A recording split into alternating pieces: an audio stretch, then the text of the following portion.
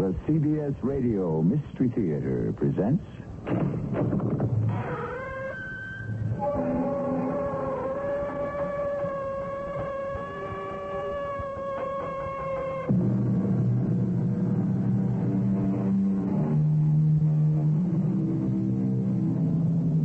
Come in. Welcome. I'm E.G. Marshall.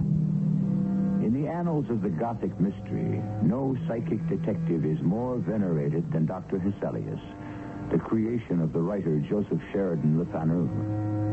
The case history that I bring you now is remarkable because it took place before Dr. Hesselius had gained his later fame. But young as he was, the same formidable intellect is at work, almost as incisive and decisive as it was to become later in life.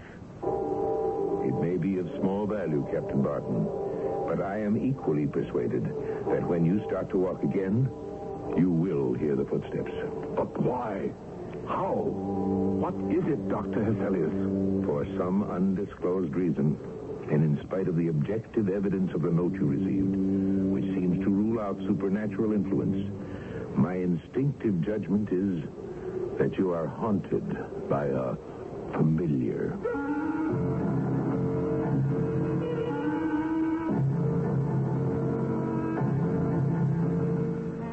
Our mystery drama, The Familiar Ghost, was written especially for the Mystery Theater by Ian Martin and stars Charles Irving. It is sponsored in part by Contact, the 12-hour cold capsule. I'll be back shortly with Act One.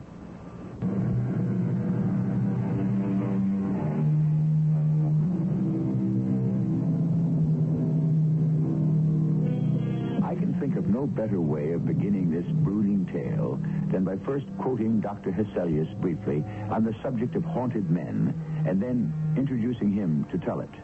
The quote, "In a rough way, we can reduce all such cases to three distinct classes. Some are those who by conscience are subject to illusions.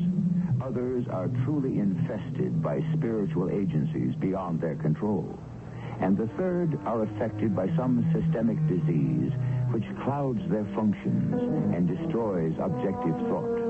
Had I seen James Barton soon enough, I might have read his problem." Somewhere about the year 1894, a young man, whom I shall call Captain James Barton, returned to Dublin. He had served in His Majesty's Navy with distinction during the American War. He was 43, intelligent, a man of the world, reserved, and affluent, although he kept but one manservant and one horse. He appeared to be a man who would live to a good old age and die rich, till he met Viola Montague and fell hopelessly in love. I know I am not worthy of you, Viola. I realize there is a considerable difference in our ages. I am not a wealthy man, but I believe I can maintain you comfortably in every way, and I can offer you a devotion of such depth and strength that it is far more important than my life. I'm asking you, nay, begging you, to become my wife. Oh, James, I am overcome. I have no words. You only need one to answer, my beloved. Let it be the right one, for I know how unworthy I am. Stop it. I will not have you run yourself down. You are handsome and kind and strong and more than worthy. As for your wealth and your age, I care not how much you have of either. I accept you just as you are. Are you saying yes? Till my father, the general, returns from Europe, I cannot promise you my hand, but for myself, I give you willingly my heart and my answer. Yes. Yes. My darling, you have made me the happiest of men.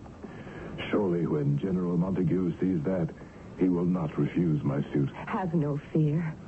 Father will be your staunch supporter. Indeed, he's already a hero worshiper of yours for all your exploits at sea and the battles you've won for your country. That's behind me now. I've had enough of the sea. I never want to return to it. I hope you never shall. I want you with me.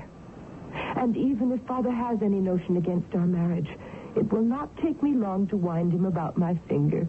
When will he be back from Europe? Within 3 weeks. And we shall be married as soon after that as I can manage. It can't be too soon for me. But it's getting late. Oh, don't go yet. I'd better. With no one in the house but the servants, I don't know if I trust myself entirely. I suppose you must. Viola. Oh, James. Good night, darling. Good night. Oh, it's such a foggy and broody night. I don't like the idea of you walking home. It's not so far. Good exercise. I shall enjoy the stroll. I'll be walking on air all the way. I shall worry until I see you safe and sound tomorrow. Don't let anything happen to you. What could happen to me? I am armed and well able to take care of myself. Nothing could trouble me tonight. Not even the devil himself, though he walked in my footsteps. What prophetic echo from the inner mind could have made Captain James Barton select those special words? For in a sense, this was exactly what was about to happen to him. As he strode along the misty, shadowed streets, the leather heels of his boots echoed sharply on the cobblestones. The sound of his own boots was all very well. But of a sudden, he became conscious that he had a follower. Oh, who's there? Who are you, I say? Am I hearing things? No one there. Not even the hint of a shadow. Imagination, I suppose. Confound it. It's chilly, cold. Better get myself home. There is someone following. And yet, if I look back, there's no one there. Oh, what am I running from? Who could be following me that I cannot see? And why am I suddenly so afraid?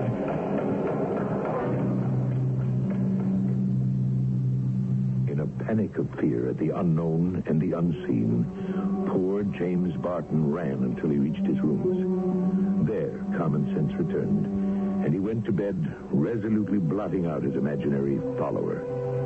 But the following morning, something else happened, which brought me into the strange case. In answer to an urgent message delivered by hand, I hurried to the Montague mansion to meet Viola. It was good of you to come, Dr. Hesselius. Your father has befriended me on many occasions. You are a good friend. Now, let us get down to whatever it is that is troubling you. I need help, or rather, I'm afraid my poor fiancé does. I was surprised at the news of your engagement. Does the general know of it? I've written him, but there has been no time for a reply. However, I have no doubt that Father will be delighted. It's about the day after he proposed, when he took me to lunch. I was conscious that something was bothering James. While we were walking, and even in the carriage, he kept glancing constantly over his shoulder as if someone or something was following us. He had never acted this way before? No. I'm afraid for him. Why? I don't quite know. This follower, this presence, whatever dogs his footsteps, haunts my mind, too. When he first told me, laughing it off about someone trailing him, I knew that it was nothing to be laughed off. Viola, I've known you ever since you were quite little. I've never had any indication that you were at all sensitive to the preternatural. I never have been before.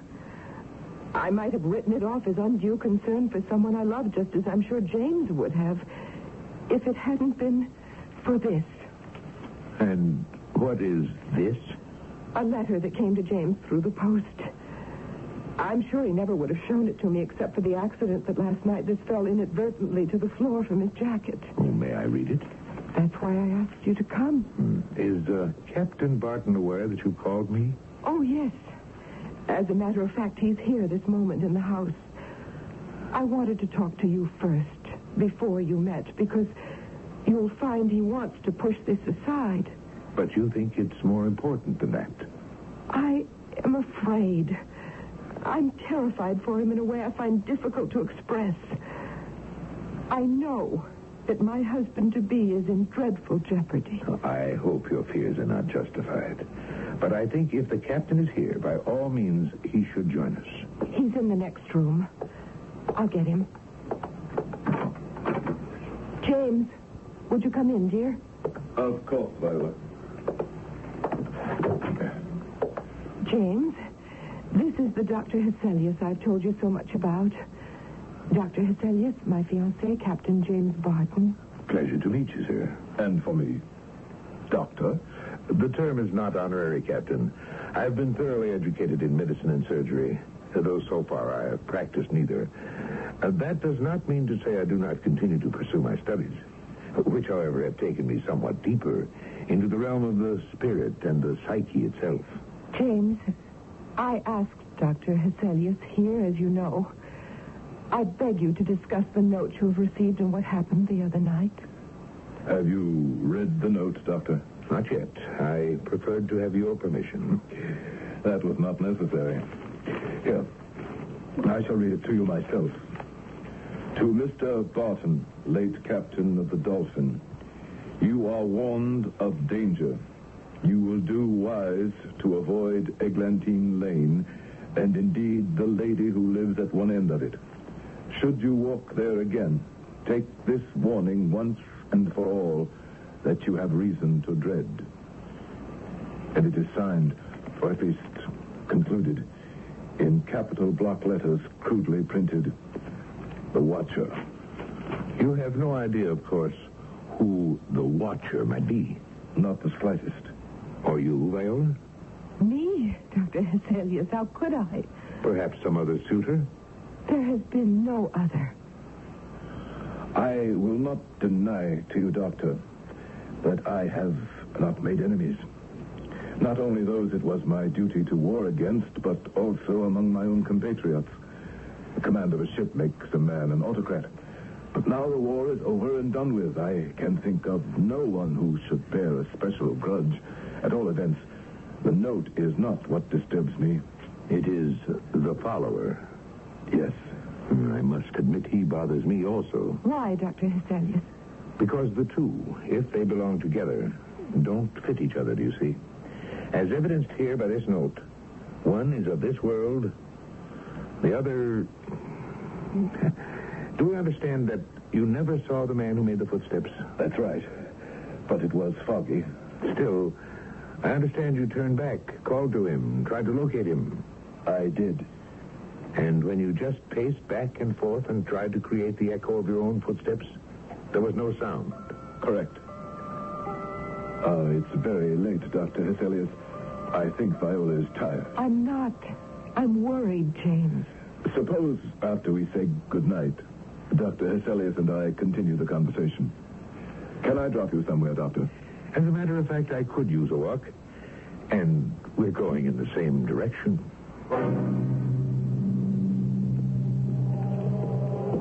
You know, of course, that I was anxious to have you walk with me as a witness. I guessed as much. To listen and look for whatever dogs your footsteps. Yes.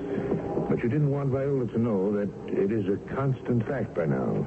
How did you know? Am I right? Yes. More and more. Sometimes even in the daylight. But there is never a figure to account for the footsteps. No. And you have satisfied yourself that it is not a simple echo? Yes, I have. Listen. Do you hear them? No. But stop and turn. Do you still hear them? No. But as soon as we start to walk again, I know I will.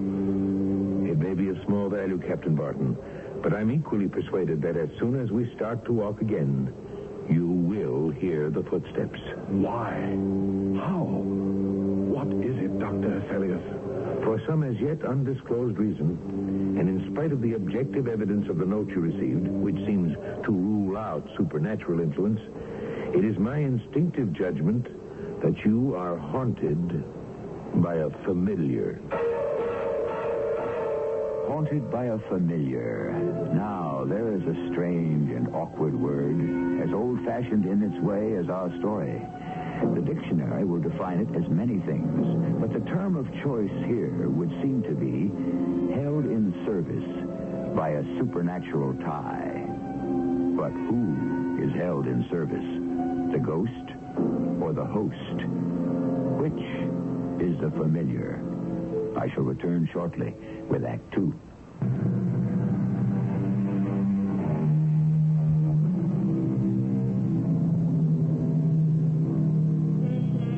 We are now back to our story of the familiar.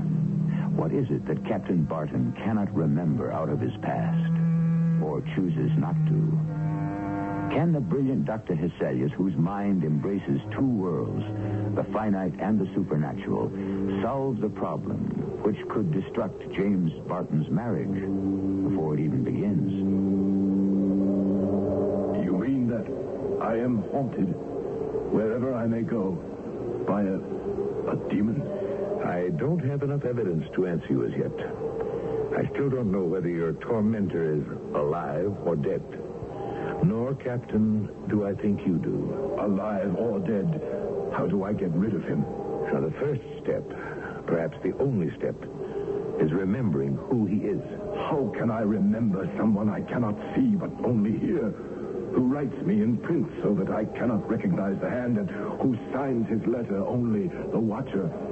Time must answer that for you.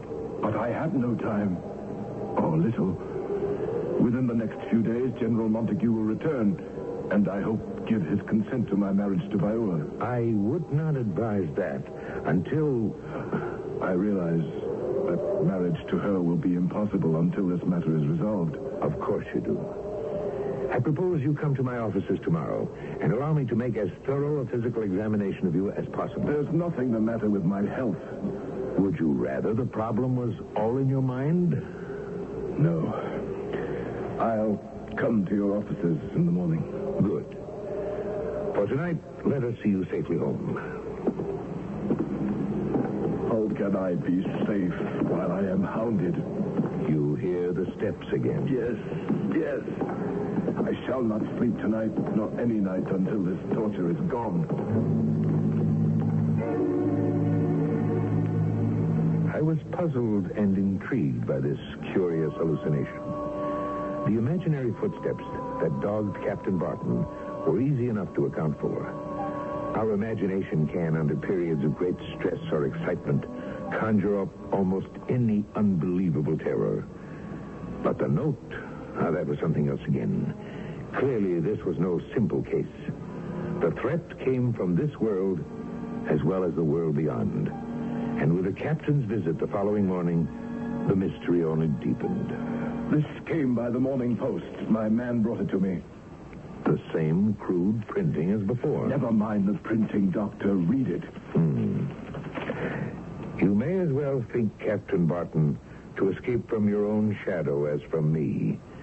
Do what you may, I shall follow or see you as often as I please. I will do better than that. I shall let you see me, for I do not want to hide myself as you fancy. If you are of good conscience, what do you have to fear from the eye of the Watcher? He means to reveal himself. Won't that be all to the good? I don't know.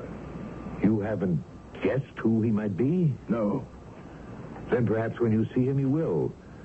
At all events, whoever he is, he seems to belong to the natural world rather than the supernatural. But what about the footsteps? Imagination plays tricks on all of us. A man would have to be mad to imagine something like that. Not necessarily.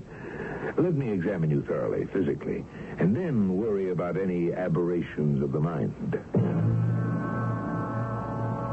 I found him in excellent health. Remarkable condition, in fact, for a man of his age. Had I not known it, I could easily have concluded that here was a man in his mid or early 30s, in the prime of life. My report to him seemed to lift his spirits somewhat. There were a few laboratory tests to be completed, and we made an appointment for the following day. But another development was to enter this strange case before that appointment was kept.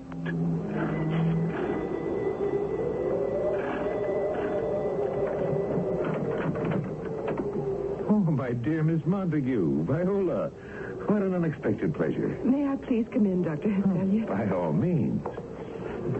I had thought perhaps Captain Barton was with you. No, we parted after luncheon. Let me take your shawl, my dear. No, I'd rather keep it. I'm chilled to the bone. We have just seen the Watcher. We? James and I. You saw this person also? Yes. Clearly? Well, we were in the carriage on the way home. There was quite a crowd gathered at the corner of Eglinton and Copley Streets. And all of a sudden, I felt James give a compulsive start. He had told me the good news of his general health, but the start was so violent. I thought for a moment that perhaps he'd had a heart attack. I turned to him quickly. No.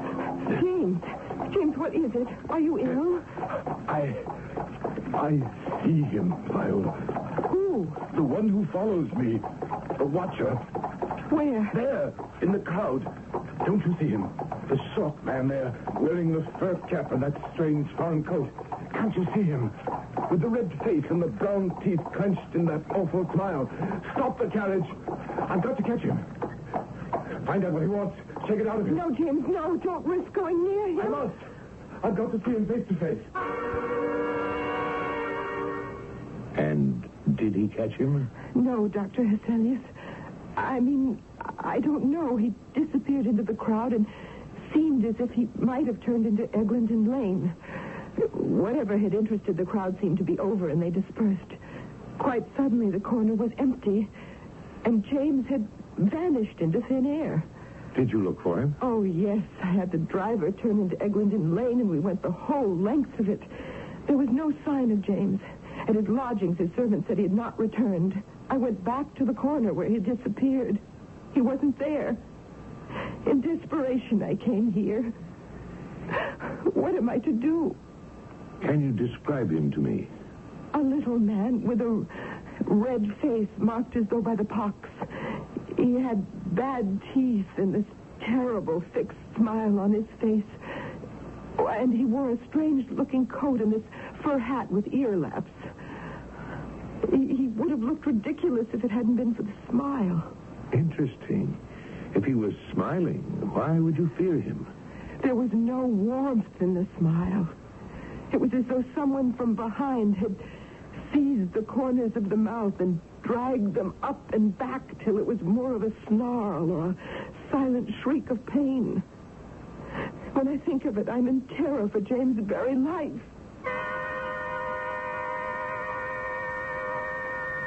It took me some time to calm Viola. I then saw her home in a carriage. I left her to attend to one or two business matters. Then, returning later to my own quarters on foot, was vastly cheered to find, waiting on my doorstep, an obviously healthy, if disturbed, Captain James Barton. Dr. Hesselius, thank heaven I caught you. I was about to leave again. Oh, Captain Barton, before anything, we must let Viola know that you are safe. She already knows. I came away from there shortly and hurried here by hackney. When I found you away, I was at my wits' end after what happened. By all means, come in. Come in and tell me. Viola says she had told you we saw the Watcher. I know you saw him and pursued him. Did you catch up with him? Let's go into the drawing room. No, he led me a pretty chase. But eventually, in some twisting alleys, I lost him. Why, then, didn't you return to Viola? I was in no condition to face anyone. Why were you so upset? Did you recognize this man you were chasing? No. Then why did he have such an effect on you? The concentrated malevolence that issued from that shrunken figure. The utter evil he projected. The fiendish terror projected by that snarling smile like a wolf or some dread vampire. The mouth stretched till it hurt against the rotting, jagged teeth. And how did you lose him? I was right on his heels as he turned the corner, and as I hurtled round it, ready to pounce and seize him, he was gone. as if he had never been, as if he were but a figment of some awful nightmare. And yet you are sure you saw him. Yes, and Viola, too. So she said. But that might have been the power of suggestion. Every detail of her description was a repetition of what you said you saw. I did see him. And recognized. No, how could I? Let me ask you a question, Dr. Hesselius. Yes? If a man had lockjaw and died of it, or appeared to, as testified by a doctor of reasonable competence, might he, after all, recover? Impossible. But a blunder could be made. No physician with a knowledge of death could mistake it in a case of that horrible disease. Is there any disease which could cause a man to shrink in all his proportions, still preserving his exact resemblance in every detail, with the exception of his height and bulk? That I can answer firmly, none. Then I am haunted. And this thing is supernatural. But you recognize who it is. Not yet. I know the face, but I can't make the connection with the past. But he is, as you said, familiar. My familiar, tied to me. Oh, how can I rid myself of him? How can I determine at last who and what he is? Now there were enough fragments to start to fit together. Some answer to the mystery. And 2 days later, a certain advertisement in the Dublin newspapers arrested my interest. If Sylvester Yelland, formerly foremast man aboard His Majesty's frigate Dolphin, or his nearest of kin, will apply to Mr. Hubert Smith, attorney, and his office in Dame Street, he or they may hear something to their great advantage. Admission at any hour till 12 at night, and full confidentiality assured. Was it possible the watcher was alive after all? Whatever visitors Lawyer Smith might have, I resolved that I would be one of them. Not for the purpose of giving information, but of receiving or extracting it if I possibly could.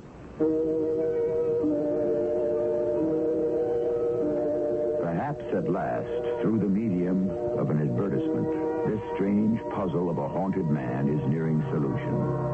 But is Dr. Hesselius right in assuming, simply on the slim evidence that the ship named was the one which Captain Barton once commanded, that it has any connection with him? We'll find that out when I return shortly with Act 3.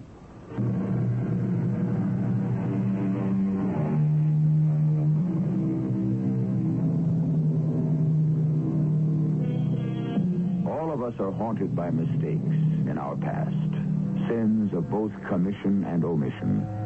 Something far deeper is born on the current from Captain Barton's past life. Something that bears with it the threat of retribution.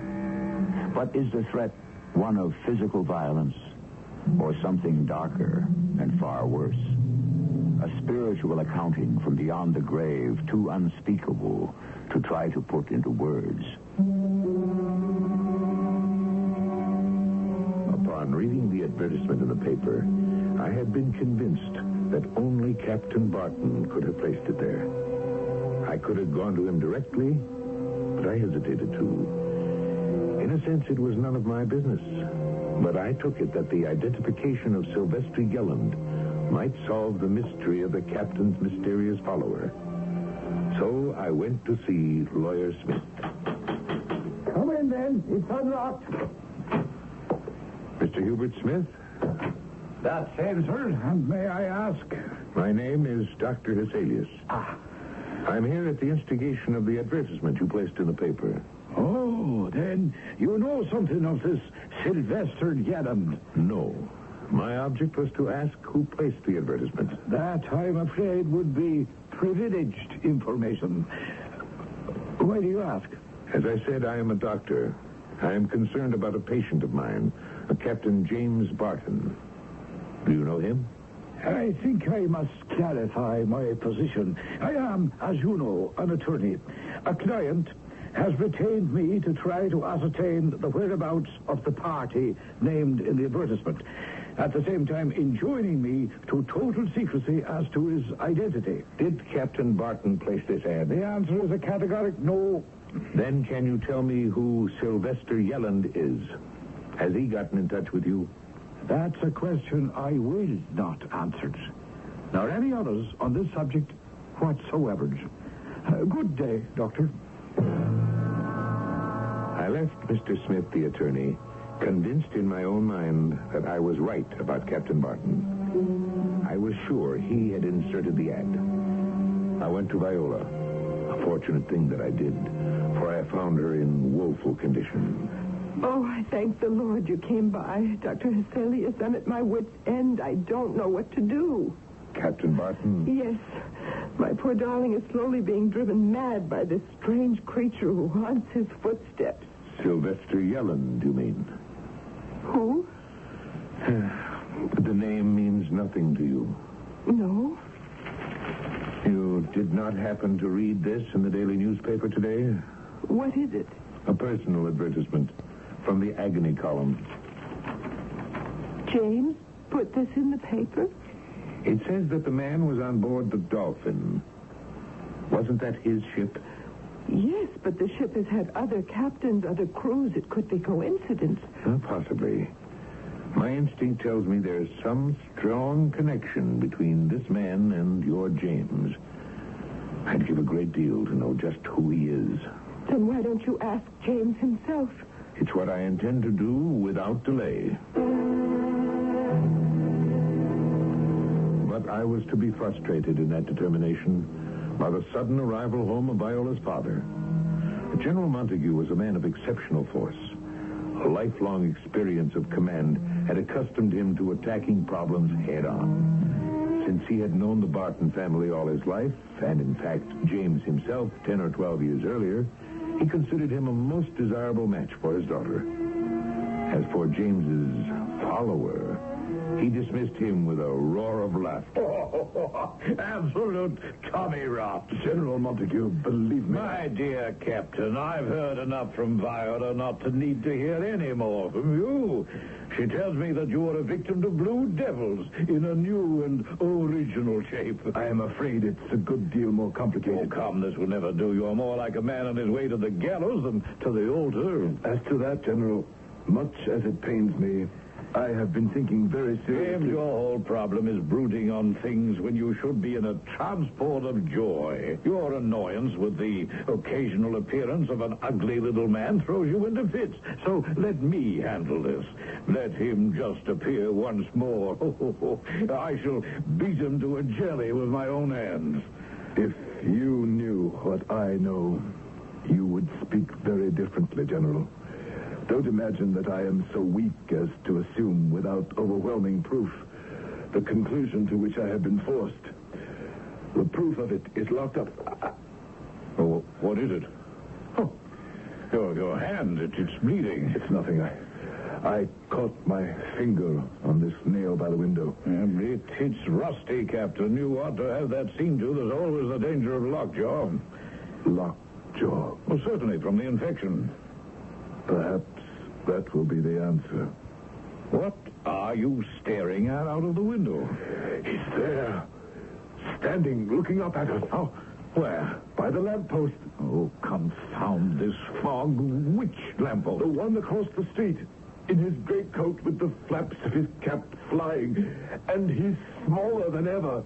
He's shrinking. But that smile, that ghastly smile. Oh, yes, I do believe I see him. Let me get my cane, and I'll thrash the rascal out of your life forever. My life. Never. Till it is ended. I tell you, Dr. Hesselius, I saw the man. Are you sure, General? When I came out the street door, there was someone by that lamppost who fit the description. But as I came out brandishing my cane, the fellow just melted into the fog. I say, Hesselius, you don't suppose he really is? Oh, no. No, I'm quite sure whoever he is, he has been, all right. The problem is he still? And who and what is he? Or was he? You got no explanation from the captain when you returned? None. Only the question, you saw him? To which I answered yes. You are quite sure? Now, look here, Hyselius. I don't take to being questioned like some common criminal. I may be getting on in years, but I've never doubted the evidence of my own eyes. That finger Barton caught on the rusty nail. The danger of lockjaw. I don't like it. Now, then there is danger of serious infection. Remember the little man with that strange, stretched smile? I wonder. I don't follow you, but I do know this is something out of my ken. Can't you have a talk with Barton? I'd better. Or else he may not be able to keep his balance on the brink of tragedy. It will be too late.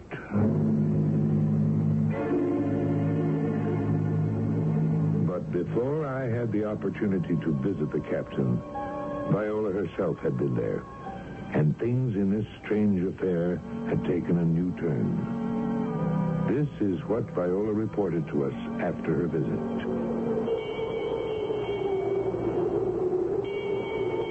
Who is it? It's Viola James, darling.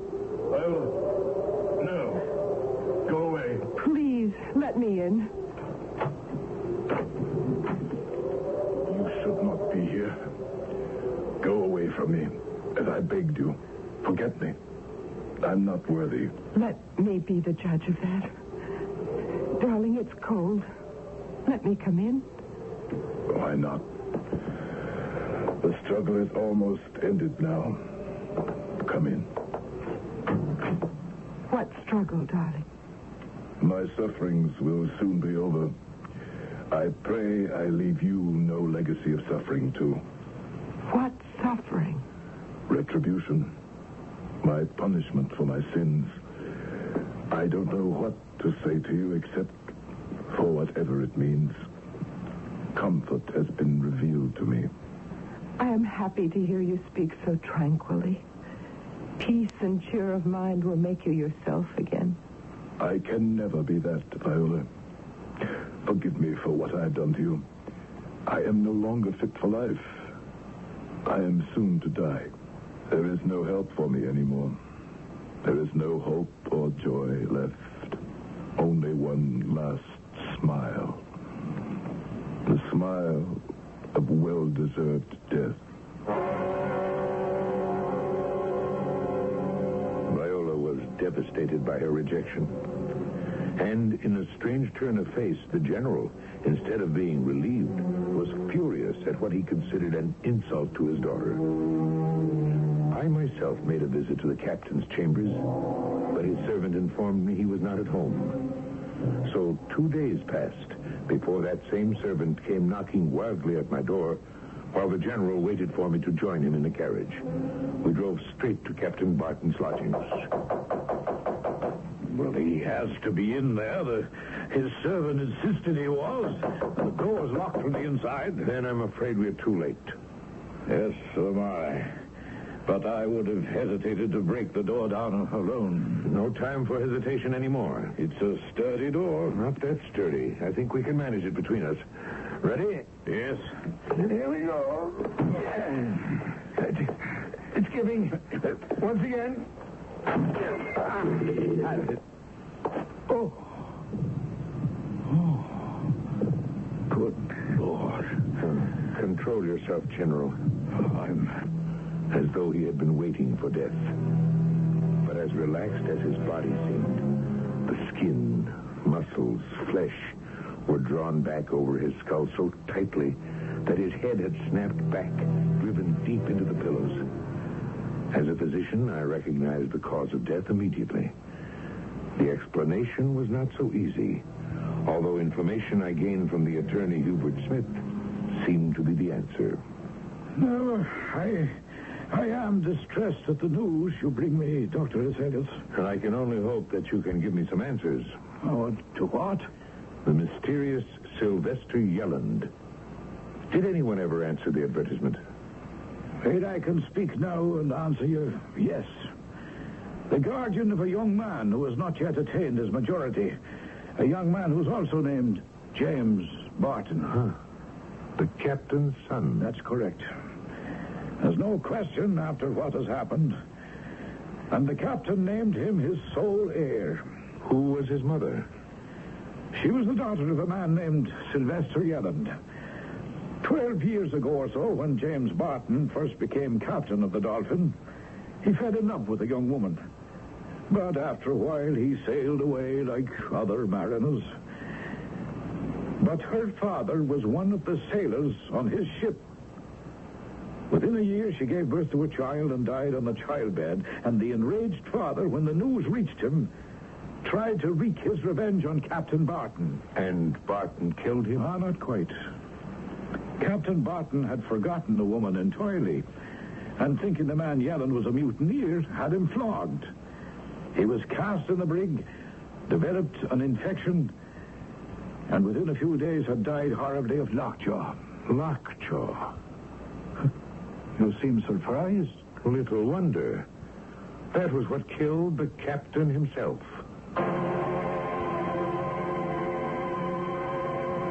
There it is. But what did kill Captain Barton? Remorse, the pangs of conscience, a visitation from the dead that haunted him, or an accidental finger wound on a rusty nail, or a combination. Whatever it was, he died just as the man whose daughter he wronged, his face contorted in the terrible smile of death that tetanus visits on its victims, the rhesus sardonicus. Let me hasten to add, to reassure all of you, that this story would not have been possible today. All children get shots to guard against the virulence of tetanus, and the vaccine is absolute protection. 200 years ago, we were not as fortunate as we are today. I'll be back shortly. Palo Verde, an epic saga, a rich, lusty novel of 3 generations set against the dusty pueblo that became modern Los Angeles. Palo Verde is the drama of Amelie, sensitive, supremely passionate, and the 2 Van Vliet brothers whose fierce love for her almost destroys them all. Palo Verde is the next generation. Kingdom, flying ace and silent movie idol. Shy Tessa drawn toward the most dangerous of loves. Palo Verde, the new best Jacqueline Briskin, from McGraw-Hill, at your bookstore now. Look at us world, see how we grow. Look at us world, to see our... Hi, I'm Shelley Bruce, better known as Annie in the hit Broadway musical. Girl Scouts need adult volunteers. Call your local Girl Scout council today. Girl Scouts part of being a girl. Learning to be in a very big world. Learning to care and learning to share. Seeking the answers tomorrow will bring.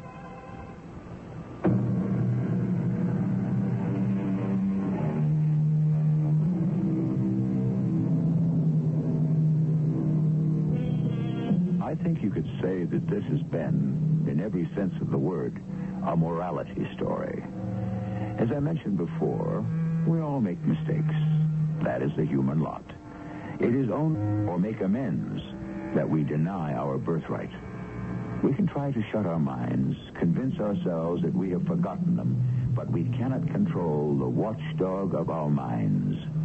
Shakespeare said it, for conscience doth make cowards of us all. Our cast included Charles Irving, Gordon Heath, Terry Keane, and Ian Martin. The entire production was under the direction of Hyman Brown. And now, a preview of our next tale. The butcher. His real name was Valdez. What was his first name? Do you remember? Marcos. Colonel Marcos Valdez. I've often wondered what happened to him. Sometimes I fantasize about returning here to search him out. But that's bad. Look, Dr. Limon, I really must get back to that restaurant and speak to that woman. It wouldn't be advisable. Why not? It's what I was trying to tell you before.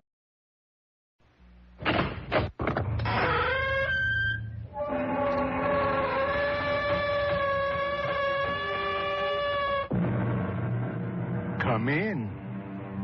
Welcome. Welcome to Mystery Theater. I am Hyman Brown. According to Pythagoras, anything that can happen to anyone, anywhere in the world, can also happen to you. I guess what the old gentleman was trying to tell us is that there's no custom so strange, no usage so foreign, no fate so unusual that it cannot suddenly pierce the protective barrier of the familiar behind which so many of us cower for safety. Why did you kill Georgiana Slater? I don't even know anyone named Georgiana Slater. Are these your clothes? Yes, but What were they doing in her house? I don't know. Is this your gun? Yes? It's the gun that killed her. Tell us the truth. I didn't kill her. I didn't know her. I never even heard of her.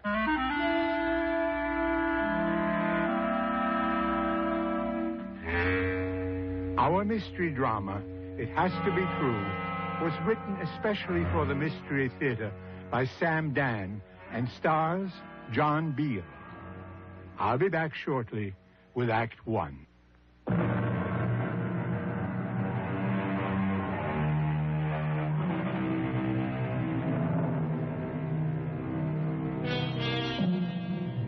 Just suppose, says the philosopher, that this was the last day of the world.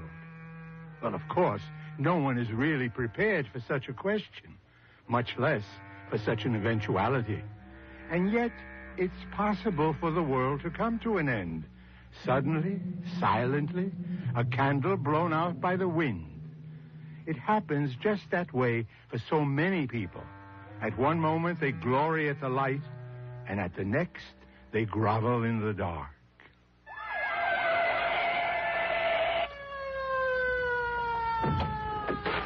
Why'd you stop me, officer? Step out of your car, please. I wasn't speeding, I'm sure. Come out very slowly and keep your hands where I can see them. What's this supposed to be? Turn around. Lean forward. You mind telling me... Place your hands against the hood of the car. hold it, officer. You don't have to search me like this. I'm not some criminal. I'm James Arthur Correll, assistant sales manager of Arcturus Electronics. We have instructions to pick up a James Arthur Correll who answers your description and is driving a gray four-door Aurora sedan. Pick up? What do you mean, pick up? You'll have to come with us, Mr. Correll. But I have to be in Chicago this evening. I'm sorry, sir. Officer, I have no intention of resisting arrest, but this is a mistake. If it's a mistake, it'll be straightened out. Mr. Corral, I'm Inspector Luther, homicide. Homicide? What does that have to do with me? The arresting officer has already informed you of your rights. What am I being accused of? Did you know a Mrs. Georgiana Slater? No. She resided here in Benton City, 87 Rutherford Place. I don't know anybody at all in Benton City. No? I never even stopped here before. You didn't? Well, it's just a place I drive through en route to Chicago. Actually, I don't even drive through it. I bypass it on the highway. Mrs. Georgiana Slater was murdered this afternoon. Well, what does that have to do with me? At this point, you're a material witness. Material witness? Inspector Luther, is that your name? I didn't witness anything. And I'm certainly not aware of any material that could be of any use at all. You deny you knew Mrs. Slater? Of course I deny it. You never called at her home on 87 Rutherford? I don't even know where that is. You never parked your car in front of 87 Rutherford? Of course not. You never spent the night there? Never. You didn't have a relationship with Georgiana Slater? I told you, I never even knew such a person. Excuse me. Eddie, bring in the carton, please. Inspector, would you mind telling me what's going on? Of course. Oh, thanks, Eddie. Put the carton down on the table. Now, Mr. Correll, in this box are some items of wearing apparel. Well, those are my... This cardigan sweater. Can you identify it? It's mine. And these blue pajamas. This maroon robe. Look, all those things, they're mine. Where'd you get them? In Georgiana Slater's bedroom. Oh, no. No, there's no way they could have gotten there. No way, Mr. Corral? No. This thing, it's crazy. Inspector Luther, listen to me, please. I was driving north on the highway. For no reason, 2 officers in a police car stopped me, and they bring me here. I'm informed that I'm a material witness in a murder. Now, have I lost my mind? What's happening to me? All right, relax, Mr. Correll. Everything will be all right. I'm being made the victim of some frame-up. Isn't there anything I can say that will make you understand? Yeah, there is. Eddie, you want to come in here with your stenotype machine? Mr. Correll is ready to make a statement. What kind of statement? A confession. What am I supposed to confess to? The murder of Georgiana Slater. Now, believe me, you'll feel better. I have absolutely nothing to confess. All right. But we have absolutely everything we need. We've got your car parked at the house, your clothes in the closet, the letter from Mary Cortelyou. Who's Mary, whatever her name is, and what letter? Mary Cortelyou is the agony columnist, you know, the advice of the lovelorn editor, on the Benton City Daily Mail. Georgiana had written to her asking how she could get this married guy she was going with to leave his wife. And she got a letter back saying to give him the gate. So we've got some padding on the motive. She was ready to kiss you off. Well, that letter doesn't have to refer to me. Well, it describes you pretty well, and we've got the gun. What gun? Your gun. A .38 caliber Darnley Stewart revolver, serial number QH2354. Registered in the name of James Arthur Correll. Well, yes, that's my gun, but it's been lost. It's been my experience, Mr. Correll, that lost guns always turn up in, inconvenient places. Where was it found? Next to the body of Georgiana Slater. No, how could I have killed her? What are you doing to me? I'm innocent. And you're also very tired and upset. You need a good night's rest. Eddie, we're holding Mr. Correll. You mean I'm going to have to stay here? Overnight. Well, I'm entitled to a hearing before a judge. You're getting one tomorrow morning. I want to call my lawyer. Absolutely, he should be here. Well, I don't understand. What's happening to me?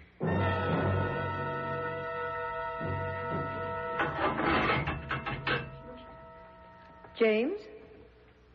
James? Wake up, darling. I'm here, darling. I'm here. Oh, Della, did I have a dream? A nightmare. I dreamed I was in...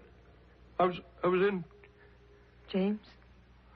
Della, it wasn't a dream. I'm in jail. We couldn't get a plane till 6 a.m. We? Walter Sturgis and I. Oh, Walter? Well, I know you're not overly fond of Walter, but I can't imagine why. He thinks you're the salt of the earth. But I told you to call old man Paulson. He'd have the corporation attorneys defend me. Darling, you see, Mr. Paulson said that while he would certainly support you all the way down the line, it would have to be, how did he put it? What are you saying, Della? Off the record. It would not be prudent to emphasize your connection with the Arcturus Company. Oh, I see where this is going. I gave Arcturus 15 years of my life. I opened up the entire Middle West. And now that I'm in trouble... Dearest, Sellers and McIntyre are basically corporation lawyers. They don't have any criminal practice. And Walter is a top trial lawyer. He's already taken over. He's in with the district attorney right now. We'll have you out of here in no time. James? Yes? I could hardly understand what you were saying on the phone last night. You're actually being held on a charge of murder? Yes. I don't believe it. You couldn't kill anybody. Whose murder? A woman named Georgiana Slater. Did you know this woman? Of course not. Then why do they say you killed her? They claim I was having an affair with her. Oh, what? I know, it's ridiculous. You know I'd never have an affair with another woman. You know that, don't you? Yes, of course I know that. But why did they arrest you? Well, they claim I was seen in the house and that my car was parked outside it. But that could have been mistaken identity, a coincidence. Well, surely they can't arrest a person for that. Well, there were some other things. What? other things? They found some of my clothes in the closet and my revolver. It was the weapon that killed her. They found it near the body. Oh. Della, I don't know how they got there. James, have you been... I don't know what to say. Oh, Della, please. I know it looks bad. Well, maybe it's all my fault. What was your fault? I've been a little difficult to live with these past few years. I resented all the time you had to give to your job. Thought you were working too hard and neglecting me. Della. It hasn't been easy for you at Arcturus. Paulson is unreasonably demanding. I should have understood that. Della, what are you saying? But maybe without meaning to, without even knowing it, you drifted into this situation. You needed a place where you could just escape from pressure. Oh, darling, I'm so sorry. Della, I don't know what you're talking about. I don't care what the evidence implies. I didn't kill this woman. I believe you. I didn't have an affair with her. I didn't even know her. Darling, don't say any more. I'm your wife. I love you. I'll stand at your side.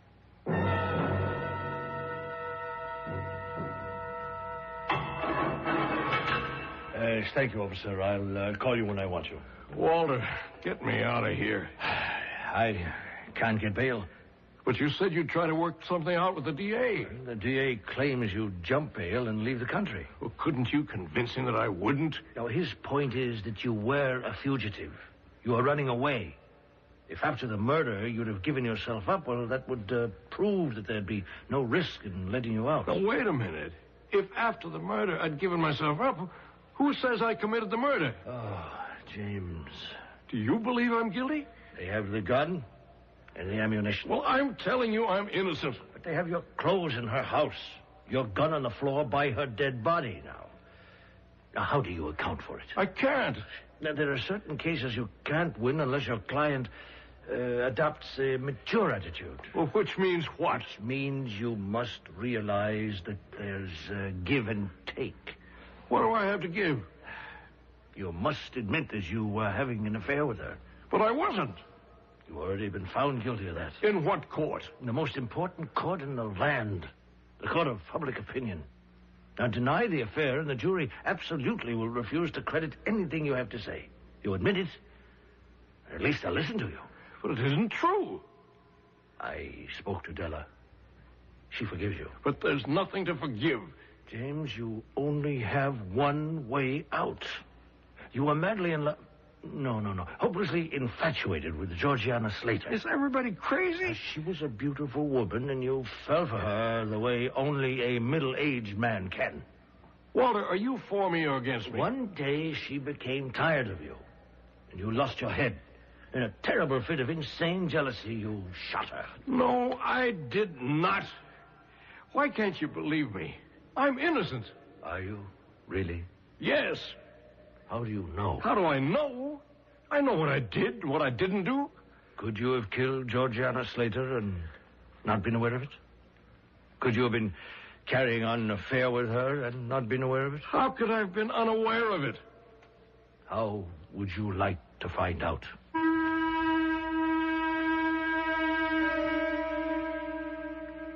We should all like to find out.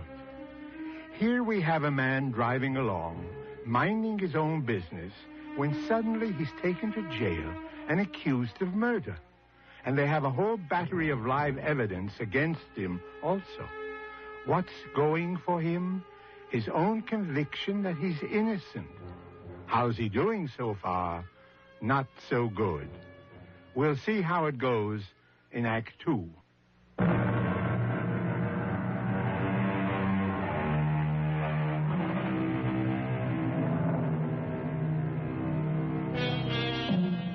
Do not, says the philosopher, judge by appearances.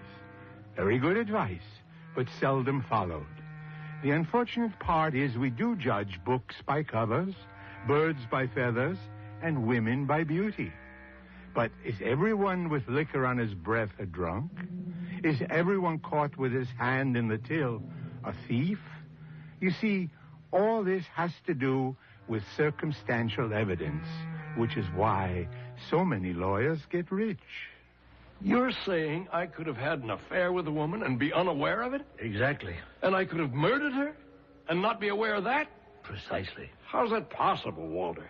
You can ask someone who knows.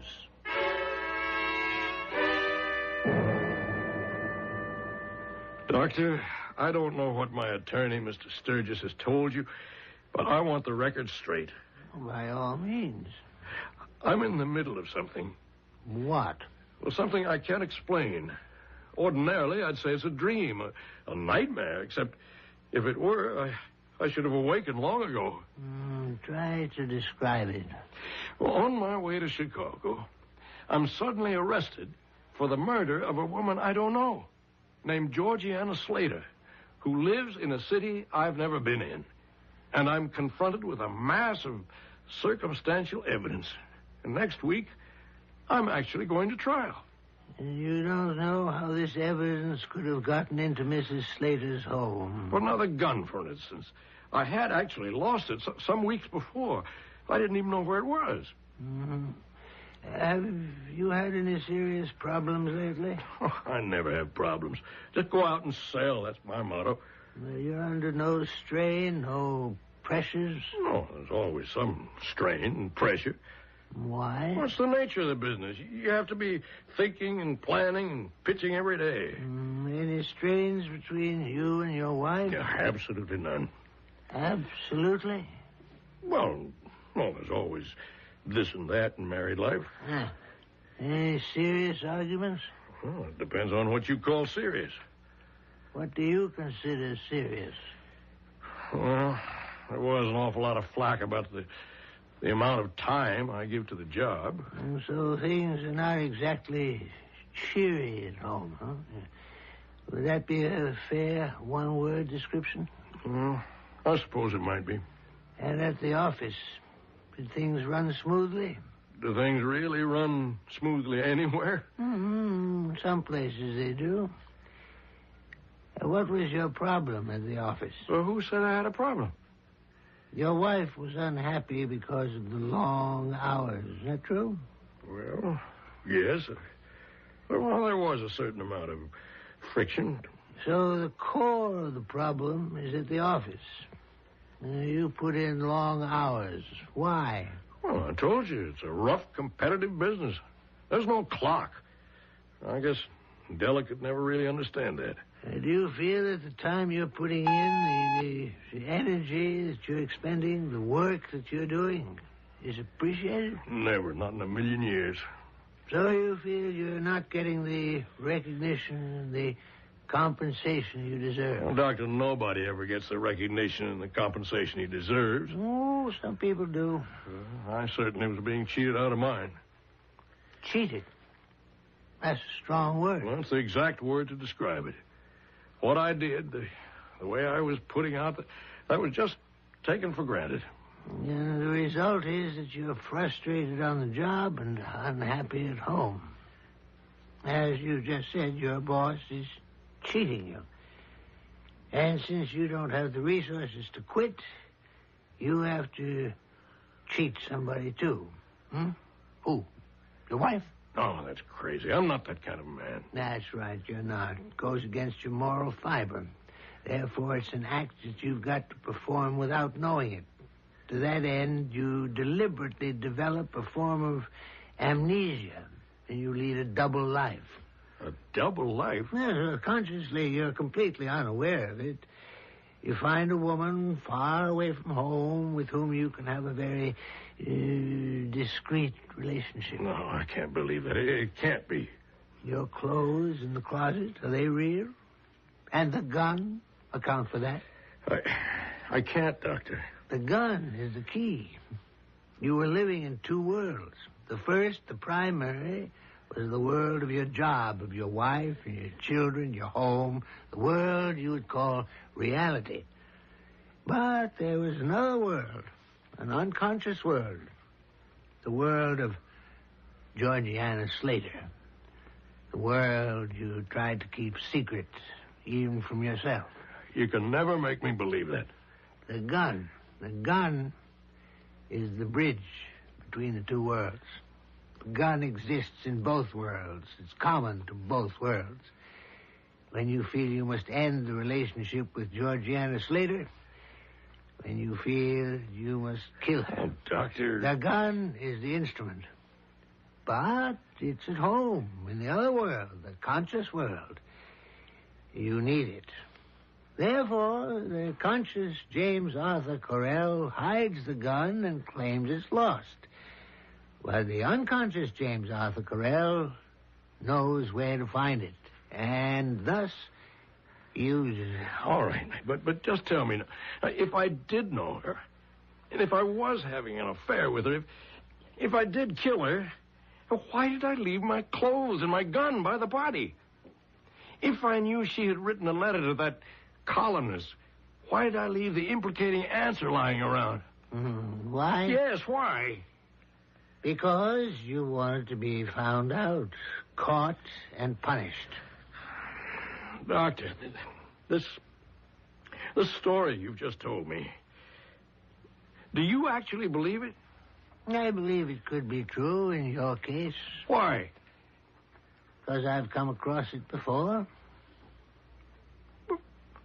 You mean people can be unfaithful to their wives, lead a double life, even commit murder, and be unaware of it? Certain people, yes. And that's what's happened to me?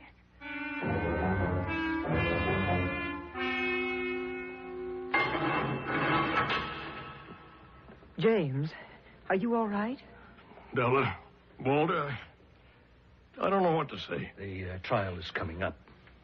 I realize, Walter. Della, there's something I have to tell you. I didn't want to plead guilty because that would be admitting to the world that I'd had an affair with another woman. That's between you and me, James. It's no one's business but ours. Well, how could I tell you a thing like that, Della? You'd never forgive me. James, if it were the other way around, would you forgive me? Yes. Why? Because I love you. And I love you, James. And we can work it out. Are you ready to believe you knew her and killed her? I don't know. It's just that everything points to it. Everybody insists on it. How long can I fight it? I guess it just has to be true.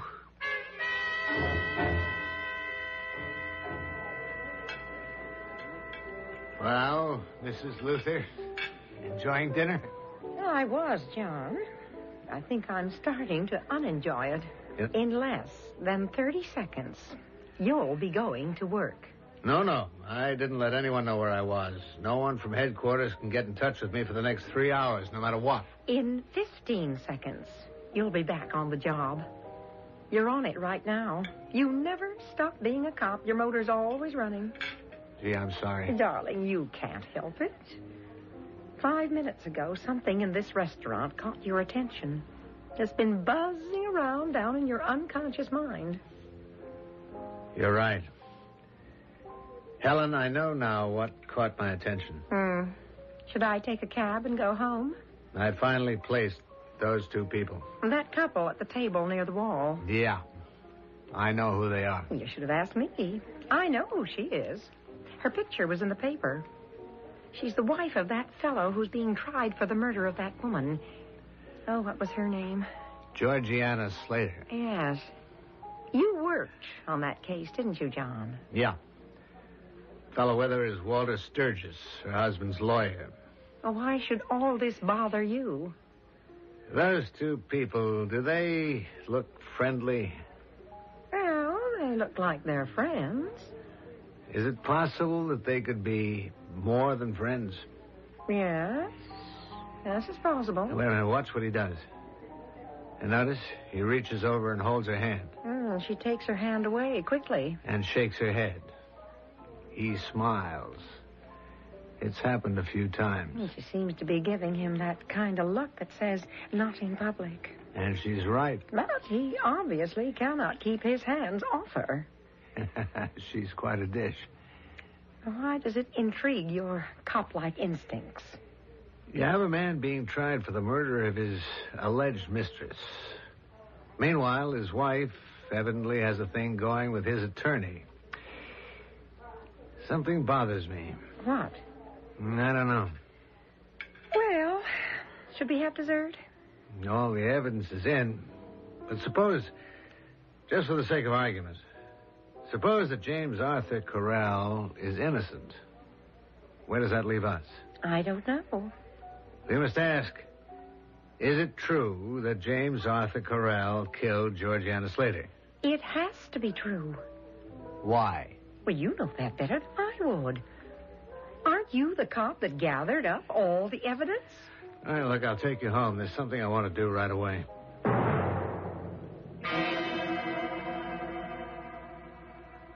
Remember me, Mr. Corral? Yes? You're the police inspector. Well, what do you want? I mean, it's the middle of the night. I want to ask you some questions. Why? Just answer them. Oh, what's the difference? I spoke to my lawyer about my plea.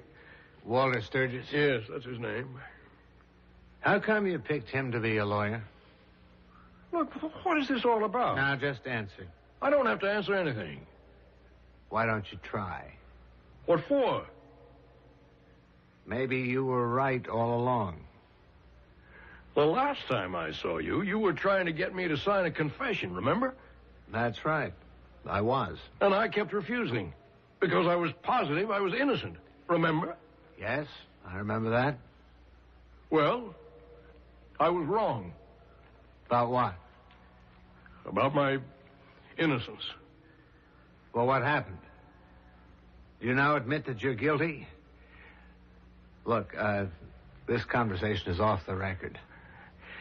Yes, I believe I'm guilty. You were so sure you were innocent, you almost had me convinced. When I first questioned you, were you putting on an act? No, I believed beyond a doubt that I was innocent. And now, I believe I'm guilty. Why? Because it has to be true. Why does it have to be true? Because it's the only thing that makes sense. You see, even the hardest rock is slowly eroded by the constant rains, and even the strongest conviction may be undermined, confused, and overcome by the unrelenting pressure of circumstance. There comes a time when further resistance is impossible, and a man can be forced to say that black is white, day is night, and wrong is right. Mystery Theater will return shortly.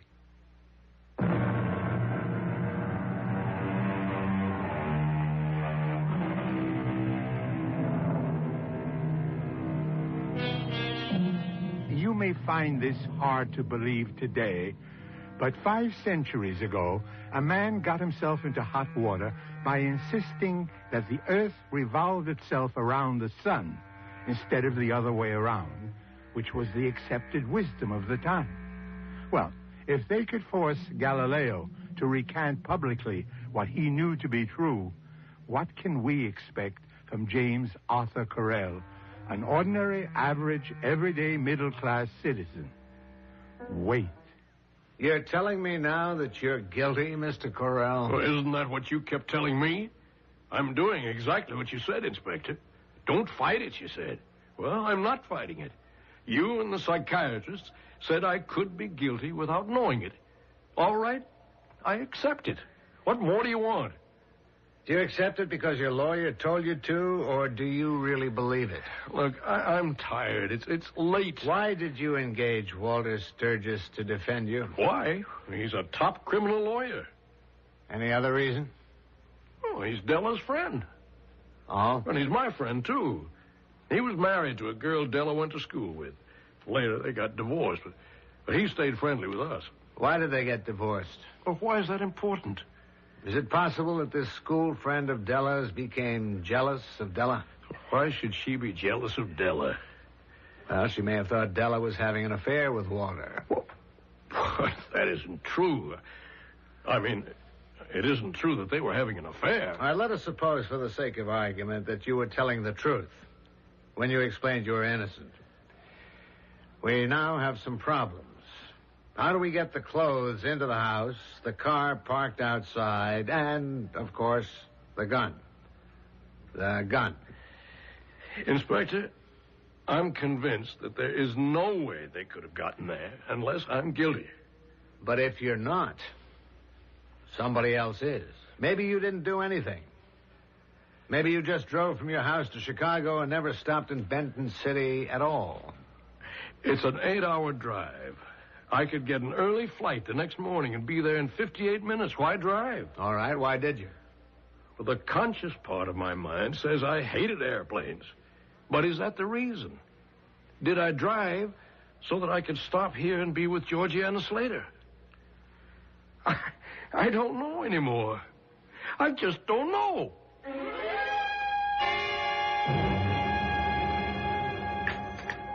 Well, how'd it go last night, Inspector Luther? Crazy.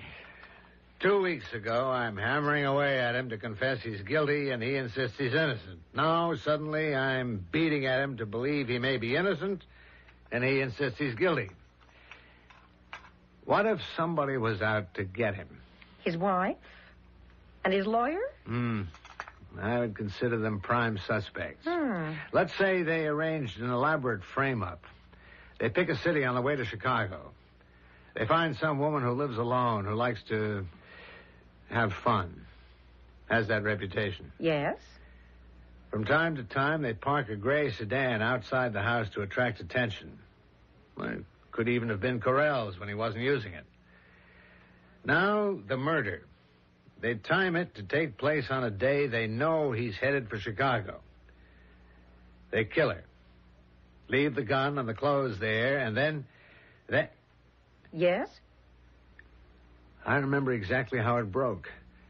A call came in saying that there was a noise. Sounded like a shot from 87 Rutherford Place. Anonymous call. They could have placed it. Then there was another anonymous call to the effect that there was a gray Aurora sedan parked in front of 87 Rutherford. The license number, and a man was seen getting into it right after the shot was fired. The description turned out to be Correll's.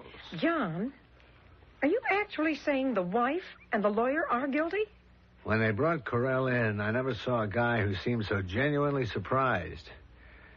Suspects are constantly insisting they're innocent, but Correll actually had me going for a minute. Well, what can you do about it? I don't know. Wait a minute. What is it? The letter. What letter? That was supposed to have been the final touch. It appeared she'd written a letter to Mary Cortelyou asking for advice because she got a letter back which said, I remember, you have to give that Lothario the shock of his life. It's either or, and if he refuses, show him the door. You're just serving as an oasis between Turnersville and Chicago. Turnersville is where Correll comes from? Yeah. With this letter, the prosecution could prove she was ready to throw him out. Adds to his motive. John, are we sure Georgiana Slater wrote for advice? All we have is the answer. It's a signed letter from Mary Cortelyou. Well, could it be a forgery? No. Because if it turns out to be a forgery, then... Yes? Look, if it turns out that Georgiana Slater did not write to Mary Cortelyou, then whether the answer is forged or not, it proves that it was deliberately planted. And every other piece of evidence also has to be suspect. But how can you prove it? I need a lucky break. And so does James Arthur Correll.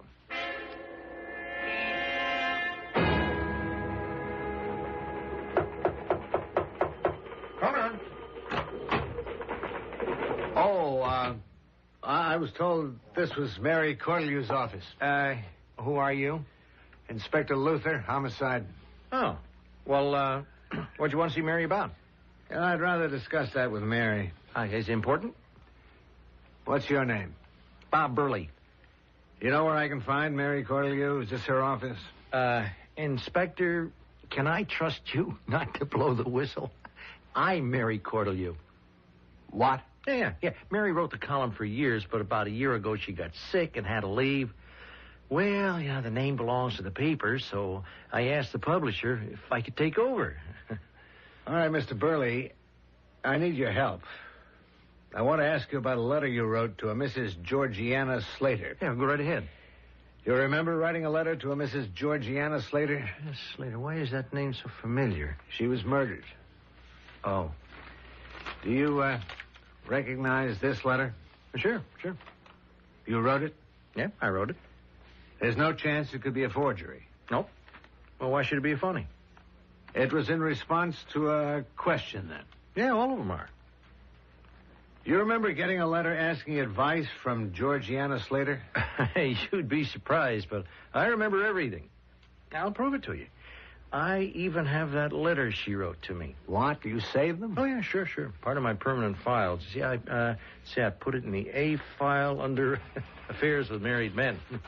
I'd like to show you how it's all cross-indexed. Oh, yeah, here we are. The letter from Georgiana Slater. May I see it, please? Mm-hmm. Dear Mary Cortelyou, I am madly in love with a married man from Turnersville. He drives to Chicago once or twice, sometimes 3 times a week, and stops here in Benton City to spend the night with me. He keeps promising to divorce his wife, but I'm afraid he'll never get around to it. Please tell me what to do. Georgiana Slater. How do we know that Georgiana Slater wrote this request? Oh, well, she signed her name to it. How do we know this is her signature? Well, why would anybody else write me such a letter? See, the letter happens to be typewritten. Is that strange? Well, yeah, in a way. Many of them aren't. I think people feel that such personal things should be in their own handwriting. Could you let me have a copy of this letter?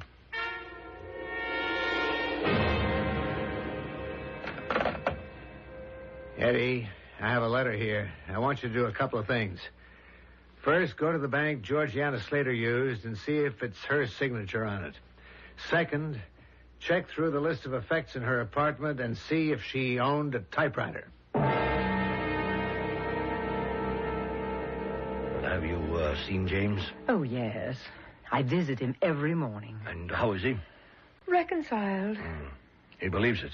The way it sets up against him, it's hard not to believe it. Oh, Della, darling. Walter, not now. I have so many things to do. And you must be busy, too. The trial starts tomorrow. Della, sometimes I wonder if you really love me. Oh, darling, how can you even doubt it?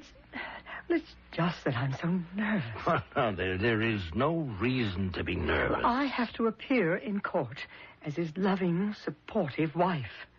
And I can't do it if I... You understand? Yes, of course. There'll be so much more time later, darling. He'll be in jail. I can get a divorce quietly. Who would that be? Doesn't matter. But should I be here in your suite? Why not? I'm your husband's lawyer. Gentlemen? Mr. Sturgis? Yes? I'm Inspector John Luther. This Detective Edward Smith. Can we come in? Oh, yes, of course. This is Mrs. James Correll. Della, these gentlemen are police officers. Oh? Yes. What can I do for you, Inspector? I have a copy of a letter. Is it familiar? Well, why would it be familiar? Would you like to look at it? Walter. Now, Della, this is evidently a trick of some kind. Now, Inspector, I demand to know what you're doing. I just want to know if this letter is familiar to you. Well, it purports to be a request for advice written by a Georgiana Slater to a Mary Cortelyou, who's evidently an advice columnist. Well, why shouldn't it be familiar to me? The answer from Miss Cortelyou to Mrs. Slater would be a nice touch, a finishing touch for the prosecution. But you forgot the letter that Mrs. Slater would have to write to elicit such an answer. What is he saying? Walter. Officer, now, if you're making a charge or an accusation... If the letter of inquiry is phony, then everything else becomes phony. Georgiana Slater didn't write such a letter. But you still haven't said how this involves me or Mrs. Corell. You forged Georgiana Slater's name to a phony letter to Mary Corlew. Inspector, if this is an accusation... No, at this point it's just a suggestion. Walter. Tell her, say nothing.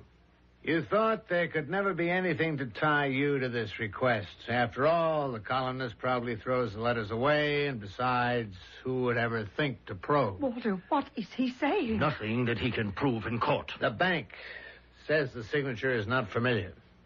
Mistake number one on your part.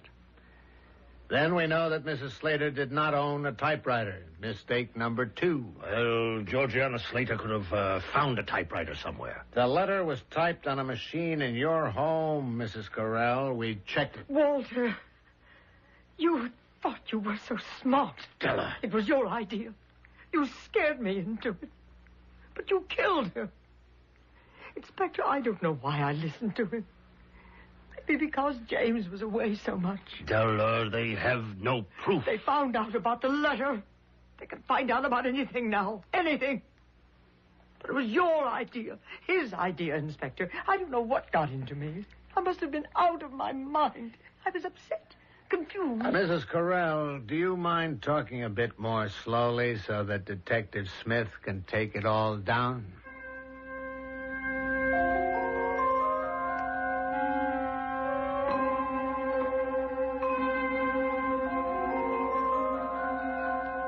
I'll be back shortly with a final thought. How marvelously complex is the human psyche. How quickly we can be led to conclusions. How completely our own convictions may break down when confronted by what appears to be an overwhelming flood of so-called evidence. Sometimes we simply surrender in the face of, it has to be true. It takes courage to stand up and ask why. Why does it have to be true? Our cast included John Beale, Robert Dryden, Joan Shea, and Earl Hammond.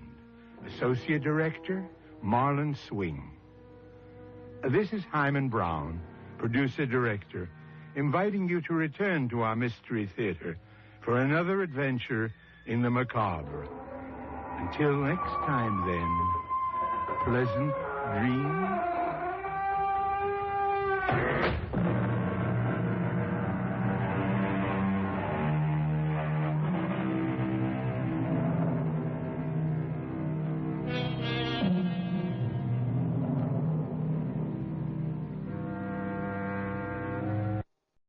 The CBS Radio Mystery Theater presents...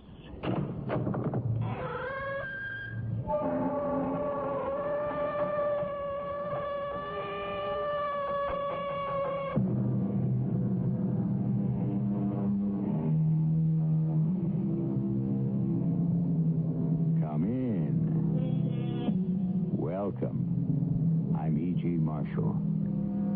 Consider the word uncanny. What do we mean when we say a thing is uncanny? Well, Webster's New International Dictionary, second edition unabridged, gives as its first definition, not safe to deal with, dangerous. And as its second, the one we use familiarly, ghostly, mysterious, eerie, weird, unnatural. But I like best Sigmund Freud's description of the uncanny as something familiar but forgotten. It adds up to 96. Now, what does that mean? I don't know, Uncle Edgar. It could mean I'm going to live to be 96, couldn't it? I don't know. Or divide by 12. It could mean in 6 months I'll be dead.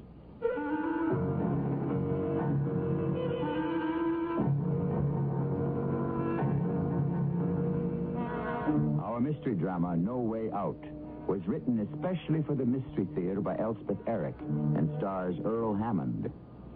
It is sponsored in part by Sine-Off, the sinus medicines. I'll be back shortly with Act One.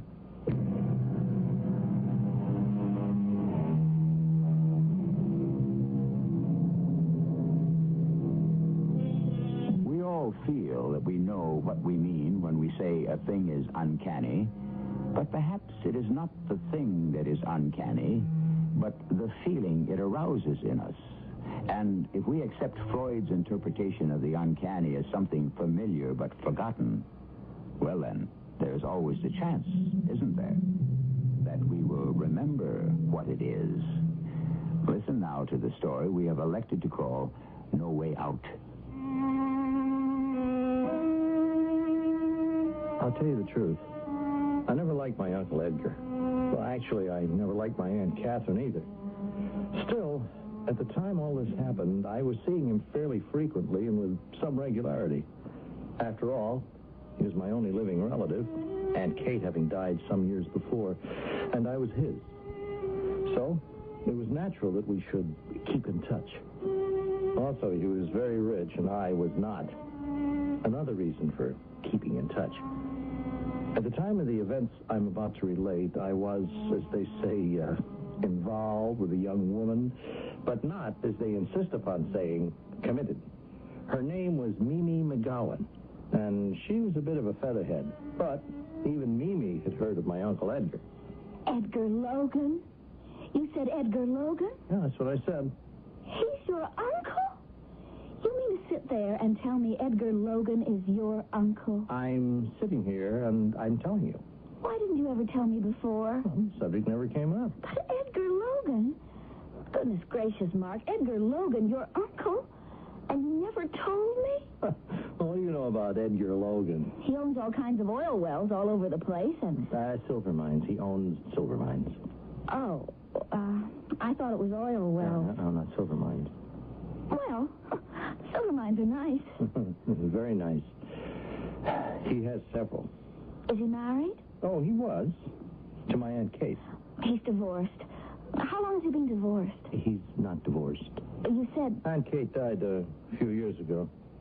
Oh, what a shame. How old is he? Oh, about 50, I guess. Oh, that's not old. Not really old. Tell me about him. Why? Because I'm interested. I'll just bet you are. Why wouldn't I be interested in somebody who's related to you? Well, you never have been before. Honey, I never even knew you had any relatives. You never mentioned any. There aren't any except him. My mother's dead, and so's my father. And I've got no brothers or sisters or Your cousins. Uncle Edgar and, what's her name, his wife? Aunt Catherine. I call her Aunt Kate. They didn't have any children? Nope, not one. Hey, where are you going? What? I'm not going anyplace. I just want to get a paper and pencil. What for? Never mind. Go right on talking. I can do this and listen to you at the same time. What are you doing? Tell me about his wife, your Aunt Kate. What was she like? Aunt Kate? Well, let's see. Aunt Kate was... she was the most totally depressed woman I ever met. Depressed? Completely. Oh, well, what did she have to be depressed about? Mimi, there are lots of people who are just depressed. Not about anything. They're just depressed. I myself am somewhat depressed about 6 days out of 7. I never knew that. But Aunt Kate was chronically depressed. You know, depression hung all over her like a shroud. My goodness. Of course, she wasn't well. She was sick? I didn't say she was sick. I said she wasn't well. She was always having to go lie down. She was tired. Tired? Or dizzy. Why was she dizzy? Well, she got dizzy every so often from hyperventilating.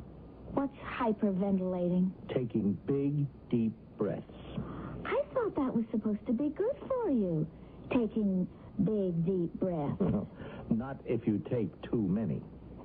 Oh, I see. Well, sometimes she'd faint. From taking too many deep breaths? Yeah, I guess so. So what the heck are you doing? Are you writing a letter? No, I'm not writing a letter. I'll tell you in a minute. Go on about your Aunt Kate.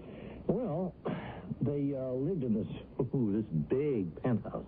Penthouse, huh? With a terrace on all 4 sides. All 4 sides? Oh, it was spectacular. I've never even seen a penthouse with a terrace on all 4 sides. I've never even seen a penthouse. All I've ever seen is dumps like this one, or like yours. Well, go on. Well, one day she went out on the terrace. She was hyperventilating, and she got dizzy. I guess she fainted. Anyway, she fell off. Oh, that's sad. Did she Did she die? Well, she fell from the 22nd floor. Very sad. How long ago did this happen? Oh, 5, 6 years, something like that. And your uncle never got married again? No. Well, I guess he really loved her. He still talks about her a lot. What a wonderful woman she was. Still takes flowers out to the cemetery and puts them on her grave. Really? I drive him out. Oh, in his car, of course. He has a chauffeur, but, when he goes to the grave, he likes me to drive him. Sure. I wait in the car while he takes the flowers to the grave. That's nice. He stays 5 or 10 minutes. Then he comes back to the car, and I drive him home. Mm-hmm. It's the least I can do. Oh, no! What's Oh, no! the matter? What happened? Oh, he's a 4. Oh, what? Your uncle is a 4. Oh, yeah, what? Well, what's a 4? Numerically, Edgar Logan adds up to a 4. Look, see? Here's how it adds up. Edgar, 54719. Logan, 36715. Add them up and you get 40. 4. Oh. The O doesn't count, so that makes him a 4. Oh, that's terrible. Why is it terrible? What's so terrible about being a 4? It's the worst you can be. Unimaginative, uninspired, a clod. Absolutely a clod, a complete clod. Oh, you don't believe that stuff, do you? Of course I believe it.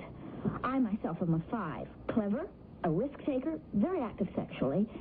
Did you know that the word sex actually adds up to 5? Oh, well, I never knew. But your uncle, a 4. Oh, of course, 4s are also very industrious. They work hard. Oh, that's him. But the sad part is, 4 is the number of failure. That is not him. Don't tell him I told you this. It might depress him. Oh, no, I wouldn't dream of it. Maybe there's some way we can fix it. Maybe he could come out of 5 like me. Probably not a 9, which is the very best. But maybe a 6 or an 8. How do we do that? I don't suppose he'd change his name. At his age? Yeah, I don't think so. We'll think of something. I just can't believe that you're serious about this whole thing. Mark, numbers rule our lives. Numbers have mystical significance. Numbers have vibrations, like light and electricity and magnetism and molecules. Didn't you know that? No, I never knew that. And vibrations, Mark. Vibrations control our characters and our destinies. A few days later, Uncle Edgar called me for lunch. Always a big treat for me, and I look forward to it. Well, by the time we went to lunch, I'd practically forgotten Mimi's horror at Edgar's being a 4, with its concomitant attribute of being a clod and a failure. Nothing about that luncheon suggested anything but well-larded success. Had enough? Oh, are you kidding? Satisfied? Oh, better than that. Now then we'll get the check. Waiter, check here. Won't be able to drive you home, Mark. Oh, I'm sorry. Darndest thing happened. On the way here, got sideswiped by a taxi. Oh? Did do much damage? Ruined the paint job. Ah, that's too bad. Of course, I had the chauffeur take it right to the shop. Can't drive around with it looking like that. Did I ever tell you what I paid for that car? You told me. Plenty. Anyway, that's not why I brought it up. Thing is, I got the license number of the cab that sideswiped me. It was 217... Oh, here's the check. Yeah, thank you. 2172. That was the number of the cab. Isn't that the darndest thing? Oh, I don't know. Is it? Well, don't you get it? 2172. Well, I don't think That's my address. That's where I live. Oh, yeah. Yeah, 21 South 72nd. Yeah. Well, what a coincidence, huh? Uncanny, isn't it? Well, I'll have to tell Mimi. Mimi? Mimi who? Who's Mimi? It's a girl I know. How do you meet all these girls? I never meet any. You don't get around enough. Yeah, no, I guess not. Well, at my age... Okay, you're not that old. Keep remembering Kate. It's been a long time. I know. But I can't forget her, Mark. Such a wonderful woman. I was her whole life. She never gave a thought to herself. Just me. I was her whole life. Wonderful woman. Here, you do this. What's that? Add up the check. I always do that. They'll cheat you if you give them half a chance. I can't see so good. My eyes get all misty talking about Kate. Clouded my glasses. Yeah, I'll do it. It's about time we made another trip to the cemetery, Mark. Yeah, anytime you say. When I think of that little lady lying out there, all by herself in the cold ground. No, Uncle. Breaks my heart. When I get the car out of the shop, 2-3 days, we'll go out to the cemetery. Okay? Yeah, okay. And meantime, maybe you'll introduce me to this Mimi person. Sure, if you want me to. Yeah, gotta get out more. Gotta stop brooding about Kate. That's right. Haven't you got that check added up yet? Huh? Oh, yeah. I just wanted to be sure. Well, you can add, can't you? Yes, but Get yourself one of these pocket computers if you can. Uncle, I've added it 3 times. It always comes out the same. Then it's correct. Hand it over, I'll pay it. Here. $21.72. Yeah. Good Lord. 2172. The license plate. My address. Now this. Why, it's uncanny. I kept telling myself it was a coincidence. Just a coincidence. That's all it was. The same number turning up on the same day 3 times. A coincidence. That's all. But that didn't stop a shiver from running through me. That didn't keep me from feeling that the whole thing was uncanny. There it is again. That word uncanny. Dangerous, not safe to deal with. Or mysterious, weird, unnatural. Or, and this is the definition not given in the dictionary, familiar but forgotten. It is this last meaning that we shall explore when I return shortly with Act 2.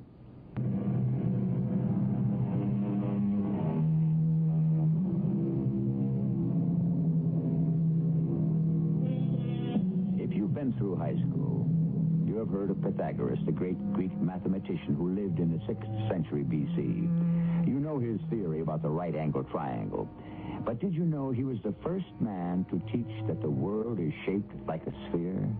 That the morning star and the evening star are the same, and not a star at all, but a planet called Venus? Even if you knew all these things, it is unlikely that you know that he was the originator of the magic practice called numerology. When the phone rang the day after my luncheon with Uncle Edgar, I thought, well, they certainly were fast about fixing his car. All set to go to the cemetery, I thought. Make our periodic visit to put flowers on Aunt Kate's grave. Hello? Mark, this is Uncle Edgar. Oh, yes, sir. I was expecting to hear from you. You were? Yeah, well, I mean, one of these days. Your car's okay? I'm not calling about my car. Oh, I thought you were. It's not out of the shop yet. Oh, I'm sorry. I thought you were calling about going to the cemetery. Oh, that. Yeah, well, anytime you want to go, it's all right with me. Oh, before we do that, Mark, I was wondering, you remember at lunch we were talking about, me getting out more? Yeah, I remember. Meeting people? Well, yeah, you should do that. And I'm not that old. Well, you certainly are not. So, I thought, remember you told me about a girl, I think her name was Mimi? Yeah, Mimi McGowan. Yeah, that's the one. I thought maybe you could introduce me to her. Yeah, I could do that. Fine, that's fine. I thought the 3 of us could have lunch together, at the usual place. You think she'd like that? Did I think she'd like it? I knew she'd like it. She'd be crazy about it. Why, she'd eat lunch any place with a man who owned a string of silver mines. So, I arranged it, the luncheon, the 3 of us. And then I arranged another one, and then I arranged a dinner. And pretty soon I didn't have to arrange anything anymore because Mimi and Uncle Edgar were arranging things between themselves. I'll admit I was a little upset. After all, Mimi and I were involved, if not committed. And one day I stopped in at her place without calling first. Oh, Mark! How nice. Come in. Guess who's here? Oh, I couldn't possibly. Hello, Mark. Hello, Uncle Edgar. Mark, you want a drink or anything? No, I don't want anything. We were just about to open a bottle of champagne. Are you celebrating something? Kind of. I'm moving out of here. I'm taking a new apartment. Is that so? Well, I happened to see one I thought would be just right for the young lady here. Well, isn't that swell? I happen to know the owner of a high-rise that's just gone up. You know how hard apartments are to find these days. Oh, yes. And I was able to persuade him that Mimi here would be a very desirable tenant. Isn't your uncle the sweetest, dearest man ever? The kindest, the most thoughtful, the most generous? Have you told him he's a 4? What? Have you told my Uncle Edgar he's a 4? A hard-working, industrious, but doomed to failure? What are you talking about, boy? In other words, a clod? No, hold on. A complete and total clod? It so happens that you know nothing whereof you speak, Mark. You told me so yourself. He's a 4. It just so happens, Mr. Smarty, your uncle is a 9, a number of high mental and spiritual achievement. Large-minded, visionary, idealistic, romantic, and passionate. You don't say. 9 is the best. How did he get to be a 9 from being a 4? I used his nickname, Eddie. I was always called Eddie in my youth. And Eddie Logan adds up to a 36, and 3 and 6 added together equals 9. So there.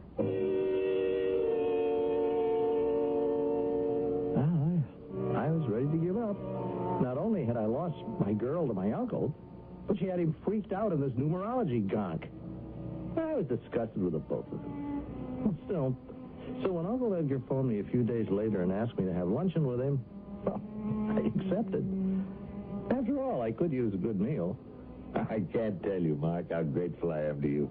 Introducing me to Mimi the way you did. It's made a big difference in my life. Yeah, hers too, I imagine. I hope she likes me. She seems to. Oh, by the way, have you ever told her about that amazing coincidence? You remember the last time we had lunch here, you told me how your car had been sideswiped by a taxi and you got the license number? And it was the same as your address? Yeah, 2172. Yeah. And remember when the bill for lunch came, you asked me to add it up and it came to 2172? You remember that? Yeah. 3 times in one day? Yes. Wasn't that the darndest thing? Why, did you tell Mimi about it? No, I never did. Well, why not? I don't know. Well, she's so interested in numbers. Yeah. How about me turning out to be a 9, huh? How about that? Hey, 9 is the best. What are you? Oh, I have no idea. Aren't you interested? Nope, not particularly. You never knew I used to be called Eddie, did you? To me, you've always been Uncle Edgar. At school and at college, I was always called Eddie. And then I met Kate. We got married, and I wasn't called Eddie anymore. Kate didn't like calling me Eddie. Man, lucky you remembered that, about being called Eddie. Yeah. Or you'd be a 4. By the way, is your car fixed? Huh? With the taxi took the paint off. You get it fixed up? Oh, sure, a long time ago. Looks all right? Good as new. Mimi's quite car. She loves being driven around in it. You know, when you called me, I thought you wanted me to take you to the cemetery. It's about time, isn't it? Matter of fact, Mark, the reason I called you for lunch, I wanted to ask you to do something else. Oh? What's that? Mimi moved into her new apartment today. Oh, yeah, the one that you found for her. Yeah. And I thought maybe we'd go up there and look at it. Maybe take some champagne, kind of to christen it. You really want me to come along? Oh, I do. Yes, I do. After all, if it hadn't been for you, Mark, I'd never have met Mimi. It would be nice if we went up there together, not just me alone. Will you? Sure. Why not? Good. And later we'll talk about going out to the cemetery. It was a beautiful apartment building, all right. The lobby had a marble floor, and the walls were paneled, and there were a few tall potted plants here and there. Very simple, very good. The elevator was noiseless and swift, and the hall down to Mimi's apartment was done in rice paper. Couldn't have been nicer. I looked with some affection at my Uncle Edgar. He seemed like a little young boy who was taking you to see a Christmas tree. Eddie! Oh, Eddie! I'm so glad. I brought Mark. Well, Mark, hello. Hello. Both of you come in and look around. What do you think of it? It's nice. Hey, it's really nice, Mimi. Of course, it needs some new furniture. This old stuff. Oh, don't you worry your little head about furniture. We'll find some furniture. Look, I brought champagne. Oh, Eddie, you're so wonderful. Isn't he wonderful, Mark? Oh, he's a 9, all right. Glasses. How about some glasses? I'll get some. I don't know if I've got the right kind. Any kind will do. Well, Mark? Very nice. Really. Actually, she wanted a place with a terrace, but I just couldn't go for that, Mark. No. Of course you couldn't. Kate and all that. No, I understand. But this will be all right, don't you think? Well, better than all right. I got them. Oh, they're kind of big for champagne, but they've got stems. They'll do fine. I know champagne glasses are supposed to have stems. Eddie, when are you going to open the champagne? Right now. Right away. Is there more to the apartment? I can see there's a kitchen. Of course there's more. There's a bathroom and a great big bedroom. Only I can't take you in there right now. Oh, later's all right. The telephone man's in there, putting in my new telephone. Oh, isn't it exciting? Hold out your glasses, folks. Fill them up. I've never been so excited my whole entire life. Well, to Mimi and her new abode. Miss. Oh, almost spilled. Yes, what is it? You want to take a look? It's the telephone man. Yes, I'll be right there. He wants me to check if the phone's in the right place. I got a pink one. So good to see somebody so happy. Yes, it is. Well, I expect you'll be spending a good deal of time in this apartment. Well, if she'll let me. Well, I think she'll let you. It'll be good for me. Yes, it will, Uncle Edgar. Or should I say Uncle Eddie? Oh, now, never mind about that. It's a lot of nonsense, that numbers business. You think so? Well, you believe any of it? No. Well, neither do I. No, not really. Still, you never know, do you? No, you never do. Kind of fascinating once you get into it. But seriously, though, I think you ought to tell Mimi about the 3 numbers that showed up on the same day. 2172? I don't think she'd be interested. Well, she might. Maybe sometime. When we got nothing better to talk about, I'll tell her. If you think she'd really be interested. Well, it's just a thought. Oh, that's marvelous. Thank you so much. Look, it's got an extension cord, a big, long one. I can carry it all over the apartment. See? I can bring it right in here if I want to. Isn't that wonderful? Wonderful. Don't you love the color? I adore pink, and this is such a pretty shade of pink. Not too bright. What's the phone number? Oh, heavens, I forgot to look. Let's see. It's 555-2172. I spilled some champagne, I think. Edgar just stared at Mimi with his mouth open. The same number. 2172. For the 4th time. It was too much. Really, too much.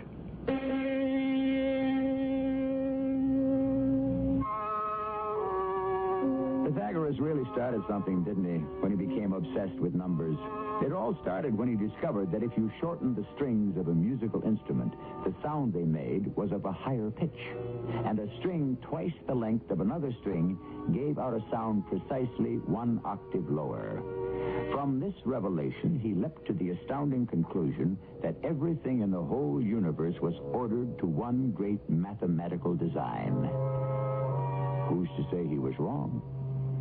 I'll be back with our final act shortly.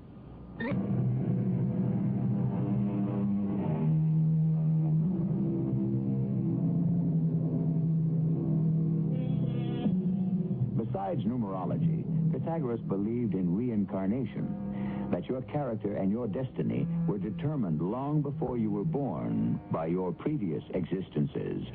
The name, moreover, that your parents gave you was determined by their previous existences. It would seem, would it not, that no one has much, if any, choice in what one is or becomes. I don't know about you, but I find that rather depressing.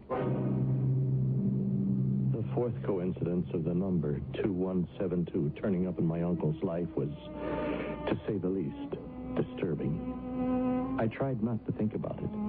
But, as so often happens, it is impossible not to think about something you're trying not to think about. 555-2172. Mimi's phone number, nothing more. That's what I told myself. That's what I was telling myself when the phone rang. Hello. Mark. Oh, Uncle Edgar, I thought it might be you. I'm all shook up, boy. I don't mind telling you. After what happened yesterday. Well, I'm a little shook up myself. How could it happen? I don't know, Uncle. I can't even guess. Is somebody out to get me? Okay, come on now. Oh, you mean the taxi company and the restaurant and the phone company?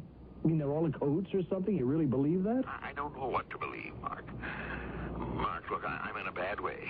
Well, I wish I could do something. Well, there is one thing you could do. Name it.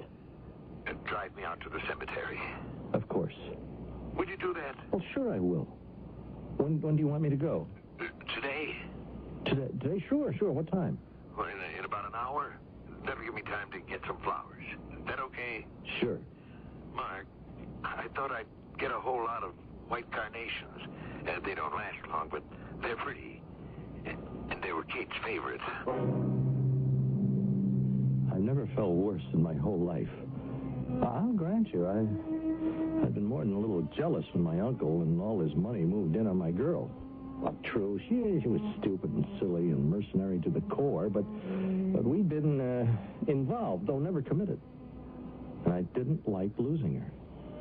But the sight of this middle-aged man who thought he'd found a little pleasure, a little gaiety, a little relief from the barrenness of his days, it wasn't easy to look at. And all because of a telephone number, 555-2172. Car runs nicely, doesn't it? Yeah. Handles easy, don't you think? Very. Yeah, first time I got one that wasn't black. All the others I bought were black. Until this one. It's dark gray. Yeah. A very dark gray. Yeah. Can't think why I put off this trip for so long. Huh? Oh, it hasn't been very long. Well, longer than usual. Well, maybe a little longer, but not much. I used to go to the cemetery regularly.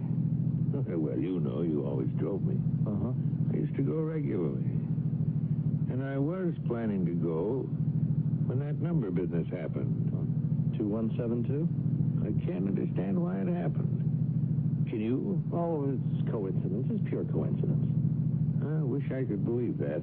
Believe it. I was starting to believe it. I was beginning to just, dismiss it from my mind. Well, that's what you should do. Dismiss it from your mind. But Mimi's telephone number, 555-2172. Why'd they give her that number? By chance, Uncle Edgar. Sheer chance, that's all. Maybe. No, maybe. Absolutely. I should never have taken up with Mimi. Oh, well, I don't know about that. Your Aunt Kate was such a wonderful woman. What's one thing got to do with the other? I don't know.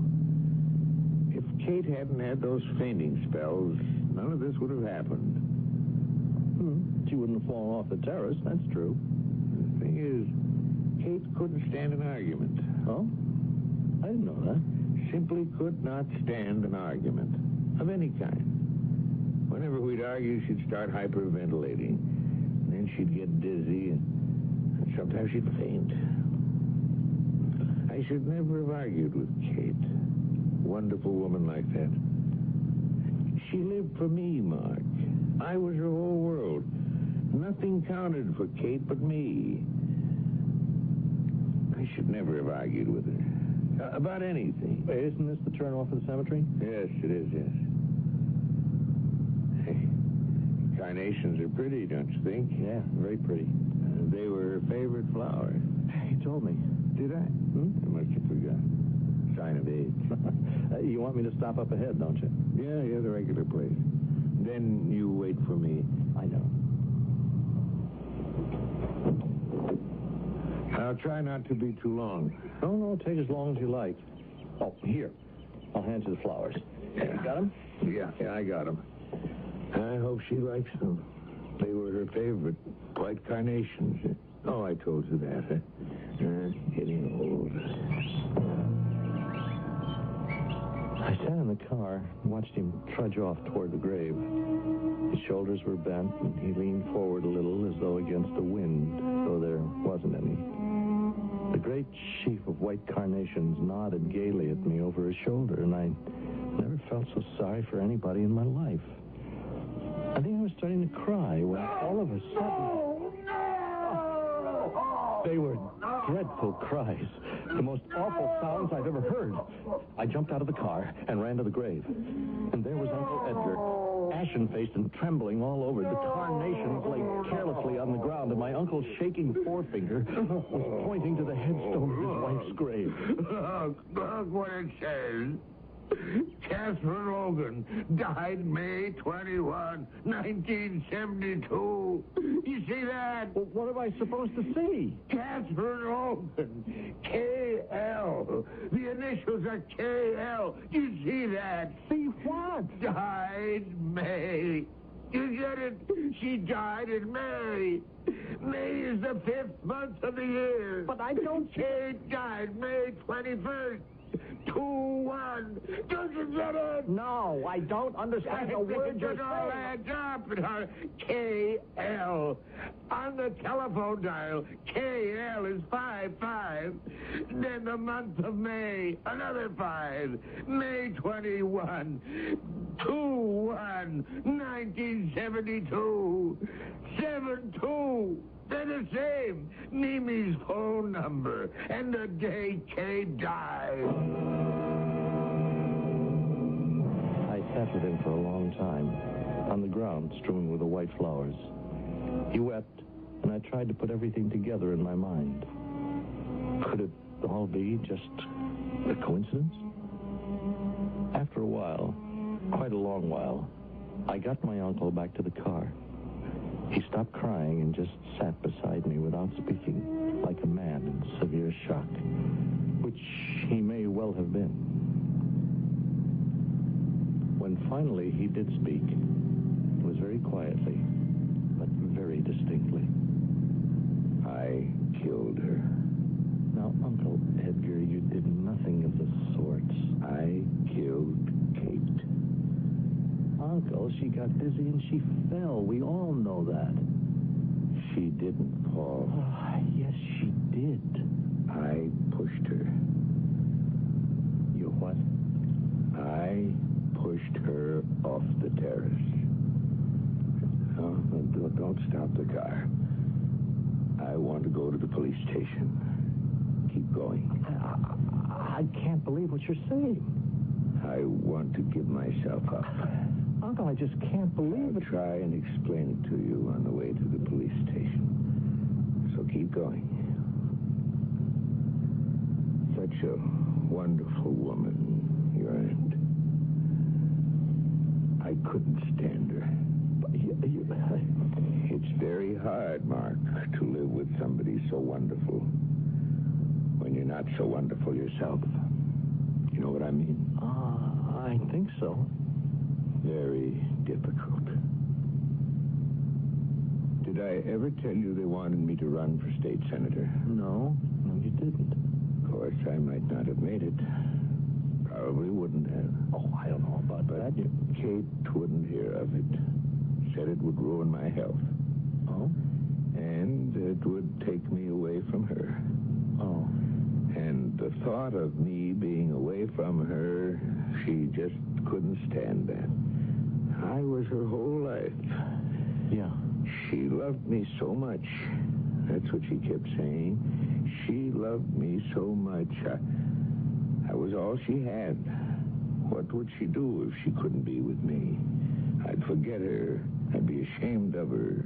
She wouldn't fit in. I'd get to hate her. A whole lot of stuff like that. She went on and on until I finally said, okay, I wouldn't run for senator. It's too bad. That was the only time they ever asked me. They never asked me again. Gee, you'd have made a good senator. I thought so. But Kate, that was what we were arguing about when you came in that day. Oh, I never knew that. Yeah, that was it. Well, why didn't you ever tell me? Well, after that day, there wasn't any question of my running. Tell me exactly what happened, Uncle Edgar, that day. I told you. We had this big fracas about me running for state senator. Got pretty bad. Pretty bad. Yeah? Kate started hyperventilating. You know the way she did? Yes, I know. Big, deep, gasping breaths. Deep, deep. And she started to sort of sway a little, hang onto the back of a chair. Then what? Well, of course, I stopped. Stopped arguing. I always stopped arguing when she started hyperventilating because I knew she might go into one of her faints. I said, okay, forget it. Just forget the whole thing. Forget I ever mentioned it. Just forget it. But she was still gasping for breath and sort of swaying back and forth. So I said maybe she better go and lie down. That's what she usually did. Yes, I remember her lying down. Yeah, she said she would. And then the doorbell rang, and it was you. I said I'd let you in, and she said make her excuses, etc., etc. And I started for the door to let you in, but instead of going to a room, she headed for the terrace. I said, where are you going? And she said, just get some fresh air. She'd only stay a minute. And then she went out there. And you let me in. And then what? Well, then you and I talked. What did we talk about? Do you remember? Something about the ball game. Yeah. I thought she'd been out there too long, so I got up and went to the door of the terrace. I could see her standing there. And Mark, I hated her so much. I hated that woman so much. I stepped out on the terrace and came up behind her and gave her a shove. And she went over. Now you know all about it. What are you slowing down for? I want to get to the police station. Uncle Edgar, I want you to listen to me very carefully. You didn't kill your wife. I was there and I know. Everything you told me, it's true enough, except the very last part. You never went out on the terrace. You stood at the door and looked out. So I remember seeing you standing there while I was babbling on about the ball game, and I remember thinking how unhappy you looked. And now I know why. I hated her. I hated that wonderful woman. But you were still standing at the door when I heard her scream. She went over the side. Yes, but you didn't push her, Uncle Edgar. You may have thought of it. You may have wanted to, but you never went near her. I was there, and I know. I wasn't making it up. That really is the way I remember that tragic day. But sometimes I lie awake at night and say the numbers over to myself. 2172. Why do they keep turning up? The last time with the numbers 555 in front of them. Was there some nemesis pursuing my uncle? Some persistent hand of fate reaching out for him? Something mystical from beyond the grave, telling him he was a murderer? I don't suppose I'll ever know.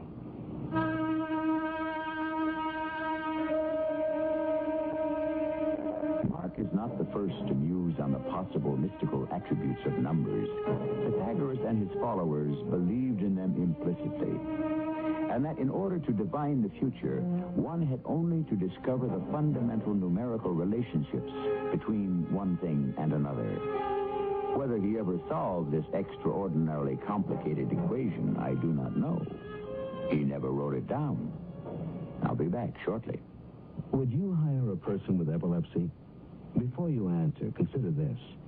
Companies that do employ people with epilepsy say these employees often have better job performance, attendance, and safety records than non-handicapped workers. Employers also find that when employees are given the facts about epilepsy, they're most understanding. And even if a person has a seizure on the job, co-workers aren't alarmed. They're helpful. Accident insurance rates don't increase when you employ people with epilepsy. These rates aren't based on who's employed, but on the actual accident experience of the company and of similar companies in the area. Most types of epilepsy are controlled by medication. That's why people who've chosen not to reveal their condition can keep it hidden. Why hide? Well, that gets me back to the question. Would you hire a person with epilepsy? Epilepsy. It's not what you think. Get the facts. Contact your local epilepsy chapter or write Epilepsy Foundation of America, Washington, D.C., 20036.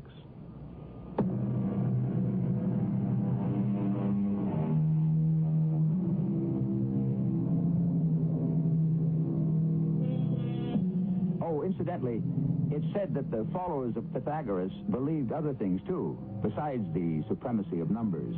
They believed in putting the right sandal on before the left, but in washing the left foot before the right. Things like that. I just thought you might find it interesting. Our cast included Earl Hammond, Charles Irving, and Roberta Maxwell. The entire production was under the direction of Hyman Brown.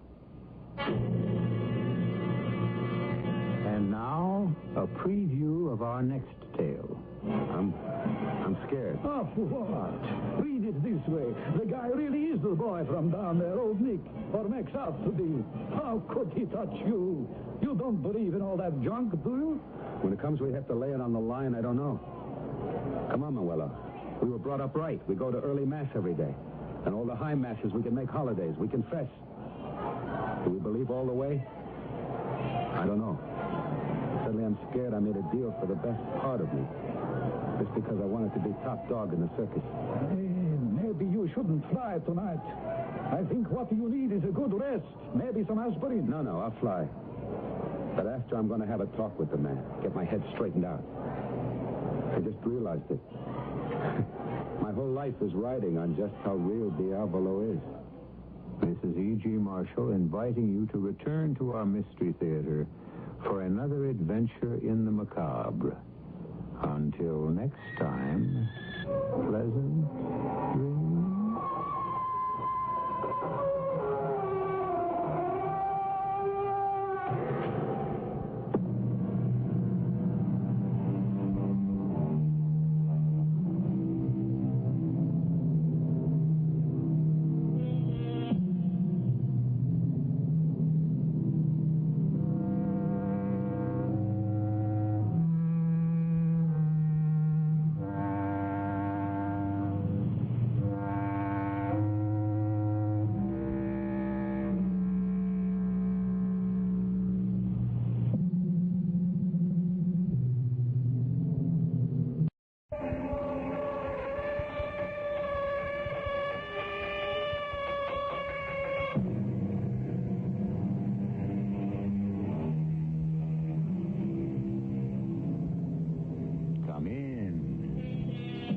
Welcome. I'm E.G. Marshall. Bliss it is to be alive, but to be young is heaven. Youth. Squandered gold so quickly spent. But how else could it be? If youth were the careful and prudent time of life, how could one enjoy it? If only you could have youth at a mature age, when you would really know what to do with it. But that would be like having your cake and eating it. Well, who says you can't? You want me to become a spy, Colonel? What a horrid word, spy. No, never. Say better, a guide. But you're saying I must... Different? No. Aren't those who ridicule the people's government also very sick? Aren't they also in desperate need of help? Well... As a true friend, have you a choice?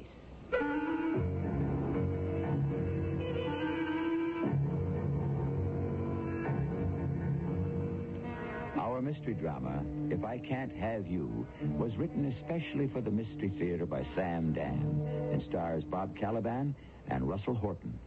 It is sponsored in part by ARM, Allergy Relief Medicine. I'll be back shortly with Act One. Oh, come on. Stain over paint? Now you can stain over paint with Olympic Latex Stain. Stain over paint? Why, that's impossible. Olympic Latex Stain covers paint with rich, mellow color, cleans up in water, and lasts for years. Great idea. And right now, you'll save $2.50 a gallon on Olympic Latex. July 14th at participating Olympic dealers.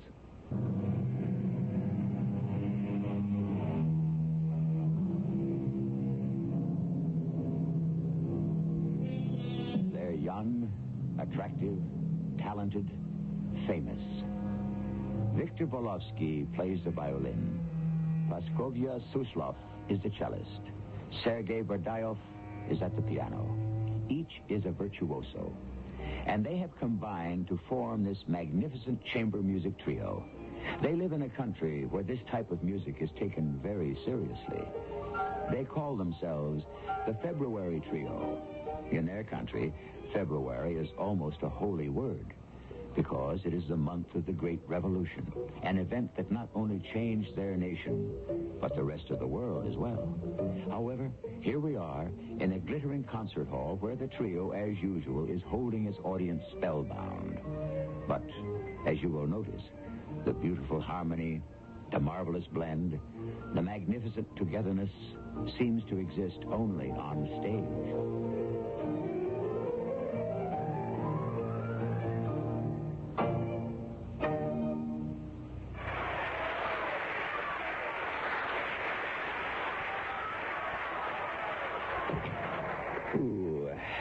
That's over. Sergei, shouldn't we take another bow? Oh, why don't you relax, Victor? But they're still on their feet out there. I suppose we could milk them for another ovation.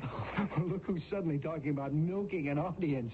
I could have gone out for a smoke during your 16-bar solo. Oh, well, the two of you stop that. Now, act your age. Dearest Praskovia, if Victor acted his mental age, we should have to buy him a perambulator. Victor, are we having supper at the apartment tonight? Of course we are. Oh, no, we're not. Why not? I have an interview for the television. Oh, with whom? With whom do you think? With Mademoiselle Fifi. Why don't you cut it out, Sergei? Her name is Marina Trigorin. You should hear her. Mon cher, you play with such force. Formidable. Where does she come off talking like that? She's a girl from the Donetsk Basin. Her old man's a coal miner. Sergei, you're just jealous. Me? Jealous of whom? What? Does the distinguished critic of Red Music Magazine go out of her way to interview you? Red Music Magazine. You have to be a party hack to write for it. This Marina Trigorin with her pathetic pretensions, masquerading as a person of culture. She's a joke. Well, why do you have to be interviewed at night, Victor? Darling, the program is on tonight. Well, where's the interview to be held? At Comrade Trigorin's apartment. Oh, don't you love the way he says that? Comrade Trigorin. Makes her sound like some serious, austere spinster. And she isn't? Everyone knows she got the job because of certain physical attributes. Are you going to listen to him and ruin your evening, Praskovia? Well, why don't we all go to the interview? We can't. It's a rather small apartment. Oh? And it will be filled with technicians and cameras and cables. You know, those things turn into a madhouse. And besides, Marina doesn't like to have strangers on the set. Strangers? Well, you know, people who are not directly involved in the telecast. Besides, the poor girl is really quite shy. I'm going home, Victor. Praskovia, darling, you know I could never seriously look at another woman. Just try not to be late. You were a great help, Sergei. You are not being honest with her, Victor. Ah, Sergei. Because one enjoys the nectar of a rose, does it mean one must forego the sweetness of all the other flowers in the field? Oh, Victor, you have absolutely no moral sense. How can you say that? You don't deserve Praskovia. Nobody deserves Praskovia. She's an angel. Too good for any of us. Well, then let us say, you deserve her least. And who deserves her most, Sergei? You? I would make her happy. And what do I make her? Miserable. Evidently, she would rather be miserable with me than happy with you. Well, what do you plan to talk about on this interview? I don't know what Marina is going to ask. Oh, yes, you do. Stupid, insipid questions. They're the best kind. Really? They're the safety. Ah, safety. That's the watchword, isn't it? Sergei, what's gotten into you this evening? I know what you'll talk about, how the aspirations of the people are expressed in music. What nonsense. Does the music care who plays it? You might be a little bit more careful how you talk. The only people who truly have aspirations in this country are the ones who are in prison. Sergei, don't say that. Not even to me. Not even in private. Why, Victor? Would you ever inform on me? How do you know this dressing room isn't bugged? Why can't we talk about the government and what we really think of these insipid television programs? Because we would wind up being exiled to the mines. That's the kind of government we have. Come on, Sergei. When did this country have a government that was any good? For the last 1,000 years, no matter who was running it, didn't the government always oppress the people? So, you admit it. The truth is that tyranny does not affect you and me. It's bad, perhaps, for writers, artists, scientists, people like that, whose stock in trade is ideas. But you and I, we're musicians. We deal in emotions. Aren't we free to concertize as we like? I'm sorry I started the discussion. You refuse to see it. You're angry about Praskovia. What can I tell you, Sergei? The better man won.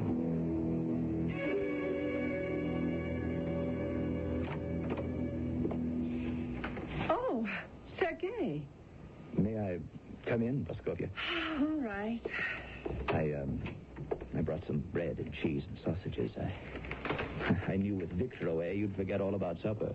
You always know how to do the little things. Well, that's probably because the big things are beyond me. Don't say that. I failed to accomplish the biggest and most important thing in my life. Praskovia, what do you see in him? Everything smells delicious. Oh, Sergei, I'm really sorry. He's careless, unreliable. Is this how you talk about your best friend? Because he is my best friend, he has no secrets from me. Unfortunately, love doesn't ask the right questions. Actually, love asks no questions. If love were sane and sensible, I'd be in love with you. Would you? You're a very logical, dependable person, Sergei. Both feet on the ground. You give a woman a feeling of security. And still, you chose Victor. I didn't choose him. Love chose him. Well, it's almost time for that television program. Must we watch that abomination? No, you mustn't be so hard on people, Sergei. Oh, wait till you hear this woman. You'll think I'm being kind to her. Go ahead. Turn on the set. Good evening, citizens. This is Marina Trigorin with another sparkling melodic page from Red Music. And who is sitting here beside me but the world's handsomest violinist, Victor Ivanovich Velovsky. Darling, show the people that radiant smile. This is going to be worse than I thought. The French have a word for him. Adorable.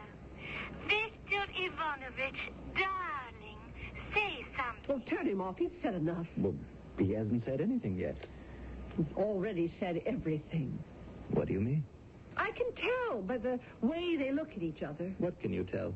Everything.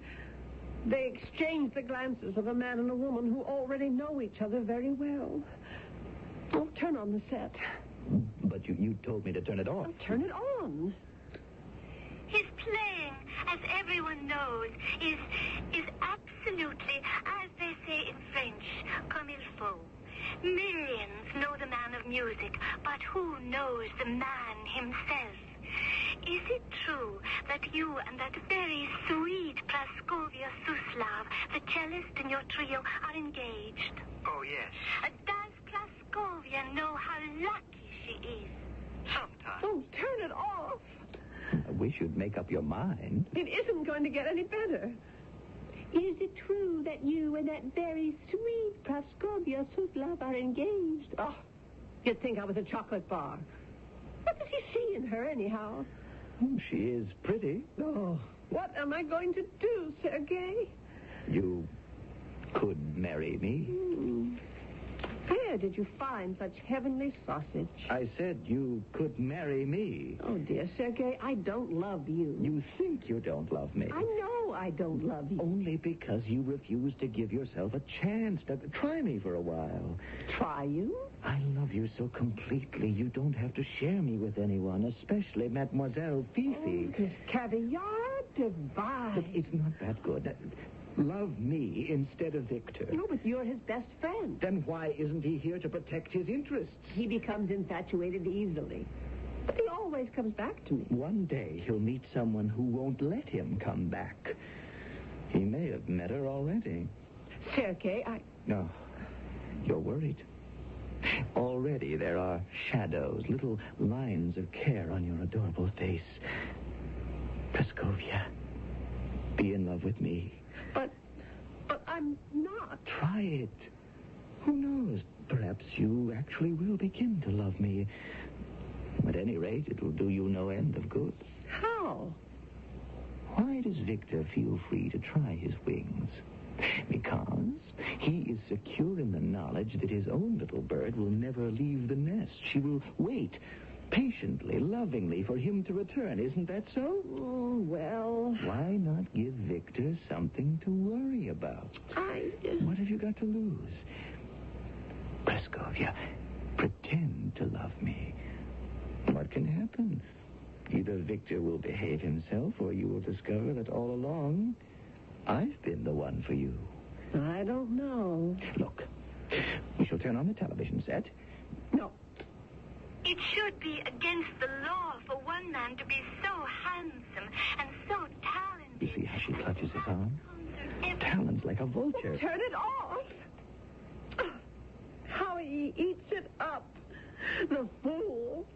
Shall we give Victor something to worry about? Yes, Sergei. We shall definitely give Victor something to worry about.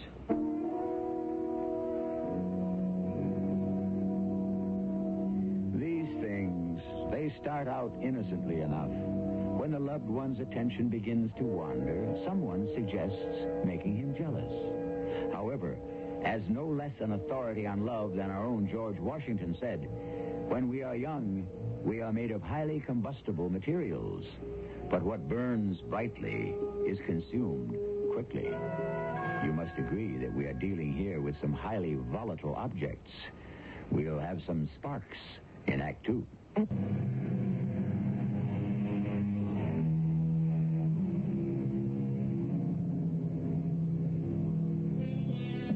Jealousy is always born together with love, as a very discerning French philosopher once said, and therefore we may safely assume that they are twins, and not just ordinary twins, but Siamese twins at that. They are indivisible. Where you find one, you must also deal with the other. Love and jealousy. Has anyone ever been able to separate them? Not in this particular story, anyhow. We have no time to lose, darling Praskovia. You must leave at once. Leave? Of course. You shouldn't be here when Victor returns. Where can I go? To my place. Your place? From now on, you're to live with me. But I don't love you. For the time being, you'll pretend to live with me. Well, as long as that's clearly understood. It's understood for just as long as you care to understand it. All right. When you get to know me, really know me as a man, not just as the pianist in a trio, you will awake one morning and exclaim, Sergei is the one that I truly love. Oh, you are right. This will teach him a lesson. Absolutely. He'll come crawling back to me on his hands and knees. That stupid television person. Does Praskovia know how lucky she is? Sometimes. Oh. You'll eat those words, my fine Victor.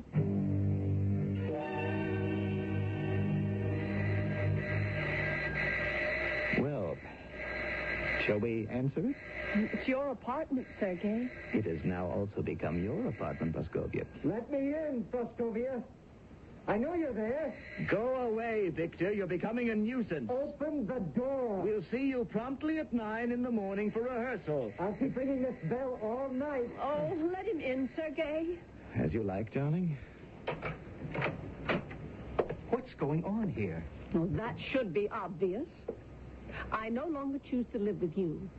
Instead, I have chosen to live with Sergei. Why? Because, in answer to a question posed by that intellectual giantess, Mademoiselle Fifi, I do not know how lucky I am to be engaged to the adorable, desirable Victor Ivanovich Volovsky. Praskovia, you know I love you. Me, among others. And where do you figure in this, Sergei? Sergei is a fine, spiritual, perceptive human being. Yes. Oh, this fine, spiritual, perceptive human being doesn't hesitate 1 second to steal his best friend's fiancée. Steal? Is this some bourgeois society where one human being is the property of another? Oh, cut it out, Sergei. Go ahead, Praskovia. Live with Sergei for a while. See what a pain in the neck this fine, perceptive human being can be. Spiritual? Oh, you'll come crawling back to me. I may or may not forgive you.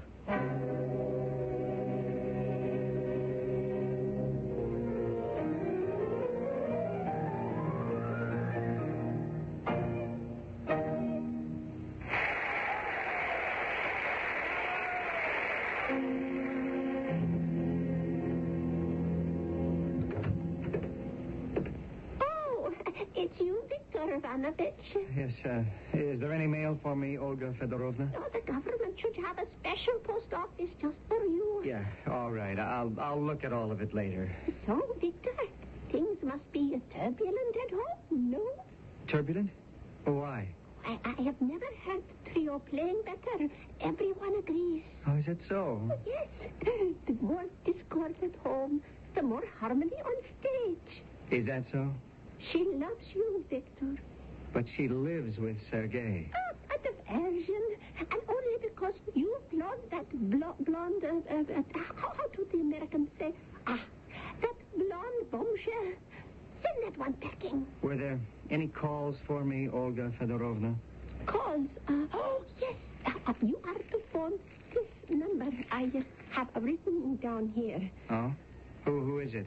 Oh, I'm not to tell anyone of this call. Nor are you. That sounds like the secret police. Are you mad? You must never say that. How do you know this office isn't bugged? I don't have enough problems.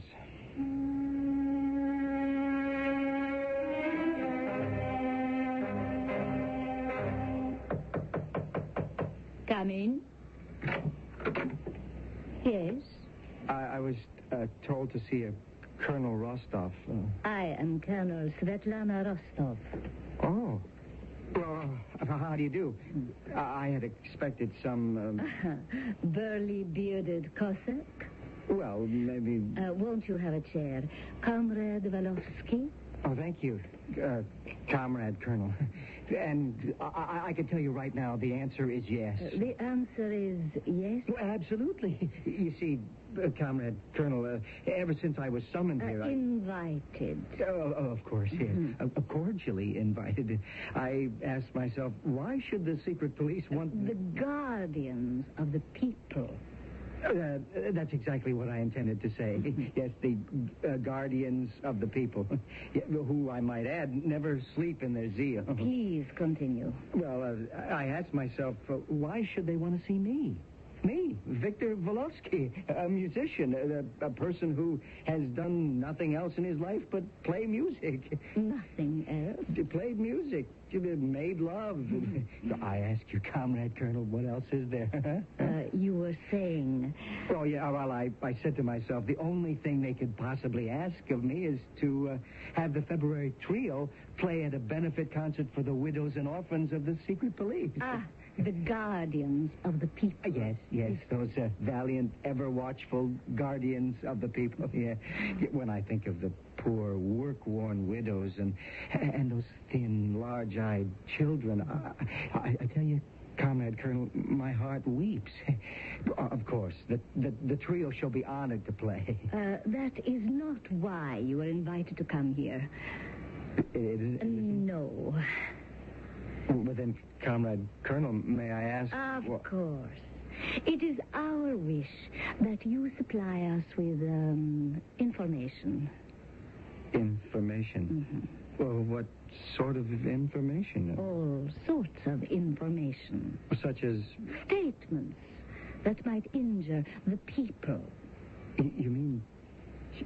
You want me to be a spy? A spy? Comrade Victor, how can you say such an ugly word? But I... See, Comrade Victor, the people's government must be on constant alert.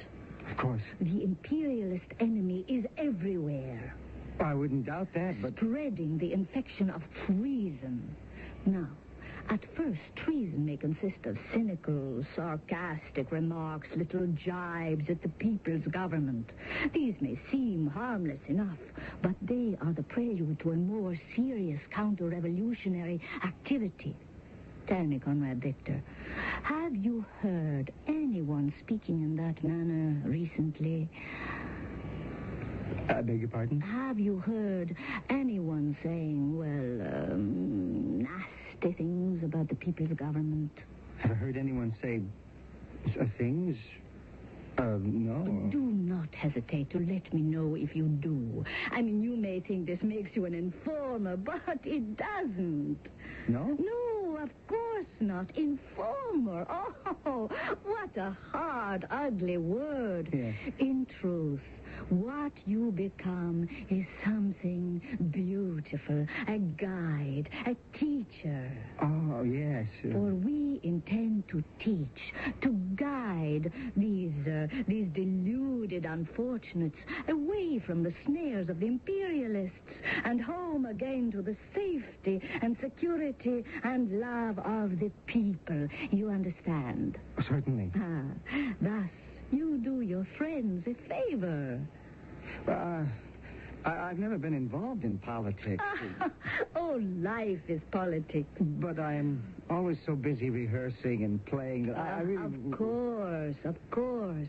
But you're not too busy to enjoy the delicious fruits of our glorious people's country. No. So then, like all citizens, you must also perform your duty. Now, I have here your dossier. My dossier? Of course. Everyone has a dossier. Oh, I shall make the following notation in it. Comrade Victor Velosky, being duly informed as to the serious nature of the task demanded of him, gives his enthusiastic agreement to cooperate completely. You will notice I have inserted the word enthusiastic. You have already earned a plus on your record. Splendid. But what if I don't hear any untoward remarks? A person with as gifted an ear as yours? I'm sure you must hear a great deal, Comrade Victor. Yes, Comrade Colonel. And I know I'll hear from you soon.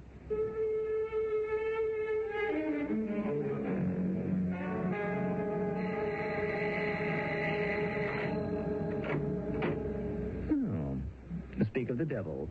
Who was speaking of the devil? We were speaking of you, Praskovia, and I. I'm coming in. Don't try to stop me. Be my guest. All right, Praskovia. Let's go. Go? Well, we don't rehearse again until tomorrow. Let's go home. Home? With me. You love me. I love you. We belong together. Victor, I think you're reading the wrong note. You keep out of this. Well, he can't very well. Sergei and I are going to be married. That's impossible. Why is it impossible? He's the best pianist in the world. No, he isn't. He may be in the top 10. Is that a reason to marry him? Well, I don't need a reason to get married. So, you see, old boy... Don't call me old boy. Don't patronize me with your superior attitude. You're angry about Praskovia. What can I tell you, Victor? The exact words you told me, the better man won. Just wish me luck. All right. Sergei, I wish you all the luck in the world. See, Praskovia? He's really a good sport. You're going to need all the luck you can get.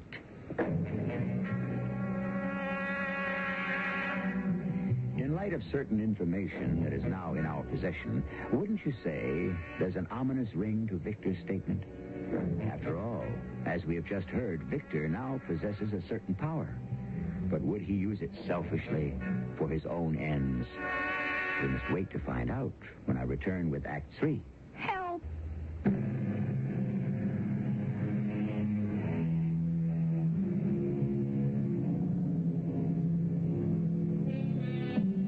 Jealousy is the rage of a man. Therefore, he will not spare in the day of vengeance. So the Bible tells us. Yes, and jealousy is also a two-edged sword, the most dangerous of all deadly blades, because once drawn from the scabbard, it may never be sheathed again. To continue. Praskovia, darling, I told you. What did you tell me? I told you when you got to know me better, you'd be sure to fall in love with me. And you did. Oh, I'm sorry, Sergei, but I didn't. I'm not going to marry you. But you said we would be married. Well, I know I said it. But that doesn't mean it's going to happen. Then you didn't mean it? No, Sergei. I didn't mean it. Why did you say it? Because I want to teach Victor a lesson. You're using me. Well, it was your idea. Weren't you the one who said, give Victor something to worry about? Well, yes. Didn't you say, pretend to love me? What can happen? Either Victor will come running back and behave himself, or you'll discover that all along I've been the one for you. I'm sorry. The experiment didn't work. I can't help it if I still love Victor. Praskovia, if I could only make you see things as they really are. The way things are, I love Victor. I just can't help it.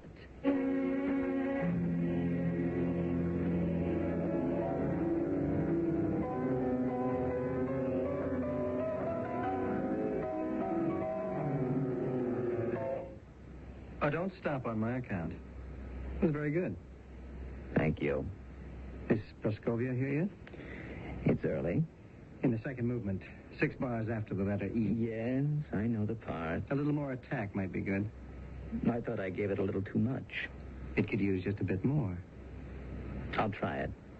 You're not going to marry Praskovia. I won't allow it. You won't? I won't. What do you think you can do about it? I know how to stop you, Sergei. Do you? A word to the wise should be sufficient. Where it concerns Praskovia, wisdom has never been my long suit. I'd hate to do it. Hate to do what? Stop you. Just don't force me. If I can't have Praskovia, nobody else can.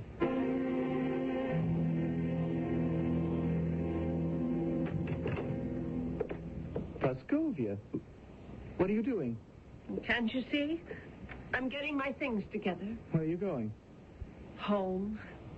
To Victor. You've decided. There was never really anything to decide. You can't go back to him. Oh, please, Sergei. I'm sorry. Yes. And I'm sorry, too. How sorry you'll never know.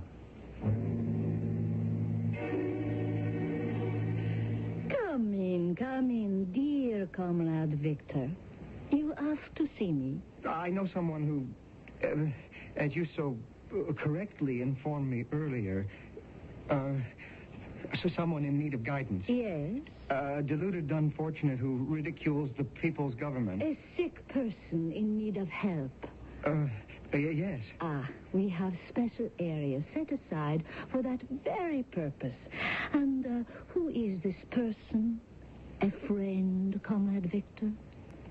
A close friend. You are being a true friend to him indeed. He completely misunderstands the function of a people's government. We must send him away in order that he may learn.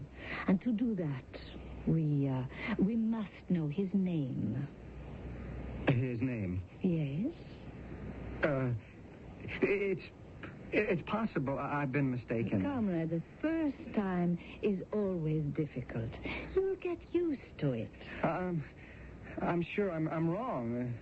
Your best friend. It must be Sergei Berdayev. You see, I had to help you. But I won't enter that detail on your record. Now, Go, comrade Victor, and continue the good work.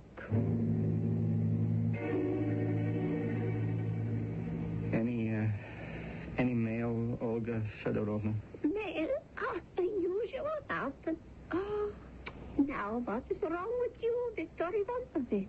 Are you sick? Yes, I'm sick. I have committed a sin. Oh, we don't have sins in this country anymore. The government did away with all that. We have crimes, yes, but sins, no. Still, I have sinned. And what have you done? Something so vile, so despicable. Oh, I know who that is. Praskovia? No, your blonde friend. Her? She's the cause of all my troubles. The blondes usually are. I have lost the love of Praskovia. Why do you say that? I saw the way she looked at Sergei. I'm being punished. But do you mind answering that phone? It's for you. Tell Marina I never want to see her again. All right. If that's the way you feel about it. Hello? Who is this? Marina Trigorin. Oh, you want to speak with Victor? Well, he told me to inform you. Just a moment. Hold on, Olga. I'll speak with her. Had there been a taker, I would have won the bet. Oh, hello, Marina? No. I've been busy. Huh? You need more talk for the magazine interview? So I can't come over. I must practice at home. Oh, yes, 4 or 5 hours a day. Well, I wouldn't want you to get your editor angry. If all you want me to do is talk into a tape recorder, yes, all right. I'll be home in 10 minutes. Yes, Marina. Au revoir.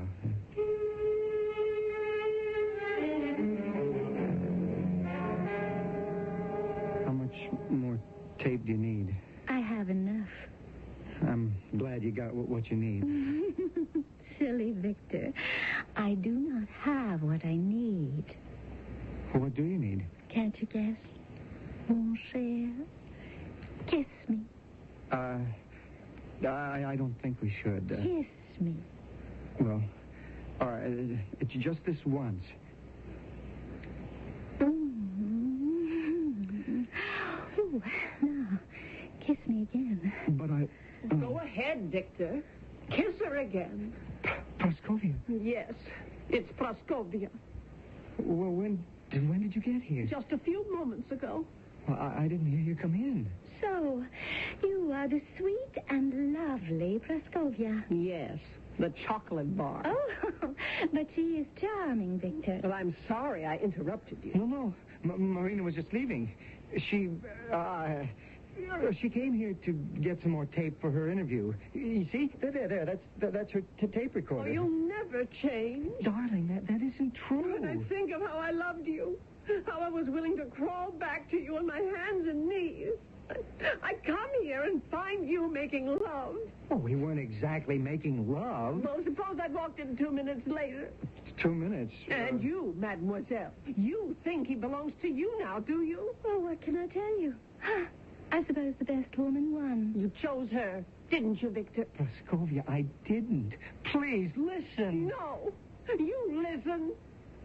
If I can't have you, well, neither can anyone else.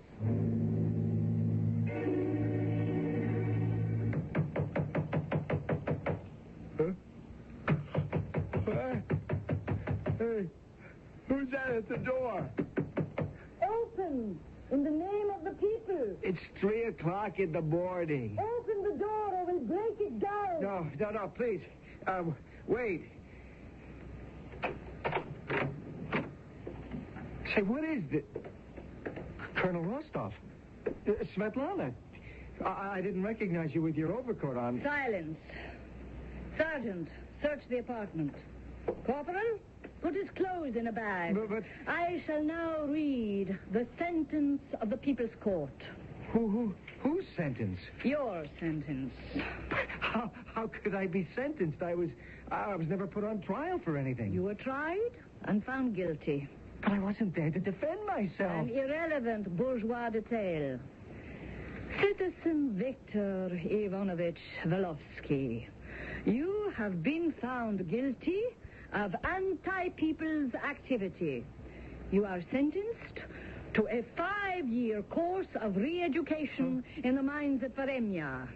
Varemya?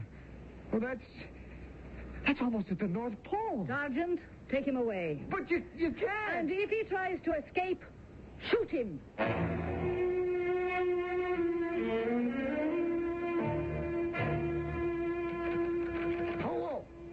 Hello! This is Captain Zlotnik. Shape up. What is this, a rest home or a prison camp? Answer immediately when I call. Send in the new fish. Oh, things are too soft around here. What is your name? I'm Victor Velovsky. It's about time you showed up. Comrade Captain, there's a mistake. There must be a mistake. That's what they all say. You're in the right place. I've been waiting for you. You have, Comrade Captain? And so have the other two. The other two? Yes, at last. I'm going to hear some chamber music.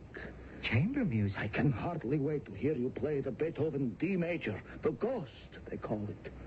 It has such marvelous musical texture in that second movement. But, Comrade Captain... Now you have your violin. What are we waiting for? I don't understand. What's to understand? We're going to have a concert tonight.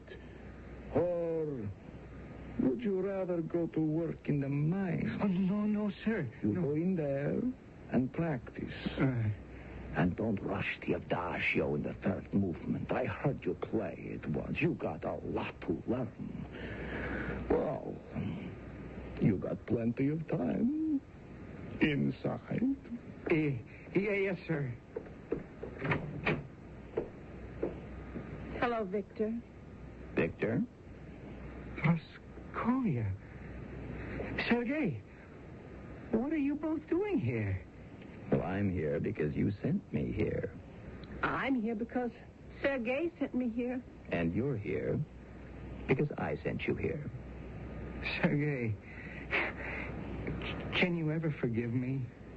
I think we've all forgiven each other. If we haven't, we should. Praskovia, I love you. I always loved you, and I'll always love you. That thing with Marina Trigorin, she only came up to finish an interview. It meant nothing. I know, darling. She told me. She told you? Mm-hmm. When? Yesterday. She's here. Marina's here? Yes. And now that I know her, I find her a very interesting lady. Oh, I'm so happy for you, Sergei. Well, what's Marina doing here? Well, what are so many of us doing here? Someone probably said of Marina, if I can't have you, nobody else will. Well, shall we begin, gentlemen? I understand a mutual friend of ours is expected to arrive any day now. Comrade Colonel Svetlana. You must be joking. Is anyone safe? What a reunion we shall have, hmm? Will you give us the downbeat, darling? And where will it all end? Oh, well. And.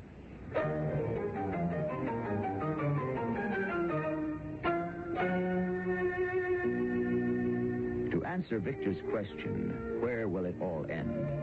In that kind of situation, obviously it must end when the people inside the prisons outnumber the people who are outside the prisons. At that time, those who are confined break their bonds. However, once free themselves, they begin to build prisons of their own. And so the entire process repeats itself. And what is it called? Why, history. We shall have some further details in a few moments.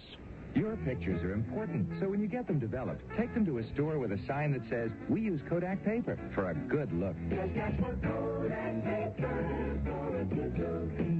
Kodak paper for a good look. your pictures can look their best because Kodak paper will be behind them. Ask for Kodak paper wherever you see the Kodak paper sign. Just ask for Kodak paper for a good look. Kodak paper for a good look. Why don't you pour on the snap? Pour on the snap. Pour on the Kraft barbecue sauce. Pour on the snap. Pour on the Kraft barbecue sauce. All right. Pour on the snap. Why don't you pour it on? Pour on the Kraft barbecue sauce. Pour on the snap. Pour on the Kraft barbecue sauce. Pour on the snap. Pour on the Kraft barbecue sauce. Pour on the snap.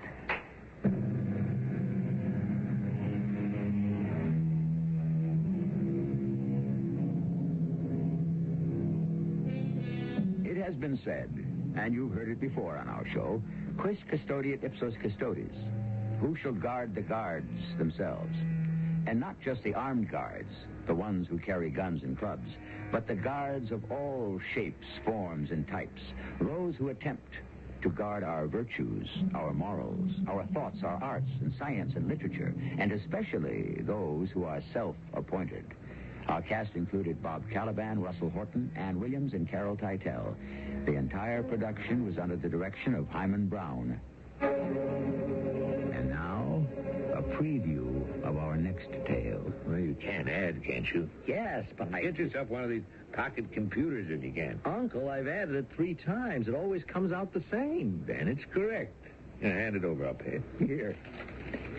$21.72. Yeah. Good Lord. 2172. The license plate, my address. Now this.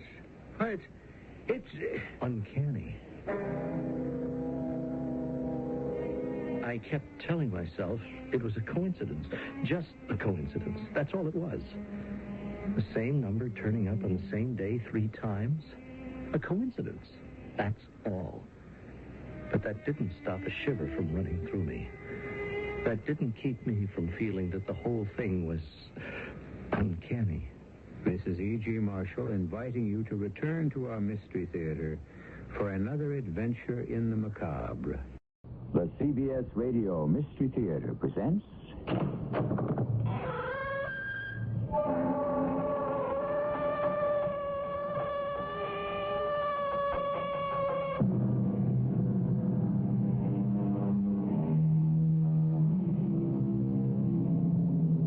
Come in. Welcome. I'm E.G. Marshall. Consider the word uncanny. What do we mean when we say a thing is uncanny? Well, Webster's New International Dictionary, 2nd edition unabridged, gives as its first definition, not safe to deal with, dangerous. And as its second, the one we use familiarly, ghostly, mysterious, eerie, weird, unnatural. But I like best Sigmund Freud's description of the uncanny as something familiar but forgotten. It adds up to 96. Now, what does that mean? I don't know, Uncle Edgar. It could mean I'm going to live to be 96, couldn't it? I don't know. Or divide by 12. It could mean in 6 months I'll be dead.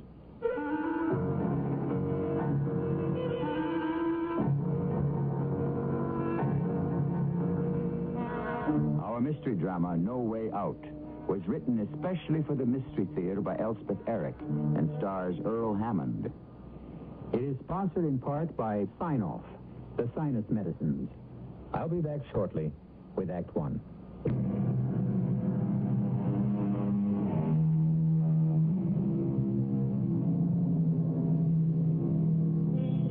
We all feel that we know what we mean when we say a thing is uncanny. But perhaps it is not the thing that is uncanny, but the feeling it arouses in us. And if we accept Freud's interpretation of the uncanny as something familiar but forgotten, well then, there's always the chance, isn't there, that we will remember what it is. Listen now to the story we have elected to call No Way Out. I'll tell you the truth. I never liked like my Uncle Edgar. Well, actually, I never liked my Aunt Catherine either. Still, at the time all this happened, I was seeing him fairly frequently and with some regularity.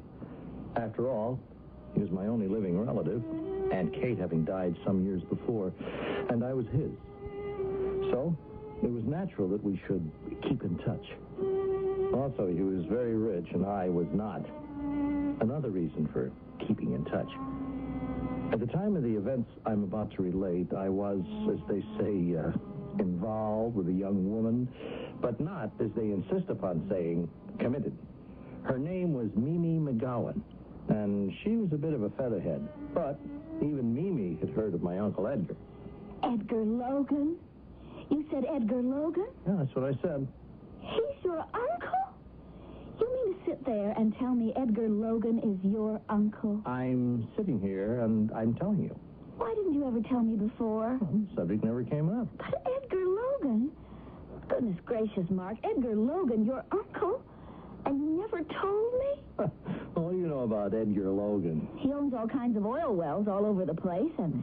Silver mines. He owns silver mines. Oh, I thought it was oil wells. No, not silver mines. Well, silver mines are nice. Very nice. He has several. Is he married? Oh, he was. To my Aunt Kate. He's divorced. How long has he been divorced? He's not divorced.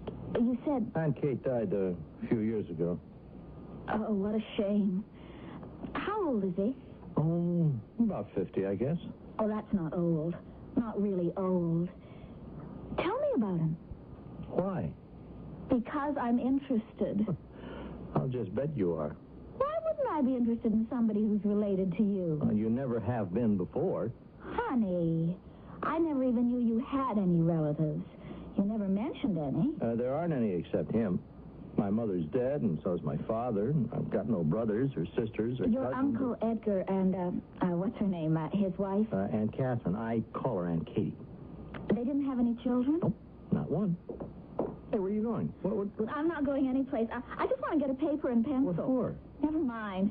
Go right on talking. I can do this and listen to you at the same time. What are you doing? Tell me about his wife, your Aunt Kate. What was she like? Aunt Kate? Well, let's see. Aunt Kate was... She was the most totally depressed woman I ever met. Depressed? Completely. Oh, well, what did she have to be depressed about? Mimi, there are lots of people who are just depressed. Not about anything. They're just depressed. I myself am somewhat depressed about 6 days out of 7.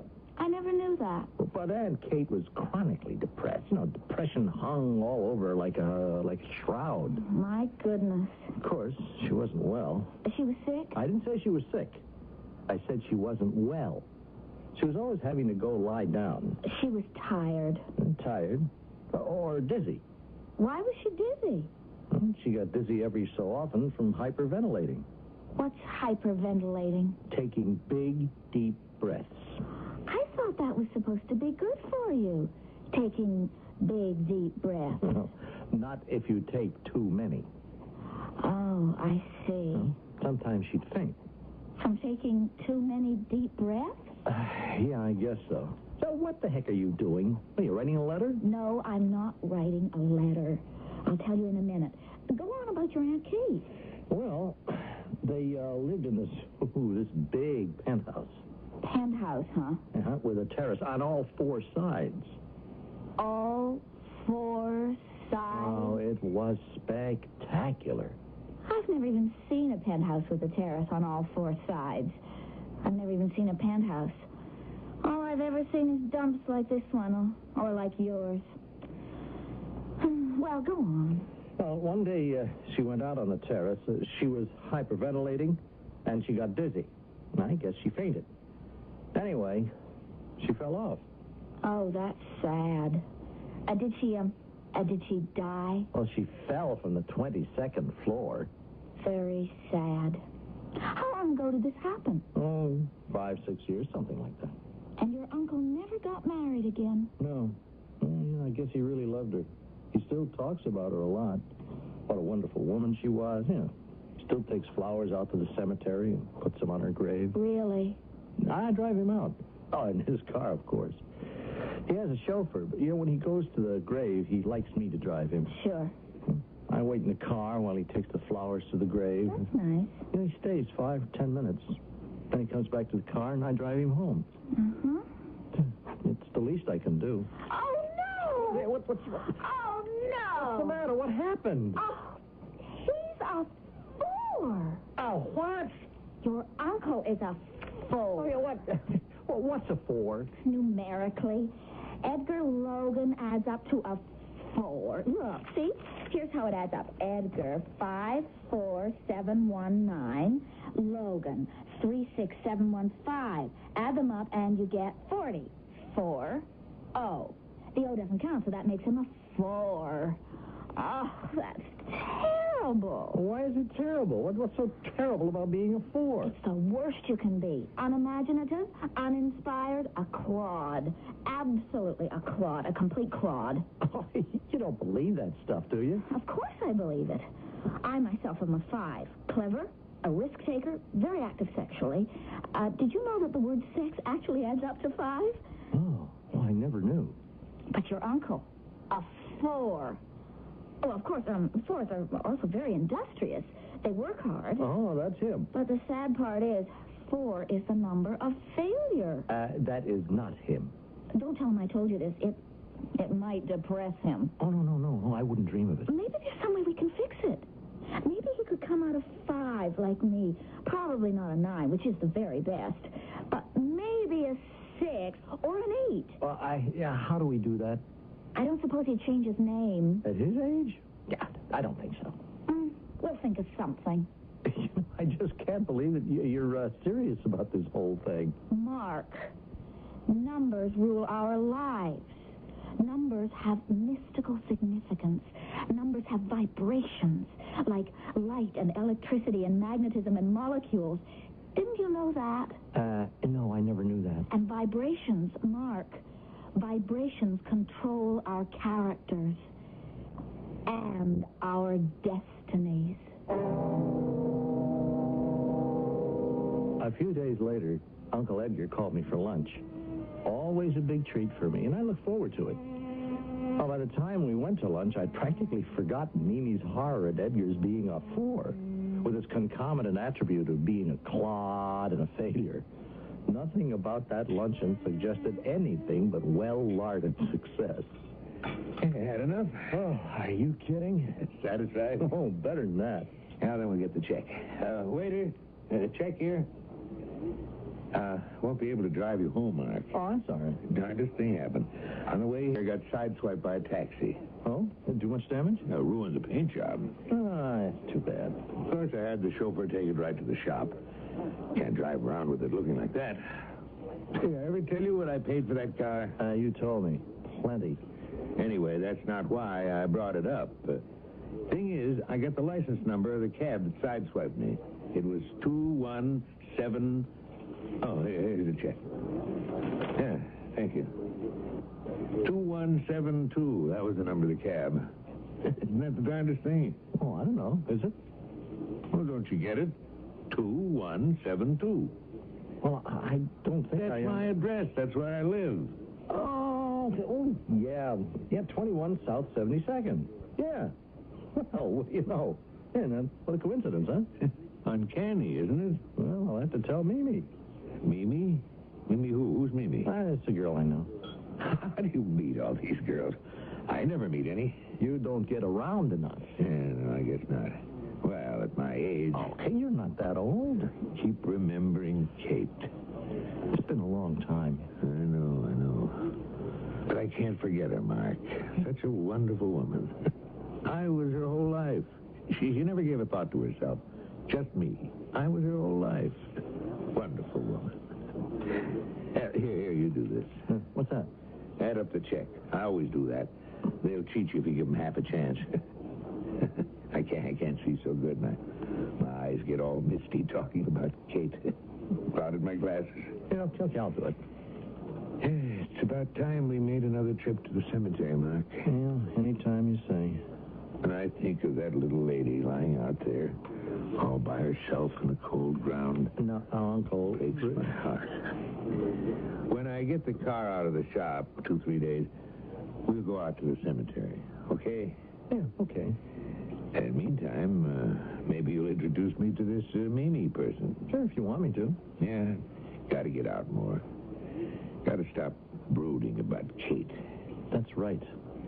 Haven't you got that check added up yet? Huh? Oh, yeah. I just wanted to be sure. Well, you can add, can't you? Yes, but Get yourself one of these pocket computers if you can. Uncle, I've added it 3 times. It always comes out the same. Then it's correct. Hand it over, I'll pay it. Here. $21.72. Yeah. Good Lord.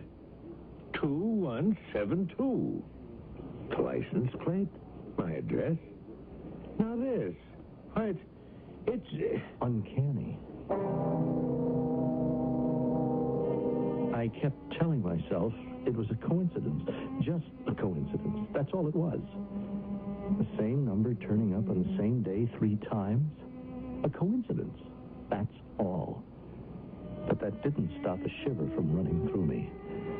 That didn't keep me from feeling that the whole thing was uncanny. There it is again. That word uncanny.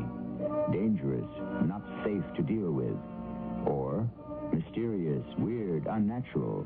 Or, and this is the definition not given in the dictionary, familiar but forgotten.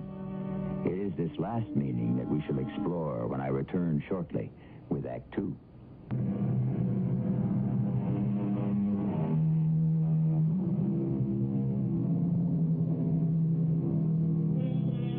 If you've been through high school, you have heard of Pythagoras, the great Greek mathematician who lived in the 6th century B.C. You know his theory about the right-angled triangle. But did you know he was the first man to teach that the world is shaped like a sphere?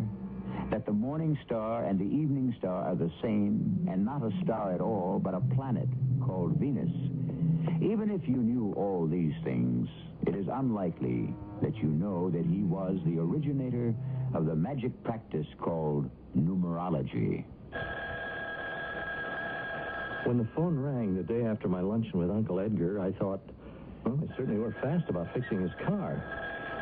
All set to go to the cemetery, I thought. Make our periodic visit to put flowers on Aunt Kate's grave. Hello? Mark, this is Uncle Edgar. Oh, yes, sir. I was expecting to hear from you. You were? Yeah, well, I mean, one of these days. Your car's okay? I'm not calling about my car. Oh, I thought you were. It's not out of the shop yet. Oh, I'm sorry. I thought you were calling about going to the cemetery. Oh, that.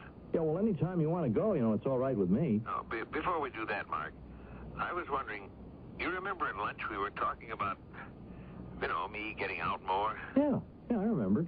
Meeting people? Yeah, you should do that. I'm not that old. Well, you certainly are not. So, I thought, remember you told me about a girl, I think her name was Mimi? Yeah, Mimi McGowan. Yeah, that's the one. I thought maybe you could introduce me to her. Yeah, I could do that. Fine, that's fine. I thought the 3 of us could have lunch together, at the usual place. You think she'd like that? Did I think she'd like it? I knew she'd like it. She'd be crazy about it. Why, she'd eat lunch any place with a man who owned a string of silver mines. So, I arranged it, the luncheon, the 3 of us. And then I arranged another one, and then I arranged a dinner. And pretty soon I didn't have to arrange anything anymore because Mimi and Uncle Edgar were arranging things between themselves. I'll admit I was a little upset. After all, Mimi and I were involved, if not committed. And one day I stopped in at her place without calling first. Oh, Mark! How nice. Come in. Guess who's here? Oh, I couldn't possibly. Hello, Mark. Hello, Uncle Edgar. Mark, you want a drink or anything? No, I don't want anything. We were just about to open a bottle of champagne. Are you celebrating something? Kind of. I'm moving out of here. I'm taking a new apartment. Is that so? Well, I happened to see one I thought would be just right for the young lady here. Well, that's swell. I happen to know the owner of a high-rise that's just gone up. You know how hard apartments are to find these days. Oh, yes. And I was able to persuade him that Mimi here would be a very desirable tenant. Isn't your uncle the sweetest, dearest man ever? The kindest, the most thoughtful, the most generous? Have you told him he's a 4? What? Have you told my Uncle Edgar he's a 4? A hard-working, industrious, but doomed to failure? What are you talking about, boy? In other words, a clod? No, hold on. A complete and total clod? It so happens that you know nothing whereof you speak, Mark. You told me so yourself. He's a 4. It just so happens, Mr. Smarty, your uncle is a 9, a number of high mental and spiritual achievement, large-minded, visionary, idealistic, romantic, and passionate. You don't say. 9 is the best. How did he get to be a 9 from being a 4? I used his nickname, Eddie. I was always called Eddie in my youth. And Eddie Logan adds up to a 36, and 3 and 6 added together equals 9. So there.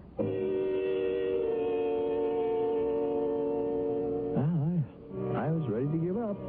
Not only had I lost my girl to my uncle, but she had him freaked out in this numerology gonk. I was disgusted with the both of them. Well, still, so when Uncle Edgar phoned me a few days later and asked me to have luncheon with him, well, I accepted. After all, I could use a good meal. I can't tell you, Mark, how grateful I am to you. Introducing me to Mimi the way you did. It's made a big difference in my life. Yeah, hers too, I imagine. I hope she likes me. She seems to. Oh, by the way, have you ever told her about that amazing coincidence? You remember the last time we had lunch here, you told me how your car had been sideswiped by a taxi and you got the license number? And it was the same as your address? Yeah, 2172. Yeah. And remember when the bill for lunch came, you asked me to add it up, and it came to 2172? You remember that? Yeah. 3 times in one day? Yes. Wasn't that the darndest thing? Why'd you tell Mimi about it? No, I never did. Well, why not? I don't know. Well, she's so interested in numbers. Yeah. How about me turning out to be a 9, huh? How about that? Hey, 9 is the best. What are you? Oh, I have no idea. Aren't you interested? Nope, not particularly. You never knew I used to be called Eddie, did you? To me, you've always been Uncle Edgar. At school and at college, I was always called Eddie. And then I met Kate. We got married, and I wasn't called Eddie anymore. Kate didn't like calling me Eddie. Hey, lucky you remembered that, about being called Eddie. Yeah. Or you'd be a 4. By the way, is your car fixed? Huh? With the taxi took the paint off. You get it fixed up? Oh, sure, a long time ago. Looks all right? Good as new. Mimi's quite hard. She loves being driven around in it. You know, when you called me, I thought you wanted me to take you to the cemetery. It's about time, isn't it? Matter of fact, Mark, the reason I called you for lunch, I wanted to ask you to do something else. Oh? What's that? Mimi moved into her new apartment today. Oh, yeah, the one that you found for her. Yeah.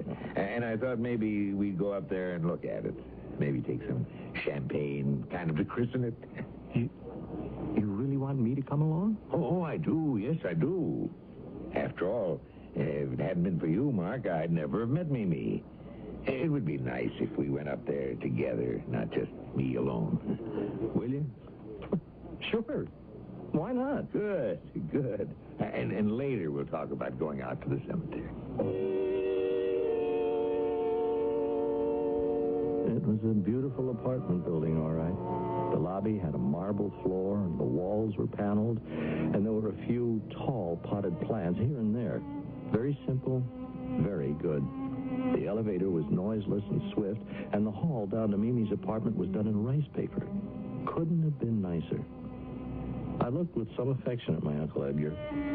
He seemed like a little young boy who was taking you to see a Christmas tree.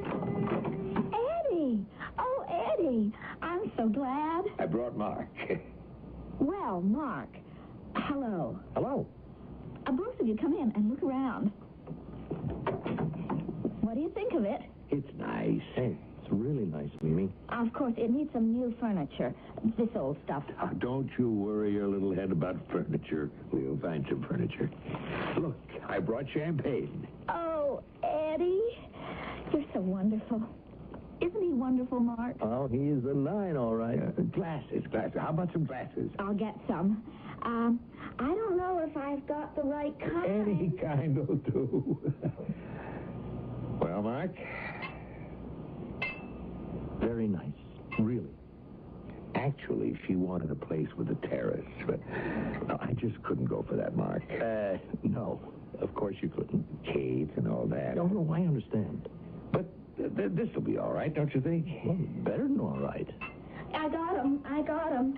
Oh, they're kind of big for champagne, but they've got stems. Ah, they'll do fine. I know champagne glasses are supposed to have stems. Eddie, when are you going to open the champagne? Right now. Right away.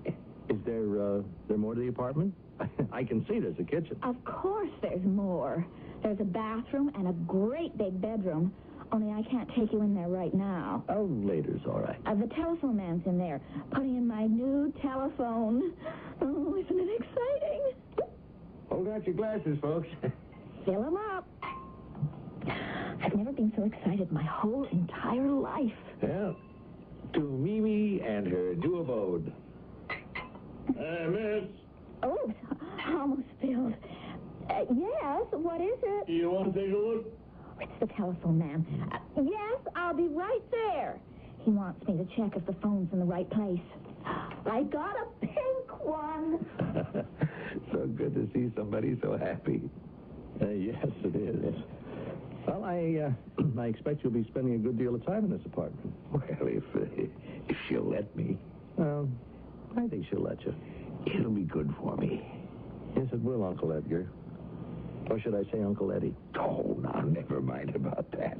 It's a lot of nonsense, that numbers business. You think so? Well, you believe any of it? No. Well, neither do I. No, not really. Still, you never know, do you? No, you never do. Kind of fascinating once you get into it. But seriously, though, I think you ought to tell Mimi about the 3 numbers that showed up on the same day. 2172?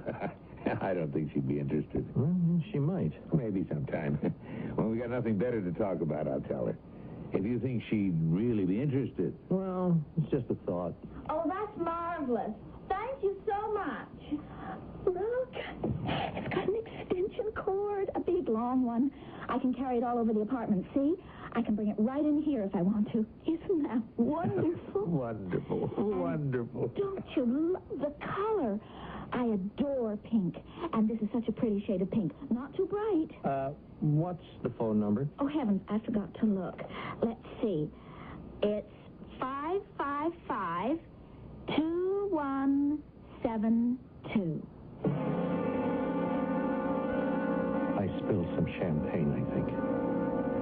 Edgar just stared at Mimi with his mouth open. The same number. 2172. For the 4th time. It was too much. Really, too much.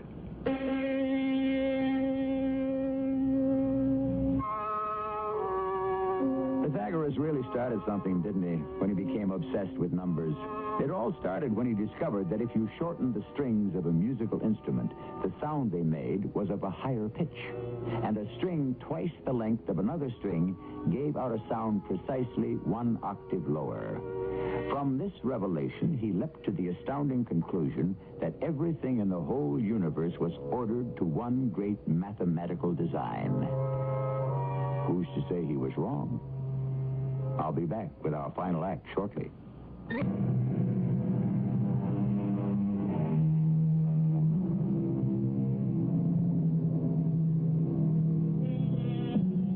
Besides numerology, Pythagoras believed in reincarnation, that your character and your destiny were determined long before you were born by your previous existences. The name, moreover, that your parents gave you was determined by their previous existences. It would seem, would it not, that no one has much, if any, choice in what one is or becomes. I don't know about you, but I find that rather depressing. The fourth coincidence of the number 2172 turning up in my uncle's life was, to say the least, disturbing. I tried not to think about it. But, as so often happens, it is impossible not to think about something you're trying not to think about. 555-2172.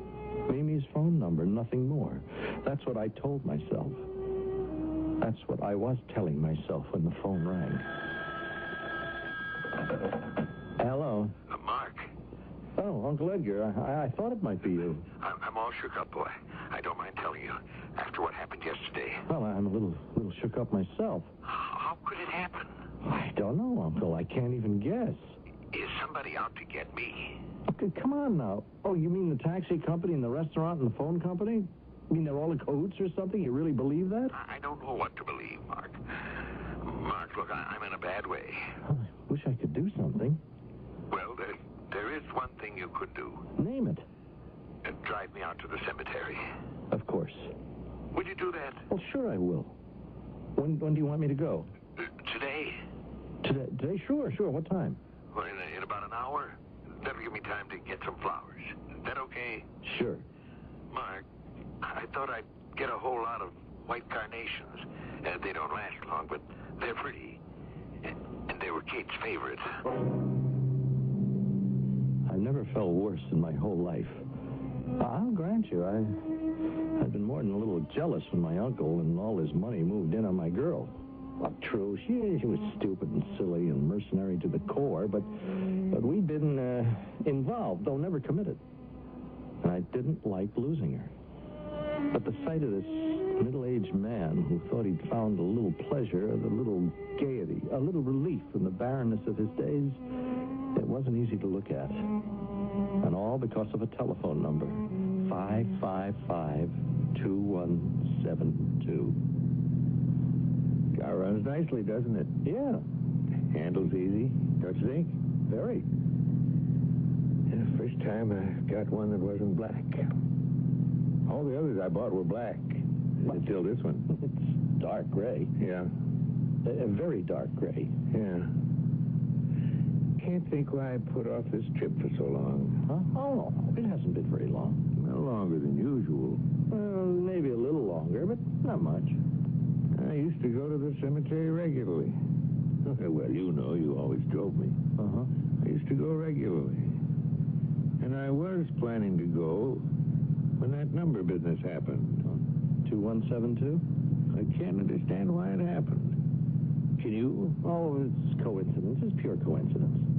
I wish I could believe that. Believe it. I was starting to believe it. I was beginning to just, dismiss it from my mind. Well, that's what you should do. Dismiss it from your mind. But Mimi's telephone number, 555-2172. Why'd they give her that number? By chance, Uncle Edgar. Sheer chance, that's all. Maybe. No, maybe. Absolutely. I should never have taken up with Mimi. Oh, well, I don't know about that. Your Aunt Kate was such a wonderful woman. What's one thing got to do with the other? I don't know. If Kate hadn't had those fainting spells, none of this would have happened.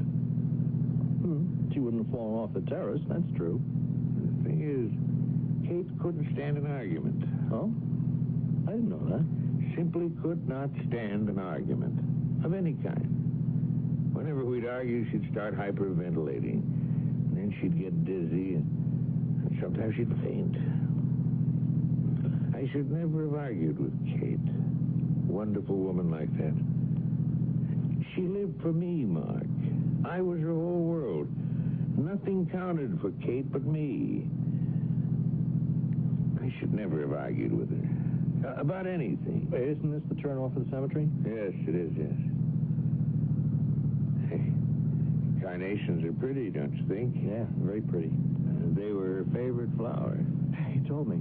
Did I? I must have forgotten. Sign of age. You want me to stop up ahead, don't you? Yeah, the regular place. Then you wait for me. I know. I'll try not to be too long. No, take as long as you like. Oh, here. I'll hand you the flowers. You got him? Yeah, I got them. I hope she likes them. They were her favorite, white carnations. Oh, I told you that. Getting old. I sat in the car and watched him trudge off toward the grave. His shoulders were bent, and he leaned forward a little as though against the wind, though there wasn't any. The great sheaf of white carnations nodded gaily at me over his shoulder, and I never felt so sorry for anybody in my life. I think I was starting to cry when all of a sudden... They were dreadful cries, the most awful sounds I've ever heard.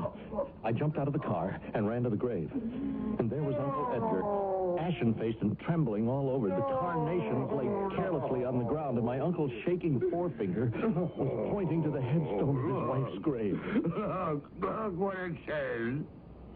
Catherine Logan died May 21, 1972.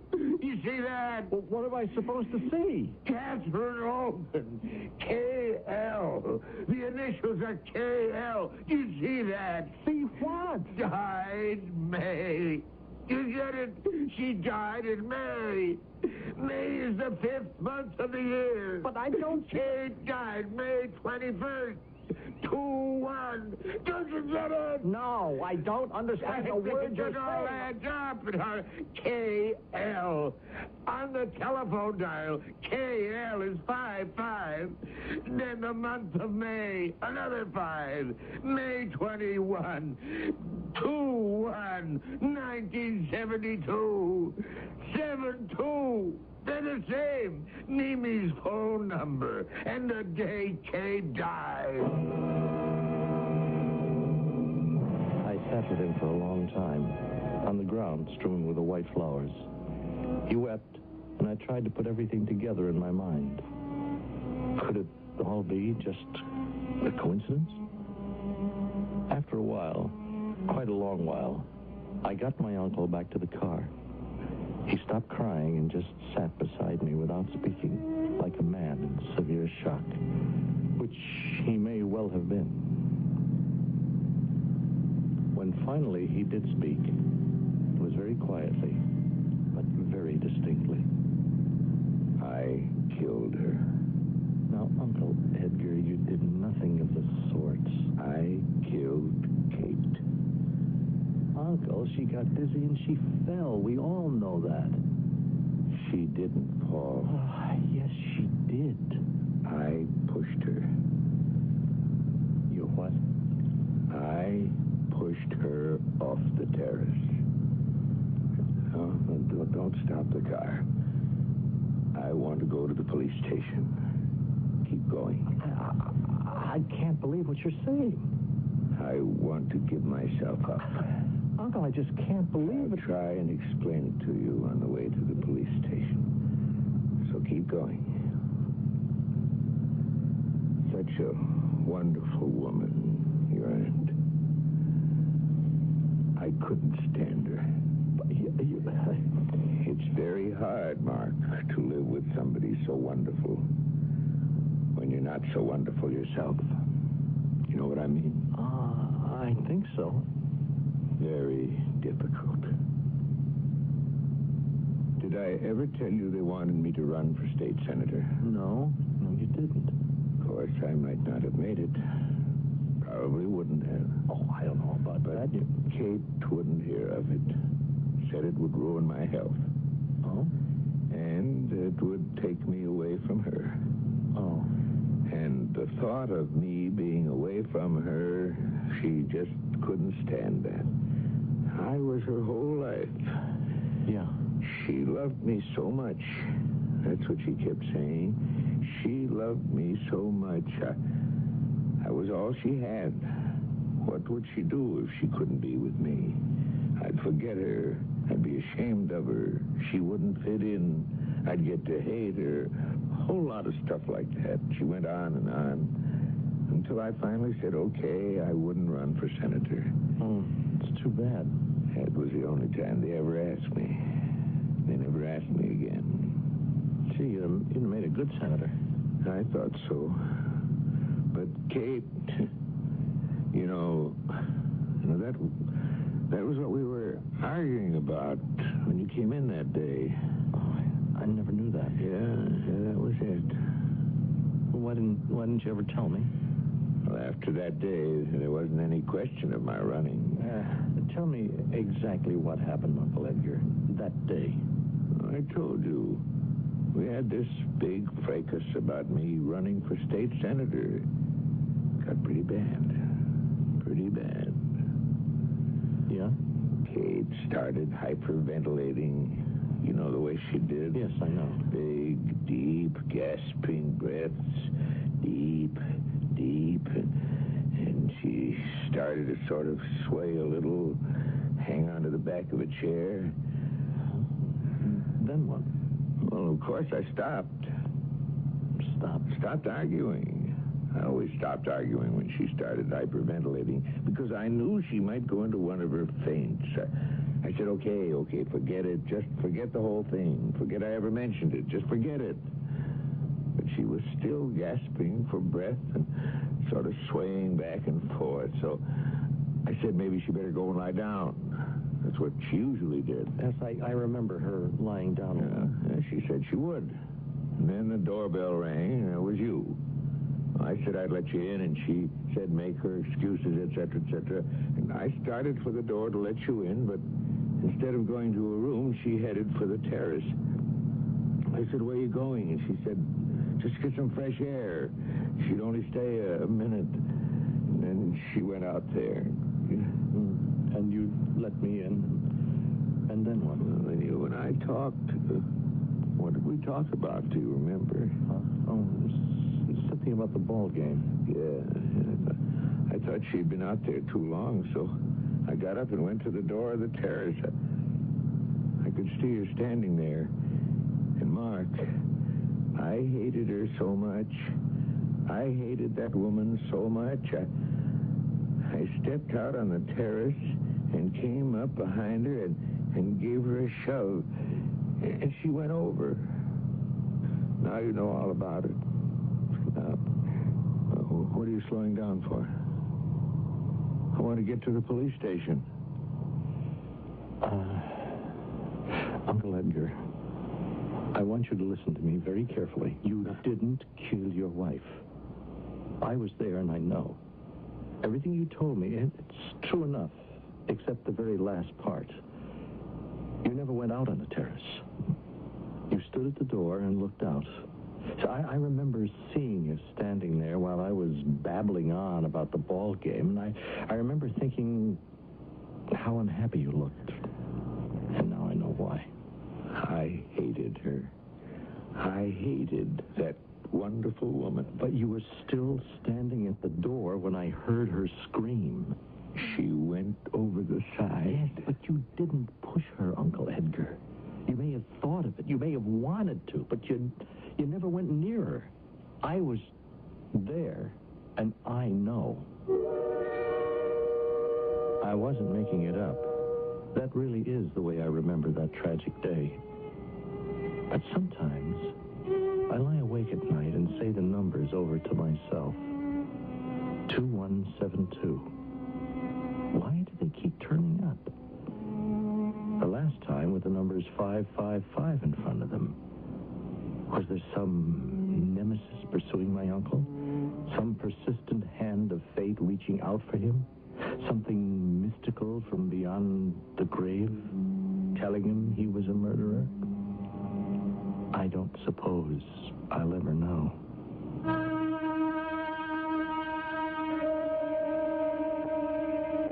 Mark is not the first to muse on the possible mystical attributes of numbers. Pythagoras and his followers believed in them implicitly, and that in order to divine the future, one had only to discover the fundamental numerical relationships between one thing and another. Whether he ever solved this extraordinarily complicated equation, I do not know. He never wrote it down. I'll be back shortly. Would you hire a person with epilepsy? Before you answer, consider this. Company Companies that do employ people with epilepsy say these employees often have better job performance, attendance, and safety records than non-handicapped workers. Employers also find that when employees are given the facts about epilepsy, they're most understanding. And even if a person has a seizure on the job, co-workers aren't alarmed. They're helpful. Accident insurance rates don't increase when you employ people with epilepsy. These rates aren't based on who's employed, but on the actual accident experience of the company and of similar companies in the area. Most types of epilepsy are controlled by medication. That's why people who've chosen not to reveal their condition can keep it hidden. Why hide? Well, that gets me back to the question. Would you hire a person with epilepsy? Epilepsy. It's not what you think. Get the facts. Contact your local epilepsy chapter or write Epilepsy Foundation of America, Washington, D.C., 20036.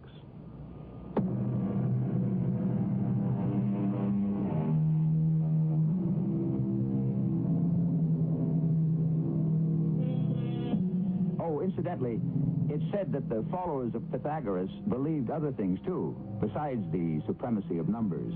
They believed in putting the right sandal on before the left, but in washing the left foot before the right. Things like that. I just thought you might find it interesting. Our cast included Earl Hammond, Charles Irving, and Roberta Maxwell. The entire production was under the direction of Hyman Brown.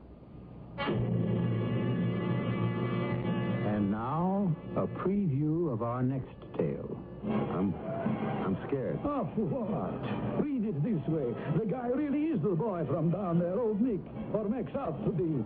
How could he touch you? You don't believe in all that junk, do you? When it comes we have to lay it on the line, I don't know. Come on, Manuela. We were brought up right. We go to early mass every day. And all the high masses, we can make holidays. We confess. Do we believe all the way? I don't know. Suddenly I'm scared I made a deal for the best part of me. Just because I wanted to be top dog in the circus. Maybe you shouldn't fly tonight. I think what you need is a good rest. Maybe some aspirin. No, I'll fly. But after I'm going to have a talk with the man. Get my head straightened out. I just realized it. My whole life is riding on just how real Diavolo is. This is E.G. Marshall inviting you to return to our Mystery Theater for another adventure in the macabre. Until next time, pleasant dreams.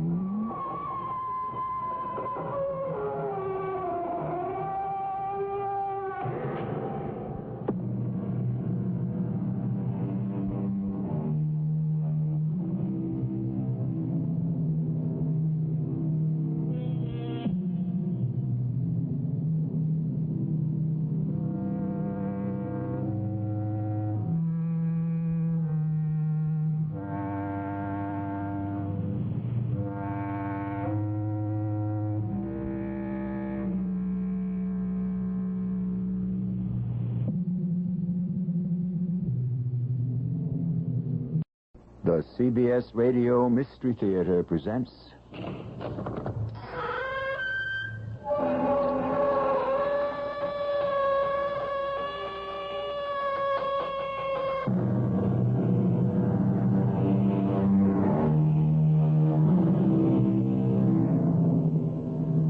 Come in. Welcome. I'm E.G. Marshall. The desires of the heart are as crooked as corkscrews, said the late W.H. Auden. He may have had love in mind, or hatred, or just about any emotion we're capable of, for the observation applies to them all. And considering how devious our desires can be, it would behoove us to be always on our guard, even with those closest to us. On the other hand, without trust, we would all go mad.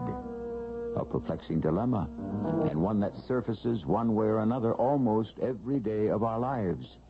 Eleanor, what are you doing here? You know very well why I've come. No. I know what you tried to do, Bert. What are you talking about? Don't play innocent with me. I have proof. Proof? Where? Well, in my mind, my memory. I remember what happened. And I know you'll try to do it again, won't you? Won't you?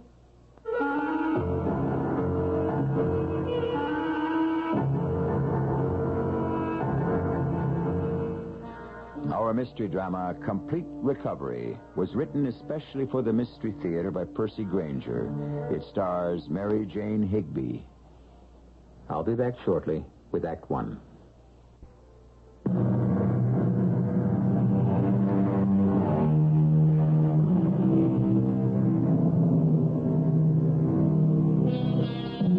Henry James was once discussing the sound of the English language, and he maintained that our loveliest sounding phrase, irrespective of meaning, was summer afternoon. Summer afternoon. It does sound nice, and its meaning has pleasant connotations, too, but not for Eleanor Houston, a wealthy and once very outspoken widow. To her, summer afternoons have become nightmares. We're in a sanatorium in a Gulf Coast city in the deep south. Oh, Doctor. Yes, Miss Carter? Would you hold the door for me while I wheel Mrs. Houston out onto the sun porch? Oh, surely. Oh, thank you. Here we are, Mrs. Houston. Another beautiful day. Not a cloud in the sky. Why are you taking me outside again? Don't you understand? I don't want to go out. Let's park her over near the edge where she can feel the breeze coming in off the Gulf. How is she today? The same. Still no sound and no movement. It gives me a headache. The sky. I can't stand all that blue. We've had her under treatment and observation for 6 months, and there's not a thing in the world wrong with her, physically. The fractured ankle she suffered from that hit-and-run driver is all healed, yet she seems totally paralyzed. Oh, here we are. I talk to her constantly. You know, I almost think she can hear me. Sometimes she even looks as if she's going to respond, and then nothing. Of course I can hear you. Don't leave me here. Oh, my head is throbbing. The blue sky is making it hurt. I'd rather die than endure this. Oh, you're going away. Don't leave me here. If only there was some way to get through to her. I'm convinced she is using this paralysis as a defense. She's afraid of something. You can see it in her eyes. Something she doesn't want to face. You don't think it's just the trauma of the accident? No, it's got to be more than that. Otherwise, why wouldn't she want to recover? Doctor, look. Her hand. I think she moved it. Keep your voice down. Don't startle her. There. You see? Yeah, she's trying to wheel herself forward. No. She's rolling straight towards the fire escape. Stop her. Stop her, nurse. I can't. She's going over.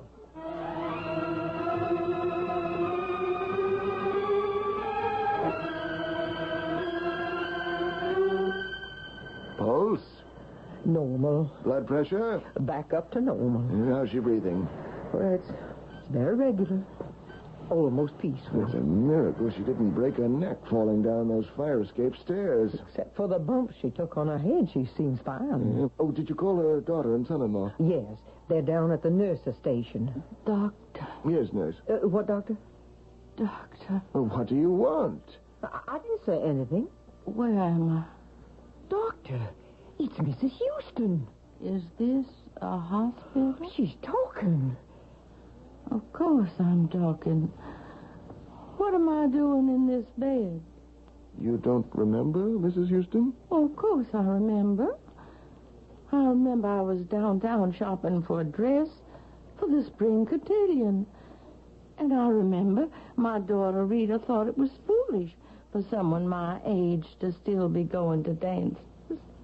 Is that the last thing you can recall? Now, stop this interrogation and tell me what happened. You were struck by a hit-and-run driver.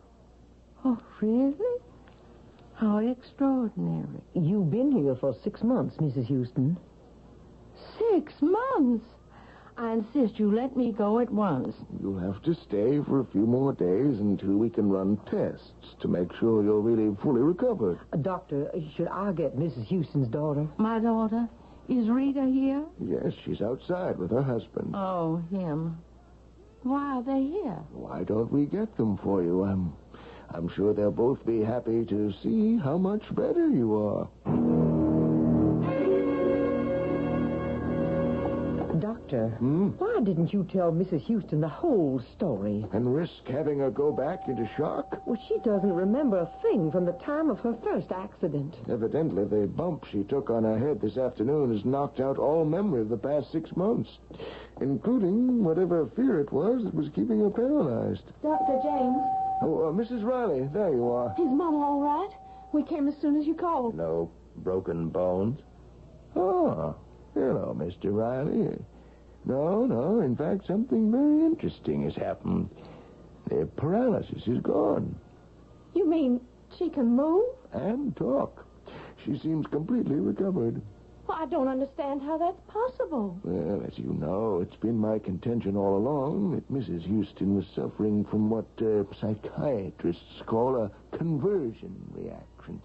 That is, she converted some mental trauma, probably connected with a car accident, into a physical symptom, the paralysis. Subconsciously, she preferred that to confronting the trauma. Bert, do you hear that? Mama's better. Isn't that wonderful? Doctor, can we go see her? Oh, of course.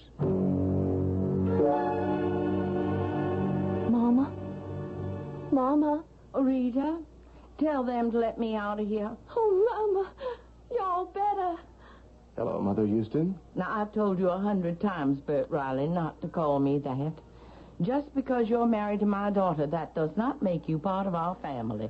I'm happy to see you seem to be your old self. Well, there's no seams about it. I'm fit as a fiddle, and I want to go home to Amber Oaks at once. Oh, well. What's the matter? Well, I'm afraid the house has been sold. What? Mama, it was so big and so expensive. Amber Oaks is my home. Our family home. The doctors didn't think there was much hope of your ever recovering. Who gave you the right to sell it? Well, the court did. The court? What business it is of theirs? Well, Bert was appointed trustee for the state, Mama, because of your condition. He is a lawyer. Of course, if you're fully recovered, everything will be turned back over to you. If I'm recovered, of course I'm recovered. What about Amber Oaks? Well, we can get you a real nice apartment here in town. And the money you made by selling it? What have you done with it? It's all been soundly invested. I want to see the papers. I want to see everything. Please don't get mad, Mama. Everything is all right. Bert only did what he saw fit. Of course. Only what he saw fit. Well,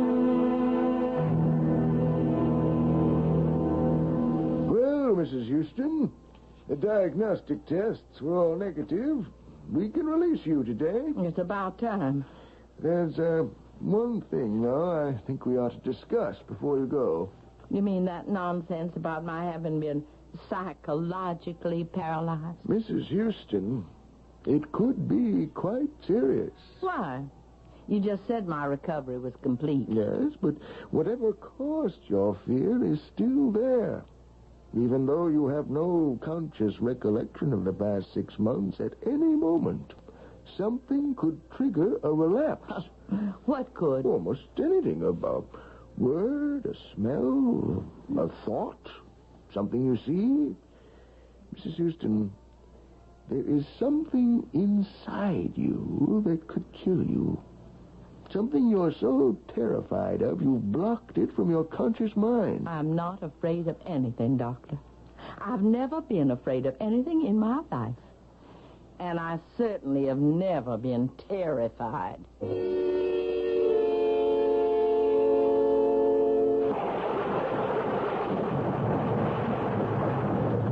And you see, Mama, you have a terrace that looks out over the park. When the rain stops, we can go out there. And there's a full-size kitchen and a separate dining room. A full-size kitchen? Why, the kitchen at Amber Oaks was as big as this whole apartment. I am sorry about Amber Oaks. But Bert thought... Don't tell me what Bert thought. I know better than you what goes through that mercenary head of his. An apartment. We can fix it up nice. Now, what's this room for? Oh, that's the surprise I told you about. Amber Oaks is gone, but I found someone who's going to make you feel at home. Mrs. Collins, you can come out now. Hello, Mrs. H. Amy, our old cook. I called her yesterday, and she agreed to come live here and work for you just like before. Oh. Mama, what's the matter? Oh, Mrs. H, what's wrong? Mama. Oh, she fainted.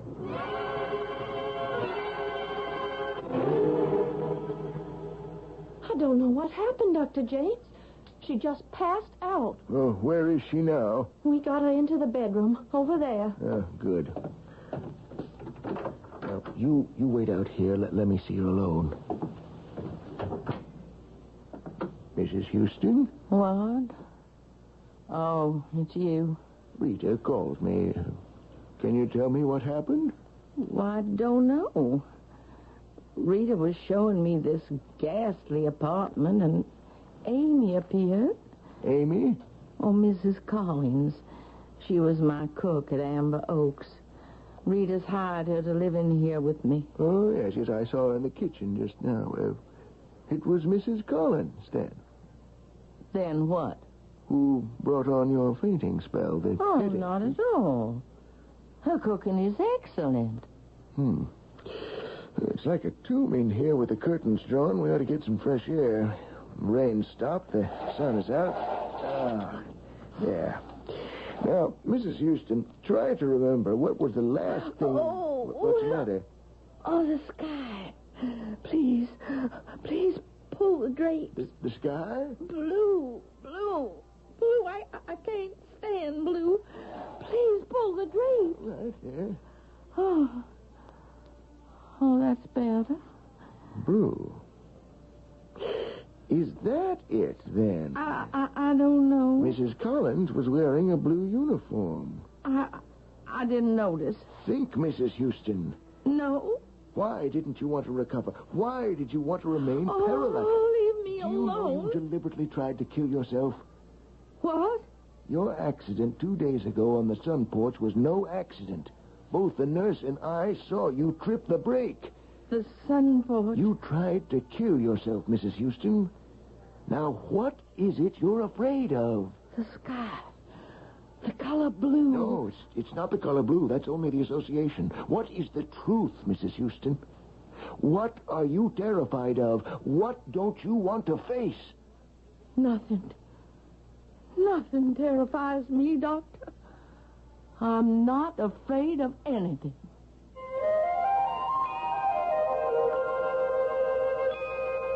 The essence of man, said a great mystic philosopher, is the effort he makes not to die, to persist in his own being. This effort can take many forms, from the building of empires to the procreation of children.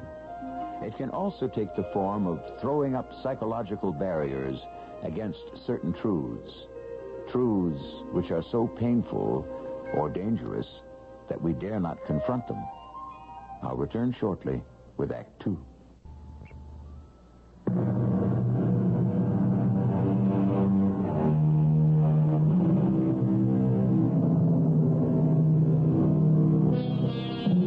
There's a lot written these days about how we can all be our own best friends. Would you say that Eleanor Houston is following this advice? She's evidently wrestling with some demon in her subconscious, and according to Dr. James, she was even prepared to kill herself in order to escape that demon. If he is correct, then it must be a terrible thing indeed that she knows and wants to forget. How's Mama, Doctor? Is she going to be okay? For the time being, yes. But for how long, I can't say. She might just as well have a time bomb inside her, yet she refuses to admit it's there at all. Well, at least I found out what it was that caused her to faint. Blue. Blue what? Just blue. The color blue. Sky blue, to be exact. Like Mrs. Collins' uniform. Why should a color upset Mama so? Oh, I imagine it's associated with her first accident in some way. Can you remember the day at all? Well, was the weather clear? No. I think it was overcast. The rains came up from the Gulf about 6. Mm-hmm. Though what about the dress she was wearing? It was a flower print, not blue. Yeah, this is pointless. It could be any one of 1,000 different things. But we've got to find the exact association and why it terrifies her so we can take the steps to diffuse it.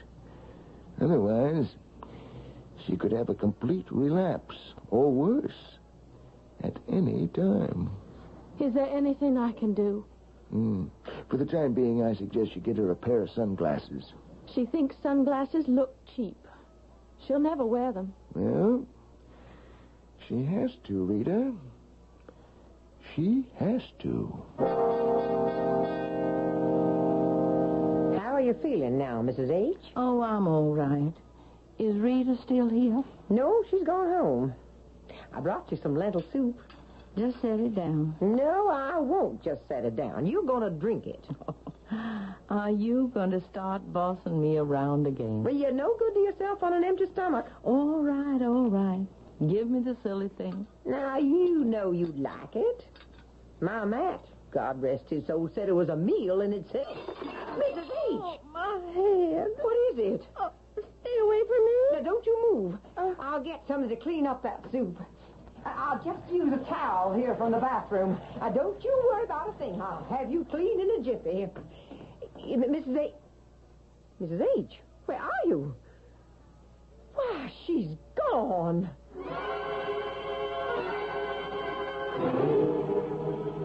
Dr. Jessens. Mrs. Houston, what are you doing out of bed? I got to talk to you. Of course.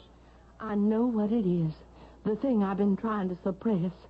I know why I kept myself paralyzed. Why? Because I knew if I recovered that I would die. And die for good this time.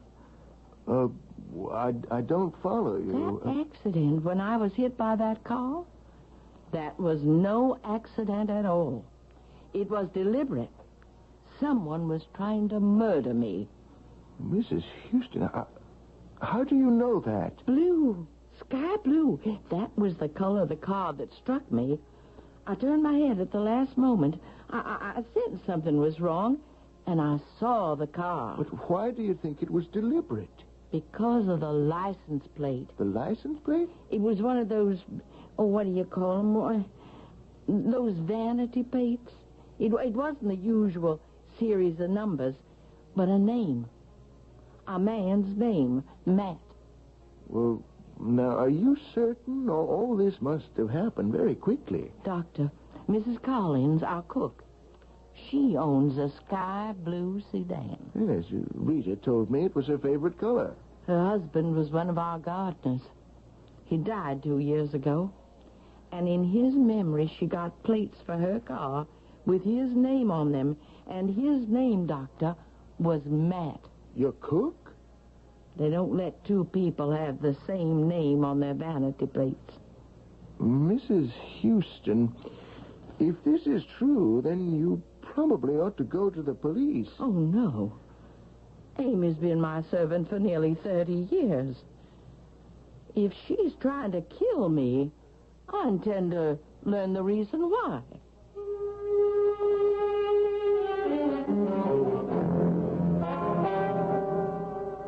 Mrs. H, you're home. What happened? I turned my back for 2 seconds and you disappeared. Why, I forgot something at the hospital, Amy. Well, you should have let me drive you. That would have been ironic, wouldn't it? Why? Tell me, Amy, would you have given me a chance to get in the car this time? As opposed to what other time? A time about 6 months ago. What time is that? I'd like to go down and have a look at your car. Well, now, Miss H, I don't think it's a good idea for you to do so much driving around in your condition. Oh, I didn't say I wanted to go anywhere. I want to go down and look at it. I want to stand right in front of it and stare at it.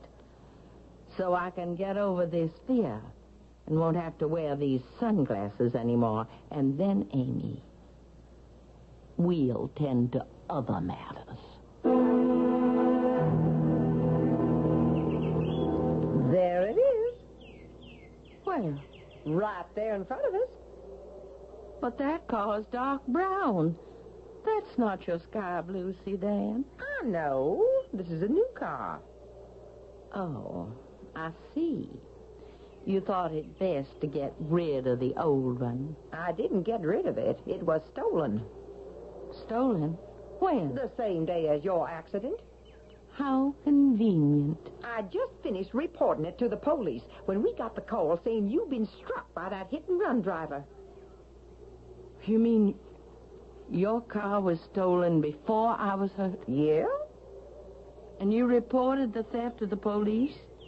They can verify that? Well, yes.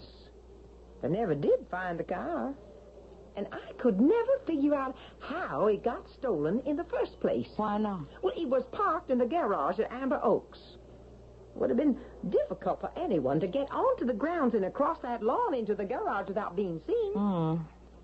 Unless they came from the house. Oh, yes, but that would have been even more. Who was at the house that day?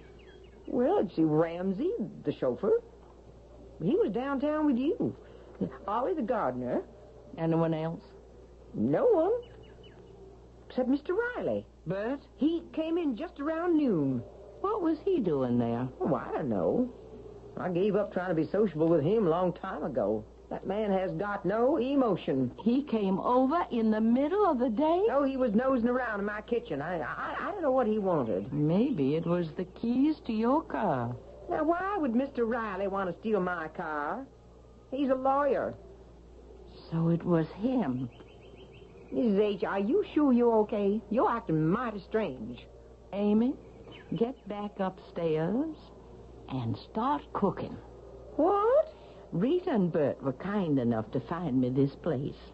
I think I ought to have them over for a cozy little apartment warming and a nice long talk. Oh, Mama, this fish is delicious. Mrs. Collins hasn't lost her touch one bit. How about you, Bert? You finding any bones? No, ma'am. You hoping maybe I might? Oh, Mama. I don't hope any such thing, Mother Houston. Cease taking that presumptuous familiarity with me, sir. Well, we can sure tell Mama's made her recovery, can't we? Is my estate back in my hands now? I've started the proceedings. How much did you make from the sale of Amber Oaks? I made nothing. The estate grossed close to $2 million. Where's the money now? I had to make certain investments for tax purposes. He invested in a new shopping center. They're planning to build at a very good location here in town, Mama. My beautiful Amber Oaks has gone to finance a shopping center. Well, it wasn't an easy decision, of course, but it was like pouring money down the drain to keep up such an enormous estate. My money? Yes, but... But yours someday, is that it? It was impractical. Impractical. Do you know what you are, Bert Riley? A Snopes. One of those low-life peasants William Faulkner used to write about, whose grasp goes no higher than his wallet. You are a barnacle on the keel of society. You've no culture, no refinement, no past. You know the price of everything and the value of nothing. Mama. And as for you, young lady, have you forgotten your heritage? You are descended from cavaliers, from the aristocracy. And you go and marry this social climb, an ambulance chaser who's got the ethics of a ferret. I don't have to stand for this. Oh, yes, you do, Bert Snopes Riley. And you'll have to go on standing for it as long as I'm alive, however much you might wish it otherwise. Mama, what are you saying? Oh, Bert knows what I'm saying, don't you, Bert?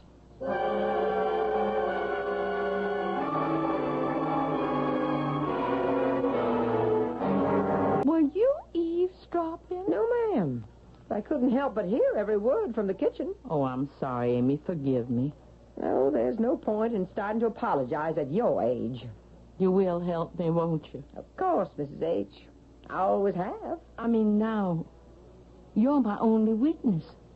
You're the only other one who knows Bert tried to kill me. I know that.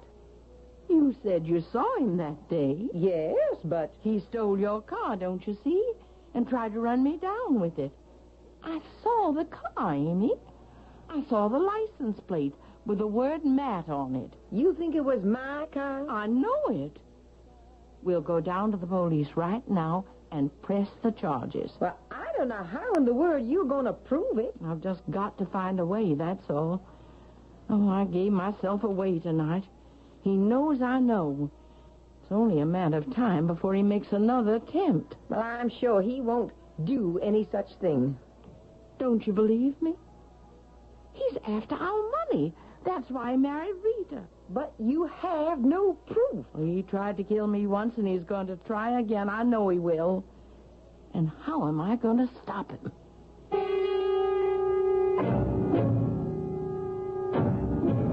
It has been said that we prefer misfortune to non-existence.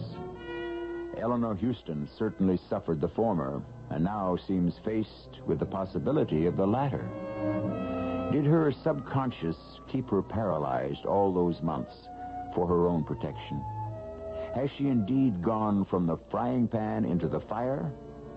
Or are her suspicions merely another example of her cantankerous nature? We'll pursue the matter to its surprising conclusion when I return with Act 3.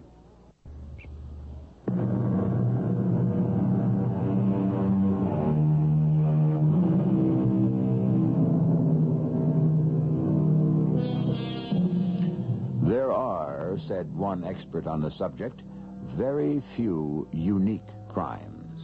Most have been committed before and will be committed again. Certainly, the attempted murder of an older member of a family by a younger for the purpose of securing an early inheritance is no newcomer to the annals of wrongdoing. But the details of our present story make it somewhat unique. In the first place, we cannot be sure murder was even attempted. But assuming it was, the would-be murderer has not been arrested. In fact, he is not even suspected. And the victim has nothing to go on but a shard of memory and a bit of circumstantial evidence. I'm scared, Amy. For the first time in my life, I am scared. You want me to call Dr. James? Oh, what good will a doctor do me? No, I need proof. Some kind of proof that will put Bert Riley in jail. Mrs. H., everybody knows you don't like the man. Now, what's that supposed to mean? Well, I know you're upset by that sale of Amber Oaks, but that was an error in judgment, not a crime. It was no error. Well, I'm sure if he did anything illegal, your lawyers will discover it. Are you patronizing me? Now, I won't stand for that. Mrs. H., let me call the doctor. Out. Leave. I don't need you to live here hovering over me. I'm not an invalid, and I won't be treated like one. I'm descended from the heroes of the Confederacy, and I'm perfectly capable of fending for myself and protecting myself.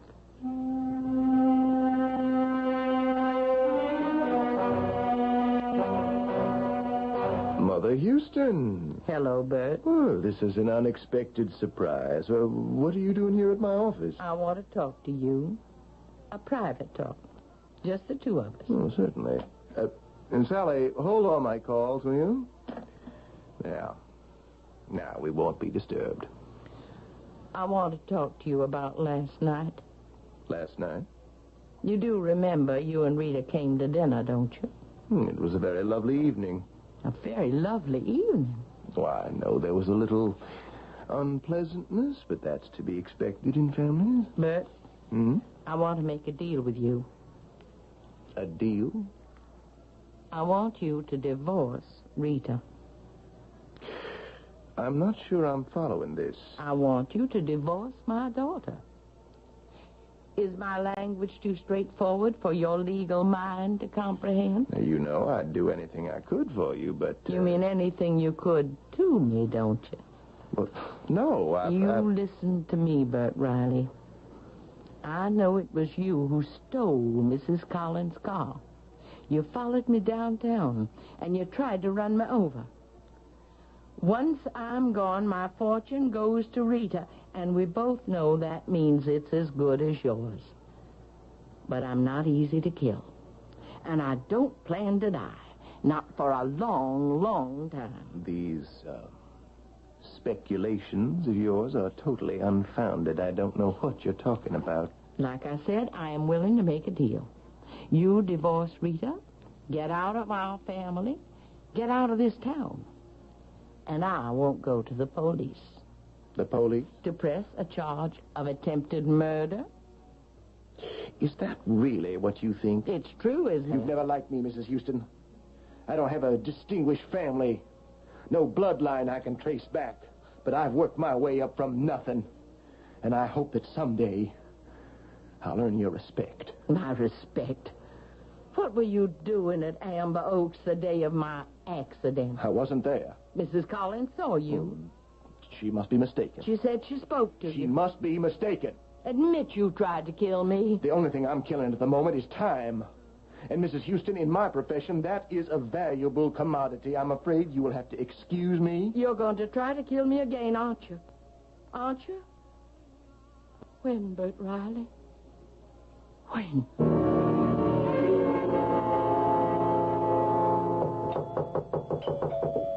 Come in.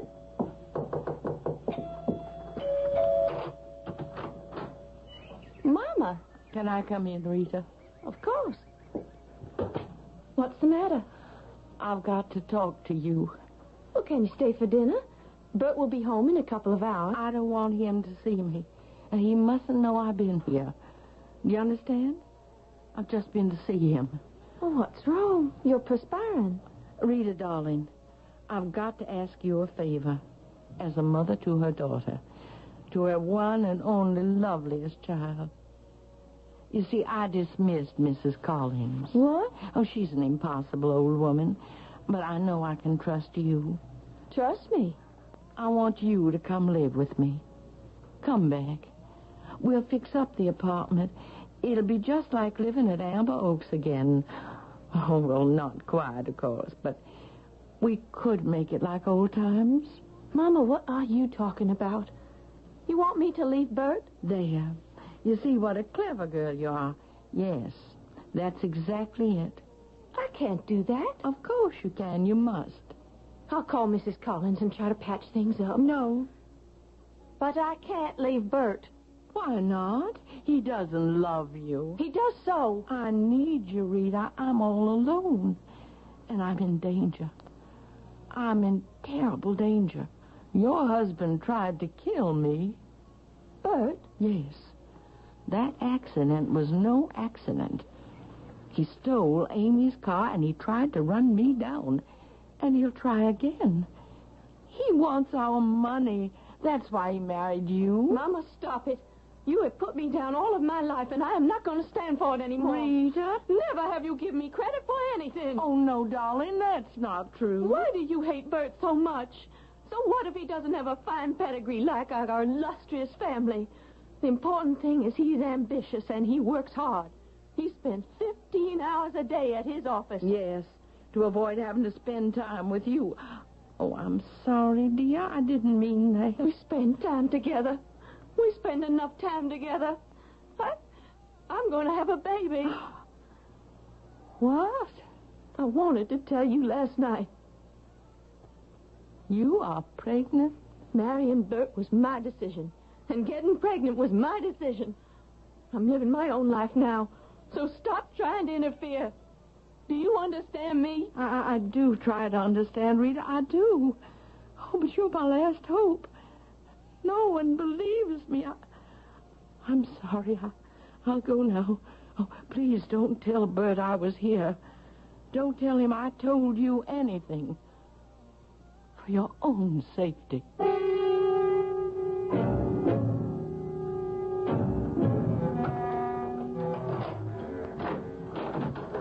Mrs. Collins? Amy? Oh, please be here. Please. I need you. I'm afraid. Amy? She's gone. The things are gone. I'm alone. Oh, what am I going to do? Honey, I'm home. Oh, Bert, I'm so glad you're home. Oh, I need a drink. Well, what's the matter with you? I'm worried about Mama. No? What's wrong now? She came over this afternoon. I told her we were expecting a baby. Why'd she come here? It doesn't matter. Honey, what did she say to you? I wish she didn't hate you so much. She has this fantasy that you're trying to kill her. Oh? If you ask me, I think her accidents have addled her brain. She told me she fired Mrs. Collins. What? Oh, they had a fight over something, and Mama sent her packing. Maybe I should go spend the night with her. Oh. No. No, she can take care of herself. But she's all alone in that apartment. What if she has another accident?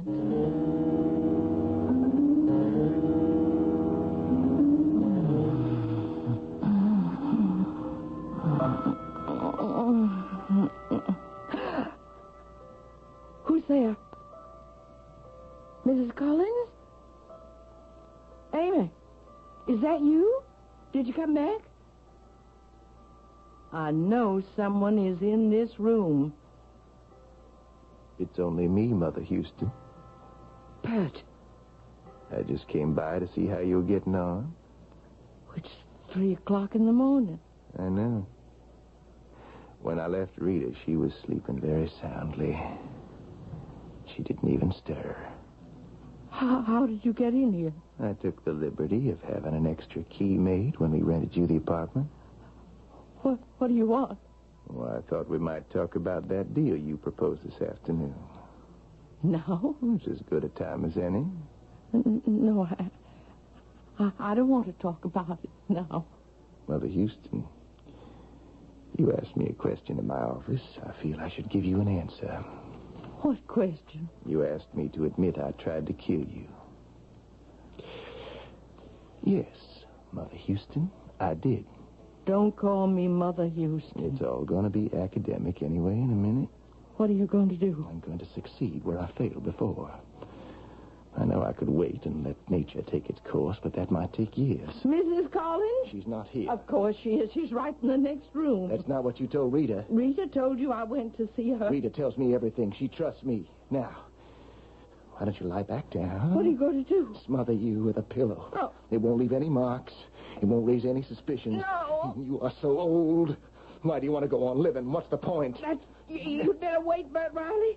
I went to my lawyer's this afternoon. What for? When I came home after seeing you and Rita and realized I was completely alone, I did the one thing I could do. I went to my lawyer's and I made out a new will. You're not leaving your estate to Rita? Oh, no. Well, that won't work. We'll simply contest the will. You don't have to do that, Bert.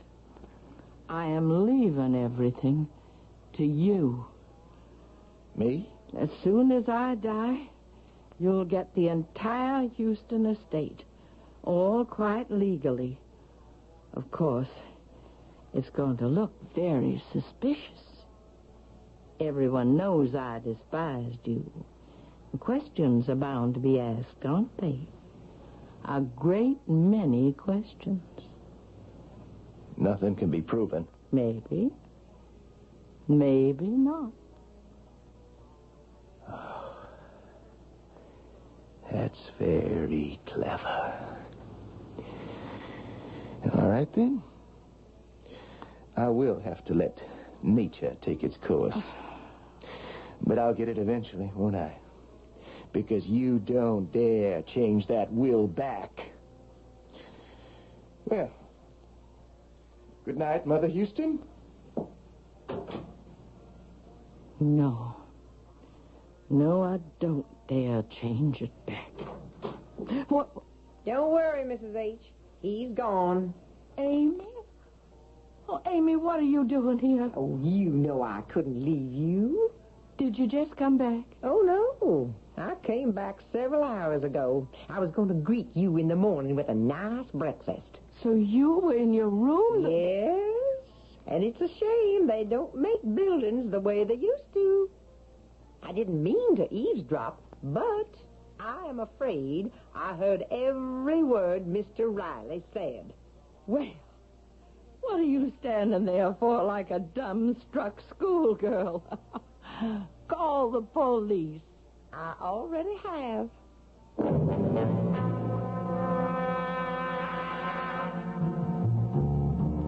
Edward Dahlberg once noted that most of man's acts are contrary to his own best interests.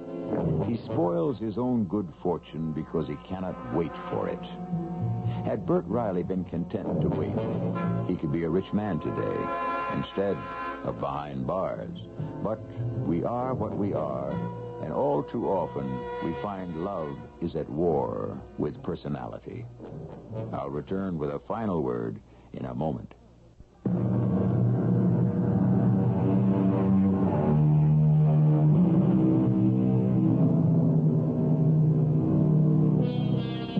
A final word on personality. Bert Riley almost succeeded in his second attempt to kill Eleanor Houston, and one of his biggest allies was the old woman herself. Her domineering and melodramatic nature served to obscure from Amy and Rita the very real danger she faced. But at the crucial moment, it was her personality which also saved her. That and a bit of luck. Our cast included Mary Jane Higby, Joan Shea, Russell Horton, and Jada Rowland. The entire production was under the direction of Hyman Brown. And now, a preview of our next tale. I dislike to disturb you at home, especially on the Sabbath. Well, that's all right. I did call your office, but there was no answer. I don't mind, Alexandra. How can I help you? Help me. I'm afraid no one can help me now. What are you saying? Yes, because, you see, I broke the commandment, thou shalt not kill. Alexandra. I have killed. I have taken a life, a human life. Is this you, Alexandra Edison? I have shot and killed Mr. Martin K. Beasley. Alexandra, don't do anything. Don't touch anything.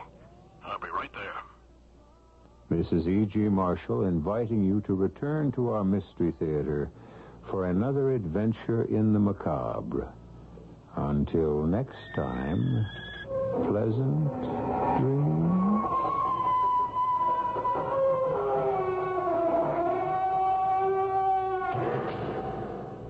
Then?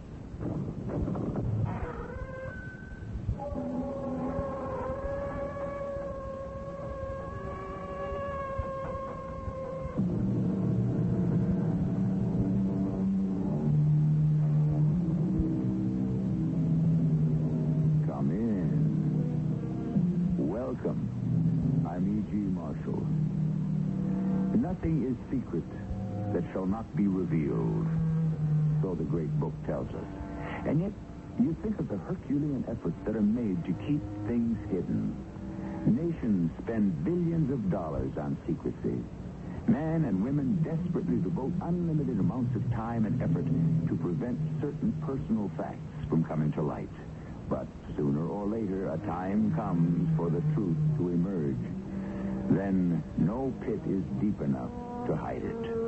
No vault strong enough to confine it. And no friends devoted enough to deny it. Why did you want to see me? Step this way, Senator. A bit further off the road. Wait a minute. What is that? Anyone can see it's a pistol, Senator. I'm going to kill you. Why? I don't know you. You don't know me. That's true. Then why? Think, Senator. In all your life, have you ever done anything you deserve to die for?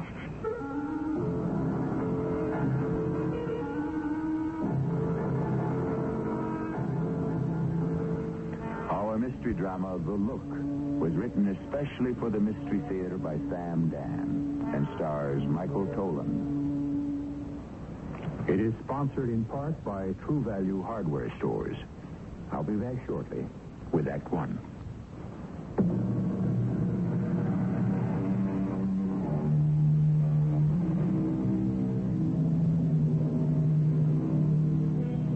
As the poet said, I drank at every vine. The last was like the first.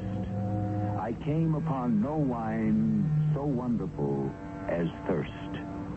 Thirst. To thirst is to live.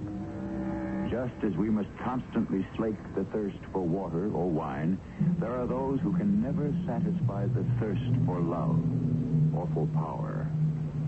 Our scene, one that is quite familiar to all by now, a public hearing held by a Senate subcommittee. Thank you, Mr. Chairman. I have only a few questions to put to this witness. Mr. Dorian, we are all unaware, completely innocent of how you make your living. Will you tell us the source of your income? I must respectfully refuse to answer that question, Senator. But you do have an income. I must respectfully refuse to answer that question. Respectfully. Are we then to understand that you have no income? I must respectfully refuse to answer that question. Mr. Dorian, I have seldom seen anyone so splendidly turned out as you are. That suit is obviously the creation of a master tailor. Shirt, tie, shoes, everything speaks of elegance. May I ask where the money comes from to indulge such expensive tastes? I must respectfully refuse to answer that question, Senator. I ask all of you here to look upon one of Fortune's elect. He is supplied, it seems free of charge, with a wardrobe fit for a king. We know he lives in a luxurious penthouse, and evidently no one presses him for the rent. He is obviously well-nourished. And yet, from whence comes the wherewithal? How does he manage to survive, indeed thrive, without any source of income? Could you enlighten us, Mr. Dorian? I must refuse to answer that question, Senator. Respectfully. I have no further questions, Mr. Dorian. But neither I nor this committee nor the American people are finished with you. Mr. Chairman, I reserve the balance of my time. All right. Turn it over. I think they're due to recess for lunch anyhow. Isn't Frank absolutely magnificent, Dad? We have a presidential candidate. I don't know if he wants it. He wants it. Well, he told me he didn't. He has to say that. It's a matter of form. You mean he has to lie to his wife? Especially to his wife. Why? We never held any secrets from each other. And you see, when a man becomes president, his wife loses him. I refuse to believe that. No. The presidency comes between you. And he senses that already. That's why he's protesting to himself that he doesn't want it. But it's all ritual. I want him to become president. He'd make a great president. And I'll do all I can to make him see it. Well, I've been talking to people. Are they impressed? If the convention were tomorrow, he'd be taken very seriously. But it's a year and a half away. That's why we have to be careful. Very careful. Listen to us sitting here plotting. It's like one of those old Byzantine intrigues. Yes, well, politics never change. Hey, is Frank coming home for lunch? No, he has a date with guess whom? Elizabeth Atwell. Oh, the Dowager Empress of the Washington Press Corps. Well, our boy has arrived, really and truly.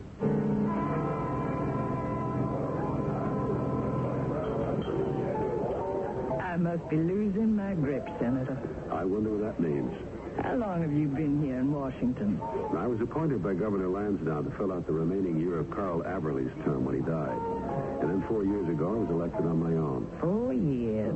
And I've never interviewed you. Why should you interview a junior senator from a small western state? I should have spotted you. You work hard, you do a good job, you're respected on both sides of the aisle. In addition, You also married well. I like to think so. Irma Hurley, smart, attractive, Lou Hurley's daughter. Lou Hurley, formerly Hurley and Bassett. Quite possibly the most prestigious law firm in Washington. Yes, Lou's retired. He's concentrating on my career. And now, this committee.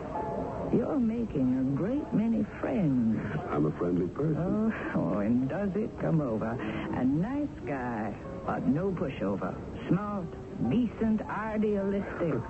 I don't remember, Liz. Did I check my halo at the door when we came in? And this morning, the way you handled that, well, he is a punk, isn't he? The contrast between you was simply electrifying. Yes, he's a punk, the worst kind. A protected punk. But we'll find out who's behind him. And I'm sure there's considerable influence and power there. It can reach pretty high. I don't care how high it goes. Al Dorian belongs to me.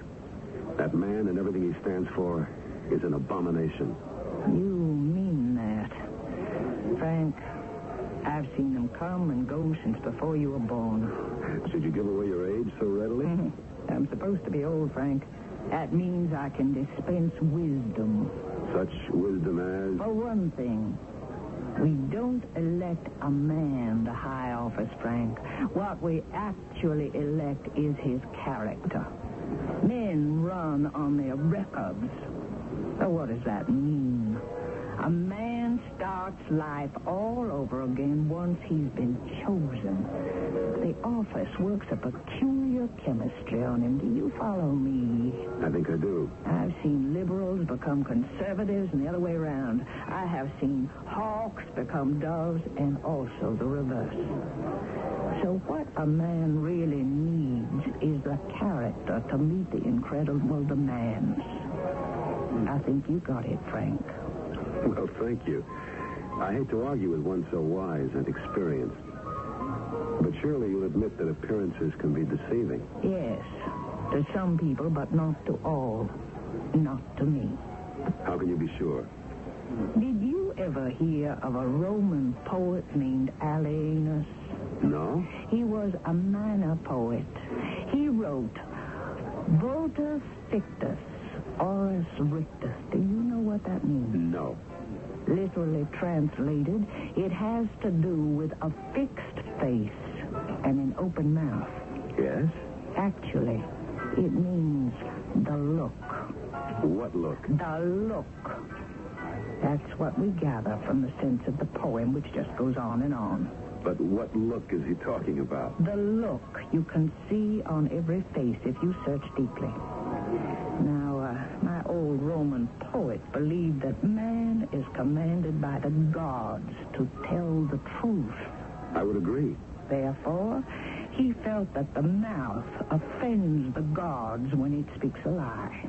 That's one way to think about it. Therefore, the gods brand this mouth, this Oris Mendactus, this mouth of a liar, with a look. You haven't told me what kind of look. It's just a look. You know it the moment you see it. That crook on the stand this morning, that Al Dorian. Does he have the look? Oh, yes. Yes, absolutely. Can you describe it? Well, it, Of course you can't. It's a look without a shape. Time for Radio Mystery Theater. The CBS Radio Mystery Theater presents...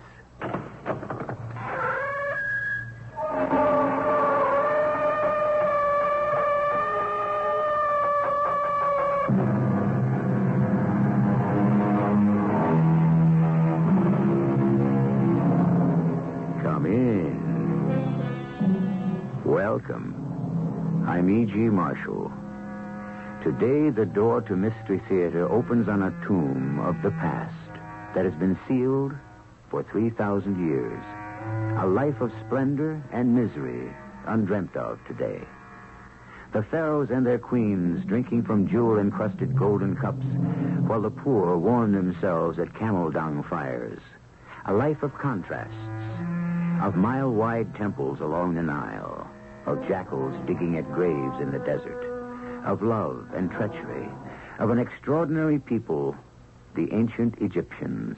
Mother, I know it's been arranged for me to marry Nefertiti, but why can't I wait for 1 year before I take a wife? Because it has been arranged. You will be crowned Pharaoh and marry the same day. Nefertiti frightens me. She hates me. She despises me. Mother, she won't make a good queen. Oh, yes, she will.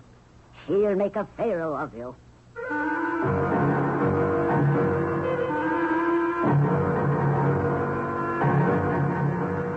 Our drama, The Vulture Screams, based on fact and the findings of archaeologists, was written especially for the Mystery Theater by G. Frederick Lewis and stars Tammy Grimes. I'll be back shortly with Act One.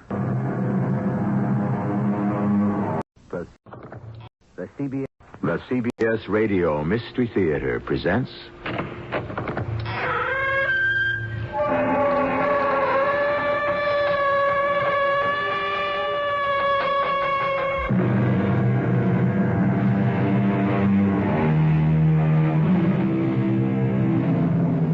Come in.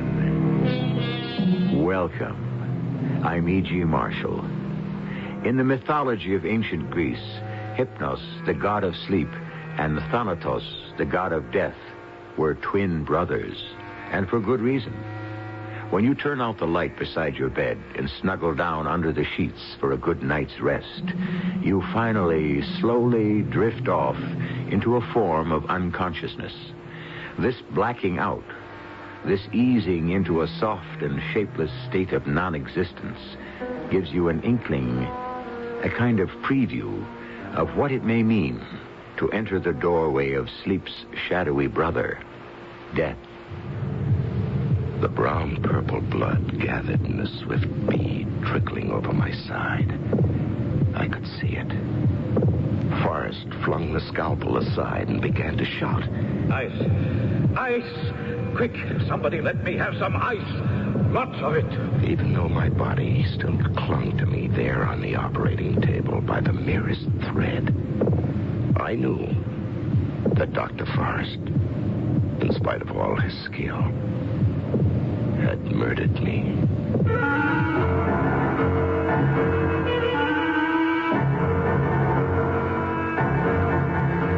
Our mystery drama, The Long, Long Sleep, was suggested by a short story of H.G. Wells and was especially written for the Mystery Theater by Arnold Moss. It stars Larry Haynes. I'll be back shortly with Act One.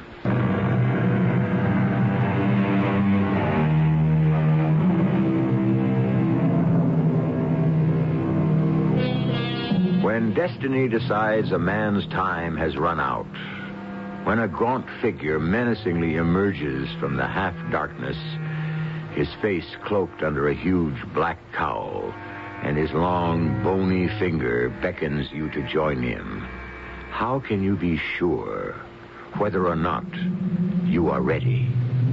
By what signs do you recognize this to be the final eternal sleep, the sleep from which no one awakes?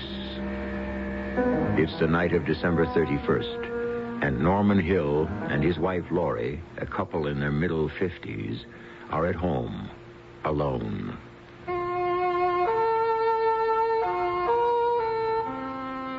New Year's Eve, the end and the beginning. For the first time ever, Laurie and I had decided to stay home together. Why? I wasn't really sure. But there was an unknown something that was bothering me. Only a couple of minutes to go, Laurie. Oh, and another year will have gone by. Mm-hmm. You don't feel bad about our not going out? Norman, of course not. What we're doing makes the only sense. This is perfect. Yeah. Just the two of us alone. In an apartment that's begging to be painted. Well, I'll have the painters in any day now, I promise. Okay. Ooh, now let's get to that jar of caviar. Right, and real imported champagne, the best that money can buy. Now, when you get the promotion they've been promising you at the office. Yeah, and the very good chance of my book being picked up as a paperback. Oh, Norman, I'm a very lucky woman. And I love you very much. And, Laurie, I love you. Still, after all these years, you don't want to trade me in for a later model? Not just yet, dear. But I'm delighted to be stuck with what I've got. For a while, anyway. Well, thank you, darling. You're still very sweet and so romantic. And this is it. Oh, have some of the toast and caviar. Yes, of course. Oh, it's great. It's wonderful. Happy New Year, darling. Oh, Happy New Year to you. And with luck, to another 30 years together. Well, at the very least, I'll drink to that. To us. What is it, Norman? What's wrong? Norman? What's happening? What can I get you? Norman? Speak to me. What is it?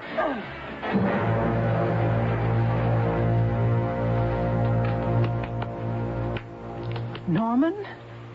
Norman, darling. Open your eyes. You're frightening me. Are you all right? Where? Laurie. Oh, everything's going to be all right. You started to drink your champagne. You began to choke. And suddenly you passed out. For long? 5, 10 seconds, maybe. You all right now? Yeah, I'm fine. Just fine. I think. Has this happened before, Norman? I didn't want to worry you. Recently? The last couple of weeks, 2 or 3 times. Oh. Once at lunch with a couple of the fellas from the office. Have you been in pain? No, not really. Well, you've got to see a doctor. Yeah, I suppose so. Maybe I will. No maybes, Norman. Tomorrow morning you make an appointment with Forrest Haddon. What, New Year's Day? It's a holiday, even for doctors. Well, then the next day, Tuesday. Yeah. Maybe it's not a bad idea. I'll call him at home. Norman, you just scared the living daylights out of me. Yeah, I guess I did. Anyway, Happy New Year, darling, to both of us. Laurie was scared, and I was, too. If you've made up your mind you want to go on living, then you make up your mind to follow the rules, the doctor's rules. Forrest Haddon, who was one of my closest and most trusted friends, put me through the most thorough physical examination I'd ever had in my life. Every test in the book. And then a few days later at his office. Norman, I've never kidded any of my patients, least of all you. I don't see the point. When, Forrest? How soon? The operation? Yesterday, Norman. No. The longer we wait, the greater the chance we take. We? Do they suspect at the office? No, of course not. And, Laurie? Laurie is something else. Oh, what do you say? I'm all yours, Dr. Haddon, I guess. I've already called the hospital. They can take you Thursday morning. That's day after tomorrow. I wouldn't wait, Norman. Okay. Then Thursday morning it is. And, the odds of my survival, of my, pulling through? Oh, I'm a doctor, Norman, not a gambler. I don't give odds. But if you did? All right, I'd say an even 50-50. No worse? No worse. You'll be at the hospital Thursday morning at 8, admitting room. Where are you headed now? The office, then home. Think I'll walk. Clear my head a bit. Do you mind if I walk along with you? You were my last patient. No, of course not first. Are you sure? Yes, I'm sure. You're afraid I'm about to dissolve into a huge mess of self-pity and despair, aren't you, Forrest? I might take it into my head to do something rash, right? Could be. And if I did? Oh, that would be very foolish. Well, what would be the sense? None. No, Forrest, you're wrong. At this moment, I feel absolutely nothing. Not self-pity, not despair, nothing. Just a big emptiness. As if I were already dead. This afternoon, as I walked along with Forrest Haddon facing the possibility of my own death, it was all very strange. Every deep, passionate feeling I might have had, depression, fear, resentment, anger, was in some curious way drained out of me. There was nothing left inside me except a bloodless, tranquil resignation to a 50-50 chance of the inevitable. Now, there's no point in minimizing the danger, Norman. It's a very tricky, delicate procedure. Oh, I'm not an alarmist, you know that. I know what I'm doing, and I'll be working with a team. And as we trudged through the snow across from the park toward my office, Forrest kept on assuring me that my life was in the most capable hands. But I couldn't get over the feeling that here I was, living in the very real shadow of death, without my being able to do a thing about it, to control in any way what was happening to me. And what surprised me most was the fact that I was unmoved by the whole thing. I was cool. I was calm until... Norman, look out! Move! Well, what happened? That big pot with a plant in it must have toppled off the roof of that penthouse. The wind must have blown it. It's a good thing you saw it coming, Forrest, and pushed me out of the way. Yes, just in time. It missed my head by inches. Split your skull right in two. Well, come on, let's not stand here, Norman. Let's move before anything else happens. Yes, thank you. Thank you, Forrest. Thank you very much. For a moment, I'd been brought back to reality.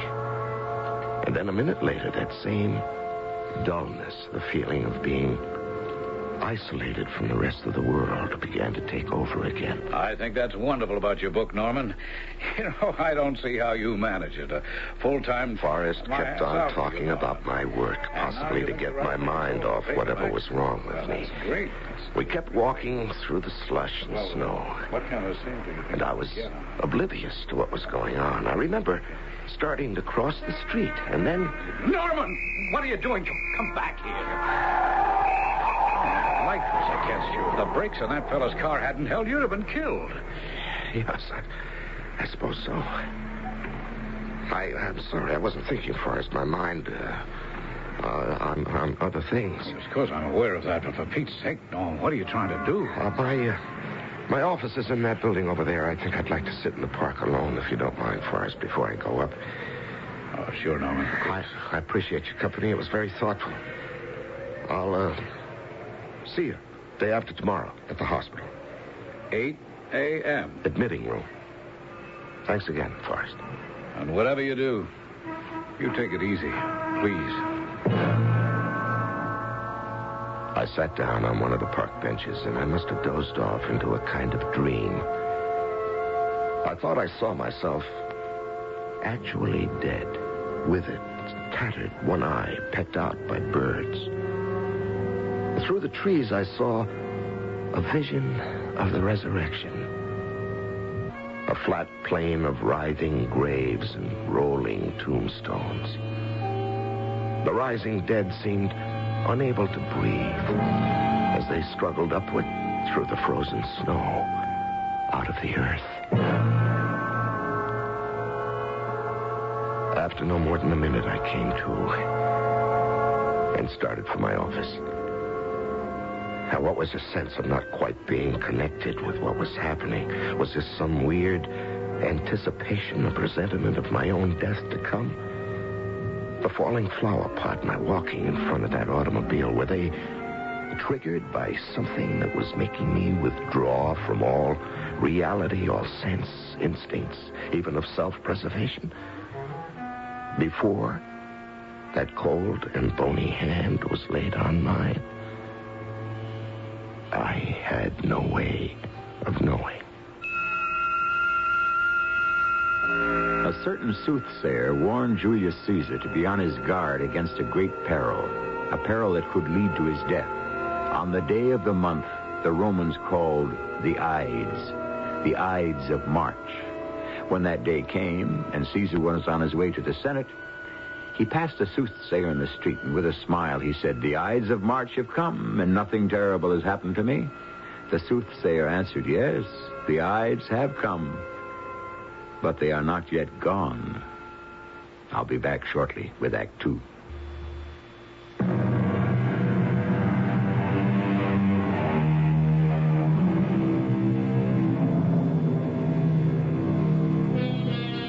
Death is the veil which those who live call life.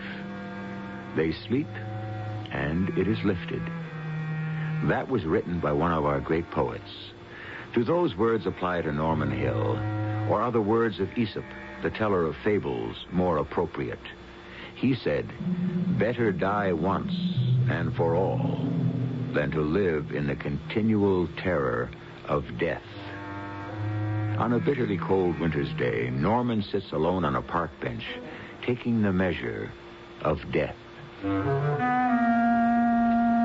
The year was only a few days old, the beginning of things. I wandered slowly out of the park toward my office.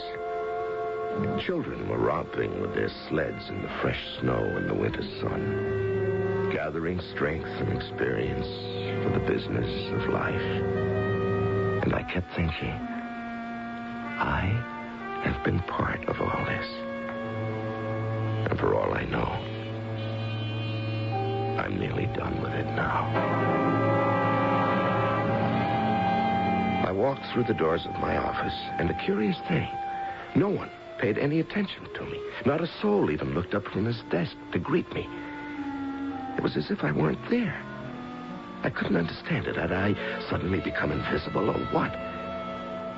I got to my own little cubicle of an office, and I felt a sharp jab of pain just below the heart. My office was bare, completely bare. The chair and the desk were gone, the carpeting, my books, the pictures on the walls, everything. My nameplate on the door, even that had been removed. And for the first time since leaving the doctor's office, I lost the feeling I'd had. That feeling of numbness. Now, what's been happening here? Where are my things?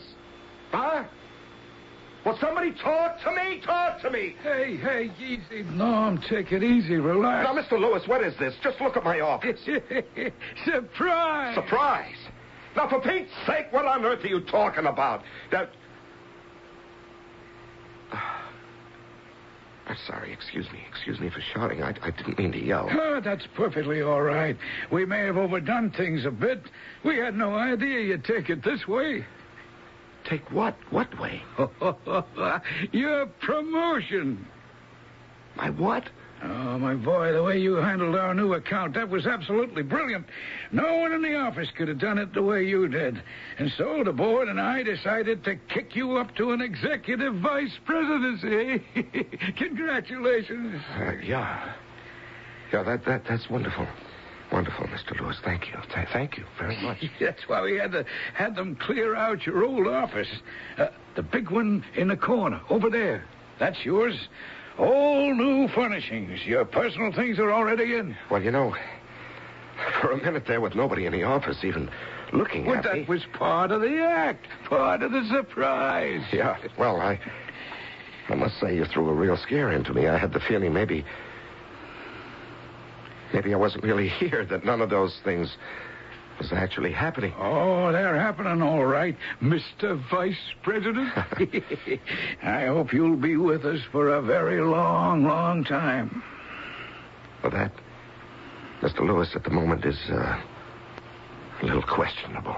Questionable? Well, I'll know better on Thursday morning. Now, look, we're ready to match any offer anyone else is making you. No, I doubt that you could match this one, Mr. Lewis. Anyway, I wouldn't call it an offer. Not exactly. On my way home, I found myself lost again in a shifting maze of thoughts about death. I felt more and more certain that on Thursday morning, I was going to die under the operation. Laurie? You home, dear? It's me. My wife wasn't home. She was shopping, of course. Shopping. At this time, something very odd was going on. The chairs, the The sofa were all covered with big white sheets. Every surface of every table had been cleared. The drapes had been taken down.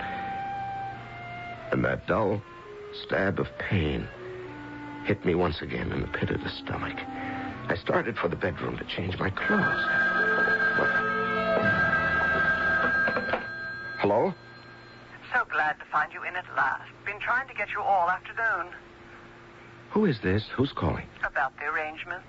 The director wasn't quite clear about one or two of the details. What arrangements? Which details? Who is this? First, he wasn't altogether certain how many limousines you had ordered. Limousines? The remains will be properly embalmed, of course, as ordered. But was it your desire to have the lid of the casket of the departed left open or closed? Now, would you, for heaven's sake, tell me who this is? Sir, you are not answering my question. Now, before I hang up on you for the last time, who are you? Who is this? The Golden Rule Funeral Services, of course. Serving families, as you know, with dignity and sympathy at all modest costs since 1898. This is the secretary of the director speaking, Mrs. Havencastle. Funeral services? Why are you calling us? Well, isn't this Mr. Yamashita? Mr. Shizuki Yamashita? Or have I, by some mischance, got a wrong number? Oh, sister, have you got a wrong number? Sorry, terribly sorry. I drifted back into the bedroom. Is that you, dear? Oh, what a surprise. What a big surprise. Laurie? Have you been home all this time? Well, of course, in the other bedroom, trying on a couple of new dresses I bought. I had the door shut. Is that one of the new dresses? Mm-hmm. What do you think? And what are you doing home? At this time of day, that is. Well, it's been a long day.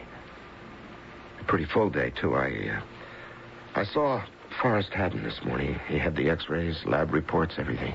And he's operating on me Thursday morning. That soon? Yeah, my chances of getting through the operation are no better than 50-50, Forrest says. Laurie, at the office, I've been promoted. Executive vice president. New office, new everything. Isn't that wonderful? Yeah, vice president. Maybe for one whole day. What do you mean by that? Well, I could be dead day after tomorrow. Norman, dear, worrying about it isn't going to help. Now, both of us, we have to think positively. And feeling sorry for yourself won't help. You know, a strange phone call as I came in. Funeral parlor. What? Yeah, it was the wrong number, they said. Now, Laurie, what on earth is going on here? Now, what's wrong? Tell me what's wrong. Norman, you're hurting me. Let go of me, please. What's the matter with you? Why have you got sheets all over the furniture? Why is everything cleaned up and put away? As if we or you were going on a long trip someplace, as if I were making arrangements to close down the place. Now, why? But, darling, you know as well as I do. The painters are coming in to do the apartment tomorrow morning. Tomorrow? Now, try to control yourself. I know the strain you've been under. It's not been easy for me either. I don't know. Your whole attitude since I came in, like I was speaking to a stranger, the way you look at me, the way you talk. It's all in your mind. As if for some reason you were frightened of me. As though you were looking at a ghost. Somebody who'd come back from the grave. Norman. That dress you're wearing. What about Well, when you take it off, that's what a widow wears, isn't it? You're in mourning for me already. Oh, Norman, you can't mean what you're saying. That's a black dress. It's black. Out of respect for the dead. Let me turn on the lights. Now, what color is my dress, Norman? It's blue. It's blue, isn't it? Kind of a navy blue. I thought it was black. I'm sorry. It's all right. Laurie, what's wrong with me? Oh, you're upset, Norman. Terribly upset. And you have every reason, every right to be. Oh, look, darling, why don't you lie down for a bit? You know, when Forrest told me about my chances of pulling through, my body, my mind, everything seemed to go numb, lifeless. As if this were about to happen to somebody else, not to me. And then it suddenly hit me. This is happening to me.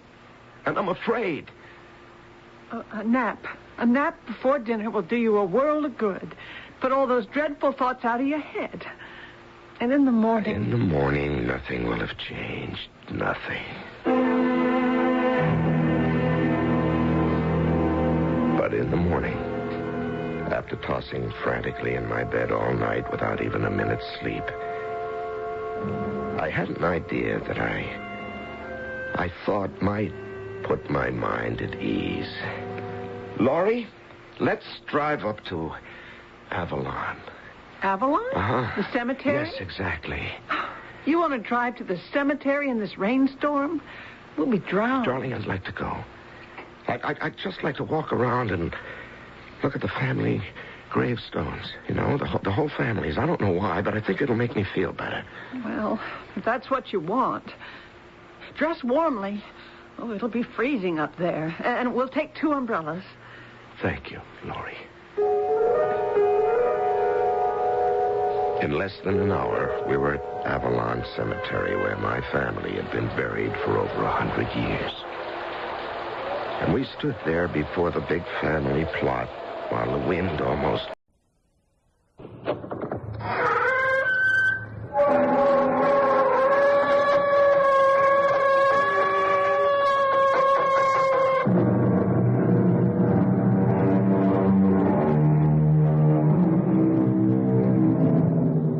Come in. Welcome. I'm E.G. Marshall. If I were to ask you for the sweetest 3-word phrase in our language, the 3 words which best quiet fears and quicken hope in the heart, what 3 words would you give me? Probably you'd say, without much hesitation, I love you. Am I right? Of course. But think again. Are there not another 3 words which comfort and gladden in much the same way?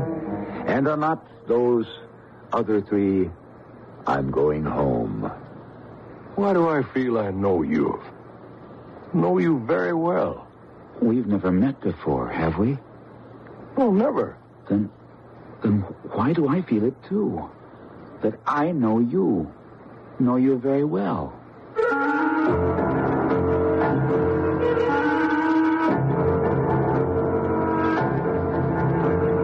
Our mystery drama, The Wandering Wind, was written especially for the Mystery Theater by Elspeth Eric and stars John Beale and Terry Keane. The CBS Radio Mystery Theater presents...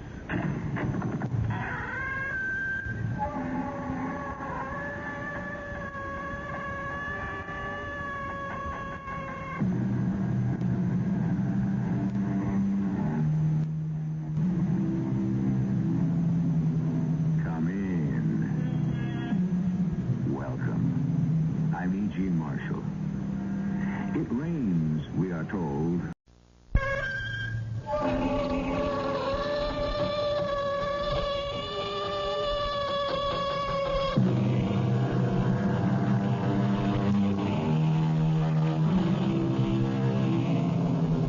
Come in. Welcome. I'm E.G. Marshall. Pro tali numismati tali mercis, said the philosopher. And it means, simply, you get what you pay for. Well, one hesitates to argue with ancient wisdom, but that isn't necessarily so. There are times... Our mystery drama, Let the Buyer Beware, was written especially for the Mystery Theater by Sam Dan and stars Joan Lovejoy. I'll be back shortly with Act 1.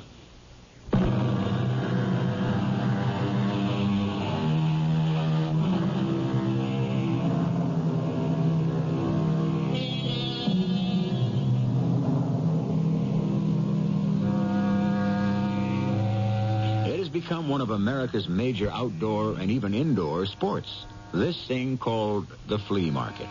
Every Sunday, seemingly endless processions of station wagons, vans, pickups, trailers, and whatnot head for crowded meeting places where antiques, semi-antiques, not quite antiques, and just plain junk are destined to change hands. We invite you to wander about this particular flea market with our heroine, Marcy Virtue. And should you see something tempting, remember, these places operate under a simple rule that was promulgated by the ancient Romans. Caveat emptor. Let the buyer beware. Hi. Can I help you? Well, I notice you've been looking at the lamp. It's nice. It could be a genuine Tiffany lamp. It's very pretty. And very reasonable, considering. Actually, I was wondering about the table. The table? The table the lamp and the books are resting on. Oh, the table? Yes. It is for sale, isn't it? Well, sure. Or how much do you want for the table? Well, say, $50. How much? Listen, 25 and you got a deal. Alex? Alex, wake up. What? Alex? What? Marcy, what's the matter? Alex, I simply have to talk to someone. Do you know what time it is? I think it's 2 o'clock. Oh, it's 2 o'clock in the morning. But I have to talk to you. 2 o'clock? About what? My conscience. Your conscience? Yes, Alex, my conscience. Oh, go to sleep. Alex, I did something unethical today. Oh, darling, it's 2 o'clock in the morning. Alex, I cheated a man today. You what? I cheated him, knowingly, deliberately. How? Come on downstairs and I'll show you. Now? Right this minute. Oh, Marcy. Please, Alex. Oh, boy. All right, so? But don't you see? What am I supposed to see?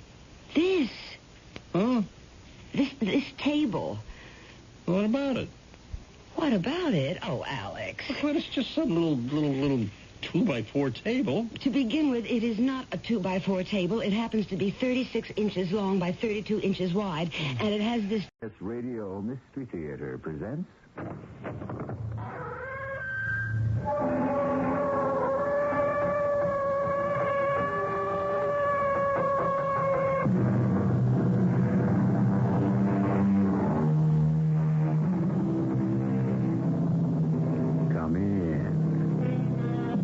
Welcome. I'm E.G. Marshall.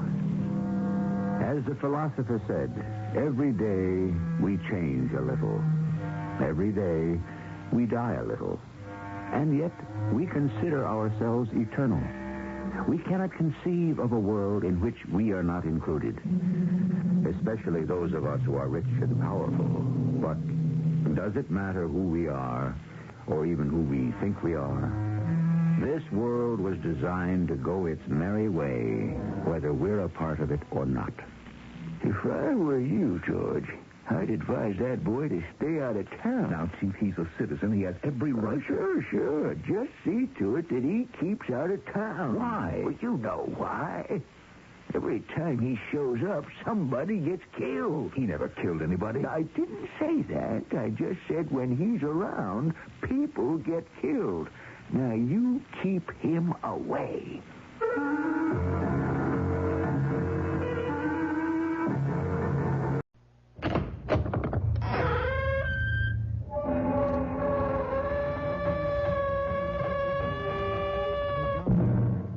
Come in. Welcome. Welcome to Mystery Theater. I am Hyman Brown. If it works, it's obsolete. So says Marshall McLuhan. Alas, he must be speaking of other endeavors than crime. For in crime, if it works, it's up to the law to find a way to stop it as quickly as possible. But the clever criminal resists detection with every means at his disposal, fair or foul. And that puts the law at a distinct disadvantage. One must rely on clues. But what if the criminal has invented a new method of crime? One in which what is obsolete is the evidence. Sheriff, what brings you out here again? There's been another murder, Professor. Another? Like the first one? Yep. But that's 2 murders in 2 days. Isn't there anything you can do? No. We've got the bodies. We have the murder weapons. We can even construct a reasonable theory why the murders were committed. But the thing is, I got a feeling none of this is going to lead us to the murderer.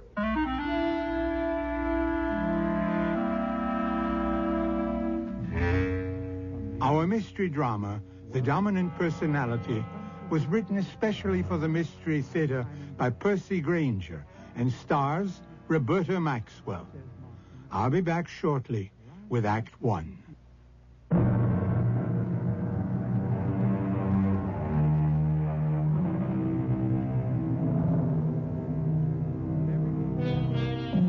Imagine a rural area in the northern United States, an area so remote the only roads are old logging trails, an area of glacial lakes, dark forests, where the population is so sparse every house is an isolated outpost. In the summer, the tourists come to boat and fish, but with the fall, they return to the city, and those few who remain, the natives, settle back into solitude. Such existence breeds persons of marked character, capable of coping with any situation. That is, with almost any situation. Rod? Hey, Rod! Rod, you home? Oh, his car's in back. He must be... Rod, where the heck are you... Yes? Oh, excuse me, ma'am. I was looking for Rod Talbert. My name's Olivia. Oh, I'm Murdoch Ross. I'm the county sheriff in these parts. I just dropped by to check on Rod's cabin since he's been gone. Would you like to come in? Well, is Rod here? He went for a walk. He'll be back soon. Oh, thank you. I was just trying to get a fire going in the fireplace.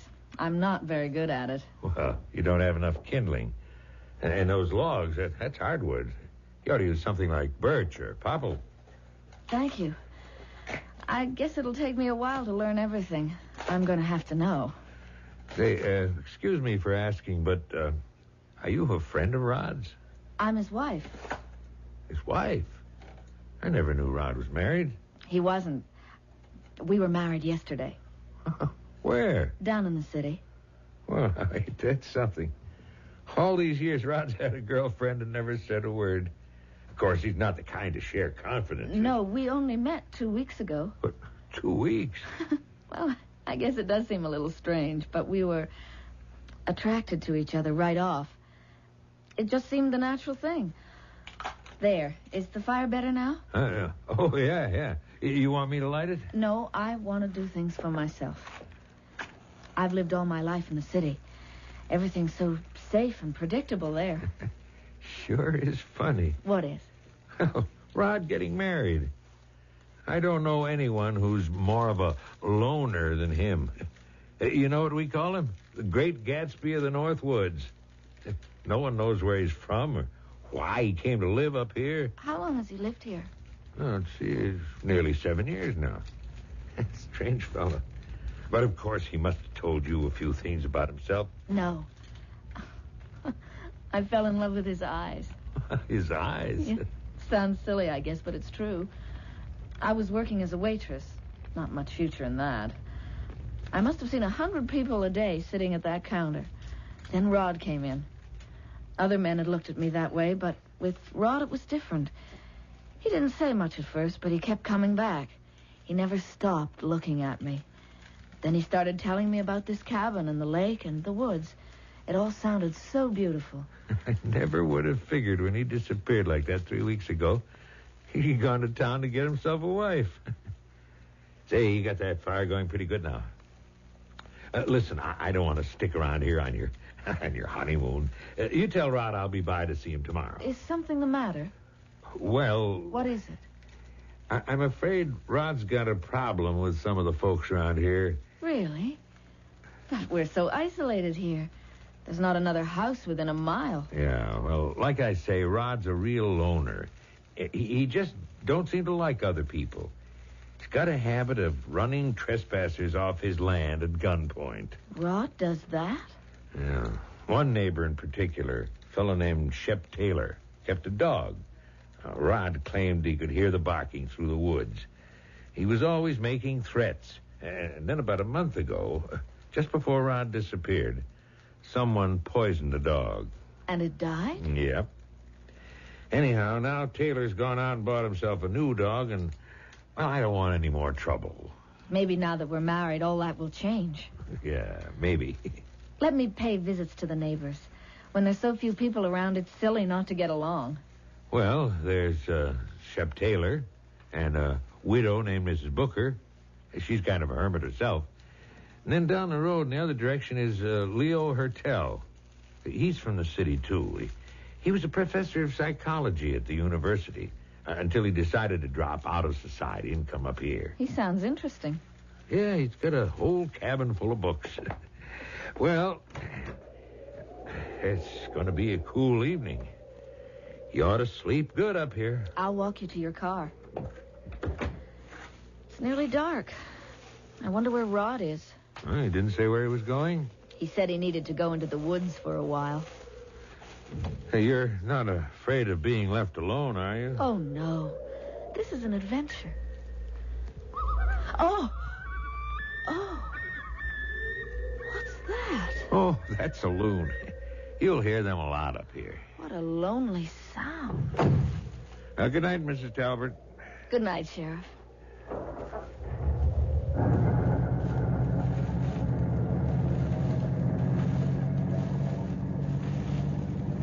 What did he want? Rod. What was Murdoch doing here? He came by to check on the cabin. You should have seen his face when I answered the door. Why was he checking the cabin? To make sure everything was all right, I guess. He seems like a very nice man. He's okay. I'm glad you're back. Where did you go? Just walking. Through the woods down by the lake. You love it out here, don't you? Yeah. I think it's even more beautiful than you described. Look at the autumn colors. And not another house in sight. Oh, what's that? Damn. Rod, what's the matter? That sounded like it came from Taylor's place. Rod, the sheriff said Mr. Taylor had a dog that was poisoned. So I heard. He said he's bought another. But it's not so bad. You can barely hear it. Let's go inside and make some supper. And then get some sleep.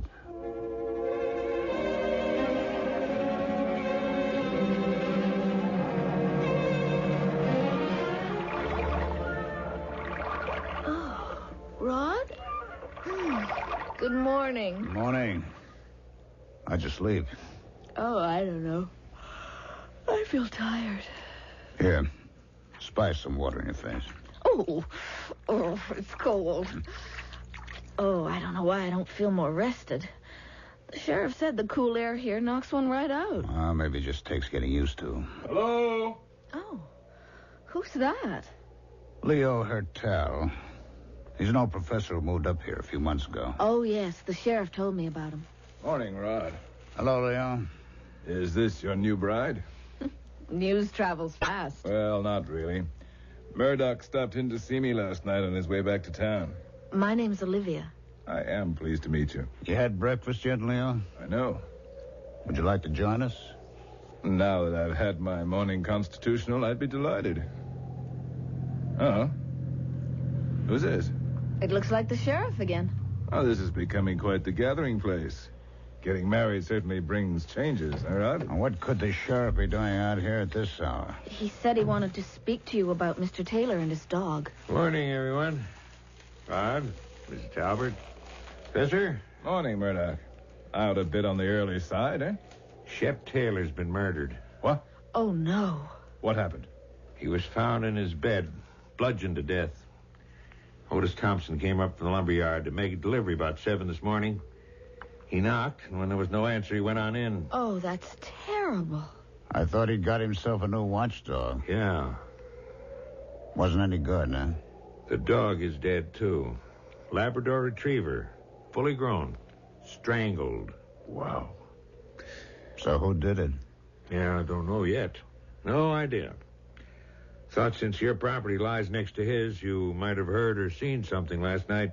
Not me. I was sleeping like a log. And Miss Talbot? I didn't sleep very well, but I wasn't awake. At least I didn't hear anything that I can remember.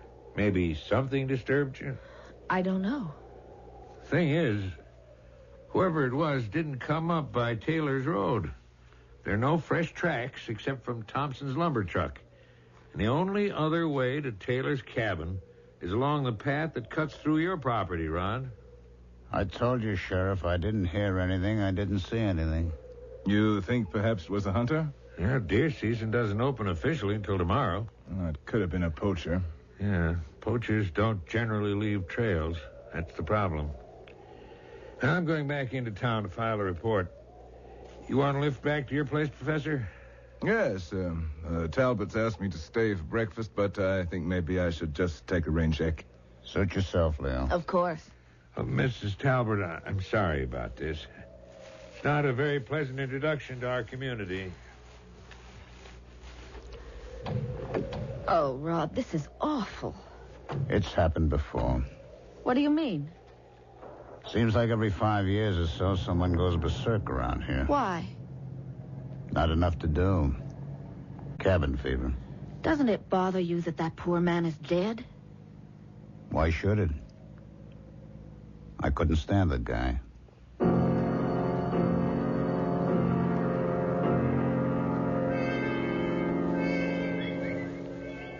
Professor Hertel? Oh, Miss Talbot. Oh, what a pleasant surprise. Am I disturbing you? No, I was just sitting out here reading an old book, but a visitor around here, that's an event. Can I talk to you? Certainly. Is something the matter? The sheriff said you used to be a professor of psychology. Yes. What is it? It's about Rod. I'm worried. I'm beginning to think maybe I don't really know him at all. We got married so quickly, but he seemed like the kind of person one could trust. He's certainly a good-looking fellow. But I think I've made a mistake, Professor. A terrible, terrible mistake. It may seem out of place at this point to quote the famous American humorist George Ade, but he once observed that those who marry to escape one thing usually find something else. However dull Olivia thought the routine she was shedding when she came under the spell of Rod Talbot, she may well have stepped into a situation even less desirable. Far less desirable. In fact, deadly. Mystery Theater will return with Act 2 shortly.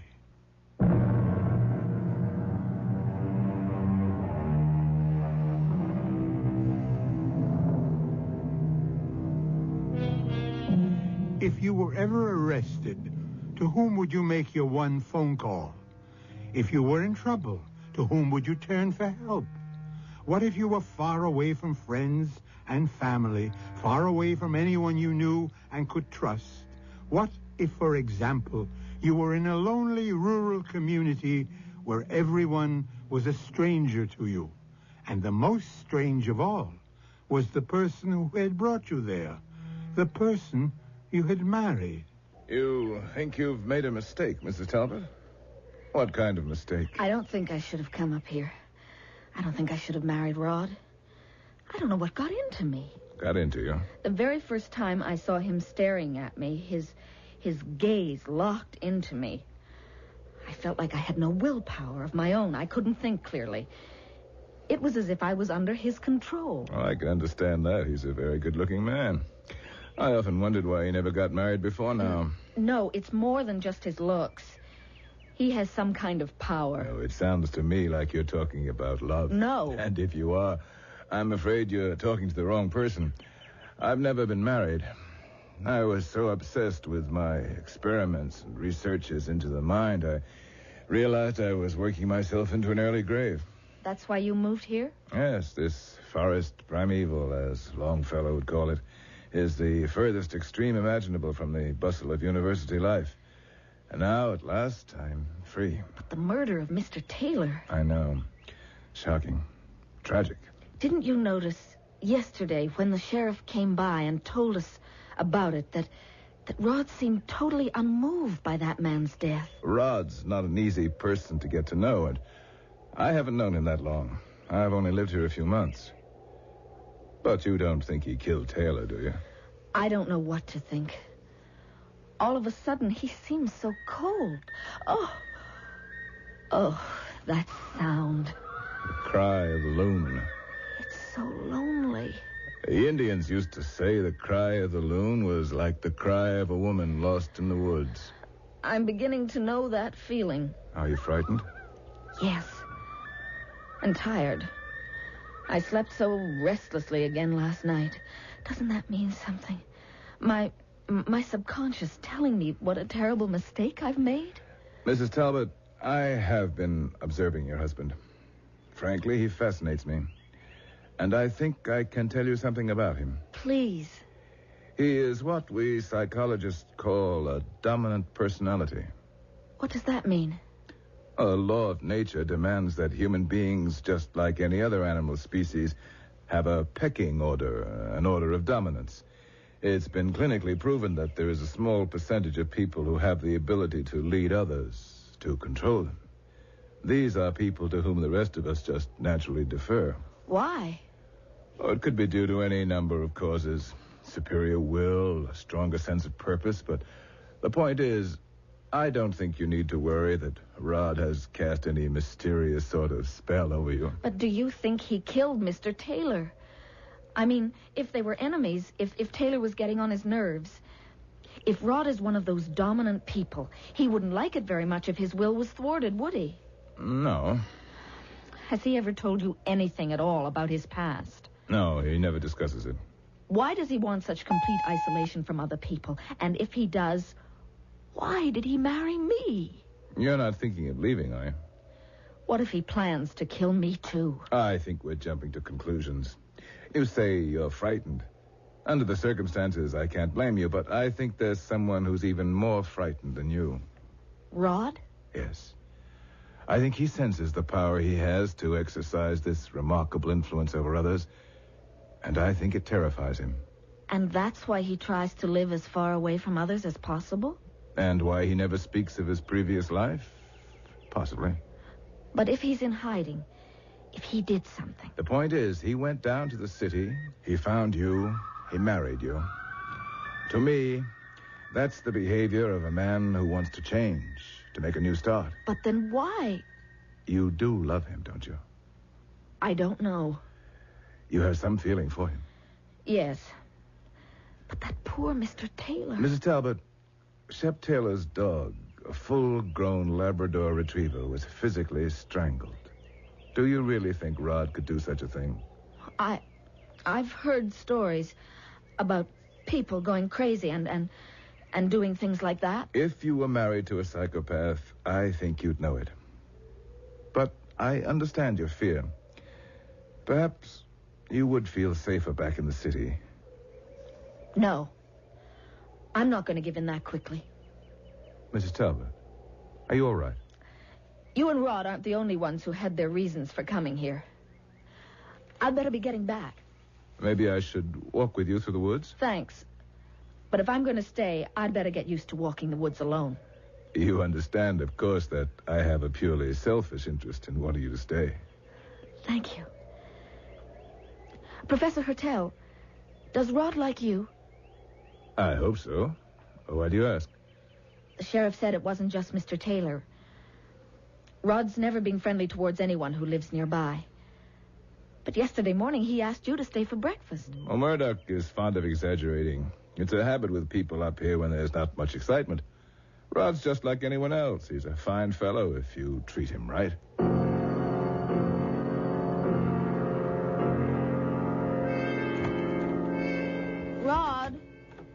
Rod, I'm back. Are you here? Morning, Mrs. Talbot. Sheriff. Pardon my coming on in. It's getting a bit chilly this time of year to wait around outside. I didn't expect you. I didn't see your car. Oh, it's parked down by the main road. I came up through the woods. Is Rod here?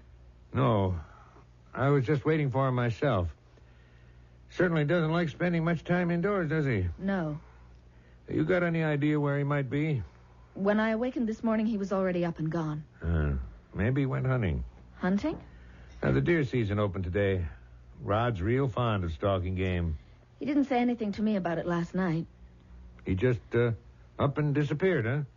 I guess he's still used to living alone. Yeah, I guess so. Why are you here? Because, Mrs. Talbert, there's been another murder. What? Yeah, found the body this morning. Was it someone who lived nearby? No, this one was a hunter from the city. Oh. Made camp down by the river on the other side of the road. Oh, but that land, that's the land that Rod owns. Yep. Was this man shot? No, he died the same way Taylor did. Bludgeoned. Obviously by a person of great strength. Now, some other hunters going upriver by boat spotted him at dawn this morning. I'm sorry. Well, I'm a mite more than that. Where is Rod, Mrs. Talbert? I don't know. I told you he wasn't here when I woke up. Where were you just now? I went to see Professor Hertel. Oh, social call? He's a very nice man. Is there anything you care to tell me, Mrs. Talbert? About what? 2 murders in 2 nights. Don't have to tell you how it looks, do I? No. No. Now, I know Rod doesn't like trespassers, Mrs. Talbert. Well, neither do I. But the penalty for trespassing is ordinarily not death. Do you have proof that Rod did it? No, nothing concrete. There's no smoking gun, as we say. That's why I'm here. Are you a heavy sleeper? I don't know. Why? Yesterday morning, you complained you had a bad night. Yes. And now, how about last night? Why? I just thought you might have been kept awake by Rod's comings and goings. That's not fair. You have no proof against him. Why are you defending him, Mrs. Talbert? Why? That's what you're doing, you know. And it's real odd, because if your husband is guilty, the one person who ought to have the most to fear is you.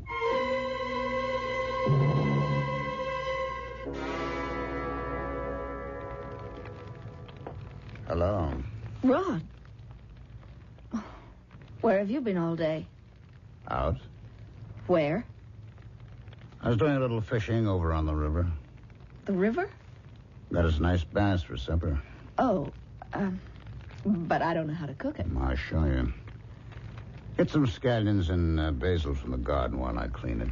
Rod, could we sit for a moment and have a talk? What about it? About us? I mean, about why we got married? Sure. We really don't know very much about each other. We know what we see. What else is important? But what about your past? Where are you from? That doesn't matter. What made you decide to come and live up here? I don't like crowds. I don't like being dependent on others. Were you ever married before? Why? A woman likes to know things like that. Why? What difference does it make? Were you? Olivia, we'll get along fine if certain doors just remain shut. Why did you use that image? What image? About doors staying shut. What's the matter with it? It's like the story of Bluebeard and his castle with the door he tells his wife never to open. The door to the room where the bodies of all the other women he's married and murdered are. What's the matter with you? You crazy or something? If you don't like people, why did you marry me? I don't talk about feelings. Okay? How come you're so nervous anyway? If I'd known you were going to be so nervous, I never would have picked you. Rod, there was another murder last night. What? Down by the river, on your land. The sheriff was here. He wants to see you. He thinks I did it. Does he? Yes. Huh. I don't know anything about it. But I can tell you this much. I didn't do it. Now, come on. I'll show you how to cook this fish. And then we can go to sleep.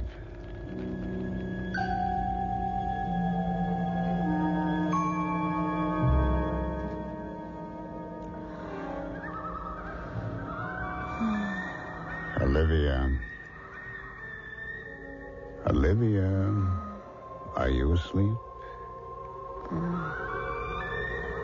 Listen to me. You've done very well.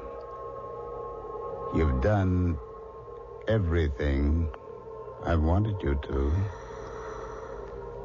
Olivia, can you hear me? Yes. Olivia, I want you to go out again tonight. I want you to go to the professor's cabin this time, Olivia. And I want you to kill him just the way you killed the others. And then you will come back here to bed. Do you understand? Do you understand? Farewell contentment, farewell the quiet life. So said Desdemona when she realized she was hopelessly in love with the charismatic Othello. Olivia Talbot might well echo her words, for she too seems to have come under the spell of a powerful man. But if Rod has indeed mesmerized her in order to use her to create for himself a perfect solitude, then her plight is even more desperate than the fair Venetians. For at least Desdemona was able to enter into her marriage with her eyes wide open. Mystery Theater will return with our conclusion in a few moments.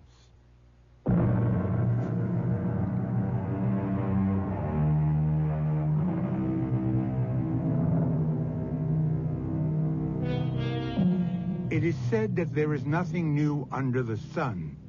But under the moon, that's a different matter.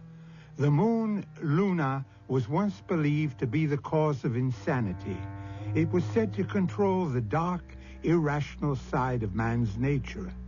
Today we know that isn't true. The only connection the moon has to the irrational forces in our story is that it is shining fitfully down on Olivia Talbot as she walks along a desolate country road. Hey! Hey! Hold it up there! Who is that? Mrs. Talbot. Mrs. Talbot. Yes? What the heck are you doing out here? I'm going to see the professor. Leo? Leo Hertel, yes. Do you know what time it is? It's past midnight. I was just making a final patrol before heading back to town. That's nice. Say, you aren't in trouble, are you? Excuse me. I must keep going. No, wait. What are you doing out here in your nightgown? Aren't you cold? Thank you. No. Mrs. Talbot, are you all right? Mrs. Talbot, wake up! Wake... What? Oh, Sheriff. Where am I? You're out in the middle of the road, and it's 1 o'clock in the morning. Oh, it's cold. Here. Take my jacket. Oh, how did I get here? You look like you were walking in your sleep. Here, get into the car. No, I don't think I should. Why not?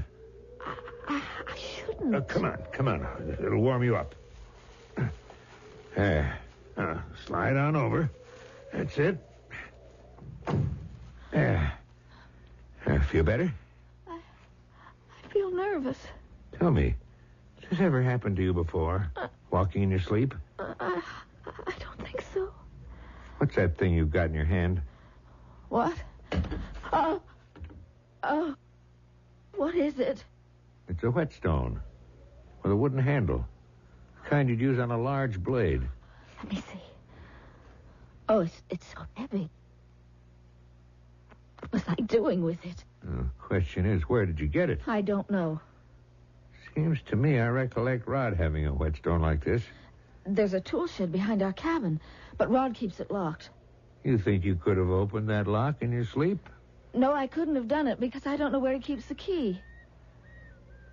Mrs. Talbot, why were you going to see Leo Hertel? Was I? That's what you said before I shook you awake.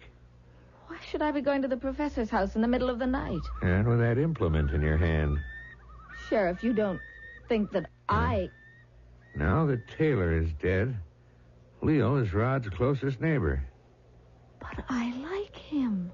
But what about Rod? Rod likes him, too. I mean, he certainly doesn't have anything against him the way he did with Taylor. You heard him the other day. He even asked him to stay for breakfast. I don't pretend to know what goes on inside that man's head, Mrs. Talbot. You don't think that Rod... But what did he do? Hypnotize me? Oh, that's not possible, is it? I don't know. I don't know what goes on these days anymore. I think you're making a mountain out of a molehill. If you're suggesting that I'm susceptible to hypnosis and that Rod has been using me to kill people. Would you like me to take you into town? Now? What for? Well, maybe you'd feel safer. I'm not afraid. You could stay with us. I'll have my wife make up a bed for you. No. I want to go back to Rod. Why? I want to be with him. Look, Mrs. Talbot... I'm not afraid of him. Please take me home, Sheriff. That's where I belong. That's where I want to be.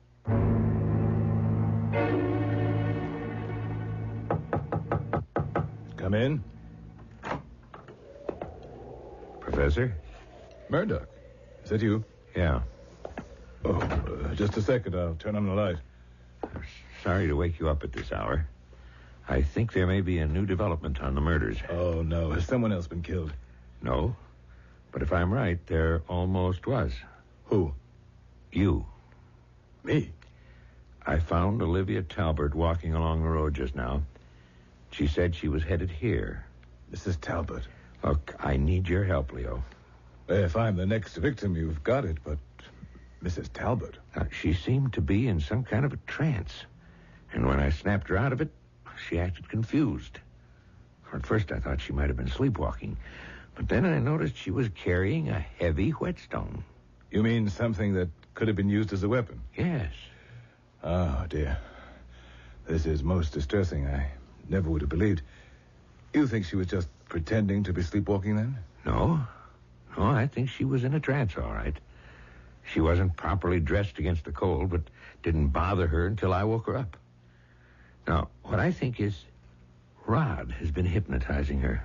That's a pretty fantastic proposition, Murdoch. Well, that's what I want to know. You're a professor of psychology. I was. Is that kind of thing possible? Yes, theoretically, I suppose. It would depend on the powers of the dominant person and the suggestibility of the subject. But whoever's killing these people would have to be strong as an ox. Taylor's dog was strangled. Subjects often exhibit supernormal strength while under hypnosis.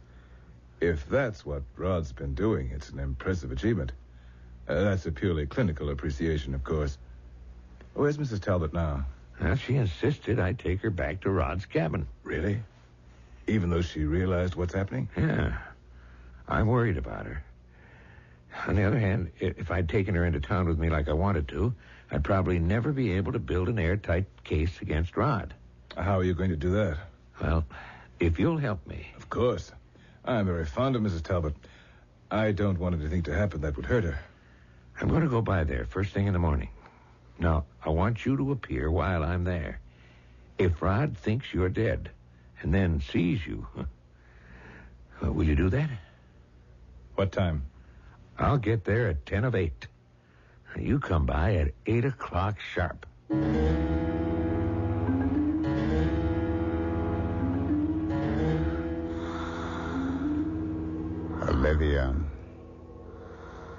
Olivia, you returned much too quickly. I know. Did you do what I asked you to? I tried. Is the professor dead? No. Why not? I didn't go all the way to his cabin. You didn't listen to me. I don't want people around me. I want to be rid of all of them. Do you hear me? Yes. I want you to go out again, Olivia. Now. And this time, I don't want you to fail.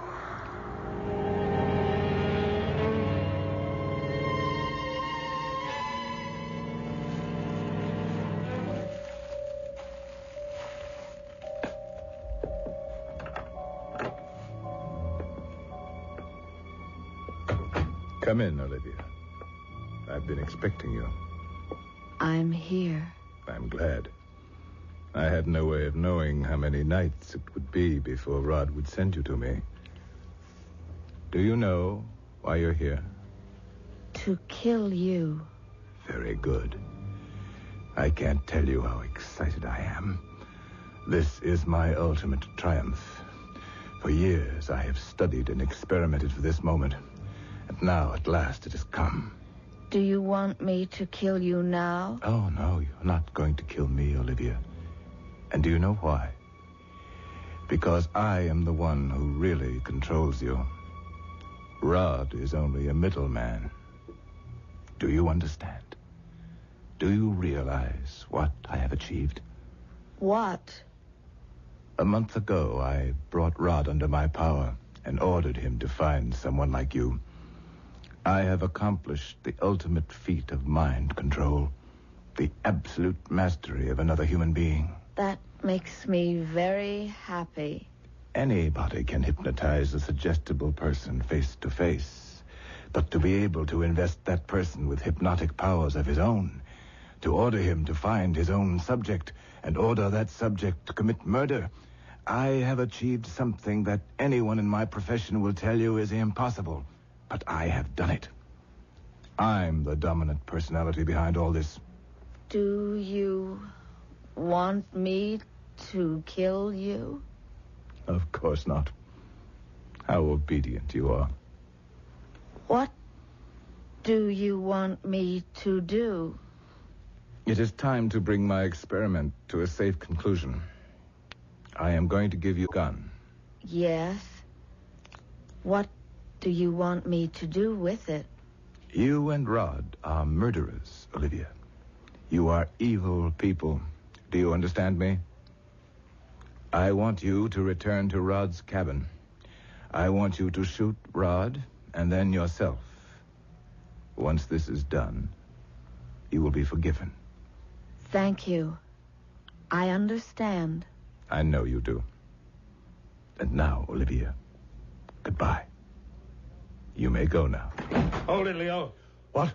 Don't move, either of you. Murdoch. I had second thoughts about leaving Mrs. Talbot alone with Rod. So I went back, just in time to see her leaving the cabin again. And you followed her? That's right, Leo. And I heard it all. Mrs. Talbot, you can put that gun on the table now. Mrs. Talbot? Leo, tell her to put that gun down before she hurts herself. Olivia, point your gun at the sheriff. Leo. Do as I say. Yes? Leo, tell her to lower that gun. Squeeze the trigger, Olivia. Squeeze it. Yes. No. At him, not... That nice man. Mrs. Talbot, will you give me that gun now? Are you all right? Oh, what have I done? He's dead. Do you know what happened? Yes. He told me I had to earn my forgiveness. Do you remember killing the others now? Yes. Oh, Sheriff, it's all so frightening. It's over now. It's all over. Oh, But the frightening thing isn't. The frightening thing will never be over. What's that?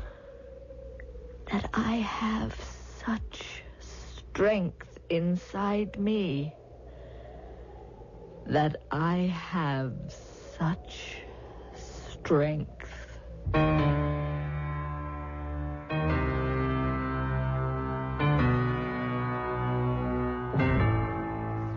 I'll be back shortly with a final thought.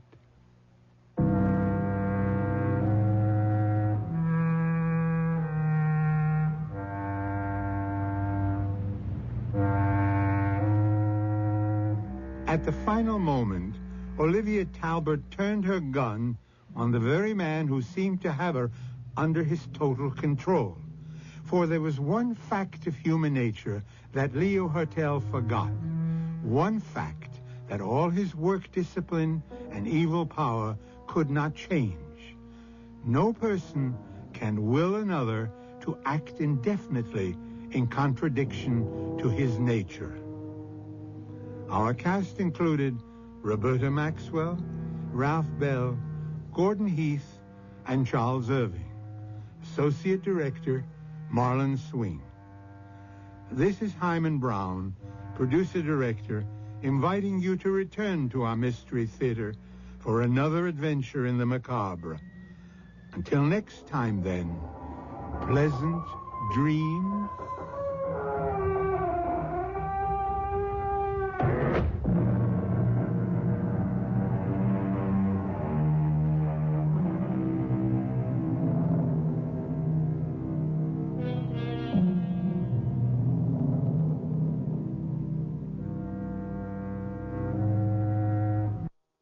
The CBS Radio Mystery Theater presents...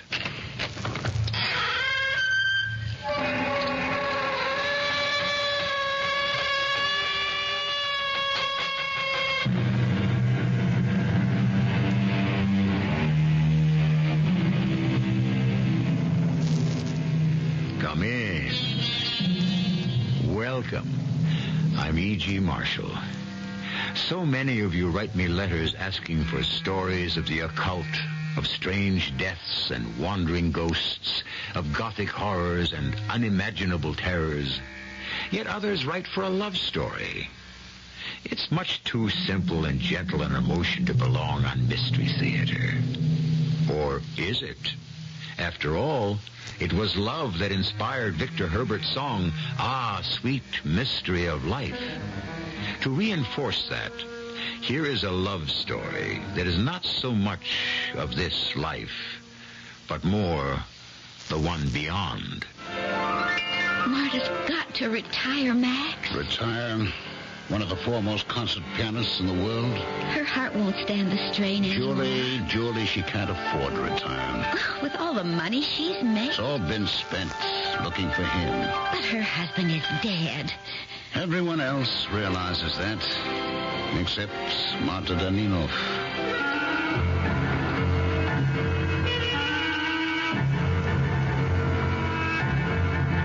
Our mystery drama, Love After Death, was written especially for the Mystery Theater by Ian Martin and stars Norman Rose. It is sponsored in part by True Value Hardware Stores. I'll be back shortly with Act One. This summer, take a vacation from high-cost home improvements and tedious chores by choosing from the values featured in True Value Hardware Store's Summer Value Days circular.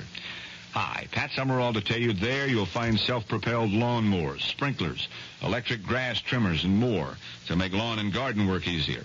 Plus, easy-to-install fixtures so you can make plumbing and electrical improvements yourself and save money.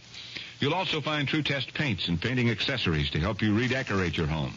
Plus hand and power tools to complete many workshop projects. And with the time you save, True Value Hardware Stores can help you relax by offering values on barbecue grills and accessories. See these and all the other values featured in the Summer Value Days circular from participating True Value Hardware Stores and home centers. And save gas. You won't have to drive far for your hardware and houseware needs. If you're looking for values, service, and selection, you'll find them nearby at any one of the more than 5,000 True Value Hardware Stores and home centers nationwide. What in the world happened in July? Brought to you by your local Navy recruiter. July is admissions day for New York, admitted in 1788. Idaho and Wyoming were admitted in 1890. The Declaration of Independence was adopted in July of 1776 by the Continental Congress. In July of 1788, the Constitution of the United States was declared official. In July of 1850, the U.S. Naval Academy became the official title of the Navy School at Annapolis. In July of 1909, Congress passed the 16th Amendment to the Constitution. It authorized the government to collect the income tax. The first all-talking picture, The Lights of New York, was screened in July of 1928. In July of 1945, the United States Senate ratified the United Nations Charter. Navy Commander Neil Armstrong became the first man to walk on the moon in July of 1969. That's what happened in July, brought to you by your local Navy recruiter. For more information, call toll-free in the continental United States, 800-841-8000. In Georgia, 800-342-5855.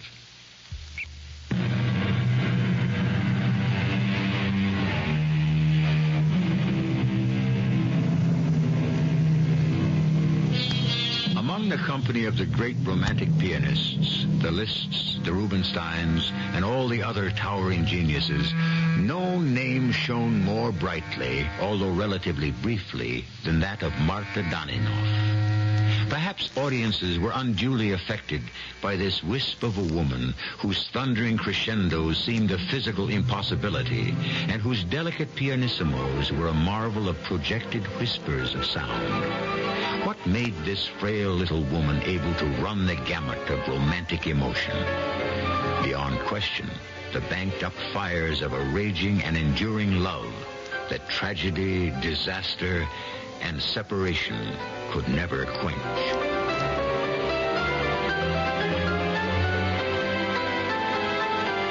Martha is magnificent tonight, Julie. Magnificent. I don't know where she finds the strength, Mr. Frank. Oh, bank fires. It comes from within. She's a true romantic. Her soul overcomes her body. But how much longer can it? What do you mean, Julie? Well, she's ill. Much sicker than she'll ever admit. It's sheer willpower that keeps her going. Well, it has been all her life. Well, if you care about her life, you've got to talk her into retiring. I have to? Well, you're her manager. Who else? You're her secretary. You're closer to her than anyone. Well, the only one she'll listen to is you. No. All she will listen to is her heart. And her heart can no longer stand the strain. Oh, please, Mr. Brick, convince her to retire before it's too late. There is no way I can do it, Julie. She can't afford to anyway. What? With all the money she's made? It's all been spent looking for him. She won't give up, so she has to work to keep on the quest. But he's dead. He must be dead long ago. Everyone realizes that. Except Madame Daninoff. Forgive me, Mr. Brick. Oh, come. You should have been calling me Max long ago, Julie. Leave it that way, would you? All right, Max. But look, if she doesn't give up this hopeless romantic belief, I think she will be dead. Now, you just got to make her face the truth. Yes, you're right. All right, I'll try again. This time I really will try. She's coming to the end.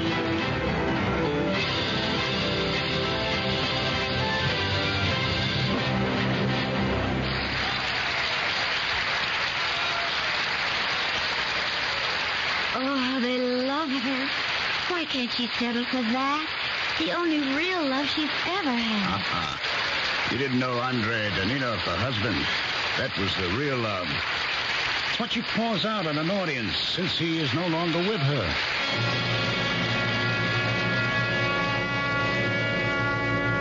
Tonight was good, wasn't it? You've never been better, Martha. Superlative. Strange. I felt he was there. I've never felt it so strongly that Andre was there. Martha, will it never be time for you to forget him? Never. There has to be a time. You cannot live in a dream world forever. Whatever world I live in, so long as I shall live, it will be a world that contains Andre, and forever after. You're killing yourself, Martha. You need a rest. I can't rest. I shall never rest unless I find him. I know you don't believe he is alive. Nobody does but me. But I shall prove you all wrong in the end. Has there been any other news? No. No. Then we will have to start all over again. You haven't time for this, Marty. Have a tour to complete and very heavy bookings for next year. Oh, there'll be some time for a rest in between. A rest. Wasn't it wonderful that summer in England? The last one together. 46. We were so sure that disaster was all behind us, and the whole world was young again. Oh, why did Andre have to go home? It meant a lot to his career, and he was a patriot. Artists have no business in politics. He wasn't really political. He just wanted to play for his own people. Like all of us, with the war over, he thought that was the end of dictatorship, that we were all free. But they cancelled his visa to leave. I should have gone with him. Oh, Marta, you couldn't. You were already carrying Stefan. I know. Andre would never have forgiven me if they got their clutches on his son. Yes, or his wife. Oh, I wasn't of any value to them then. He was the recognized artist. But he would no longer play for them. Not for their political gain. So, he was eliminated. Yes, eliminated. Not killed. You know that once I started to make my name, I was contacted and told that if I came home, they would free him from prison. Well, they offered you no real proof he was alive. And you didn't. The decision was made. So leave the past alone, Marta. I can't, Max. I will never believe he's dead. You think they would have hesitated to kill him or starve him? It was announced that he had died in 59. There has been no word of him in nearly 20 years. I still know he is alive. For all your protestations, I think in your heart of hearts you too believe he is still alive. Or could be. Oh, now, how can you say I believe that? I am a woman as well as an artist. Oh, I know many things. I know you. If you were sure in your own soul that Andre was dead, you would not have accepted being just my manager. Marta, he was my friend. I couldn't dream... Well, of course I love you. Why deny the truth? There is nothing you could hide from me, Max Breck. You lied to me, didn't you? When you said there was no news. Yes. The one we traced all the way to Canada. Yes. He may have crossed over into the States. The detective agency thinks they may have found him in Buffalo. Oh, where? I will go to him. Slowly, Marta, please. It's only a vague possibility. And you are due for an important concert in New York tomorrow. We could fly by way of Buffalo. You know, that is not possible. The schedule is tight enough as it is.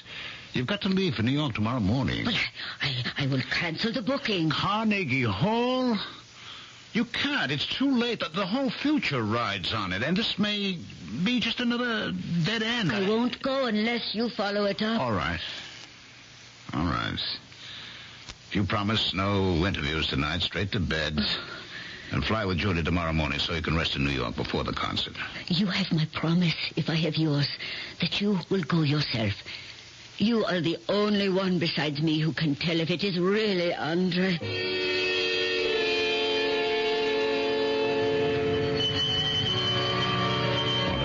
Forsaken neighborhood. Yes? Father Quinn? That'd be me. Who's wanting me? I left my spectacles off. You wouldn't know me. My name is Max Breck. Could I step in and ask you a few questions? No, if it's about the plaster repair on the altar, all in good time, man. We're a poor parish here, and it all has to go through the diocese, you see. But you've got to know the church is good for it, and I'll not be done anymore. No, I want nothing from you, Father Quinn, except information. Well then, step in. We're very strong on information here at St. Pancras. What instruction will you be seeking, Mr. Breck? It's about, a Peter Dan. I understand he's a janitor here. Peter Dan has sought the sanctuary of this church. Now, he's a man who's suffered much and deserves to be left alone. It's like I told the other one of you nosing around here and upsetting a man. If he's committed some crime or other, let the police come fair and square. But I'll have none of you private eyes or whatever you are bothering him to death. Now he's about to find a little peace at last. Are you the police? No, I'm not. Is Peter Dan his real name, Father? It's the name I accept him by. It couldn't be Andrei Daninov, by any chance. That's what the other one asked. I'd give you the same answer. I don't know. Now, here's the door, for I mind no one's business with my own. I only want to see him for a few moments, Father. If he's not the man I'm looking for, I'll leave him alone. Please, Father, close the door for a moment. Well, I promise you, if you just let me see Peter Dan, I'll know if he's the man I'm looking for. And if he is? I don't just want to help him close the door on his past, you see. I know how tragic that has been. I want to open the door to his future and the life and the love he deserves, and that's waiting for him. Oh. Well, now, Mr. Breck, you impress me as having Peter's interest at heart, but you still have to convince me. Come on in by the sitting room and we'll have a cup of tea, and you'll tell me why you're looking for him.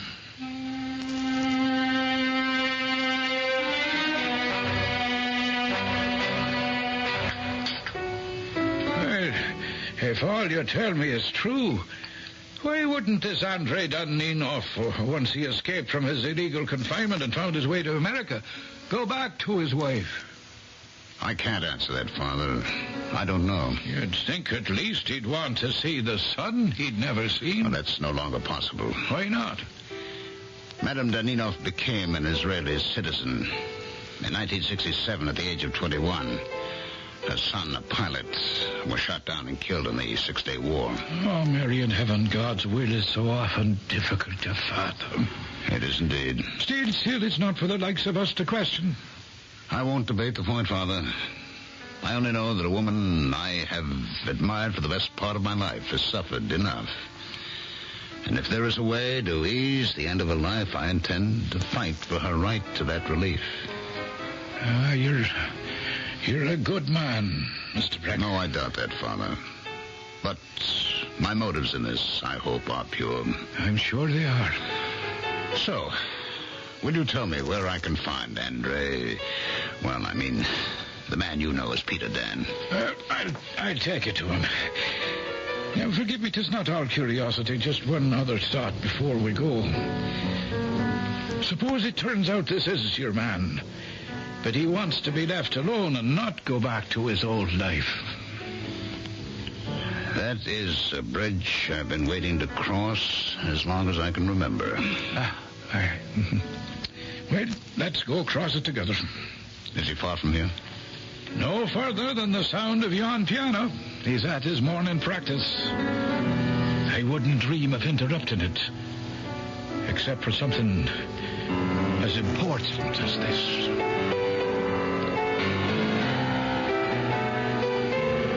Well, is this the end of a 33-year-old search? Is Max Breck about to meet his old friend face to face again? And if so, what will be the result of that meeting? Why would Andrei Daninov have refused to return to his wife? What ghost could haunt even his freedom and still hold him a prisoner? I shall return shortly with Act 2. At the store, they told me there's a powerful anti-itch drug I can buy without a doctor's prescription. Now, I use Bicozine cream as directed. No more burning, embarrassing itching. No more scratching. Bicozine actually speeds healing.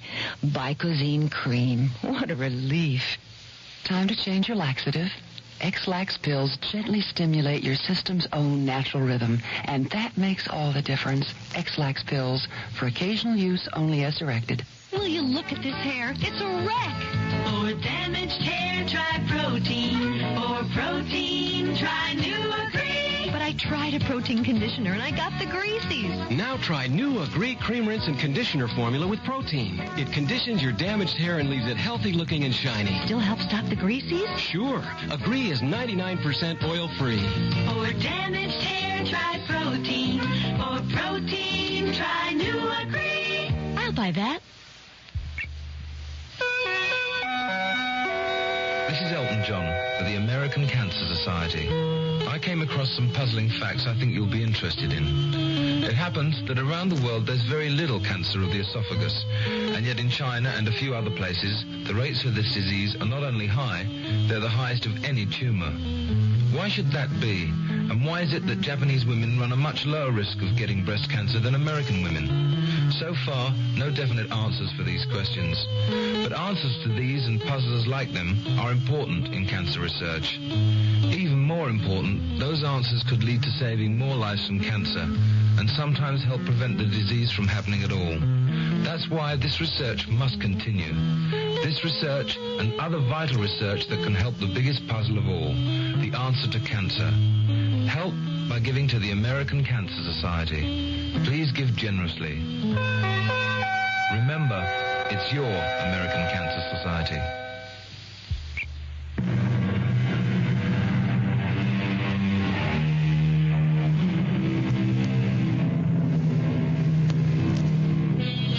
From the shabby old house that is Father Quinn's living quarters, the older man leads Max Breck into the musty and shadowed church.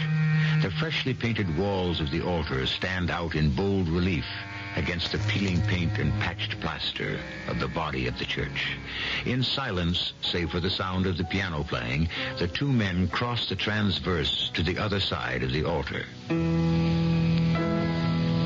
You'll find the man I know as Peter Dan behind yon door. He, on second thought, in case he should turn out to be the man you seek, I don't know if I want him to know me as his betrayer. I mean him no harm, Father. And I truly believe you mean that, Mr. Blake. But that doesn't mean you may not bring it to him. Well, how? In what way? Whoever he may be, the man at that piano has found his peace. Whoever and whatever he may have been, I think he would prefer to forget. We don't know that, Father Quinn. No, we don't. You said it was a bridge you would cross if you came to it. I did. Well, I'm backing out on joining you. Instead, I'll be saying a little prayer that it all comes out right for everyone concerned.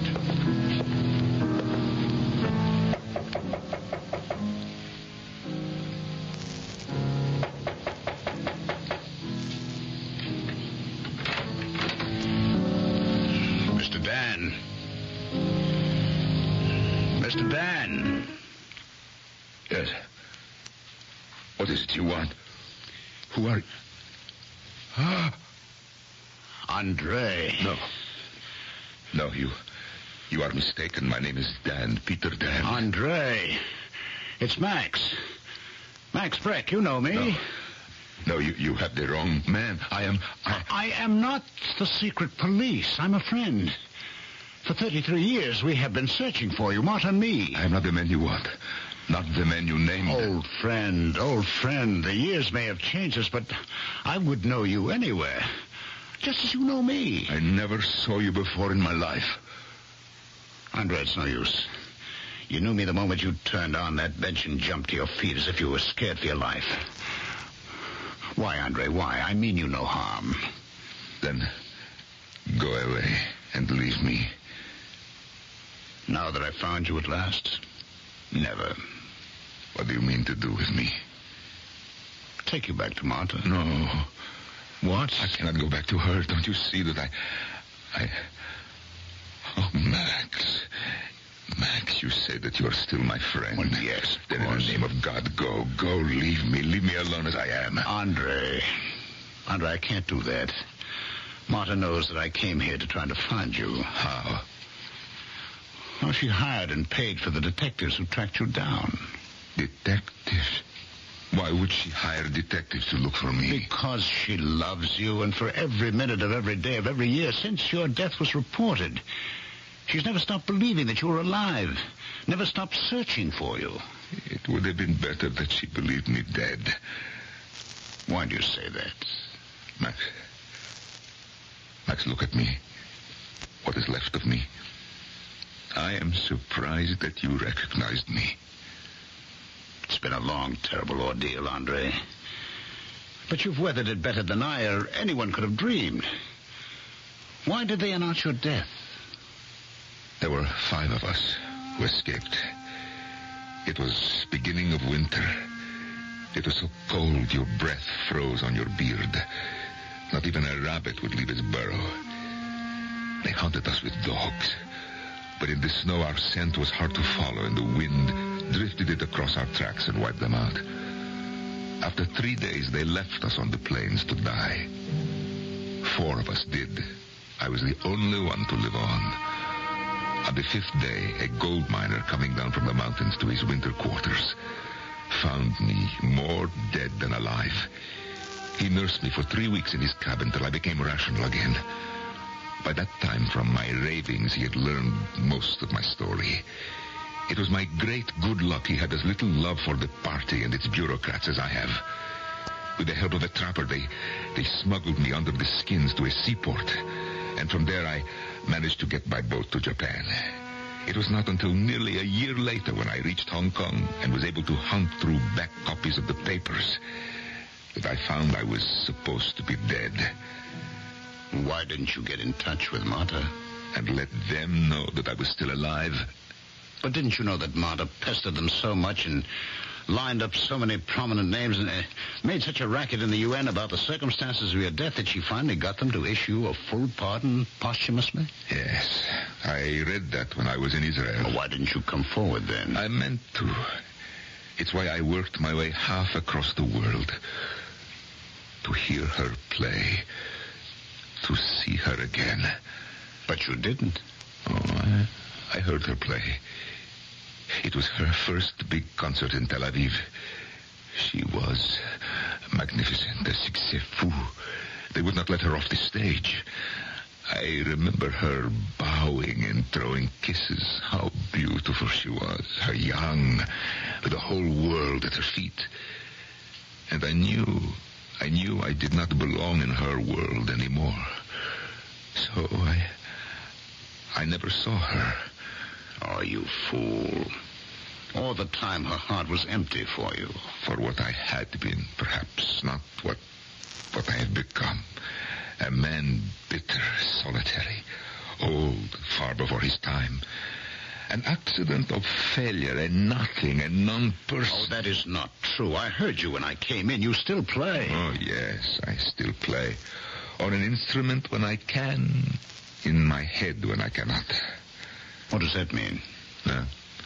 All those years in the prisons, in the camps, on tramp ships as a seaman, in 1,000 coolie labor jobs. Max, there was one thing that kept me alive, the music. The music. I could hear every note in my head. I could see it in my mind's eye. Play it with my fingers on whatever surface I could press them against. A taffrail, a cell wall. And for most of the years since Stefan's death, the edge of any bar that did not throw me out on my ear. You knew about your son then? I only learned about him the month before he died. I never saw him. Oh, Max, why didn't she tell me before I left that summer? She was only thinking of you. You're the only man she ever thought of. That's why you have to come back to her. No, I cannot Well, come why back. on earth not? She's at the height of her success. She has the world at her feet. She's still in her 50s and radiantly lovely. I am 100 years old in body and mind. I would drag her down. I can't. I won't do that.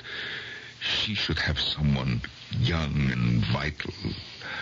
Like you, Max. In the name of heaven, have some compassion, man. Leave me alone. I may have nothing else, but I have a kind of peace here. Go, tell her you found out that I was shot trying to escape. Marry her yourself. She doesn't want me. She wants you.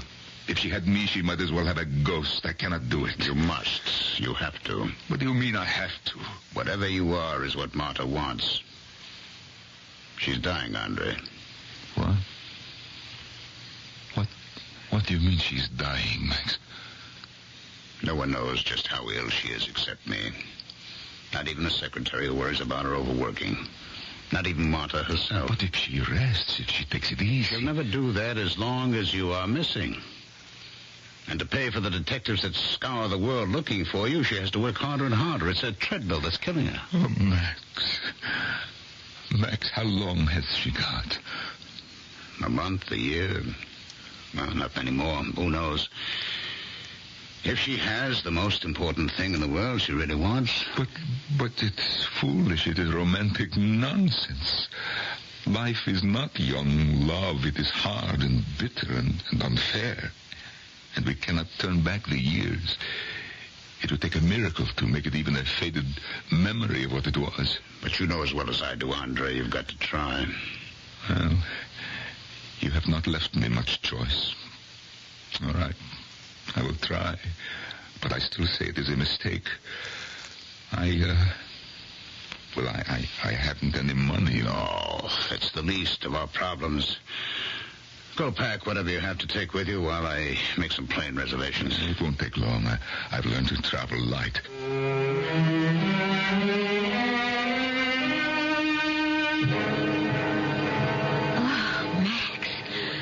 You'd never get here. I'm sorry, Jody. Plane was late. How's Martha? Oh, a nervous wreck. I've never seen her like this.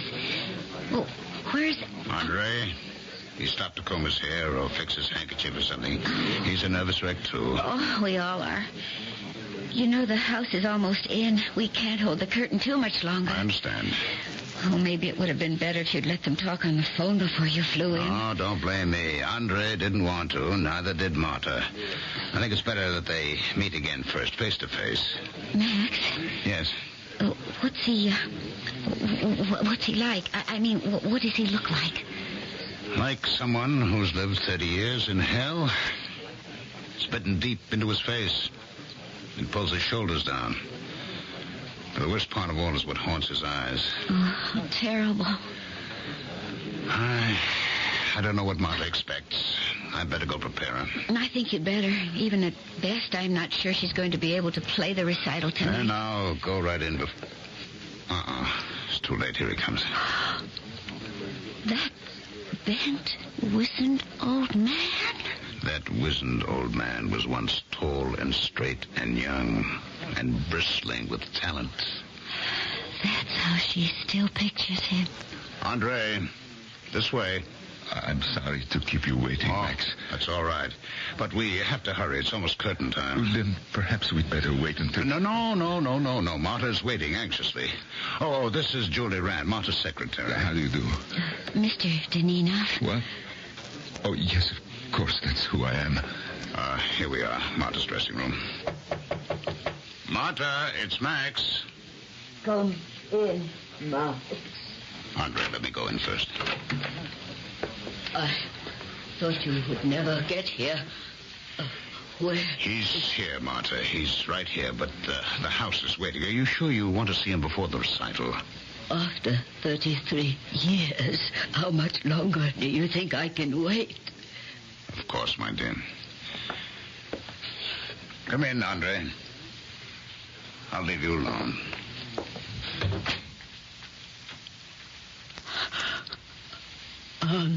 Andre? Martha.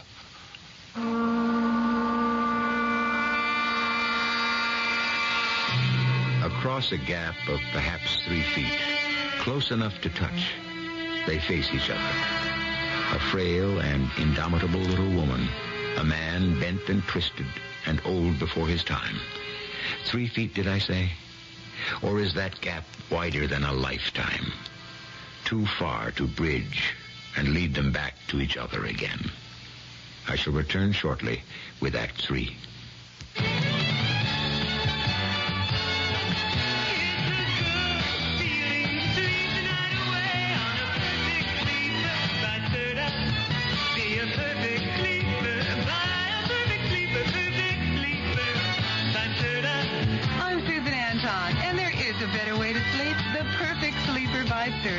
Every perfect sleeper, from the signature one to the Avanti with pillow soft top, gives you firmness that feels good.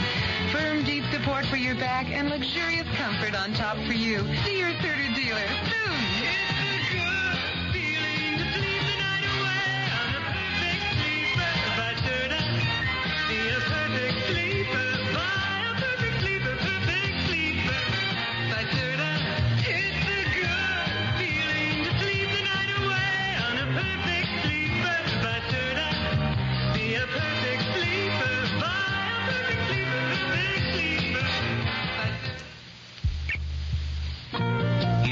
message from your Kidney Foundation. Have you ever stood in line, my friend? Not for hours, but for years on end. Not waiting for a ticket for a show you want to see, but just for the chance to live life normally. Waiting for the gift of life. Pass it on, pass it on. Give the gift of life. Pass it on, pass it on. Somewhere someone depends on you.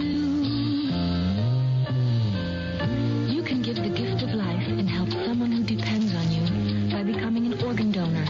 You can sign a special line on your driver's license or get an organ donor card from your Kidney Foundation. A moment to sign could mean a lifetime to others.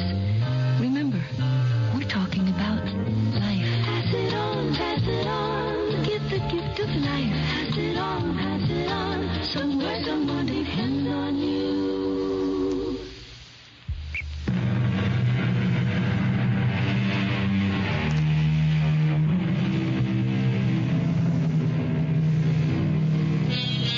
There are some moments in all our lives when time stands still. The first kiss whose magic you were afraid to break. The terrible news of some loved one's death. A moment of victory in a game, or the terror of some nightmare from which you could not wake. The joy of something you have long anticipated turning out to be everything you imagined, or the sick feeling in the pit of the stomach when you found it nothing but bitter disappointment. This is such a moment for Marta and Andre. Andre. Marta. I have been waiting so long. You are just as beautiful as ever. And you, as handsome. Oh, no. No, that is not true. In my eyes, you are. You must be seeing me as I was then. I always see you as you were then. I always will. But, Marta, these lines, these wrinkles, my hair. Andre, what do you think I would be without my makeup? My hair rinse. I'm not a young girl anymore. Outside. But inside, I feel the same as the 23-year-old who kissed you goodbye. And seeing you again, all I see is the boy I never dreamed I was going to lose. Oh, Marta, darling. It's all right. It's all right, Andre. I'm all right. Just hold me. It's been so long. Too long. It's too late. I'll be no good for you. Oh, don't say that, Andre. I need you now more than ever. I only want one promise from you. What? That you will never leave me again. It has been such a long fight. I'm so tired. I need your strength. There is not much left. They battered most of it out of me, and the last year since I escaped have drained what was left. I may not show it, Andre, but inside there's almost nothing of me left. I need you to lean on. It is your inner strength I need. Marta, the house is getting restless. Oh, give me just a moment longer, Max. You had better go, Marta. Not until I know I will find you here when I get back. I will be here. And you will stay. I will stay. Till death do us part. No. What? I have gone through enough. We have gone through enough in this life ever to be parted again. If death should take you first, I would follow right on your heels. And if God choose, I shall but love thee better after death. What? Nothing. Just Elizabeth Barrett Browning's sonnet to her husband about how she loved him. Oh, Andre, don't let anyone or anything take this away from us again. As heaven is my witness, I never will. I love you, Marta. I love you, Andre. I'm sorry, Mort. I'm coming, Max. Kiss me, darling. Martha. Oh, I am in heaven. This must be heaven. Oh, what a recital I shall give them tonight. Oh, my darling, I can't write you a love poem like Elizabeth Browning, but I can play you one. Will you be out front? Oh, yes, with Max. Then listen carefully. You will recognize my love song when I play it. We can't keep them waiting any longer. Are you all right, Martha? Oh, I never felt more glorious in my life. Every note is for you, Andre. And especially in that one song. To our future, darling. Au revoir. Well, Andre, it looks as though congratulations are in order. A marriage has been rearranged. Yes. It is a miracle. If it lasts. Oh, come, what do you mean? I don't know. Just some premonition I cannot shake. You notice that this time it was Martha who said goodbye.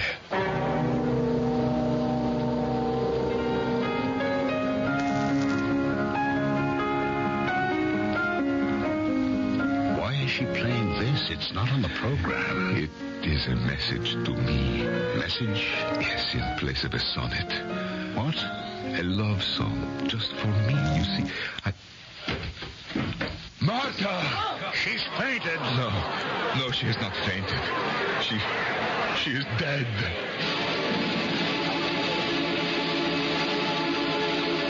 Julie, shut the door quickly. It's a madhouse here. Aren't they ever going to let up? Oh, eventually, I suppose. Why can't they let us alone? Julie, it's a great story. To be practical, the press and the media have every right to follow it up. You should hear some of the book offers, movie bids, heaven knows what else they've been bombarding my office with. All right, forget that for now. How is Andre today? Oh, no change. Still in his room? No, he hasn't come out of it since the funeral. Is he eating? Not really. Is he getting any sleep? I don't think so. Whenever I look in, he's just lying on his back, staring at the ceiling with his eyes so vacant. Sometimes he's so still, I think maybe he's... What does the doctor say?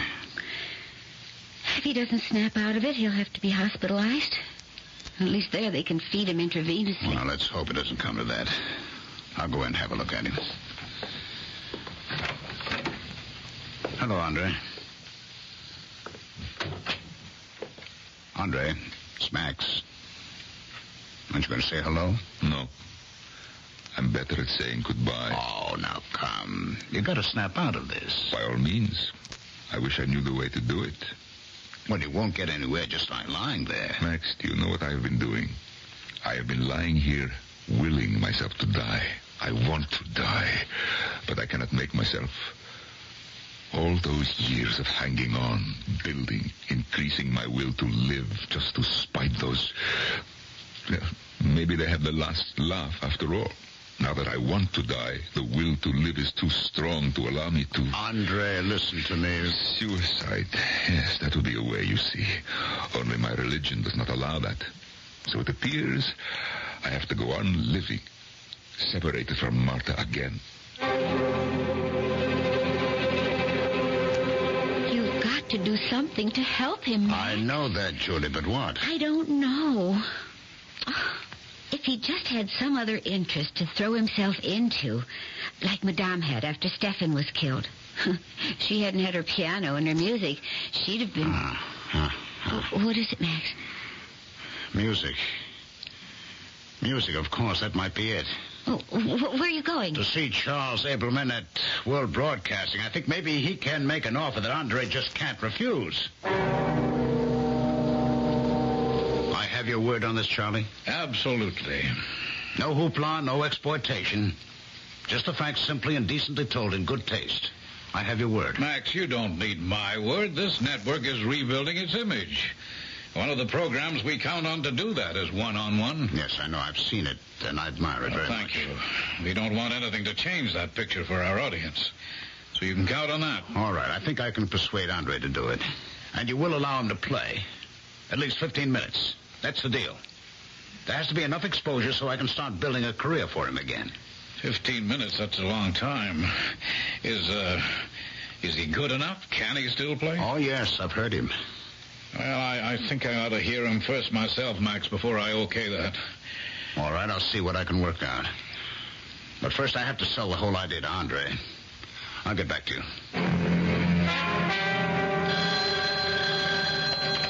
Charles Abelman. Charlie, Max Brick. We're on for your show this week. Oh, that's great, Max. But what about your promise I can hear, Mr. DeNino? I've worked that out. You'll want to pick his own piano for the broadcast. So can you meet us at Steinman's tomorrow at 12 noon? It's right across from Carnegie Hall. And while he's trying out the pianos, I'll get him to play something for you. I promise you won't make the trip for nothing.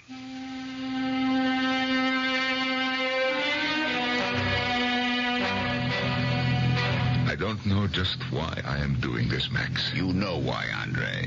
You've got to have something to take your mind off what has happened. What a better thing to do than to go back to your piano. Carry on. For Marta. Now, you've got to make a living somehow. And you really think that I can make it play again? After what I heard in the church that first day, yes. All those years of dry playing on stone walls, on steel tables, the edge of my cot, hearing the music only in my mind, all that kept me from going mad. It kept me alive. Was this what it was for? Well, why not decide that it was? Oh, Max, I can't decide anything for myself. That's what I meant by I don't know why I am doing this. It is something inside me, or outside and beyond me that is urging me to do it. What do you mean by that? I don't know. I told you once it would take a miracle to bring back the past. Maybe now I'm looking for one to bring me the future.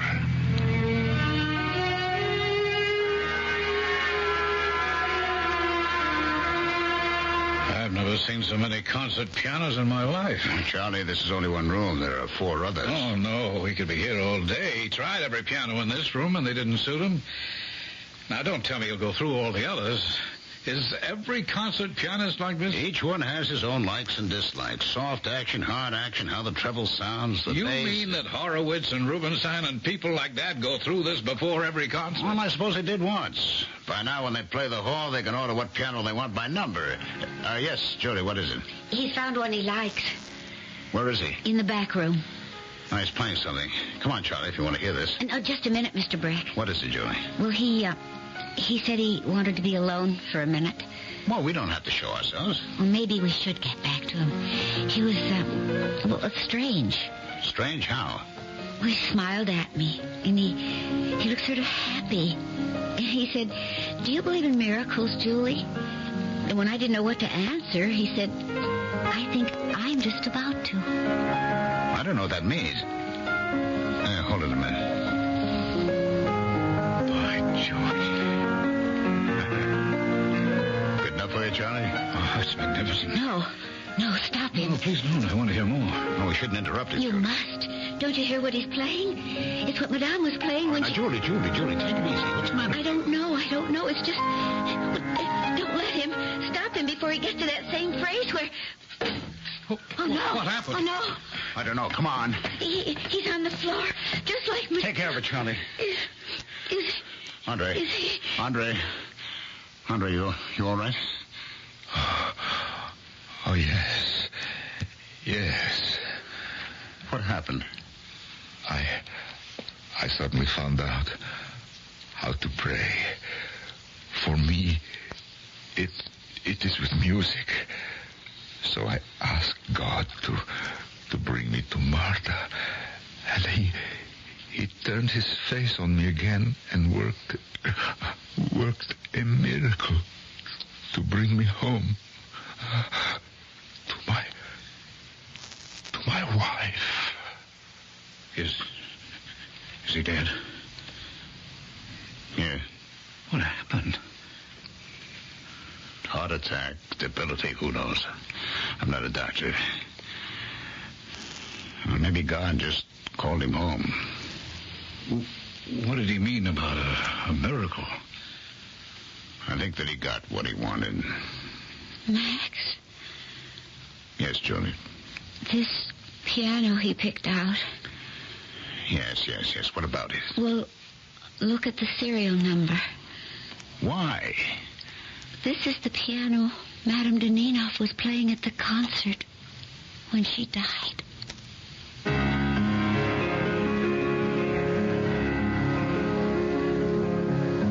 Maybe there are such things as miracles. Webster defines it as an event in the physical world beyond or out of the ordinary course of things. I don't pretend to be a lexicographer, but I would accept another definition. When coincidence piles on coincidence so steadily as to stretch belief. That's as good a definition as any of a miracle. I'll be back shortly. I'm not at all old-fashioned, except about my thirst. 'Cause when I need refreshment, old-fashioned taste comes first.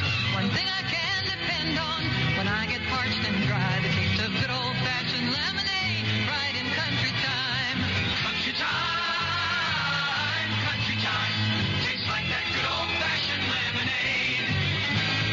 Remember those hot summer days when you were just a kid? Well, nothing satisfied your thirst like lemonade once did. Just a quiet afternoon underneath the shade, cooling off with a taste of good old-fashioned lemonade. Country time, tastes like that good old-fashioned lemonade. Country Time Lemonade flavor drink with natural lemon flavor. Not too tart and not too sweet. Country time, tastes like that good old-fashioned lemonade. Picture this. Choppers are bringing in the casualties. Trapper John McIntyre, head of surgery, and Dr. Gonzo Gates are fighting to save lives. There's the bleeder. Can you reach it? Got it. It's the same Trapper John who served with a MASH unit in Korea. Gonzo was in Vietnam. You got a great pair of hands. Thanks. The rest of me's kind of cute, too. Today, they're keeping the spirit of MASH alive at San Francisco Metropolitan Hospital. Pernell Roberts is Trapper John, M.D. Coming this fall on CBS television. Got the picture? Oh, yeah, you're looking good. I run a supermarket, and people always ask my advice. Nick, what should I buy for this? What should I buy for that? Well, I can't steer them wrong or they won't come back. So when someone asks, well, what should I buy to clean my bathroom?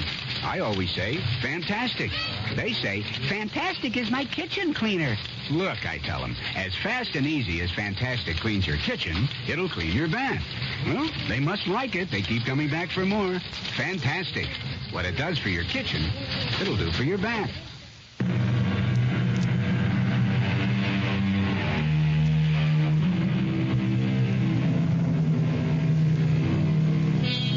Max Breck brought the bodies of Marta and Andrei Dananoff back to Israel, where they were buried beside their son's hero's grave. The stone above the grave reads only, "In memory of Andrei and Marta Dananoff, I shall but love thee better after death." That Max picked a quote was sheer coincidence. Or was it maybe just another minor miracle? Our cast included Norman Rose, Ralph Bell, Evie Juster, and Ian Martin. The entire production was under the direction of Hyman Brown. This is E.G. Marshall inviting you to return to our Mystery Theater for another adventure in the macabre. Until next time, pleasant dreams.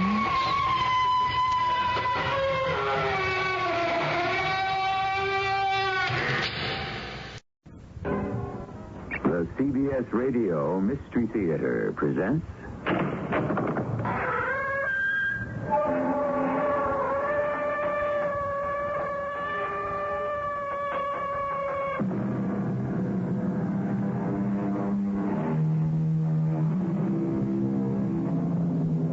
Come in. Welcome. I'm E.G. Marshall. When you strike at a serpent that hisses, you may only cause it to spring. That's rather sage advice when you come to consider it. But why is it so often disregarded? Why do people poke at snakes? Why don't people let sleeping dogs lie? Perhaps it's just as well. After all, if everyone always did the sensible thing, whatever would we do for stories? Miss Constant, didn't you say in front of many witnesses that you were going to kill Mr. Crawford? Well, sometimes you say something that Went you in his apartment at approximately the time of the murder? Well, I only went there to... And aren't your fingerprints on the knife that killed him? But there must be an explanation. There is. You're guilty of murder.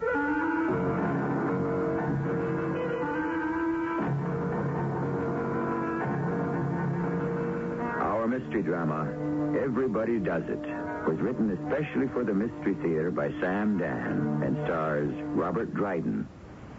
It is sponsored in part by Sign-Off, the sinus medicines. I'll be back shortly with Act One.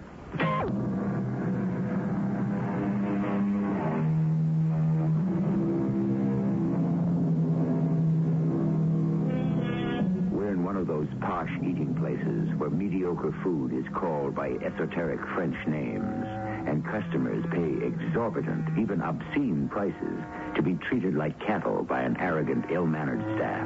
And yet they fight to get in. Why? You know why. To rub shoulders with, or at least stare at the celebrities. And who is here tonight? Well, at one table, we have the voluptuously lovely, if somewhat aging star, Margaret Constant. Nearby, Wilson Crawford, the illustrious critic. Wilson, aren't you going to say hello to Margaret? Perry, I'm no longer required to say hello to Margaret. But you should say hello to Margaret. How and why? To prove that you're civilized. What are you doing? What am I doing? Wilson, you take me to dine at a place like this, and I see you actually stealing packets of sugar? Oh, well, stop laughing. Can't help it.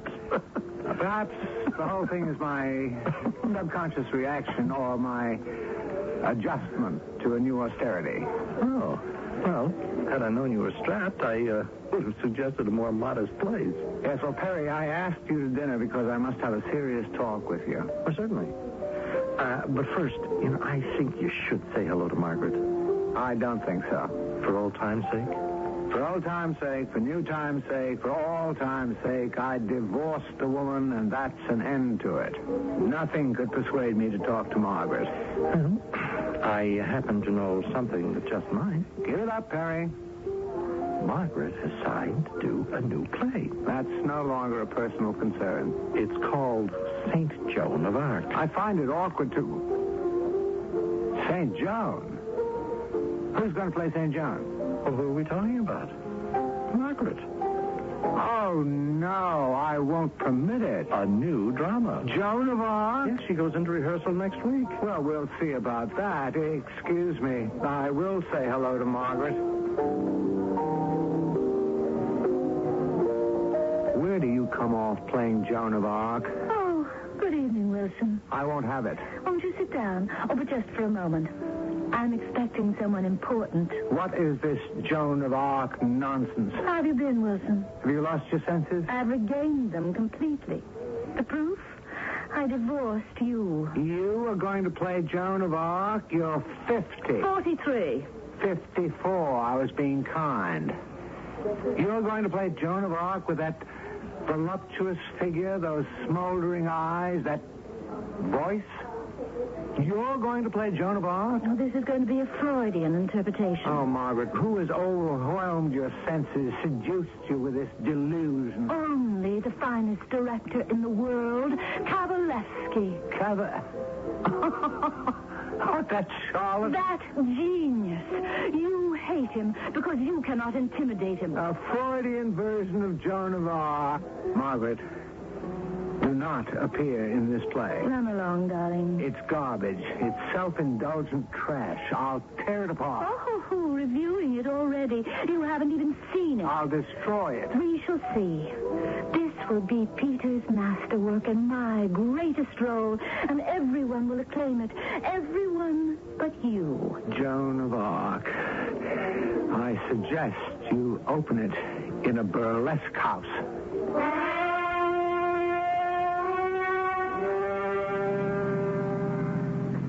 Well, have you simmered down sufficiently? A woman's an absolute fool. So, what's to be done? I have my own problems. Perry, would you pull over to the curb? I have to talk with you. I've been trying to broach the subject all night. What subject? Money. Money?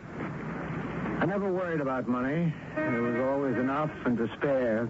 I made it or Margaret made it. When we decided to part, I let her have everything. Oh, well, I thought you had a better lawyer than that. She's going to need it. She'll go broke trying to prove she's a serious actress. Well, now I seem to be a bit short, and I was wondering if you could give me an advance. I thought I'd do a book of critical essays. I don't publish critical essays. They don't make any money. Now, a blockbuster bestseller with all the dirt and the inside theater gossip of the past 20 years? Ho, ho, ho, ho. We've had this discussion before. I couldn't write such a book. Well, thanks anyhow, Perry. I'll just have to scale down my style of living or work a little harder. Would you be interested in a rather lucrative special income? Oh, would I? You know, I can trust you, Wilson. And there's no reason why you shouldn't make some easy money. Easy money? Mm-hmm. I'm afraid that has an ominous sound. But it's really very simple. What would I have to do? Well, people like you and me, we travel constantly. Yes? And you're always flying to London to see the new plays. And I scour the continent for literary properties. Thus, we may perform a service for certain people. What sort of service? A messenger service. The more I hear this, the less I like. We are eminently reputable people. Who would suspect us of anything or even think to watch us? Well, you're about to suggest some smuggling. Now, just consider that you're acting the part of a confidential courier. Yeah, of course, it's dishonest. Well, of course. But everybody does it. Everyone? You'd be surprised how many. People whose credentials are impeccable. But those people are thieves. Perhaps. But only a little bit. One cannot be a little bit of a thief. You are. Me? Yes. Don't you steal packets of sugar from restaurant tables? Oh, well, that isn't stealing. Well, I suppose it's all in the way you look at it. Well, how can you compare? You mind dropping me off at my place? Well, I tried. Well, thank you, Perry, but I don't think I'd be interested.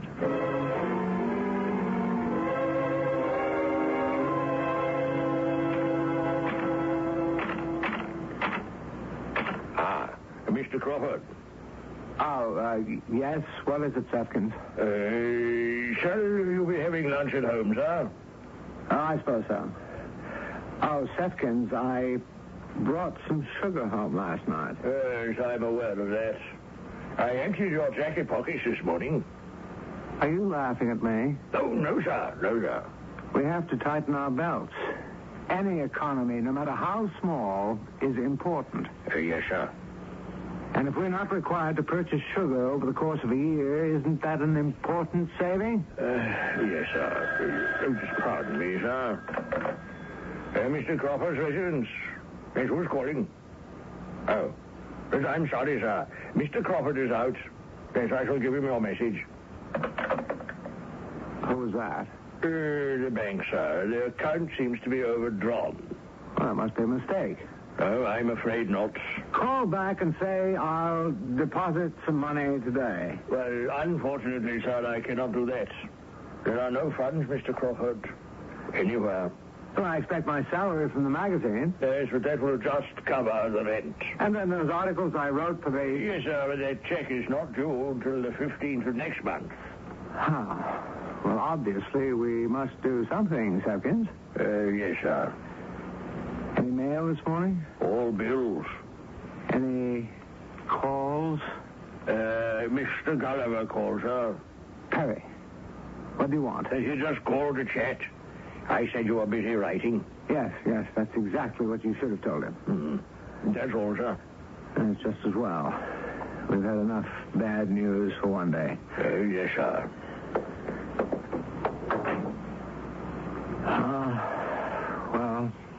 One must.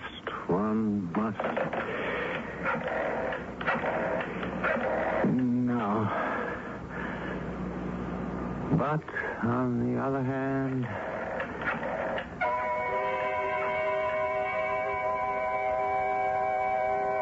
Come on in, Wilson. Perry, I'll be brief. This thing you discussed with me, I've decided to try it. Well, I knew you would. Just exactly what is involved. Well, the next time you go to London, see, I know somebody who'll pay your fare and give you $1,000. In return for what? You carry a small package. Which contains, usually, gems. And then what? Someone will relieve you of your burden, and when you're ready to return, there'll be another package. And another fee. Well, what do you think? I think it's wrong. True. But I plan to go to London next week. Leave everything to me.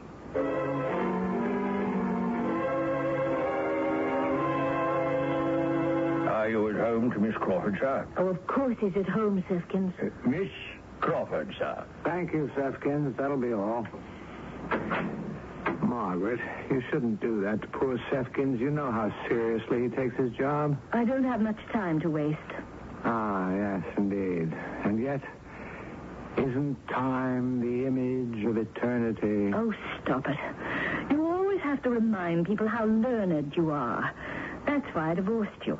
Well, if memory serves, I divorced you. We decided to part friends. We did have 15 years. And I admit I do have a residue of affection for you.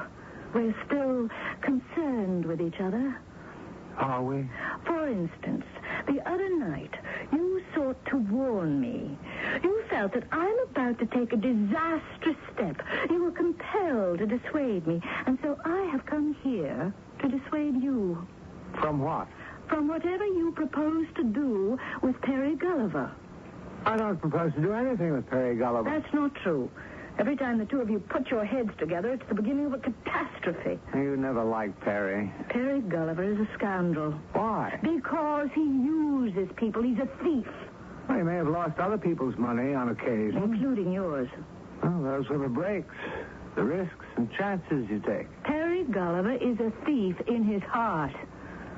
Just exactly what have you come here to tell me? I feel I should warn you. Keep away from Perry. You're always jealous of him. As a matter of fact, you resented all of my friends. Out of the goodness of my heart, I come up here to do you a good turn, and what do I receive? Scorn and abuse. All right. I wash my hands of the entire business.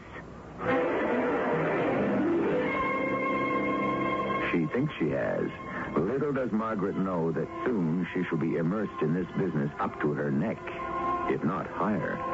Wilson Crawford, Margaret Constant, and Perry Gulliver. A trio, but they shall become a duo in Act 2. And may we expect a solo in Act 3? Patience, friends, we're getting there. Yes, theoretically, an earthquake of a certain intensity...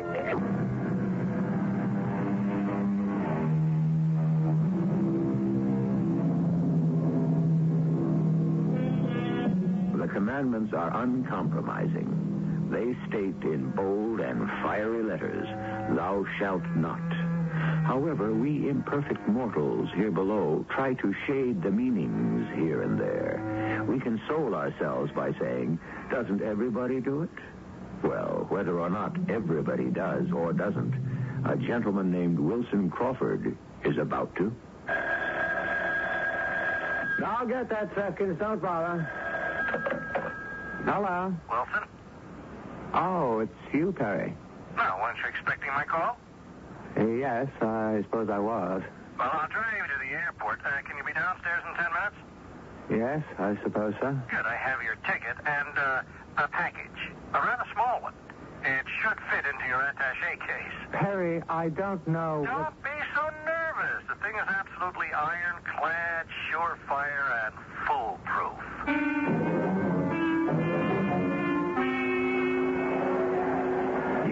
your tickets and the packet. What's in it? That's really not your affair. Well, it'll be very much my affair if I'm caught. But you shall not be caught. How can you be sure? Because you're you, Wilson Crawford, the eminent critic. Your reputation protects you. Yes, my reputation. And I'm selling it. For a handsome fee. As Samuel Johnson said, Madam, we've already established what you are. We're merely haggling over the price. Wilson, let us not go into an essay on morality. What am I carrying? Leave it in your luggage. It'll be picked up in your hotel room. But what am I carrying? And you'll find another packet in its place. Perry, answer the question. And also an envelope with your money. Perry? In crisp new bills. I won't get on that plane until you tell me. Diamonds. Now, are you happy? No, I'm not happy. It's just, if it had been something else, I would have refused. You take what you get, Wilson. And once you're really in this thing, you never even think about it. And so, I say to you, my accusers, it is you who stand accused. I shall die at the stake, but a purer flame already shines in my heart. Am I saying that right? If anyone, anywhere could ever give that line a more transcendent meaning, my name is not Camelot. What bothers me is, how can a flame shine in one's heart? I mean, shouldn't it burn? How quickly we jump to the obvious interpretation. It's just the kind of line that Wilson would tear me to pieces for in his review. Wilson, I see, my darling, you are still not free from him yet. Well, I'm just asking. Trust me. It is not the literal word that matters. It is the tension in the voice. Oh. Besides, I believe your Mr. Wilson is at present in the United Kingdom. He'll be here for opening night if he has to swim all the way. That's what I'm afraid of. Courage, my darling. You are no longer the trilby to his Svengali. Now let us reach for true greatness.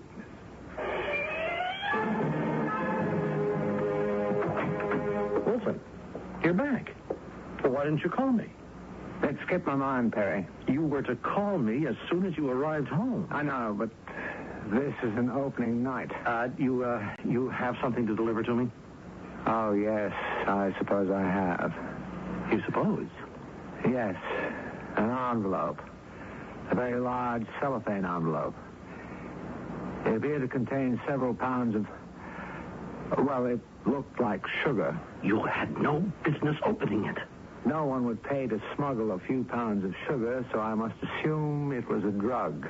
Hand it over. I draw the line at that. So it's just as well. Well, what is just as well? It's just as well that I lost it. You what?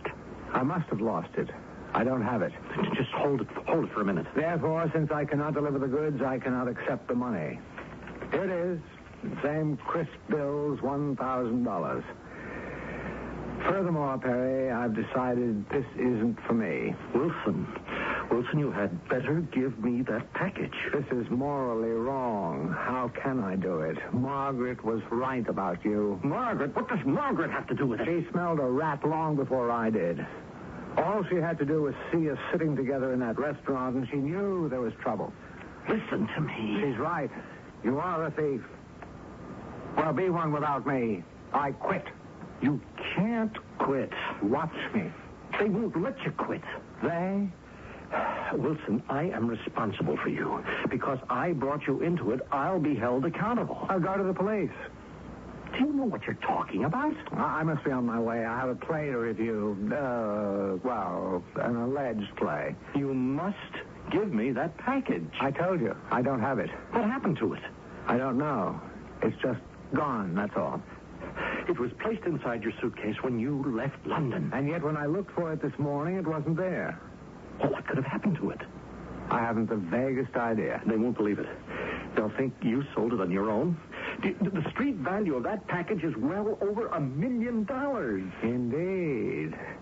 Well, I can't miss the opening curtain. Wilson, don't force me to...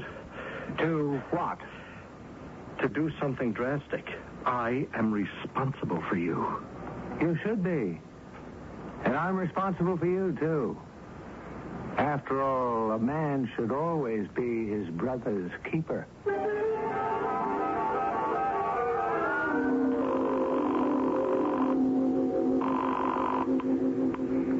Hello? This is Marigold. This is Perry. Perry Gulliver. Yes, Mr. Gulliver? I think we have a problem. A problem? It's Wilson Crawford. Wants to quit.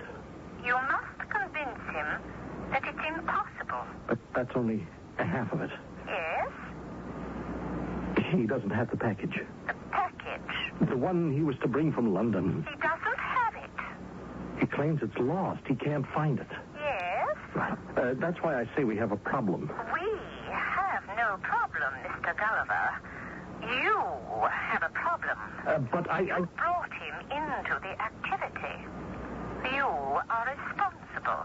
But what is there I can do? Whatever is required to obtain the package. But how can I do that? You had better learn, and quickly. It's your responsibility.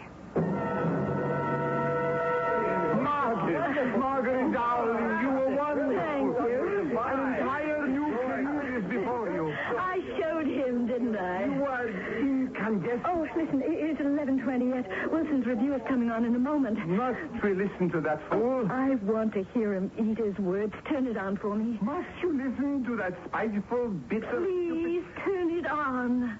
Good evening. This is Wilson Crawford. I said to my producer, how can a news segment do justice to a play in the 3 minutes this permits me? Well, for Joan of Arc, a new drama written and directed by Alexander Kavalevsky, one requires not just 3 minutes, but 3 hours, 3 days. How does one even begin to explore the tortuous reasoning, or lack of it, which prompted so many people to associate themselves with this pathetic, hopeless excursion into banality and futility? How dare you, Wilson? And Margaret Constance as Joan of Arc. She is punished for her hubris. For the first time on stage, she looks her age. Kill him. The ludicrous spectacle of this aging woman of the world desperately trying to convince us that she is the chaste, spiritual teenage girl who is filled with the rapture of heavenly voices. Turn it off! He does not deserve to live. I'll kill him with my own hands. Mr. Crawford. What is it, Sefkins? The doorman telephones. Miss Constant is on the way up. Oh, we better lock the door until she cools off a bit. I'm afraid that might not be possible, sir. She may still have her key. I'm afraid she does. Wilson? Wilson Crawford? Looking for me, Margaret? I'm going to kill you, Wilson. Why? You destroyed me tonight. I would suppose you destroyed yourself. You won't get away with it. You can't deny you were wrong. You heard what I said. I am going to kill you. Go ahead. Kill me or don't kill me, but let's not play another bad thing. You don't believe me. Did you bring along a gun, a knife, poison? How's it going to be? Miss Crawford, you're quite upset, and if you'll pardon my saying... Second, she can't kill me. She didn't come prepared. I could kill you with this. Now, Miss Constance... I bought you this jeweled letter opener. Miss Crawford, please, put that thing down. Let her play the scene, Sefkin. You think this is a joke? It's bad theater. And we must not subject poor Sefkins to a mediocre performance. Sefkins, why don't you go to bed? But, sir, I think we should... Thank you, Sefkins. Good night. Good night, sir. Good night, Miss Constance. And now, dear Margaret, Where were we? I'm going to kill you. Not only because of your review tonight, but because of your arrogance. Poor Margaret. You don't believe me. Margaret. Oh. Margaret. Oh, stop that. Let go of that letter opener. I'm going to kill you. Let go, Margaret. You're hurting my arm. Stop it. I hate you. I hate you. I'm sorry, Margaret, but I had to write that review. Oh, you destroyed me. I destroyed a false and ludicrous woman you were trying to be. It was necessary surgery. Who asked you? No one had to ask me. Now you can go back to the Margaret Constant who is true to herself. I never want to see you again, as long as I live.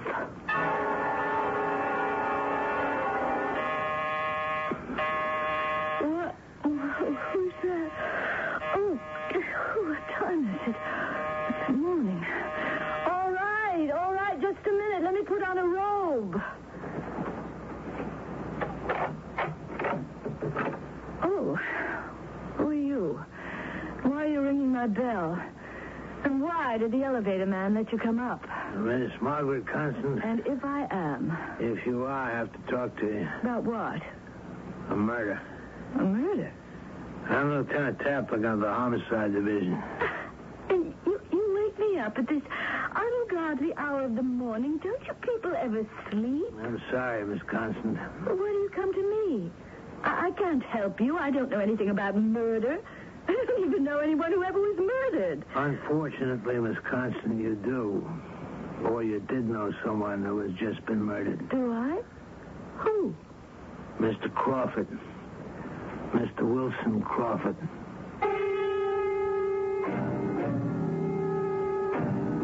You've heard them shout at ball games, kill the umpire. And many people in the theater harbor similar feelings about critics. If this homicide lieutenant is to be believed, someone has just murdered our friend Wilson Crawford. No wonder the police have made a beeline for Margaret Constant's apartment. After all, she made no secret of her feelings concerning Crawford. She's in for rough sledding in Act 3, I can promise you.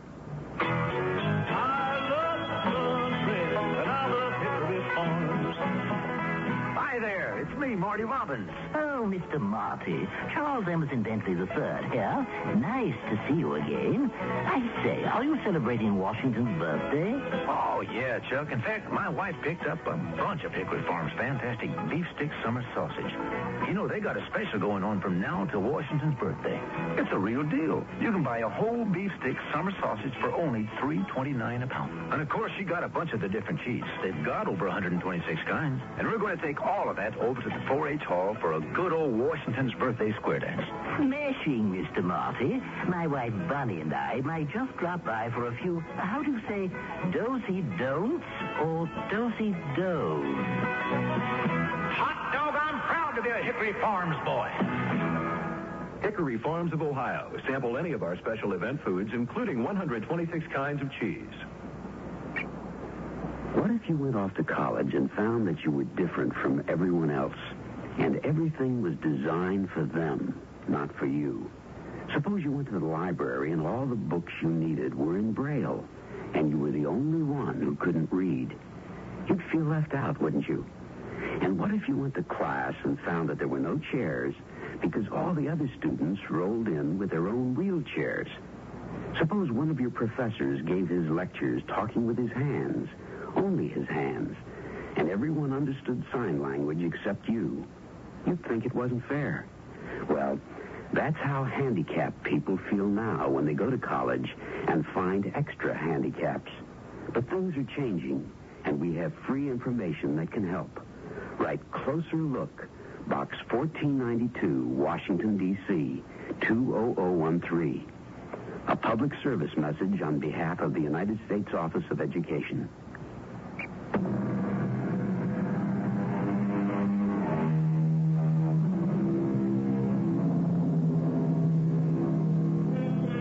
Preserve, said said the Roman philosopher, at all times a temperate and pacific posture toward the world. Thus, you shall be spared the storms that constantly buffet the headstrong, the turbulent, and the unruly. Excellent counsel. A wise man does not broadcast any feelings of violence he may harbor against another. Look what's happened to poor Margaret Constant. She kept raging about how she was going to kill Wilson Crawford. So, naturally, when Wilson is murdered, the police do not have far to go. Wilson? Wilson is dead? Yes, Miss Constant. It's impossible. I was with him last night. For how long? Well, it was 5 minutes, more or less. What time? What time? Let's see. I heard the broadcast. It was 11:20. I took a taxi to the apartment. It was 11:45 about. The approximate time of the murder. Who would want to kill Wilson? I am also saying that you were there at about the time of the murder. What? Finally, I'm saying that I should read you your rights as a citizen, and then I must ask you to come downtown.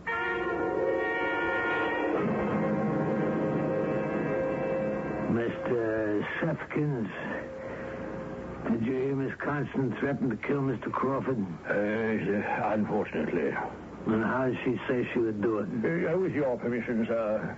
They were both highly volatile people. She was furious. And they played a scene, they so often did. I suppose they enjoyed the drama. That's what it was, a scene? Yes, that's what I thought it was. I'd had 15 years of it during their marriage. Indeed, that's why I left the room and went to bed. And she picked up the letter opener from the desk and said, "I'll kill you with this." Yes, sir. And you then left the room? Yes, sir. I didn't think that she was... And about 7 a.m., you came into the room, found Mr. Crawford dead on the floor. Yes, sir. He had been stabbed in the back. And the letter opener was lying there next to him. Permit me, sir, if I may. They were both angry at themselves. You see, they had no business being divorced. They cared for each other very much. That isn't true, Sefkins. It was all a misunderstanding. She was furious. But he incited her, and I think it was their way of making love. How dare you, Sefkins? They played one of their usual violent scenes. But this time it just got out of hand, that's all. That isn't true. She didn't mean to kill him, Lieutenant. I didn't kill him. I didn't. Thank you very much, Mr. Sefkins. That'll be all. All right, Miss Constant. You ready to make a statement? Yes. The same one I've been making all along. I didn't do it. You had the motive. You made the threat. You were there at the approximate time of the killing. Your fingerprints are on the murder weapon. Lieutenant, I was furious. I did say, "I'll kill you." I did go to the apartment. I did pick up the letter opener. But after Sefkins left the room, I even fought with him. But only for a moment. And then I threw the letter opener on the floor, and I went home. And that's what I intend to tell the jury. And you expect them to believe it? Yes, because it's true. No, Miss Constant. I didn't kill him, and you know it. I loved him. I'm a fool, but I'm not a murderer. I know who killed Wilson. Perry Gulliver. Where does he come into this? Where's your proof? How can you accuse someone of murder without proof? You accused me. And what did you have? A few flimsy pieces of circumstantial evidence? Well, what do you got? Wilson spent all of last week in London. Why? What does that have to do with anything? When Wilson goes to London, it's on business. All right. So you have business. What business? The only reason his magazine would send him would be to review the new plays there. It's the end of the season. There aren't any. So why did he go? Well, maybe it was a pleasure trip. No, he couldn't afford it. He was broke. Well, all right. I still don't see what... One night, I see Wilson and Perry very chummy in a restaurant. A few days later, Wilson flies to London. A week later, he returns. On the next day, he's murdered. Obviously, Perry sent Wilson to London. Why? Why? What was Wilson supposed to be doing in London? He didn't write anything. How do you know? I have friends in London. They kept an eye on him for me. Went to a few parties and came home. All right, so where are we? If Wilson didn't go there to do anything, perhaps he went there to get something. What? How do I know what? You're the professional. Don't you have any ideas? I've opened a world of infinite possibilities. Now, if this were a play... Look, Miss Constant, this is not the theater. Well, you see, we have Perry Gulliver sending Wilson to London for something. But what? Drugs, diamonds, military secrets. Don't you ever go to the movies? When Wilson returned, they quarreled about it. Well, how do we know? How do we know? That's something we can prove. Maybe. Sir, how may I be of service, Lieutenant? Let me ask him. Well, go ahead. It's your investigation. When Mr. Crawford returned from London, did Perry Gulliver visit him? Yes. See, Lieutenant? Do you know why, Sifkins? Mr. Gulliver seems somewhat upset. Why? Miss Constant, I never eavesdrop. You know that. Why do you say Mr. Gulliver seemed upset? Lieutenant, as Mr. Gulliver was leaving, I gathered he was angry because Mr. Crawford was supposed to have brought something from London for him. I told you. All right. When Mr. Crawford came home from the airport, did he have his luggage? Yes, sir, his suitcase. Did you unpack it as usual? Yes. First, I ran Mr. Crawford's tub, and as he was bathing, I put away his things. Did you notice anything unusual in the suitcase? Unusual? No, sir. Nothing at all? Think, Sifkins. Well, you might call it unusual, but I'd already become used to it. Used to what? The sugar. Sugar? Miss Constant, after you left him, Mr. Crawford developed the oddest habits. He collected sugar. That is, while dining out, he would, loot the sugar containers, take packets of it, and bring them home to me. And he had sugar in his suitcase? Sir, I noticed some of it had spilled. It was in a sort of package. I opened it, and there was rather a large amount. Sugar? Yes, I said to myself, now, this is too much. Packets are one thing, but loose sugar. Now, this has got to stop. Besides, I didn't like the looks of it. The looks? Yes. It was kind of powdery, so I poured it down the drain. You poured it down the drain? Yes, Miss Constant.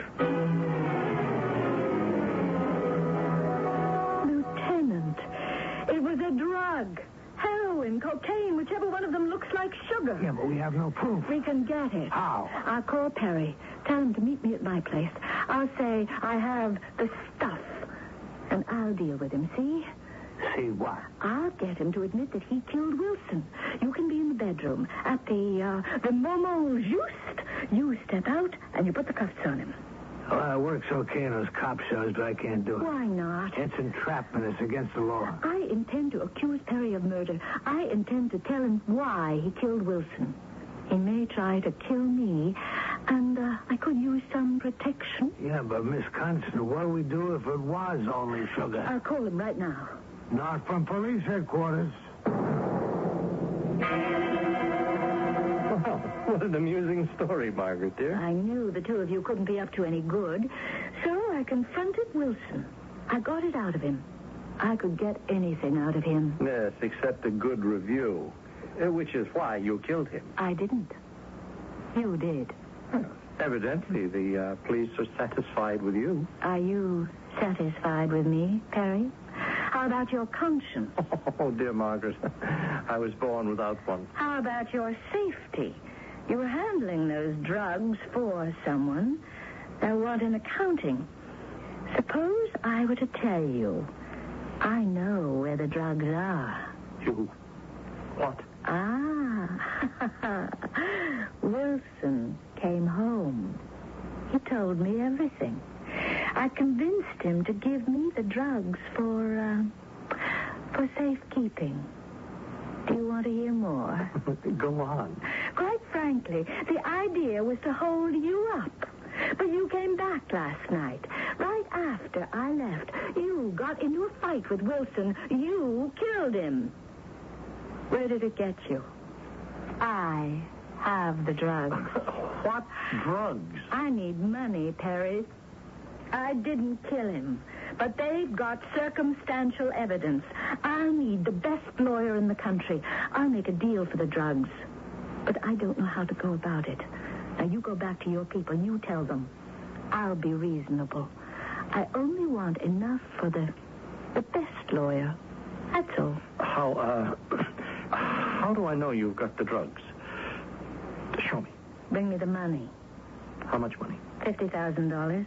50,000? I may need more. Make it 100. It's nothing.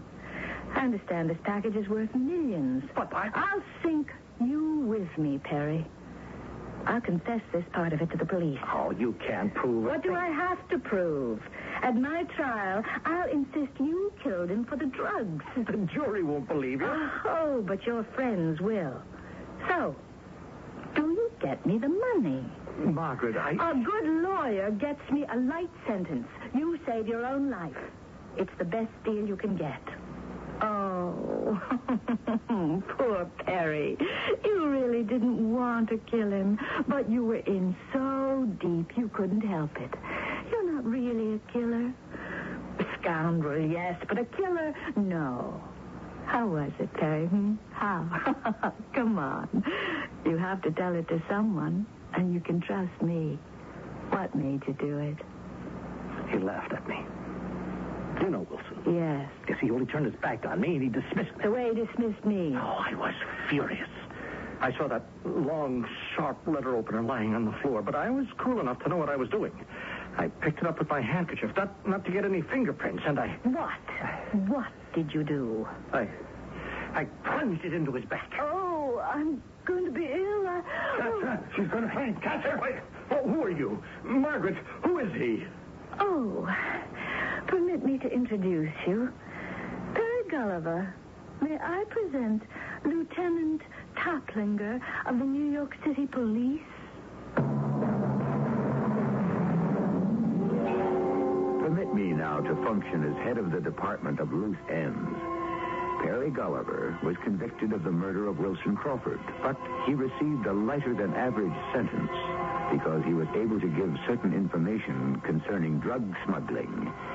Lieutenant Toplinger has become an avid theater-goer, and Miss Margaret Constant has become a dedicated amateur detective. They often meet to compare notes. Suppose we meet again in a few minutes. Sinus flares up. I'm clogged up, headaches, my whole face hurts. Help! Set for Sign-Off. Sign-Off helps relieve your pain, helps clear congestion, ease sinus pressure, and postnasal drip. Sign-Off does it all. Set for Sign-Off. And for the fastest known form of congestion relief, Sign-Off Spray. Sineoff. Sign-Off. The sinus medicines in the bright red box. It's here. For occasional use only as directed. Gosh, you folks have a beautiful tan. You must have had a great foreign vacation. It was terrible. The inspector took away my teddy bear stuffed with straw. Sir, why would he do that? I don't know. It's because certain agricultural items are prohibited. They could bring a disease or pest to the U.S. that could start an epidemic. Gosh. Even one could. Did you say pest? Yes. Then why didn't he confiscate you? Even one can hurt. Right for traveler's tips. Know the law. Write Traveler's Tips, USDA, Washington 20250.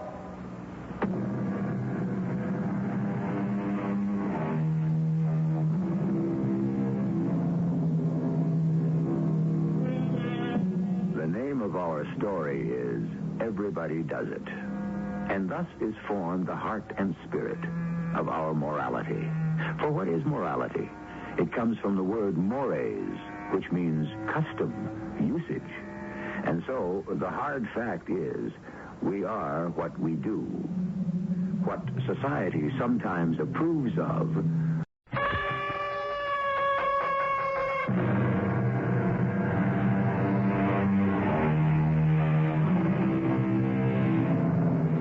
come in. Welcome. I'm E.G. Marshall. Are you old enough, and were you lucky enough to have been raised on A Child's Garden of Verses by Robert Louis Stevenson?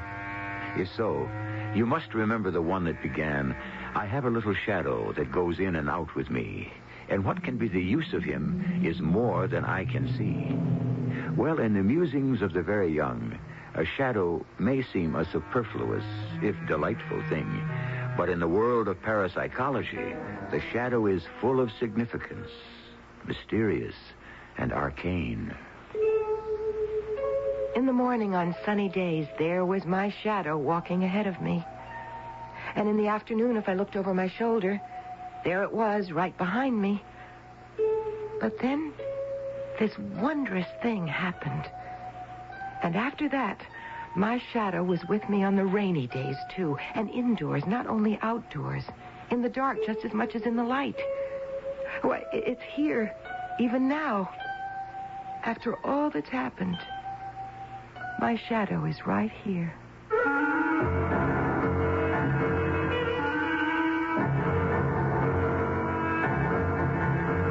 Our mystery drama, The Sinister Shadow, was written especially for the Mystery Theater by Elspeth Eric and stars Terry Keane. It is sponsored in part by Sign-Off, the sinus medicines. I'll be back shortly with Act One.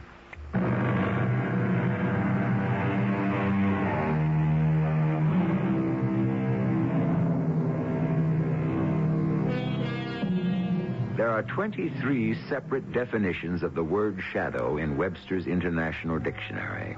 If you wish, you may read them all. But for our immediate purpose, we have selected definition number 8.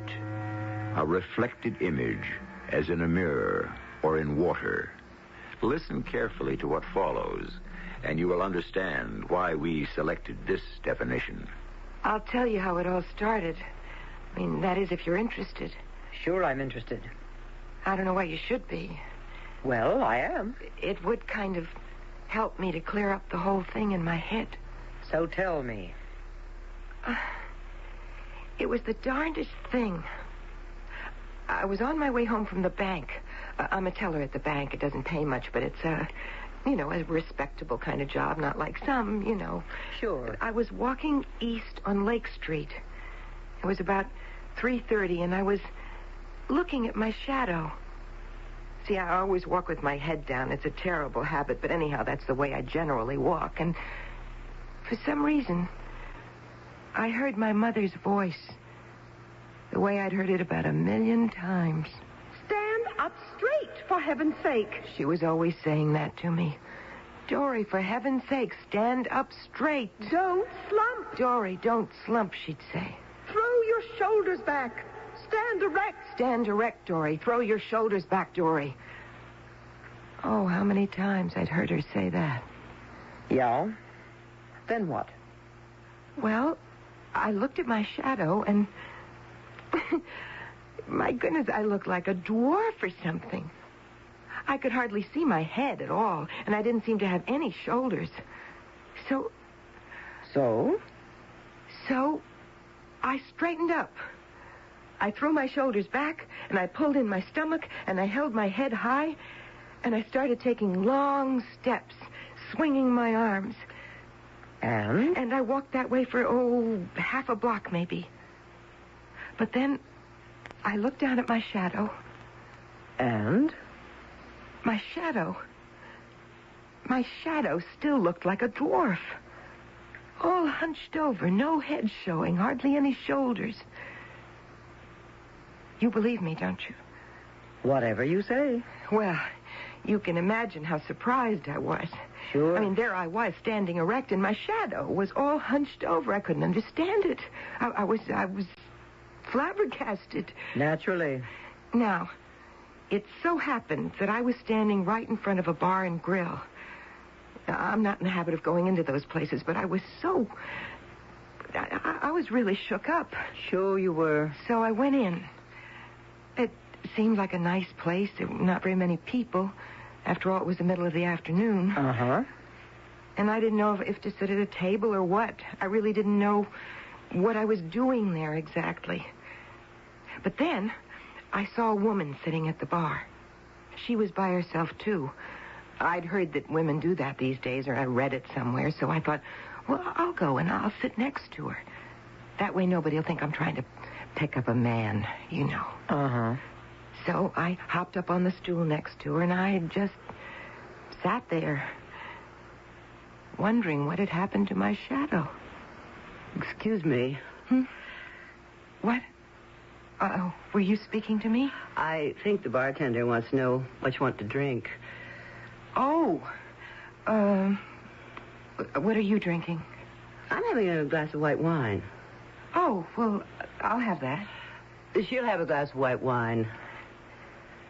People seem to be drinking that a lot these days. It's fashionable. A glass of white wine sounds very ladylike. Yes, I guess it does. It shows right away you're not a drunken dame. I guess so. On the other hand, you're not a prude. Not above lifting one on occasion. Oh, here's yours. Shall we? What? Lift one.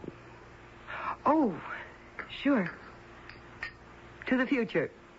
Whatever it is. You like it? Oh, what? Like the wine. Oh, yes. I've had wine before. Several times. I never have guessed. Oh, beer, too. No fooling. Oh, yes. Look, am I bothering you? You want me to shut up? No. I talk too much sometimes. I can't seem to help it. I just go on, and it drives some people crazy. I can't seem to stop myself. So just tell me. No, it's not that. It's just... You don't have to listen to me. No, I am listening. The way you keep staring in the mirror. That's just it. What is? What's it? Look in the mirror. Don't you see? See what? You and me, side by side. So? We look alike. We do? Don't you see? You must see. We're doubles. Why, yes. So we are. It was true. We looked exactly alike, and when she really looked at me, she could see it, too. Of course, nobody would notice it right away because, her clothes were very, very, mod. Isn't that what they say? They used to. Well, she had on blue jeans, very tight, very,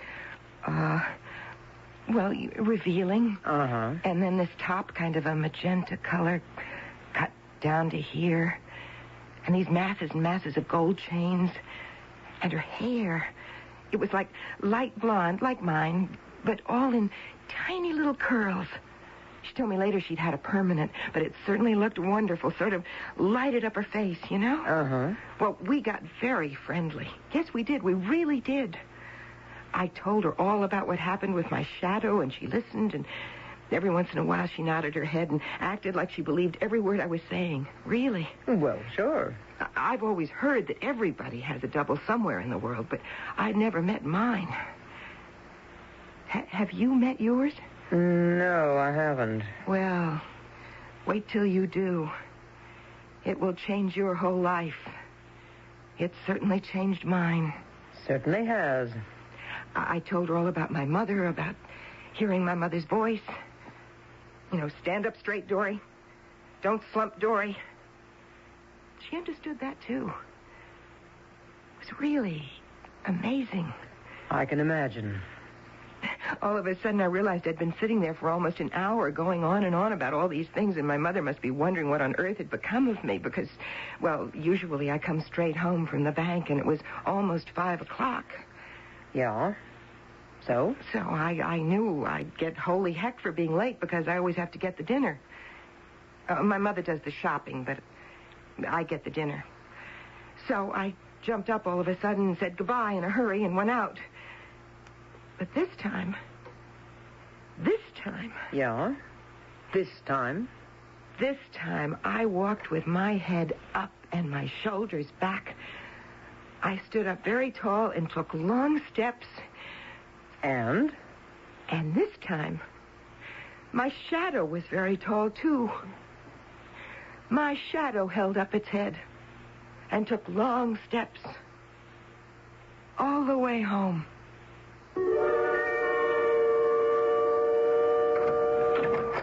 Dory? It's me. Where in the name of heaven have you been? Do you know what time it is? Nearly 5 o'clock. Where were you? I was detained. Detained? They detained you at the bank? Not at the bank. Then where? You never go anyplace that I know of. I just stopped to talk to somebody. Did you forget I have guests coming for dinner? Well, I guess I did. The Swensons are coming, and the Morrisons. Oh, and the Morrison's son, Gordon. I think his name is. Remember him? I don't know if I do. Well, he got married about 10 years ago and moved out of town. But now he's getting a divorce. I thought maybe... look, I put the ham in the oven. I thought I'd better when you didn't show up. How big is it? 12 pounds. Is there 18 minutes per pound? At $3.50? No, you start at 150 internal temp. Well, you go take a look at it. Well, in a minute. I want to tell you about... Dory, you'll have to make the sauce. I have no conception. It is just prepared mustard and currant jelly. Well, you take care of it. Mother, I met somebody on the way home. A man? You met a man? No, a woman. Oh, listen... About this Gordon Morrison, I understand his marriage wasn't too happy. Now, there weren't any children, so there won't be any trouble about the divorce. I believe he's a certified public accountant. Mother, I want to tell you he's about moving back here to live. A good CPA never has any trouble getting established, so I'm told. Mother? He's just your age, Dory. Give a year or two. I wish you would listen. Dory, what I am getting at is this is a chance for you. Oh, Mother. You're almost 36. I wish you would... Now, at dinner, please, don't sit there like a lump. Please don't. Say things. Join in. Be a part of the conversation. Be animated. The dinner will be good. We know that. And I'll make sure they know you cooked it. You'll make spoon bread, won't you? Yes, But you have to do more than that. You have to act like you're having a good time, like you're enjoying yourself. Do you understand? Yes. Maybe if you took a drink. That often helps. I know it helps me. It helps most people. Now, do you think you could do that? I could do that. A cocktail, maybe. I think maybe a glass of white wine. Maybe 2. I sat there like a lump. Once in a while, I'd think of something to say about something, but by the time I got around to saying it, they were talking about something else, you know. I think I do. Of course, they raved about the food. I really am a good cook. I'll bet you are. But I was all shut up in a cocoon, sort of. I couldn't get out. Uh-huh. And I could feel my mother getting madder and madder and more disgusted with me. But I couldn't do anything about it. I didn't blame her. No? No, because to her, everything comes so easy, always has. She laughs a lot, smiles. She can talk about anything, practically. The words just roll out of her mouth. She doesn't have to try to make an effort. It all just kind of comes naturally to her, and she can't see why it doesn't come naturally to me. You're shy. I guess you could call it being shy. I don't know. I just get sort of paralyzed when I have to talk to people. I want to go away or die or something. You're talking to me. Oh, yes, but... But what? You know all about my double. Oh. Do you know what I did the very next day? I went out and I had my hair cut short. Oh? And then I had a permanent. You like it, don't you? Sure. It's nice. Now I look exactly like her. I'm going to bring you a comb. You can run it through those pretty blonde curls. Why? Do I look awful? No, you don't look awful at all. But you could stand a little sprucing up. Okay. You'll be going upstairs in a little while. You'll want to look your very best for that. It's important.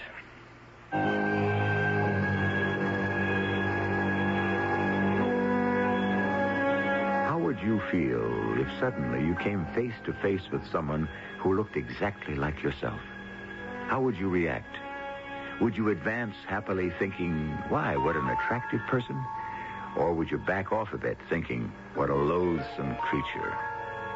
Not knowing what my own immediate response would be, I am content that my double should go his way while I go mine, and that we should be destined never to meet. I'll be back with Act Two.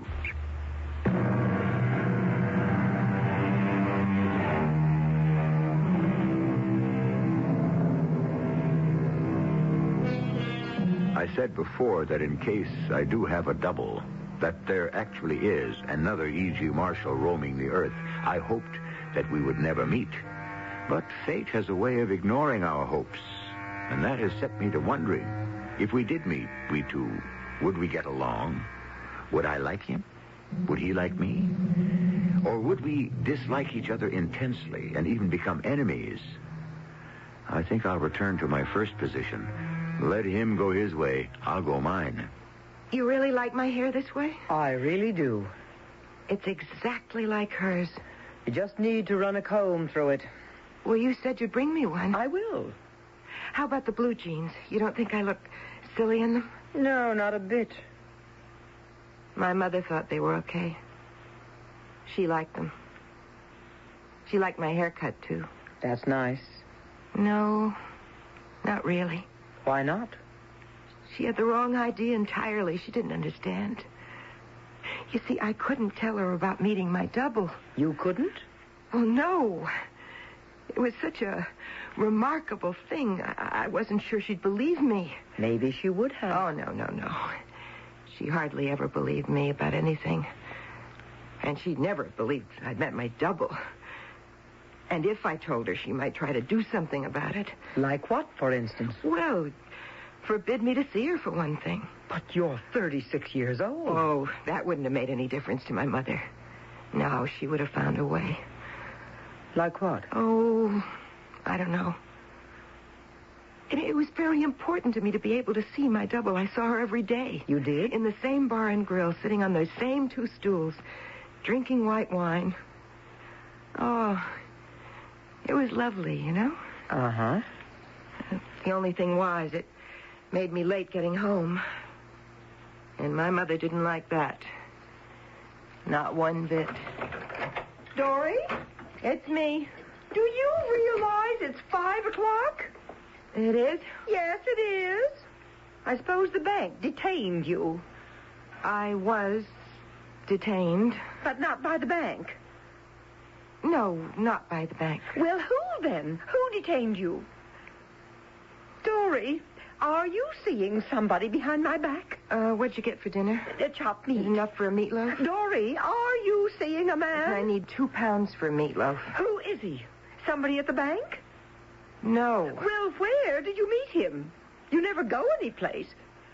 You didn't pick him up on the street, did you? No. Girls do that all the time these days. I am not a girl. You just better bet you're not. Listen, Dory, if he's a nice man, you know how much I want you to meet a nice man. I know. Nothing could make me happier. And with your new haircut and those jeans and that top, well, there's no reason why you shouldn't meet some nice man. And where are you going? I'm going to make the meatloaf. I want to know who this man is. I want to know where you met him. And I want to know where you see him every afternoon. Why don't you see him in the evening? Is he married? Is that why? Are you seeing a married man on the sly? No. Then why don't you bring him home here so I can meet him?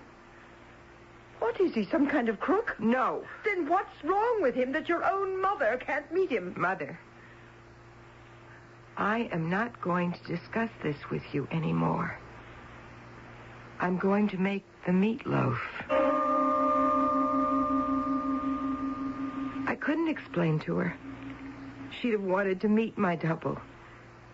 And that would have spoiled everything. Why? Well, because when you have a double, it's a very strange thing. It's not something you share with anybody. It's very personal and private, and it's not something you talk about. Not even to your own mother, especially to your own mother. It's your secret. Your very own secret. Your most precious secret. I don't know how to explain it to you if you don't know. That's all right.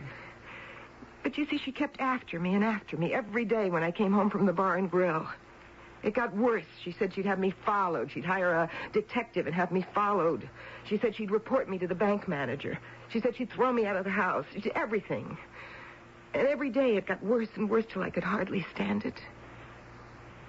If it hadn't been for my double and seeing her every day, I think I'd have gone crazy.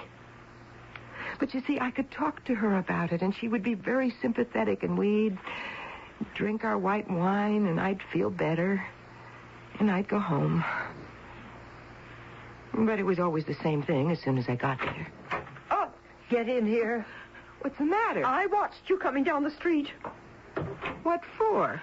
You're a whole different person, you know that? I know. You don't walk all slumped over the way you used to. You hold your head up. You're 36 years old, and all of a sudden you walk like a human being. Now, what I want to know is what is the cause of all this? Or should I say, who's the cause of it all? I know you get out of the bank 3:30 at the latest. You've been getting home later and later, 5:30. Now, Dory, I know perfectly well you are not walking around by yourself or sitting in the library because I smell liquor on your breath. You spend your time drinking with somebody. Just a little white wine. I never get drunk. You've never seen me come home drunk. 2 little glasses of white wine, and that's all. I never said you got drunk. I said you spend an hour and a half drinking with somebody. Now, I'm sick and tired of asking you who it is you're meeting on the sly. I'm your mother, and I've a right to know. Now, you look me straight in the eye and tell me who it is. Dory? Who is it? Just somebody. I know it's somebody. I want to know what somebody. It's nobody we know because I've asked all over town. You asked people? Well, how else am I going to find out? Not that I found out anything. A couple of people said they saw you go into the bar and grill on Lake Street a few times, but they never saw you with anybody. You asked people about me? Well, who do you meet in that bar and grill? Dory, are you going to tell me? I'll have to shake it out of you. Mother, don't let me go. I'll let you go when you tell me. Now, who is it? My double. It's my double. You what? Everybody has a double. Most people don't meet theirs, but I did. She was sitting at the bar. What? What did you just say? She was sitting at the bar. You've been meeting a woman? We look exactly alike. You mean to stand there and tell me you've been getting drunk every day with a woman? Not drunk. A man, maybe? A glass of wine. Oh, but this is crazy. It is not. It's weird. No, she's my double. She's like a twin, only it's better. She's wicked. That's what she is. She is not. Don't say that. And so are you. Don't say that or I'll kill you. To think that my daughter... I swear I'll... My very... Shut up, daughter. I will kill you. I was shaking all over. I was so angry. Sure you were. To think my own mother, my very own mother, would say such things about me. That she would even think them. It was horrible. Of course. And talking about her that way, she'd never even met her. Never even seen her. Uh-huh. She knew that I'd never... She knew me. She knew I would never... She should have known anyway. I understand. I got away from her and I ran out of the house. I couldn't possibly have stayed there. I just couldn't because...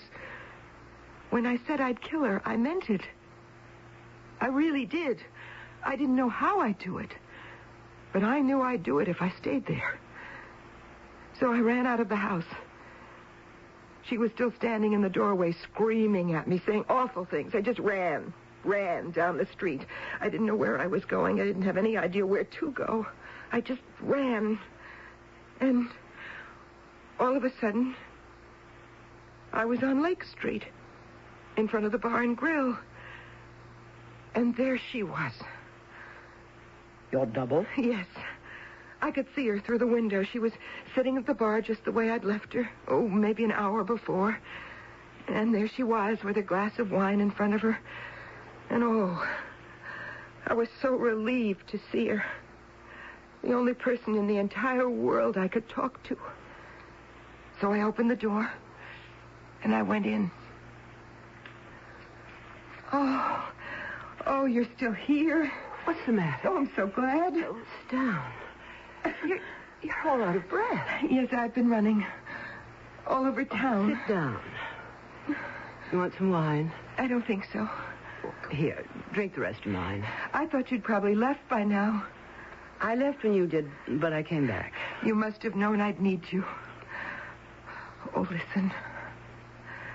I had the most awful row with my mother.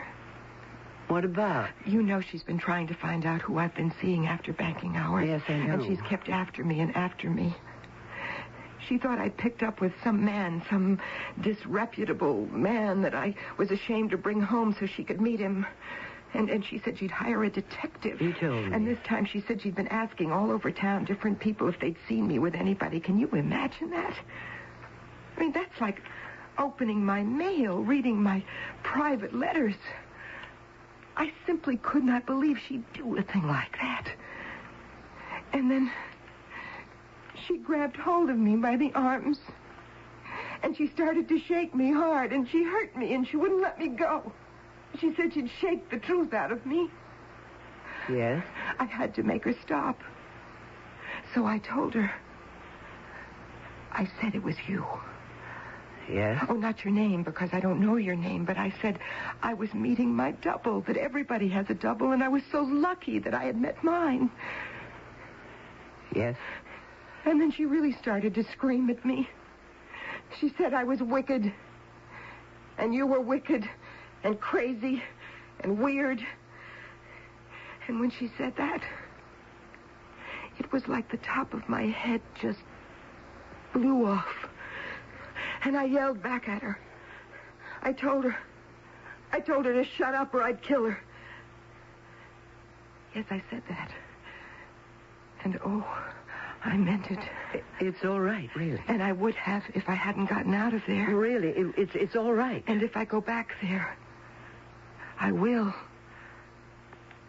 There's no need to do that. I've already killed her myself. She was so calm when she said it. I've already killed her myself. She said it like it was nothing. Uh-huh. And the peculiar thing was, it made me feel like it was nothing, too. Really? Yes. It seemed perfectly natural, perfectly logical. Like she'd done the only sensible thing. Then what?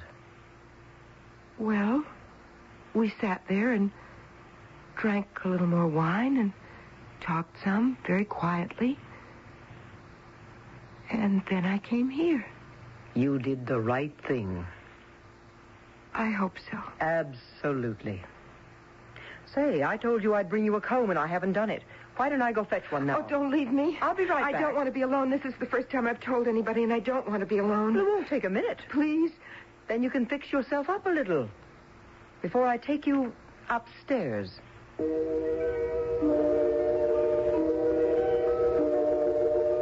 A most efficient double, wouldn't you say?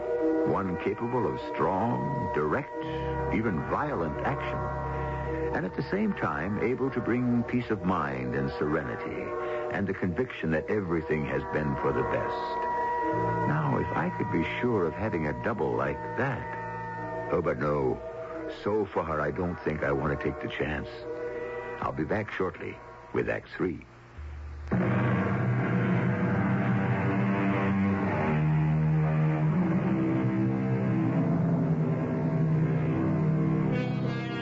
I said before that I still do not wish to meet my double. But now it occurs to me, were I to meet him, would I recognize him? Offhand, you'd say, of course. How could you fail to recognize a replica of yourself? But consider this. Do I really know what I look like? I think I do. It's a very familiar face. But have I ever really seen it? Is it possible ever to see it? I'm not sure that it is. Thank you for the comb. Don't mention it. See that you use it. Oh, I will, right now. We'll be going upstairs in about 20 minutes. So fix yourself up, you hear? What's upstairs? You'll see. I wonder what's upstairs. I wonder... Hello, Dory. Oh, it's you. How are you? I was just going to comb my hair. It needs it. Nobody told me you were here. Nobody knows. Are you glad to see me? I think so. You're not sure? What about my mother? What about her? How did you do it? I think I hit her with a chair. Don't you know? You know that little chair that stands in the front hall just to the left of the door? Yes. I picked that up and I held it up high and then I brought it down hard on the top of her head. Yes, that's what I did. I could never have done that. And then I choked her, just to make sure. You did? Really? Then when I was quite sure she was dead, I went back to the bar and grill. You didn't even seem upset or anything. Well, why should I have been? It was the only thing to do. I suppose there was no other way out. It's just the same to kill a person. People get killed all the time.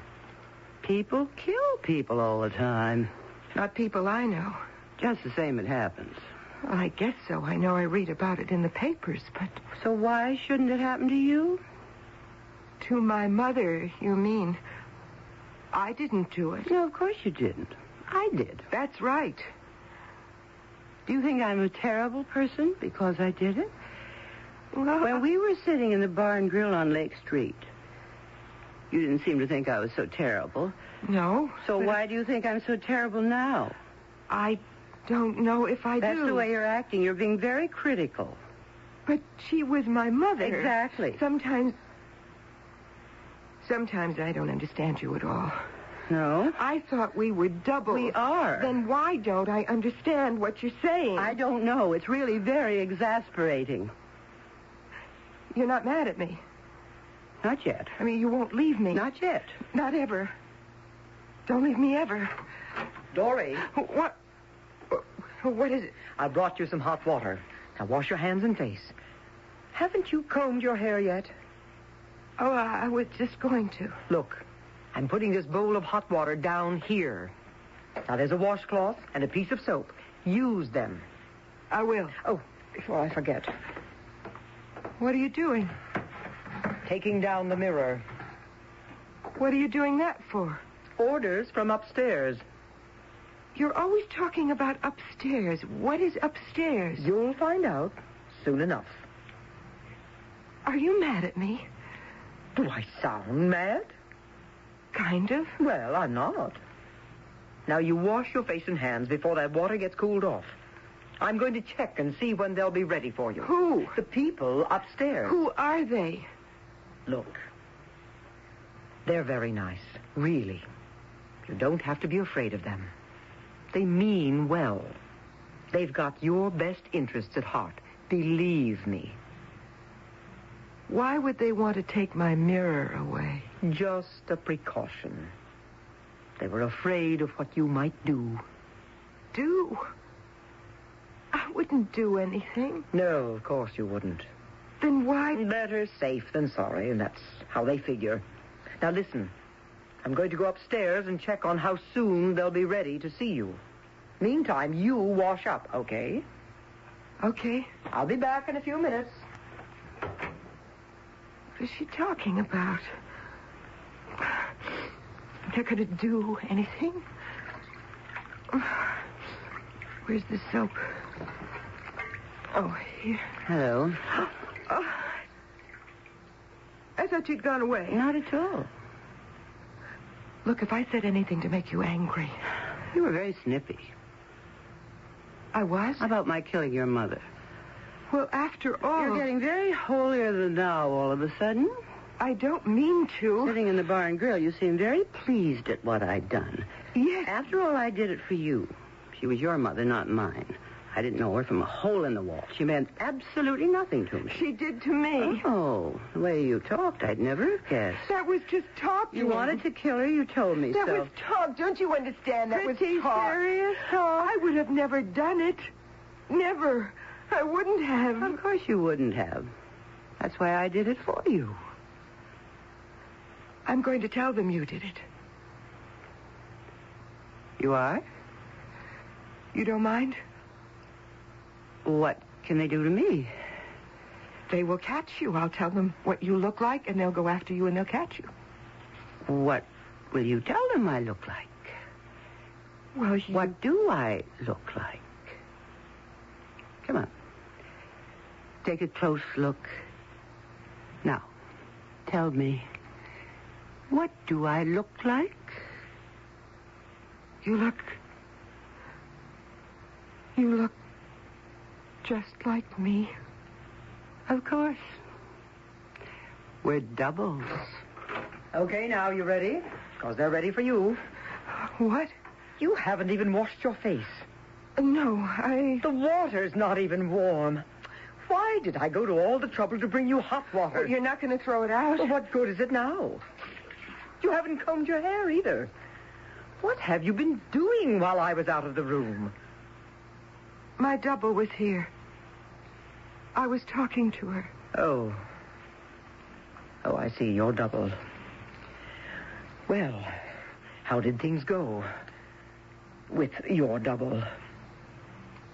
Not very well. Oh? In what way? We had a kind of a quarrel. I see. We're not getting along. Look, it's time we were getting upstairs. So come on. You'll have to go as you are because they do not like to be kept waiting. You said the people upstairs, they were nice? They are. Basically, very nice. Now, come on. Turn right here. That's it. What will they do to me?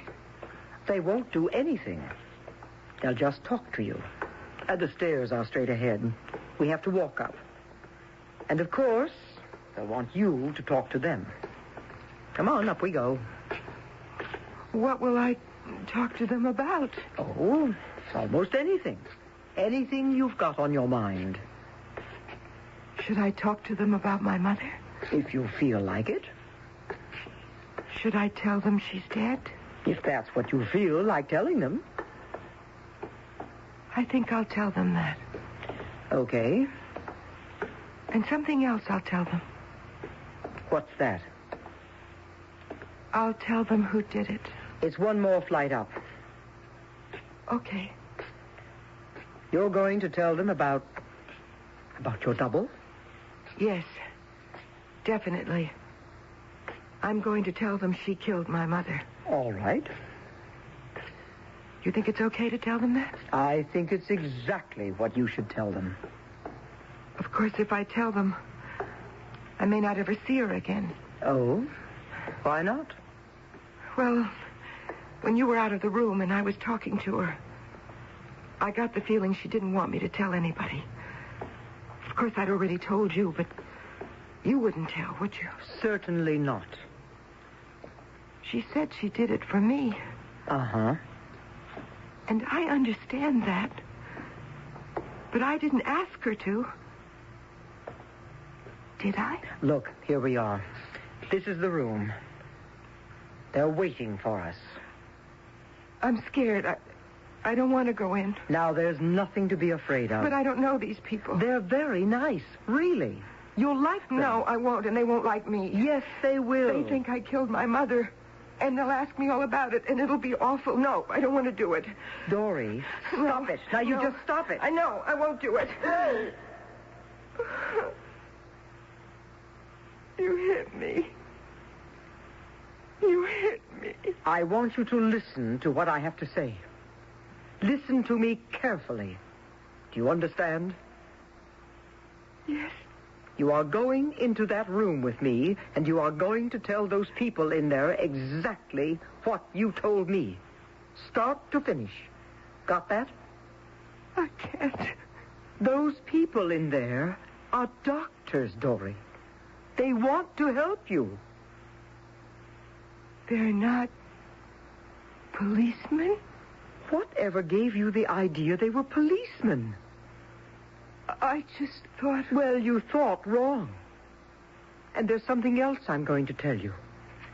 Something I'm not supposed to tell you because I'm just a nurse here. But I'm going to tell you anyway. There are 3 doctors in that room. 2 are men and 1's a woman. And there is some possibility that there'll be another woman in there with them. Your mother. My mother's dead. Your mother is not My dead. double, she killed her. She hit her over the head with a chair, and then she choked her. She did it for me. My mother's dead. Your mother is very much alive, and there isn't a mark on her. Now, are you ready to go in there? Okay. Wait a second. Look at your shadow. All hunched over. Aren't you ashamed? That's it. No, you're standing tall. And your shadow is, too. All right, Dory. Go on in. Nobody is going to hurt you.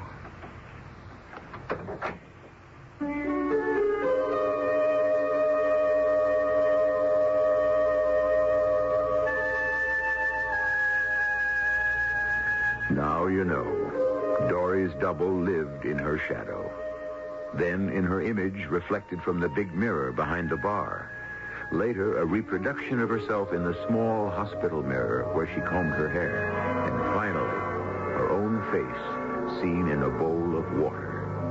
So she got a glimpse of a second self. Strong and competent. And possessing the capacity for rage. Even murder. I'll be back shortly. Yes. Theoretically, an earthquake of a certain intensity at the right place could carry the state of California into the sea. Read Goodbye, California by Alistair MacLean, the story of a fanatical terrorist whose ability to detonate an atomic bomb gives him the ultimate blackmail weapon, earthquake. An earthquake so monstrous it could mean goodbye, California. The authorities are helpless, but one man alone, a super cop driven by a personal motive, races to meet the terrorist head-on, a race that must be won, or else it's goodbye, California. Read Goodbye, California by Alistair MacLean. A story of daring, danger, and the threat of a doomsday that could happen tomorrow. If you enjoy suspense, get set for a thrilling experience because you are going to live that experience in Goodbye, California by Alistair MacLean. Now in paperback from Fawcett.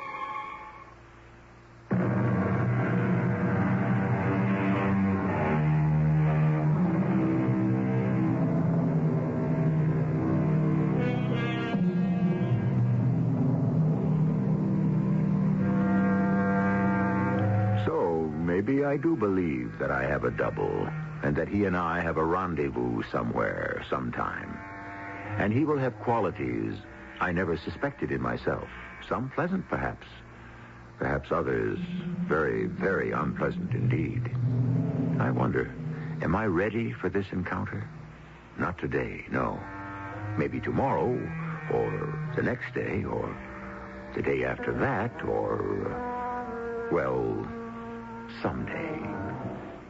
Our cast included Terry Keane, Grace Matthews, and Joan Shea. The entire production was under the direction of Hyman Brown. And now, a preview of our next tale. I keep telling myself it's a lover's quarrel. They'll make up and everything will be all right. Yeah, well, that's not what Susan says. It's off, over, finished. I asked did he give any reason, and she just shook her head and went up to her room to cry. Listen, I'm not hanging around this town any longer. Everything about it gives me the creeps. My sister gets kicked in the teeth, and my pop says, well. Well, I don't see it that way. She can't protect herself. But I am not letting that guy get away with it.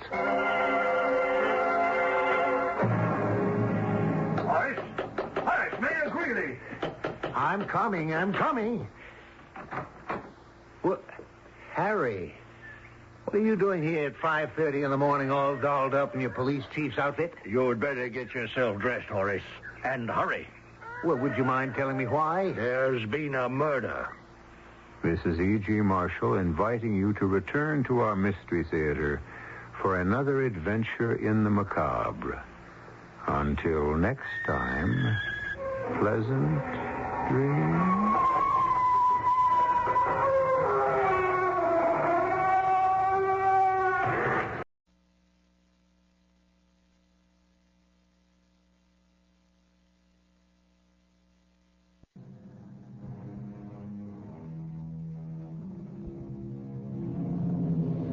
Come in. Welcome. I'm E.G. Marshall. We all have different ways of looking at things, like the artillery sergeant who said that cannon were made by taking a hole and encasing it in steel. And sometimes different points of view can open the door to mystery, especially when one of those viewpoints embodies a logical impossibility. Honey, today can't be Wednesday. It's Tuesday, our anniversary. No, yesterday was Tuesday. But we're going out for dinner. Why aren't you dressed? I was dressed last night. We were supposed to go out for dinner last night. Well, then why didn't we? Because you never came home.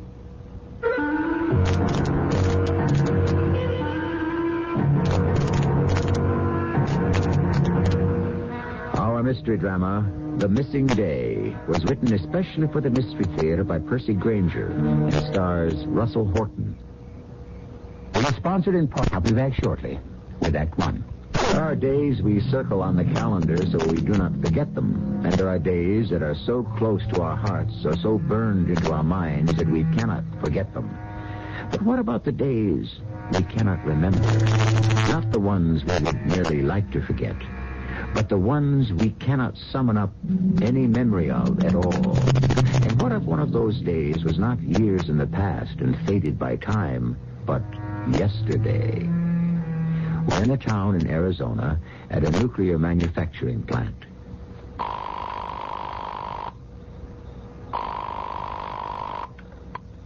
Hello? Hi, Bonnie, it's me.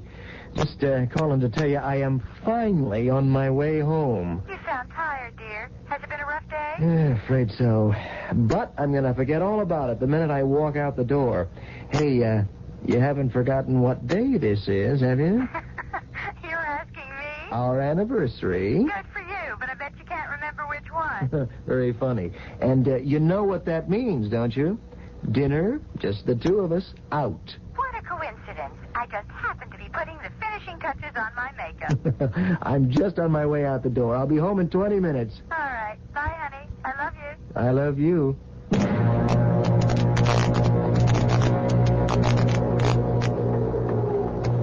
Excuse me. What? You're Arthur Cummings. Yes? You're the president of this plant here, Yes, I am. which specializes in the manufacture of nuclear reactors. Excuse me, what do you want? I wonder if I might have a word with you. Oh, I'm sorry, I'm in a heck of a rush just now. It won't take long. In fact, it'll take no time at all. Oh, perhaps you could make an appointment with my secretary. I'd rather not do that. Oh, I'm sorry, that's just what you're going to have to do. No, Mr. Cummings, that's not what I'll have to do. What do you... What's that... What's that thing in your hand? What do you do...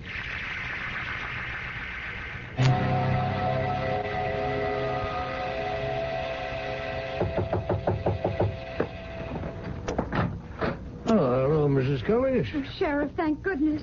What's the trouble? It's Arthur. He hasn't come home. Oh, when did you expect him? He called me 2 hours ago from the office. He said he was just on his way out the door. Well, was he delayed? Have you checked back with his office? Oh, of course. And I phoned every department in the whole plant. No one's seen him. Is his car still there? No, they checked the parking lot. It's gone. Well, he hasn't been hurt in an accident. At least nothing's been reported. But something's happened to him. We were supposed to go out for dinner tonight. It's our anniversary. Oh, maybe he stopped to pick up something. A present. But it's been 2 hours. He specifically told me he was coming right home. Oh, something's happened to him. I know it. Yeah, what kind of a car is he driving? A white and blue 77 sedan. Mm-hmm. License? Oh, LX 1089. Okay. My deputy and I'll drive out over the route between here and the plant and have a look for him.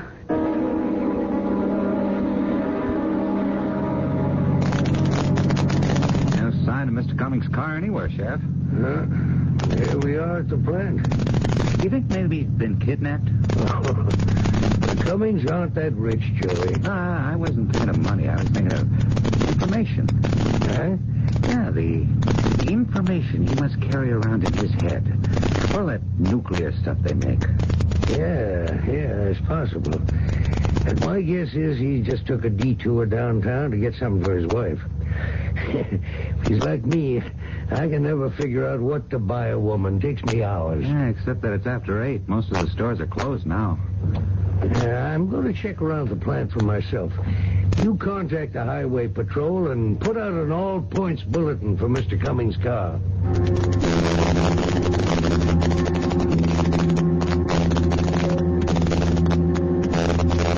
I'm sorry, Mrs. Cummings. Still nothing? No trace of him yet. But it's been 24 hours now. A whole day. What can have happened? Well, we got word out over the whole 6-state area. If he's here, we'll find him. But he just can't have vanished. Oh, I'm sure he hasn't. I'm so worried. You know, they work with radioactive materials at that plant, and well, anything could happen. Well, I'm aware of that. It's what concerns us, too. I mean, well, we don't understand yet all the things radioactivity could do to us. How it could change us or... Well, now. I don't see how it could be anything like that, Mrs. Cummings. You talked to him. He seemed perfectly fine, didn't he? Yes, he said he was feeling tired. His secretary saw him leave the office. But still, what if he's been affected somehow, without even knowing it? Hello, I'm home. Art? Well, Hi, honey. All ready to go? Mr. Cummings. Oh, hello, Sheriff. What are you doing here? Well, is something wrong? Well, what's the matter with you two? Art, where have you been? Well, nowhere, just coming home. But what happened? Well, nothing. I said I'd be here in 20 minutes, didn't I? I called at 5. Now it's 20 after. Hey, what's going on? You're not even dressed. You told me you were putting your makeup on. Mr. Cummings, your anniversary was yesterday. What? This is tomorrow. Well, what is this, a joke? Honey, did I really get the date mixed up after all, and you got the sheriff here to arrest me? Art, you've been missing for 24 hours. I've been worried sick about you. Where have you been? Oh, now, come on. I'm positive our anniversary is Tuesday, the 14th. It is. The only trouble is this is Wednesday, the 15th. You two aren't joking, are you? Your wife reported you missing last night, Tuesday. We've had an all-points bulletin out on you for a whole day. I've been missing? Yep. But I know I left the office right after I called you, Bonnie. I remember saying goodnight to Miss Scott. Who's she? His secretary. Well, go on, Mr. Cummings. Just take it step by step. Well, I took the elevator down to the parking lot. I crossed to my car. I got in and came home. That's all? You made no detours? No stops? No, I was going to get some flowers, but Miss Scott got these at lunch. She doesn't trust my color sense. They're wilted. But how... Because you've been missing for an entire day. Something must have happened, Mr. Cummings. You must have some recollection. I can't imagine. I don't remember a thing. Nothing at all? No. Art, how do you feel? Fine. I feel fine. You driving your own car? Well, I think it's mine. Yeah. That's our blue and white sedan. You want to check it out? If I may. And you, too. Me? Would you be willing to submit to a few tests? What kind of tests? Well, under the circumstances... You mean medical tests? Just a physical examination and a blood sample. I tell you, I'm fine, Sheriff. There is nothing the matter with me. Okay. I can't compel you without a court order. But I'd appreciate it if you'd change your mind. No. Well, if you remember anything... I'll let you know, Sheriff. Good day. Good day. Are you sure you feel okay? Look, I am all right. Couldn't we just call Dr. Kramer and... No. Just to have him check you out? No. But you do work with all that radiation. Honey, it is perfectly safe. Now, why do you keep worrying about that? How many times have we had this argument? Look, I've shown you all the literature on the subject. You know the extraordinary safety precautions we take. Besides, what would radiation contamination have to do with this? That's just it, Art. That's what worries me. We don't know. I don't remember a thing, okay? I'm admitting it. I don't remember. I don't know what happened. For all I know, this is some kind of practical joke you two cooked up. It isn't. I'm sorry, Bonnie. I've been a little on edge lately. Then... Not enough to call Dr. Kramer. I get edgy every time we have a delicate shipment going out. There's always that 1 in a million chance that something could go wrong. What's going out? Uranium. The truck's leaving at 9 a.m. the day after... I guess I mean tomorrow. It's going to go to that military installation over on the Snipe River. Art, do you think you were kidnapped? No. Number one, how could I be kidnapped without knowing it? And number two, why wasn't I held for ransom? Well, maybe they wanted information. I'm a businessman. I'm not a scientist. I don't know anything you couldn't read about in a textbook. Yes, you do. What? You know your plant's delivery schedules.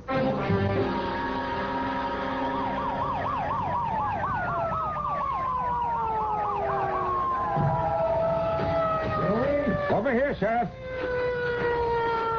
I got out here as quick as I could. What happened? Yeah, it looks like a hijacking. Uh-huh. This truck here? Yeah. I saw it parked alongside the highway and pulled over to see if everything was okay. Where's the driver? Found him slumped over the wheel. Is he hurt? He's dead. Shot through the heart. Huh? You call an ambulance? Down the way. The truck's contents are gone? You can see for yourself. Holy suffering cats. What kind of machine did they use to cut through these doors? This metal is 6 inches thick. What was this rig carrying? Well, I ran a check through the plates. Truck's owned by Mr. Cummings' company. And according to the head of plant security, she was carrying a large quantity of high-grade uranium to be used at the Snipe River installation in the warheads of their nuclear missiles. Speech, it has been observed, is the art of hiding thought. This is often all too true. But Arthur Cummings didn't seem to be hiding any thoughts when he insisted he had no idea what happened to him. For all he claims to know, the day just mysteriously disappeared. But it has also been observed that there are no accidents, and it certainly looks like someone knows where that day went. I'll return shortly with Act 2. The Bible says that a driver who overloads his beast is either a fool or a brute. A man who takes a great precaution in loading a truck with dangerous materials would not ordinarily be put in either of those categories. Yet, something strange has happened. Something has gone awry. And nobody seems to have an explanation. Least of all the man to whom the finger would appear to point. The only one who knew what that truck contained, Sheriff, was the chief of plant security. And the only persons who knew when the truck was leaving the plant were the foreman and the crew on the loading dock. And the only person who knew both? Was me. You also knew its route and destination. Yes, I take it upon myself to make all these decisions and be the only one with the information. It reduces to a minimum the possibility of what happened today. But today it did happen. And now a large quantity of high-grade uranium is missing. Well, Sheriff, at least it's not as bad as it seems. That uranium is virtually useless for nuclear purposes unless it's charged up, made fissionable. Mr. Cummings, would you accept that there is a connection between your disappearance and this robbery? Well, obviously. Sheriff, those tests you asked me to take... Yes? Well, I'd be willing to submit to them now. You sure? A man is dead, and a potentially lethal cargo has vanished. I feel responsible for that. What does the doctor say? Nothing. The blood sample showed no traces of any foreign chemical substance. No knockout drops or truth serum? No. And his examination of your skin turned up no indication that you'd been punctured by a needle or incision. I guess I could have been forced to swallow something, but why wouldn't I remember it? Well, the point is, we've got absolutely nothing to go on. Sheriff, if I had, I mean, would the tests have been different if you'd agreed to take them right away? Yes, Mr. Cummings, it's possible they would have. Substances don't stay in the body forever, and wounds heal. I'm sorry. You see, I'm very touchy about my health. My wife's always after me, fretting.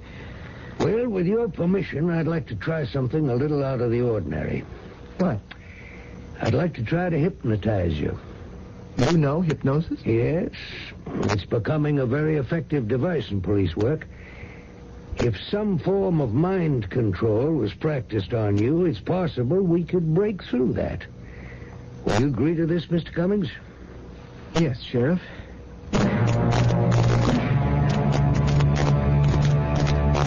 Joey, if you sit in the corner there and monitor the machine. Yes, sir.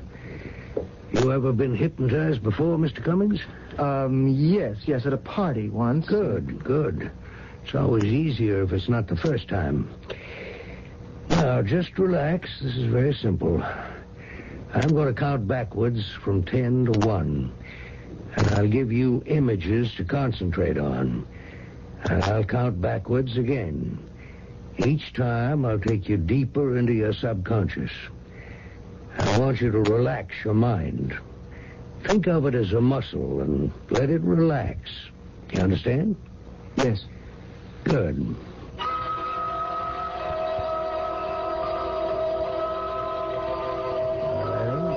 4, 3, 2, 1. The sun has faded now. You're in total darkness, floating in space. Can you hear me? Yes. What day is it? Friday. And yesterday? Thursday. And before that? Tuesday.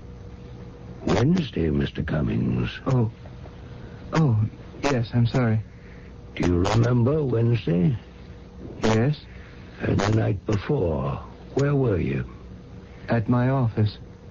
Do you remember calling your wife? Yes, I said I was just going out the door. And then? I left. I went home.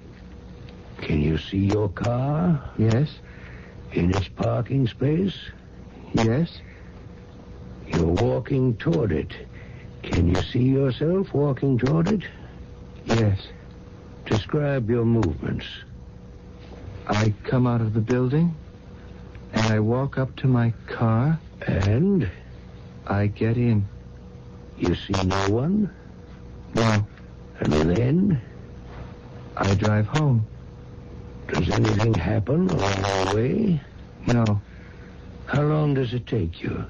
20 minutes. What time did you leave the office? 5. And where were you at 11 o'clock that evening? Driving home. Driving home? Yes. Where were you at 3 in the morning? Driving home. At 8? Driving home. Noon? Driving home. All afternoon? Driving home. How long did it take you? 20 minutes. And nothing happened? No. Yes. One thing happened. What? The flowers wilted.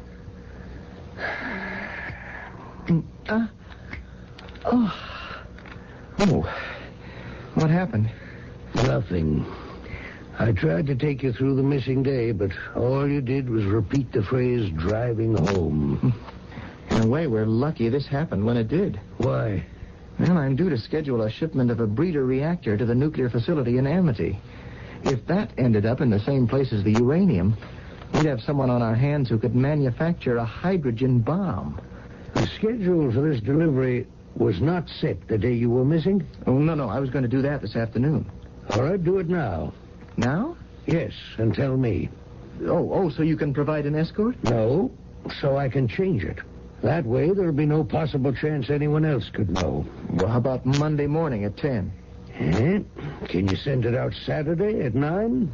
Tomorrow? Yes, I guess so. Good. Then do it. Good day, Mr. Cummings. Oh, I can go now? Yes. Thanks, Mr. Cummings. Sheriff. Yeah, Joey? Doesn't this whole thing seem a little far-fetched? Yeah. I mean, Mr. Cummings vanishes for 24 hours and claims he's got no recollection of it? No matter what was done to him, it seems to me he'd remember something. Yes, it does, doesn't it? Sheriff Baker? What is it, Sergeant? This just came over the wire. I thought you might be interested. Oh, thanks. What is it? Wow. Shipment of gold bullion coming down out of the Fosdick mines near Castle Butte's been jacked. The driver and the guard were killed, and $500,000 of gold is missing. The Fosdick mines? Well, all those shipments are top secret. Yeah, they even send out decoy trucks, don't they? Yeah. Whoever did that got through some very tight security. Joey, tell the sergeant I'm on a list of everyone who knew about that shipment. But Castle Butte's not in our jurisdiction. No, but the Cummings case is, and I've got a couple of questions I'd like to ask those people.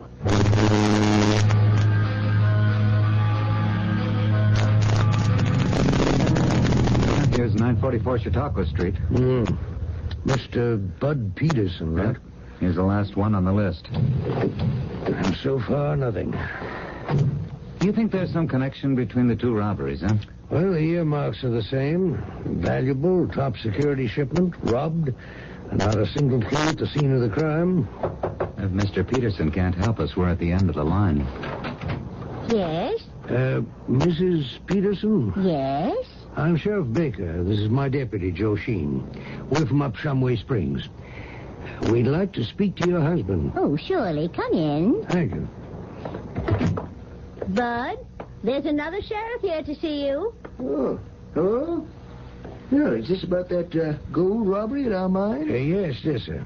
I've already talked to our local officers. I'd like to ask you a couple of questions, if I might. Oh, sure. You were one of the people who knew the schedule of that shipment. Yeah, but there were 3 other guys. Oh, I know. We've already talked to them. And I've asked all of them the same questions I'd like to ask you. Go ahead. In the last couple of weeks, have you experienced anything that could be considered a blackout? Blackout? Well, is there a period of time you can't account for? It's kind of a bizarre question, isn't it? Yes. Why are you asking? Well, there's been a robbery down our way similar to this one. A uranium shipment was stolen. Mm-hmm. And some guy's claiming he had a blackout? Yeah. Someone who knew about the shipment. Well, my health's fine, Sheriff. You can check with the company doctor. Nothing strange has happened? No. Let me put it another way. Mrs. Peterson, has your husband been missing for a period of time recently? No, he hasn't. Okay. Thanks, Mr. Peterson. I'm sorry for the disturbance. I guess we've been on a wild goose chase. Good day, Sheriff. Bud, why didn't you tell them? It's none of their business. You should have told them the truth. Something did happen. You disappeared for a whole day. I told you I don't have any recollection of it.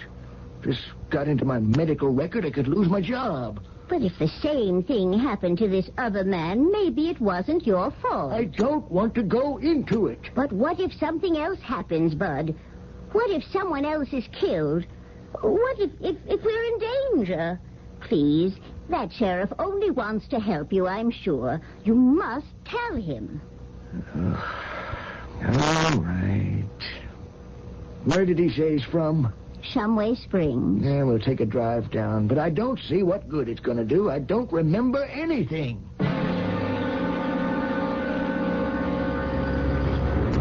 Well, here we are. Do you want me to come in with you? No. You wait here.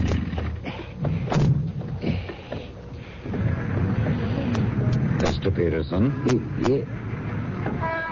You. You recognize me. Yes.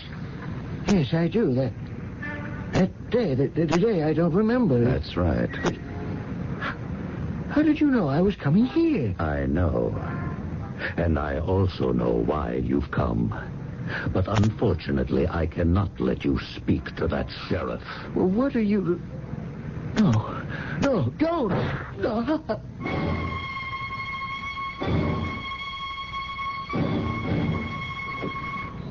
Mr. Cummings?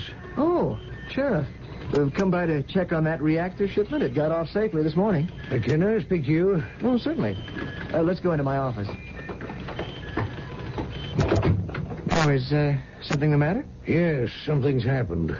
What, to that reactor shipment? No. Mr. Cummings, I suspect you're in serious danger. Why? A man was shot to death yesterday evening right in front of my office. He worked for the company that lost that gold shipment. And the same thing had happened to him that happened to you. He'd vanished? For a whole day, with no recollection of what happened. He was on his way to tell me that, but someone shot him first. Well, how do you know that's what he was going to tell you? His wife told me. But whoever shot him, how did they know? What is going on? Oh. Hello? Oh, just a minute. It's for you, Sheriff. Your deputy. Hello. Yeah, Joey. What? When? You sure of the truck's identification? Okay, I'll be right there. Cummings, your truck's been hijacked. The one containing the reactor? Yes. But how? That's not possible. No one knew its schedule except you and me. Unless you told someone. Well, no, of course not. I didn't even mention it to my wife this time. So now someone's got everything he needs to manufacture a half-dozen hydrogen bombs. Enough to annihilate this country.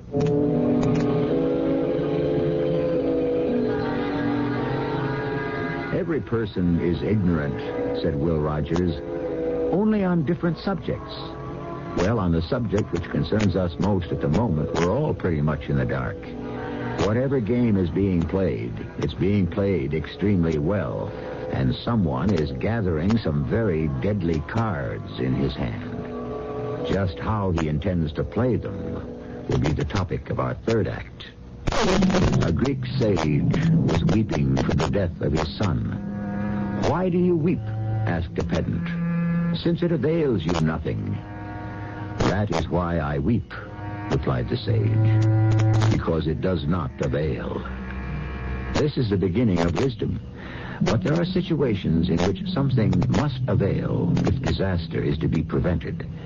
In our present case, the urgency is fraught with difficulty, for it's pretty hard to hit a target when you don't know what you're aiming at.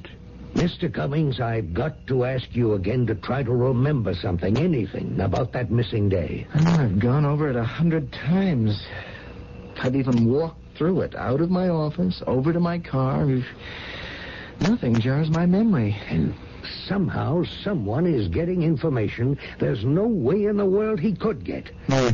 It's not as if you were bugged, might.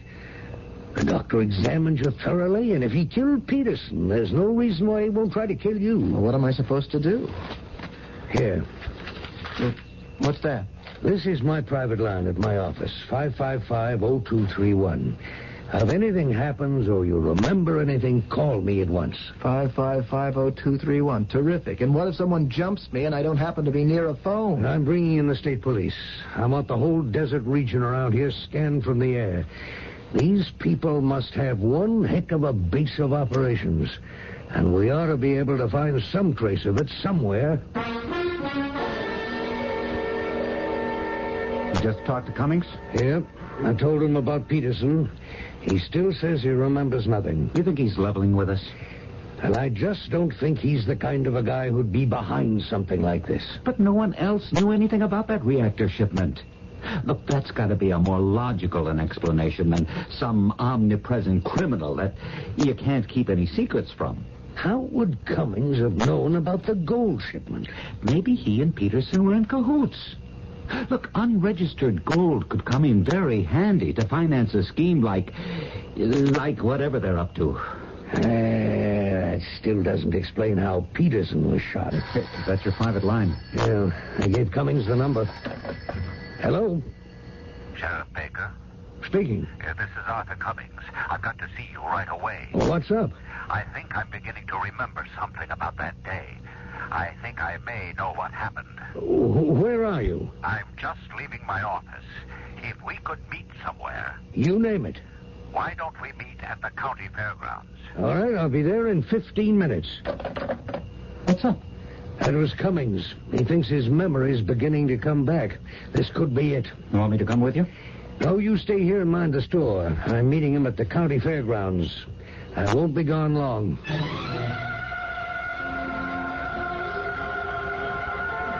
Sheriff Baker? Yes? Could I speak with you for a moment? Well, I'm waiting for someone. Is it urgent? I can assure you it won't take very long. Well?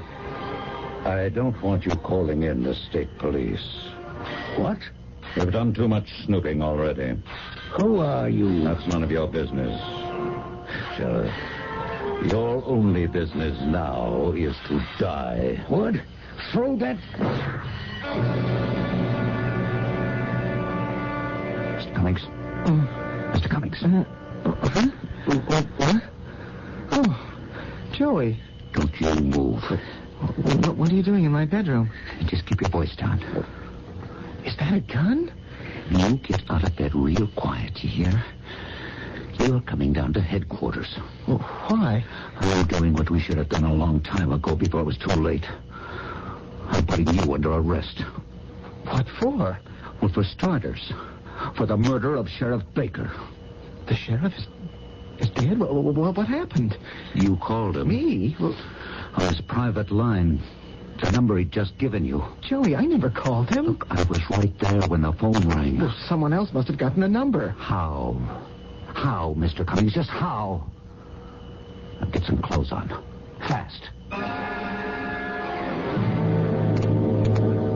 You got Mr. Cummings bedded down for the night, Joey? Yeah, I'm staying with you tonight, Sergeant. Just in case he's got any cronies who might have ideas about springing him. You really think it was him that killed the sheriff? No other explanation makes sense. Listen, when you took Cummings back to his cell, are you sure he was clean? Yeah, I frisked him. Why? Well, I don't know. With all this weird stuff going on, when you walked him past our short wave here, there was some kind of a blip. What? Well, it sounded like feedback, you know, like when two mics get too close together. I thought he might have palmed something you missed. Microphone? No, that's not possible. I checked him, and the doctor went over him practically with a microscope. All I'm telling you is what I heard. Huh. I wonder if that is it. Sarge, let me use your typewriter. What are you going to take? A little scenario for me and Cummings to read out loud.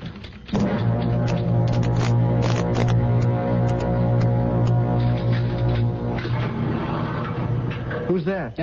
Just me, Mr. Cummings. I thought I'd come in and badger you a bit since you're here and can't go anywhere. Badger me about what?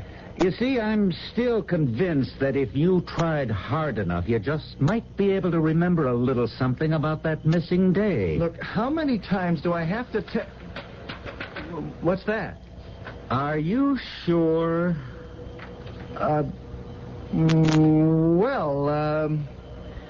Maybe I do remember something... Yes, I think I can see it now. There was someone, but... Yes? What's the matter? Joey, I think I'd rather write it down. Write it? Why? Well, I'm not sure yet, but I have a feeling it'll be safer. Oh, all right. Well, come with me. There's pencil and paper out front.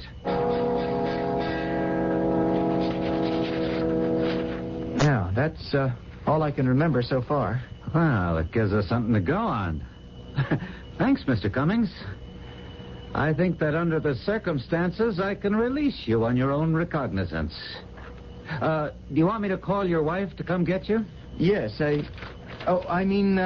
no, I don't want to bother her at this hour. I'll walk home. It's only a mile. You mean I'm really free to go? Yep. Well, good night. I think he played his part pretty good, huh? What the heck was that all about? What did he write down? Nothing. Well, then what did you let him go for? Because I think he's going to lead us to whoever or whatever killed the sheriff. And is in possession of that nuclear arsenal. Why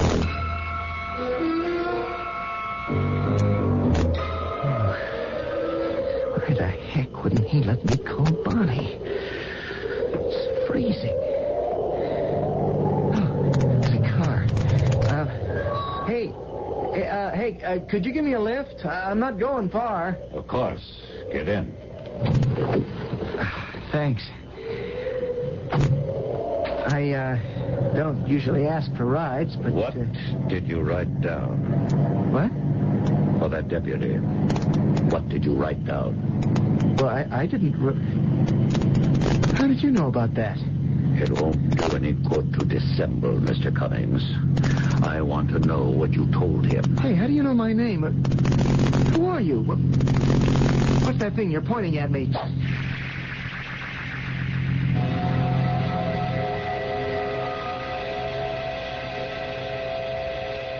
Oh, my head. What happened? I introduced myself to you a second time, Mr. Cummings.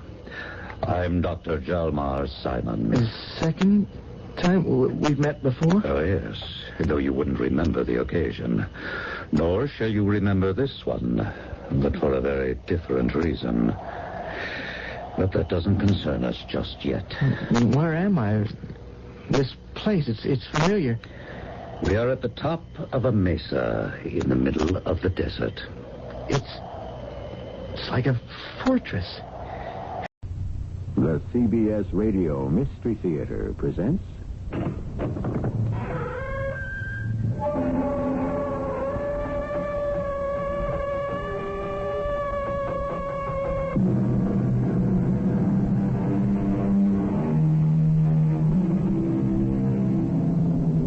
Come in.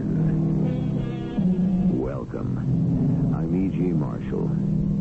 As the centuries of recorded time go marching in review, head and shoulders above the rest of us march the great innovators, the scientists, the inventors.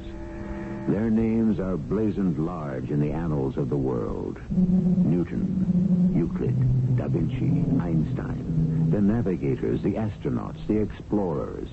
But some who have opened new paths to mysterious realms go past unsung. For example, Herbert Boggs, whose strange and unique story I bring you now. Herb, what do you mean, read? Well, it's hard to explain, Sadie. But you know, ever since I was shocked by that electricity, it's like written up there in my mind. It's like it was printed on a notice board. I can read the future, Sadie. Like it was the first page of tomorrow's newspapers.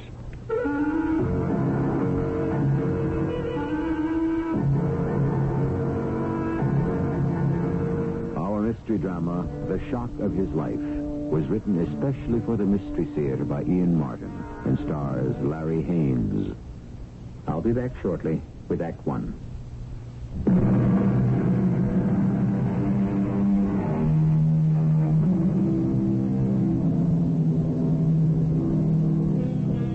If you were to pick the most unlikely spot for a miracle that could baffle modern science, you couldn't do better than Elmhurst in the borough of Queens, New York City. Or a more unlikely man for it to happen to than Herb Boggs. Herb is a medium man, which is to say he is middle class, ordinary, and in a crowd most likely to go unnoticed. He's been married to Sadie for 36 years, 2 children, grown and married. He has his own little bar and grill. His interests are beer, boxing, football, the ponies. He also likes the comics. Hey, Sadie, look at this here. What? Sparkman. see how he handles them creatures from outer space? Which one is he?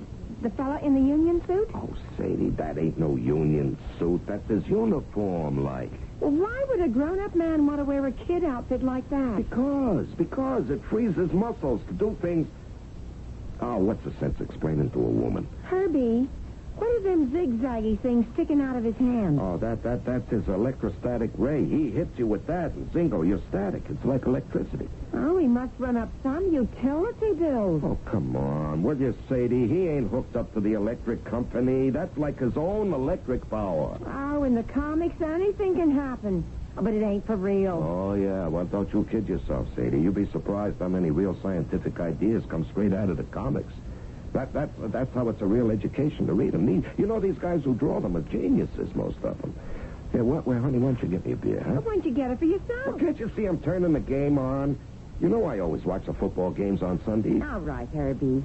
You have your day of rest. But, honey, don't turn it up too loud. Yeah, all right. No louder than I have to hear what's going on, well, okay? I don't have to. Oh, Vaughn, the picture blew. Put the beer down someplace, huh? You mean something's happened to that, too? Well, you got eyes, ain't you? We got the sound, but no picture. Herbie, what are you doing? I'm gonna get the back off. I can fix this thing. I can't miss the game. You can't fix it. You need a TV man. What, at $33 a crack? Anyway, where you gonna find one on a Sunday, huh? You shouldn't mess around, Herbie. It's dangerous. Well, what's the difference? You can still hear. I don't want to just hear. I want to see. You better not shove your hand in there.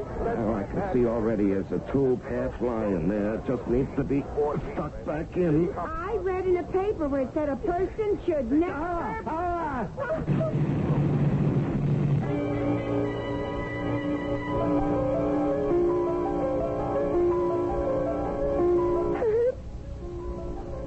Honey? You all right? Herb, say something to me. Answer me. Herb? Herb? Oh, heavens help me. Heavens help him.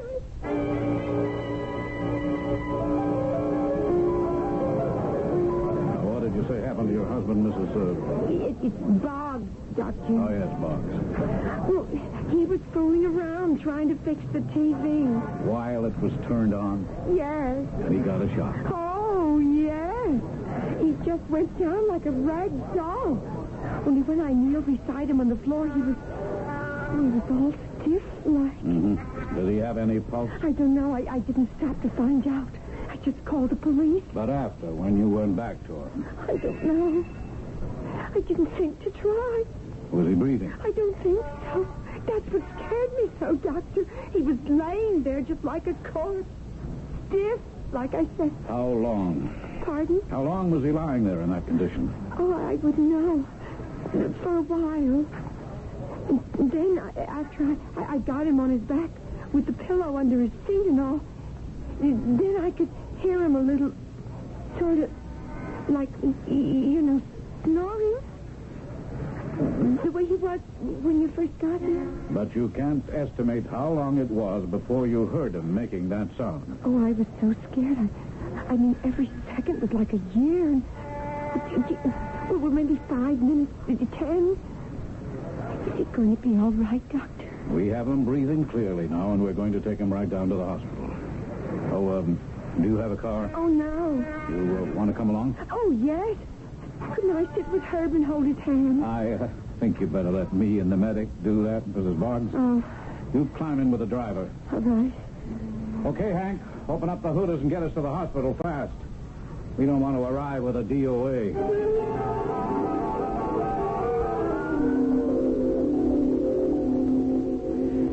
Sorry to keep you waiting so long, Mrs. Boggs. Herb, how is he? Well, at the moment, his condition is stabilized.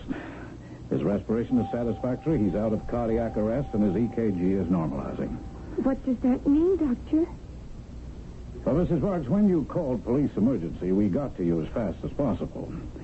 But there was a period after your husband sustained the electric shock during which we don't know his medical condition. But you said he was breathing and all again? Yes, his condition now is stable enough. What we don't know, Mrs. Boggs, is what may have happened to him in the period after he sustained the shock until we arrived and could start treatment.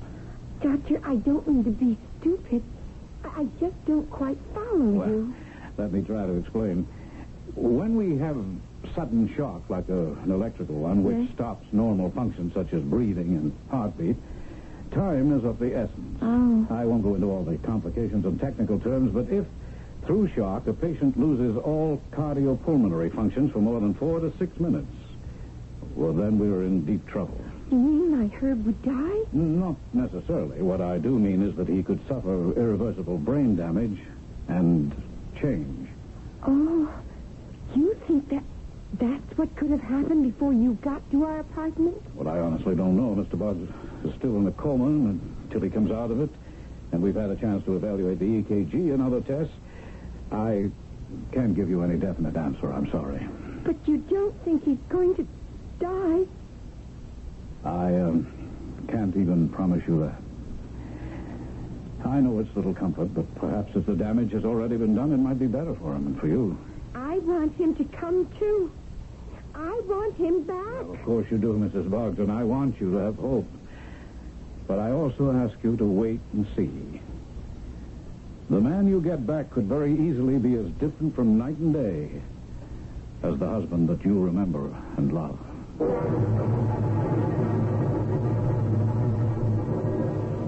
Good morning, Herbie. Sadie, where am I? Where should you be when you're sick? The hospital. Hospital? What am I doing here? But don't you remember? You were messing around with that TV. Like Mike, who comes to fix it. Didn't Mike warn you? What? Well, he said, you know, never touch in the bath without you pull the plug. Oh, yeah. I remember.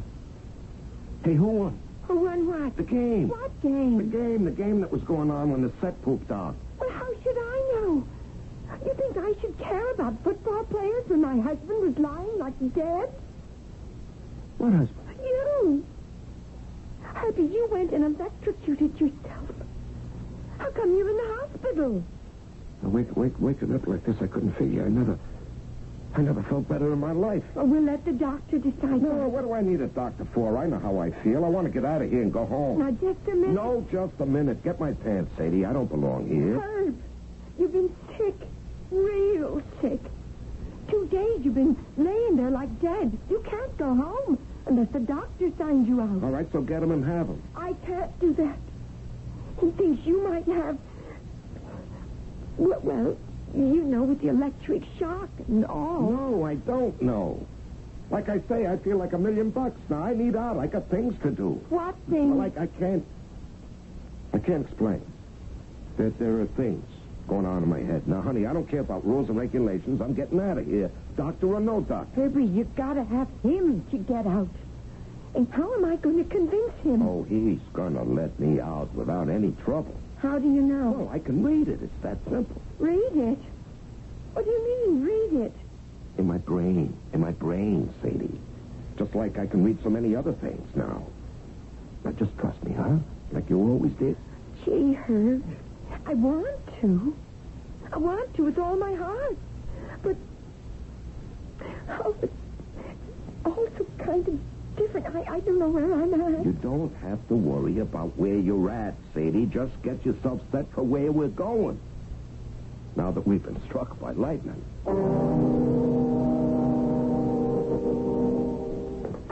Oh, boy. Good to be home. I just don't understand. After all he said, the doctor didn't make any problem about your coming home. Oh, why should he, Sadie? I'm in better shape than he is. Get me a beer, hon. Huh? Oh, sure, Herbie, if you say so. You want a glass? 32 years married, you asked me that. When did I ever use a glass? Are you sure the doctor wouldn't... Sadie, what do I care about the doctor? I know what's good for me. And for you. Here, just let me show you. Who are you calling? Of course. The bookie? Yep, that's him. Now, look, Herb, we ain't got money to take flyers. I mean, like after the hospital and ambulance and all, you know? No, I don't know. And who says this is a flyer? This is something I got to get through your heads. Hello? Horse? Yeah, Herb. Yeah, You know, Herb Boggs? Yeah, that's right. Listen, you're holding some linens for me. $120, right? Yeah, that's all right. You check your books. It's there. Yeah, well, listen, I want to take a little flutter. Now, you got notable gaffer in the first going off at 10 to 1, right? And Pleasure Sky in the fourth, 70 to 1. Yeah. Yeah, well, I want to parlay them on the nose to win. Yeah, the whole bundle. Are you crazy? Heard you had winnings of over $100, and you're betting them on a daily double with two outsiders? Honey, not to worry. I can't lose. What do you mean you can't lose? I already read the results. Clear and simple, the way the things are from here in. What do you mean, read? Well, it's hard to explain, Sadie, but ever since I took that belt of electricity, it's like written up there in my mind. Like it was printed on a notice board. I could read the future. Like it was the first page of tomorrow's newspaper.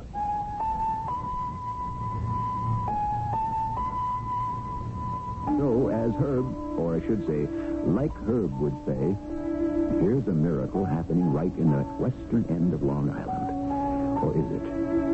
Has the amount of extra electricity which Herb Boggs' body accidentally absorbed brought about some strange physiological or psychological change? Or has it, as Dr. Baines feared, caused some profound and irreparable damage that gives him delusions? I shall return shortly with Act 2.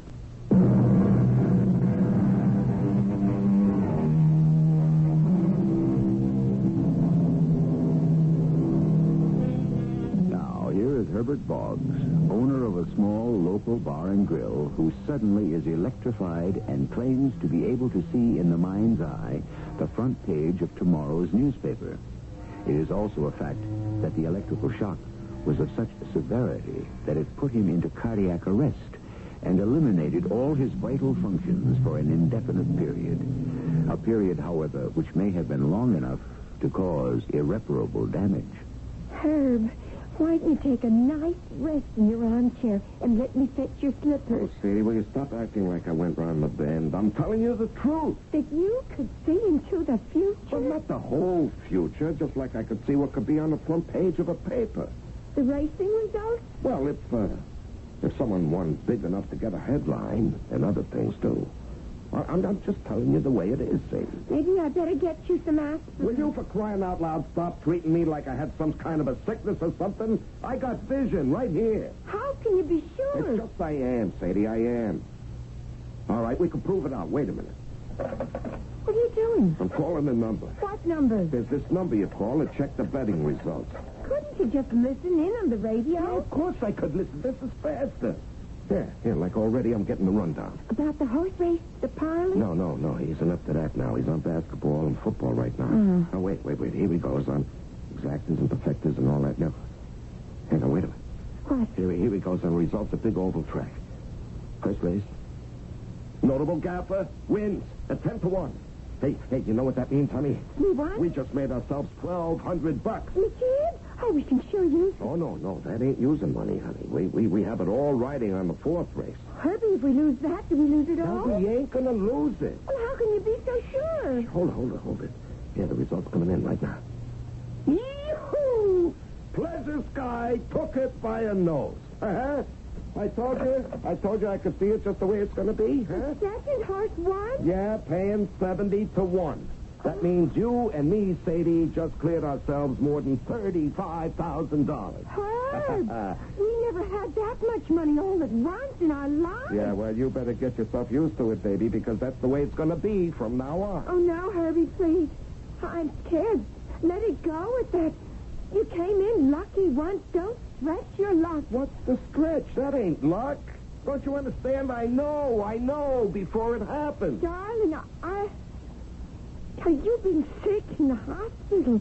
I think you ought to take it easy for a while. Oh, I know. I know what you think, Sadie, and I don't blame you. You think that electric shock curdled my brain or something, but it ain't that way. I wish I could make you see it so clear. Wait a minute. I just came back from the hospital, and you were with me all morning since I woke up, right? Right. So, you know that I haven't heard a radio or seen a TV or looked at a paper, right? Yes. The morning paper. We got it in the house. All right. Now, fine. Now, I won't look, all right? But you look on the first page. Yes. And someone won big on a lottery, right? Yes. Huh? Joseph Davis, a retired construction worker, was the grand winner in the $2 million state lottery. Yeah, all right, Sadie. Does it give the number of the ticket? Oh, let me see. Yes, right here. It was number... No, wait. I'll tell you without even looking.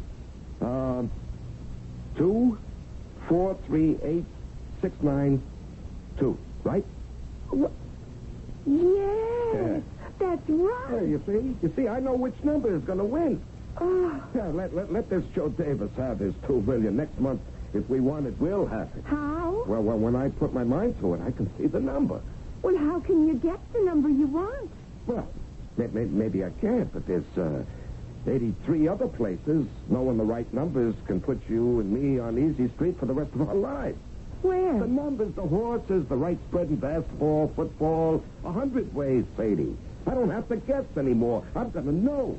Oh, there's something terribly dangerous about all this herd. It just can't lead to any good. Are you kidding? How good can it get? It's going to be a whole new life. Well, I guess that's what I'm afraid of. Oh, come on, Sadie. Why should you be afraid? Because you go live it. I got my own second sight. You're headed for real trouble. And worse than that, you ain't gonna be my Herb anymore.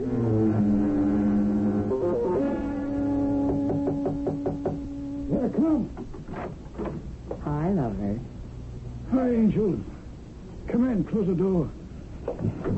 Well, do we kiss, Gino? Or is this strictly business? Kiss first, Sherry, baby. Then we talk.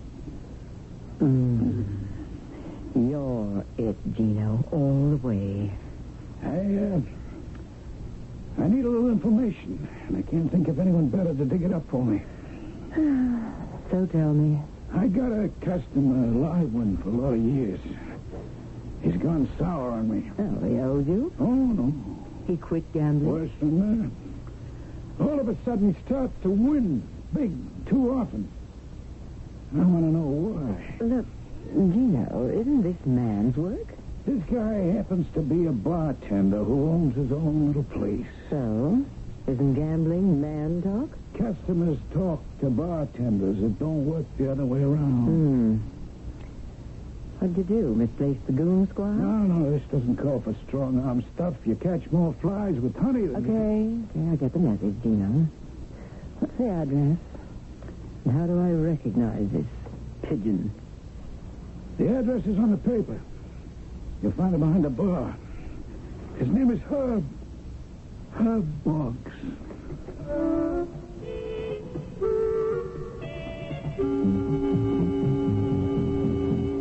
Yes, miss? Can I help you?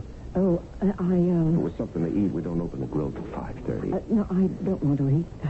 I couldn't. I'd like a drink, please. Yeah, sure. Would you rather have it at the table than here at the bar? No, please, I don't want to be alone. In trouble of some kind? Yes. No. Well, there was a man bothering me. To get away, I said my husband was meeting me in here. Is he? No, I just said that to get away. My husband... My husband's dead. Oh. I'm a widow. Oh. All alone now. I don't know why it is. Men seem to sense that. Try to take advantage. You know how it is? Wow. Yes or no? Now, listen, you'll be safe in here. What did you want to drink, huh? Oh, just a sherry, I guess. I'm sorry. I didn't mean to laugh. It was just... You see, I'm not much of a drinker. And I didn't know what to ask for. So the first thing I come out with is my name. Oh, Sherry, yeah. That's your name? Yes. But like the poet says, what's in a name? So I guess I will have a sherry. Not too strong, please. Oh, no, I'll give you the best. Yeah, this'll never hurt you. A glass of wine. Like that other poet said. A glass of wine, a loaf. Oh, how did that go? A book of verses. Underneath the bough, a jug of wine, a loaf of bread, and thou beside me singing in the wilderness. Oh, gee, that's beautiful. Yeah, well. How come an educated man like you ended up behind a bar? I ain't claiming I'm any college grad or nothing like that, but... Well, you spend enough years behind a bar, you'd be surprised how many things you learn. Oh, you read it to me like you were an actor. Oh, it made me feel so much better. Honest. I don't feel sad anymore. Wow, that's great. Hey, now look, you haven't even tried your sherry. Oh, I know. It's silly, but... Oh, I hate to drink alone. I don't suppose you would join me as my guest. Oh, no. I never drink in my own place. Well, some other place? Hey. Now, look, I'm a married man. It's just because I'm lonely. Oh, I don't think I know your name. Oh, well, it's her. If you want to have a drink, my relief barman just came in. It's my quitting time, and, come on, Sherry. I'll take you across the street to Adam's Rib. Oh, that's so sweet of you, Mr... I mean, Herb. No, it isn't. Sherry, honey. You see, it's because I read in my mind's eye it's what I'm going to do anyway, so I might as well check out why right now. So I'll get my jacket. The sherry's $1.50 a clip. Just leave it on the bar.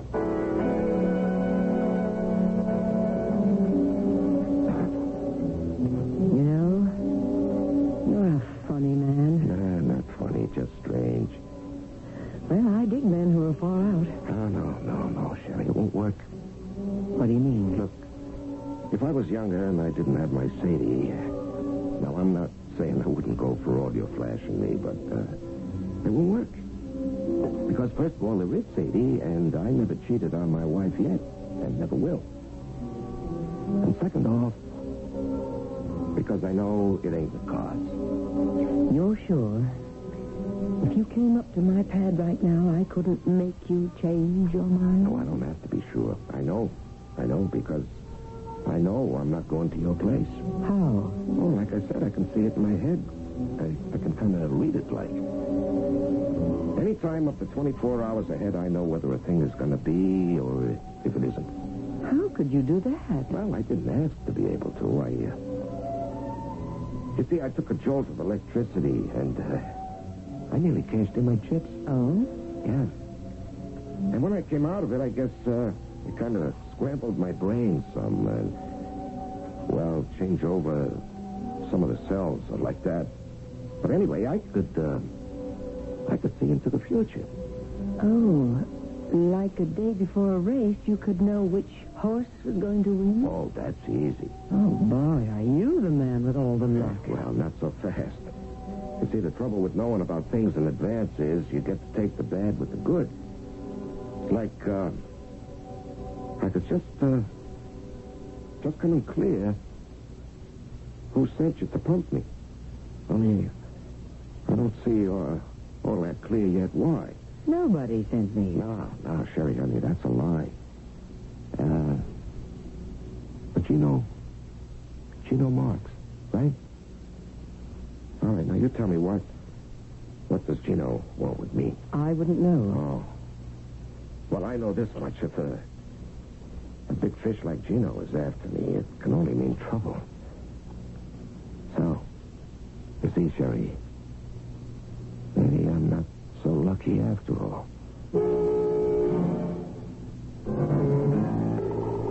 As long as man has existed, he has ached to be able to know his future in advance. The seer, or the professed seer, has been a dominant figure in every culture in the world. But if all the prophets and magicians and astrologers and others actually had such a power, would they really want the divine gift? Or learn like Herb that it brings far more harm than good? I shall return shortly with Act 3.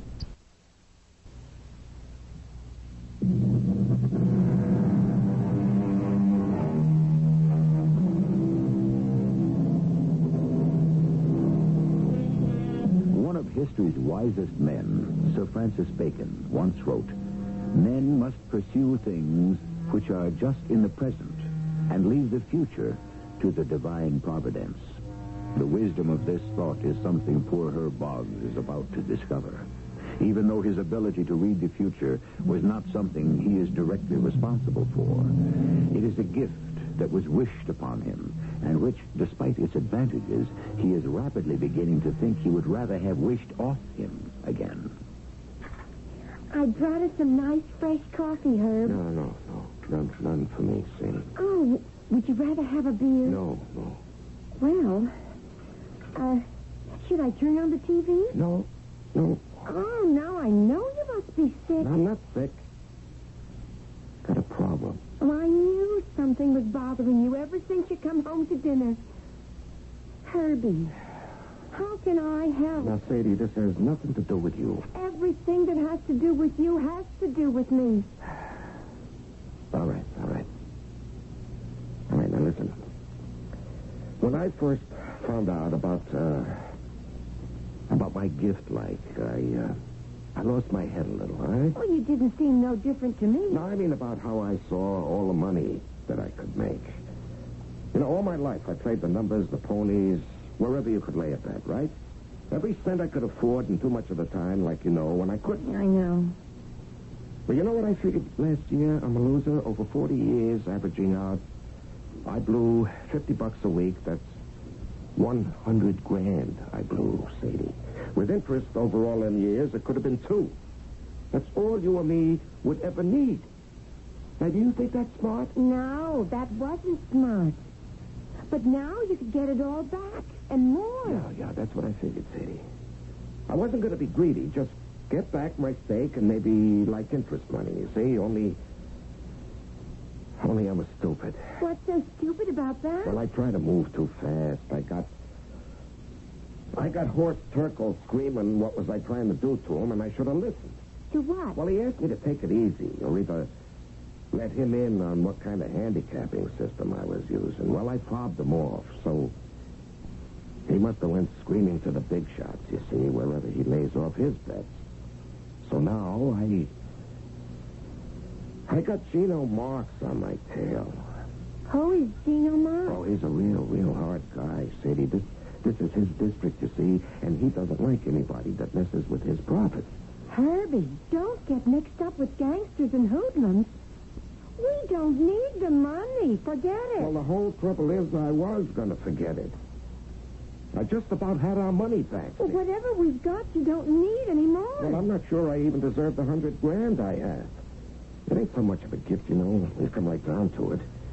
Well, like last week when we bumped into Mo and Jane Rosen, you know. Yeah. Oh, it was nice to see them look so well. Who could have guessed? Yeah, me. I knew she'd be dead the next day, Sadie. Oh. Yeah. And that nice young kid that lives upstairs, well, she ain't gonna have that baby. She'll be lucky if she stays alive. Oh, no. Yeah. Well, and that's how come I know that Gino Marks is after me. You see, I can see all these things before they happen. And just to win some dough, who needs the other stuff that you gotta suffer? That's why I want to forget it all, or try to, before... Before what? Maybe before that. What? The phone. I gotta answer that. Why? Let it ring. Take it off the hook. No. That's no good, Sadie. I gotta answer sooner or later. Yeah. Yeah, that's right speaking. Well, what does he want to see me for? Well, okay, at least I can ask. Yeah, when? Well, tonight. Well, I don't know. It's kind of late. Yeah. Yeah, okay. Okay, I'll be there. Who was it? Who else? That was a message from Gino Marks. What? He wants to see me tonight. Tonight? He's already sent a car for me. Don't go, Herbie. Sadie, I gotta. Why? Well, because you never get anything for nothing. Now I gotta find out what I gotta pay for the good luck. Why should you have to pay anything? You worked hard all your life. You deserve some. Wasn't coming out of the shock I got enough. I should have left it at that, but I was tempted. And when a guy gives in, Sadie, I guess he's just got to face it. There's always the devil to pay.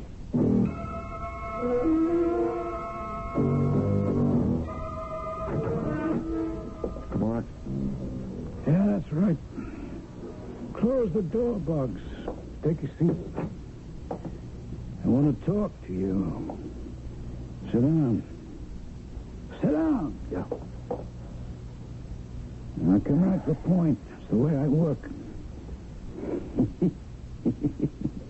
You know, you've been nicking my organization pretty good the past week. You mean I made a few bets and took some money off you, huh? That's what I mean. Too much. Yeah, well, you won't have to worry. I got all I need now. Oh, you're going to quit cold turkey? Yeah. I don't buy it. No horseplay on a hot streak ever quit. Well, this one is ready, too. I don't know if I want you to. You mean you want me to go on winning? Can you? Well, I can't say. What do you want, Mr. Marks? Hey, now that's getting right to the point, isn't it? You know, I just possibly might go into business with you. Business? With me? Why not? I go for success. But before we get too excited over what may just have been a run of luck, why don't we have a trial period? A trial period? For what? To see if it's really true and you can call the spots. If you can, we pick our spots and bet heavy. I mean heavy, Bugs. 80% to me as major partner, the rest to you and our bankroll. And, suppose I refuse. Now, you really don't want me to get into strong-arm stuff, do you? No. You wouldn't dare lay a hand on me, not as long as I could be the goose who lays the golden egg. Oh, I wouldn't have to. Because, that wife you love so much, Sadie, you know her name? Yes, Sadie. Now, you wouldn't want anything to happen to her. We got a deal? We got a deal.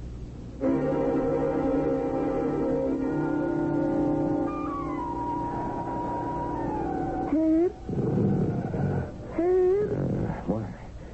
What's that? Hey, no, look, wait, don't you hurt her. I can explain everything. Oh, Sadie, I'm sorry. What was you having, sweetheart? A nightmare? Oh, how could I have a nightmare? It's not even dark yet. Well, almost. You haven't had your supper. No, I can't eat. Herb, you gotta have something. It's just leftovers, since you won't even let me leave the house the last 3 days. Herbie, what is it? What? I can't explain, Sadie. I don't mind all the beer and the drinking and the sleeping all day and walking around all night. But what's the use, Herb? You can't hide forever. What are you hiding from? Your partner? Yeah. Oh, I never wanted you to go in business with a man like Gino Marks anyway. Well, why didn't you just quit? Oh, Sadie, don't you think I wish I could? If it's the money you won, give it back. I tried that. He doesn't want it. Well, what does he want? Well, you know. For me to tell what I see inside my skull is going to win the next day, so he can bet. So give it to him. What do you care? Well, you don't understand, honey. For weeks I have, and then just like that, I had to stop. Why? Well, because I don't know anymore. All of a sudden, it just stopped, just like that. So that's why you wouldn't answer none of his calls the last 3 days. Honey, you can't put it off much longer. He's got men watching down there in the street. I've seen them. Yeah, I know. They've been there around the clock ever since we first made our deal. He don't even trust nobody, Sadie. That's why... Oh. Who's that? I'm going to... No, Sadie, let me in. You go back in the bedroom, all right? No, I'm staying right by your side. Well, just stay at the line of the door. Who is it? You could see me through the viewer. You know, open up. Well, I got nothing to say to you. You can't put it off forever. Look, I'm alone. I just want to talk to you man to man. Better let him in, Herb. Tell him how it is, huh? Yeah, okay. Just a minute, Mr. Marks.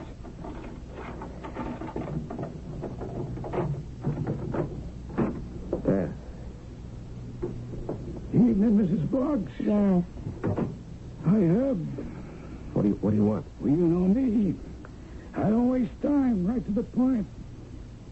Nearly a week now. We don't win, huh? Oh, I dropped the bundle. What is this, a double cross? Now, look, I know you lost. All right, you can have everything I got, all right? Everything you got is peanuts in my league. Why don't we win any more, Boggs? Because I lost the power. I don't believe you. It doesn't matter what you believe. You can't change anything. Oh, I don't know. Excuse me, Mrs. Boggs. Hey, now, you let go of my wife. Don't come any closer. You wouldn't dare shoot her. This isn't a conventional gun, Herb. It's an electric stun ray in the experimental stage with the government. But we've made a few improvements, see? Instead of stunning, this can kill. Now, I'm taking Sadie here with me, and you're going to give me some winners for tomorrow, or you're not going to see her again. No, I won't let you. Hey, well, you fool. You'll have to kill me first. I'll see one of us in hell first. I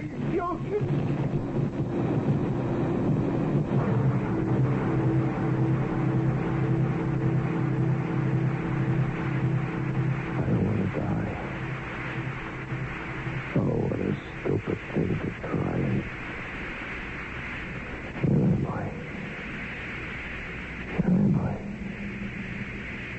Oh, dear Lord. I tried to turn aside your gift. I didn't want that. I only wanted to make Sadie happy. Where are you? Sadie.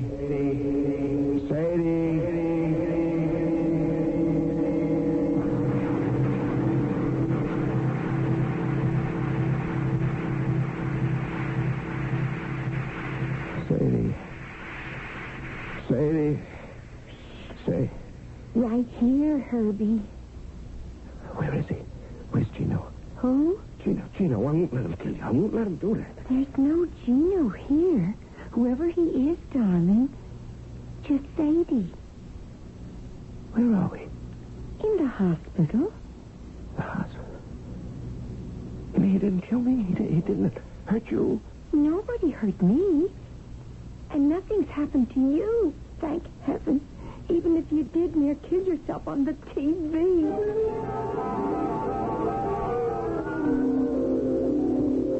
And you dreamed all that? Oh, I always knew I had a smart husband. No, not so smart, or I wouldn't be here. You're sure now, Sadie, huh? Herbie, we brought you here to this hospital straight from the house. And you've been in a coma for the last 24 hours. Till you just woke up a half hour ago to tell me all you dreamed. Gee, it all seems so real. It's hard to believe. I'm never going to make another bet, Sadie. Suppose I won. I wouldn't sleep easy for the rest of my life.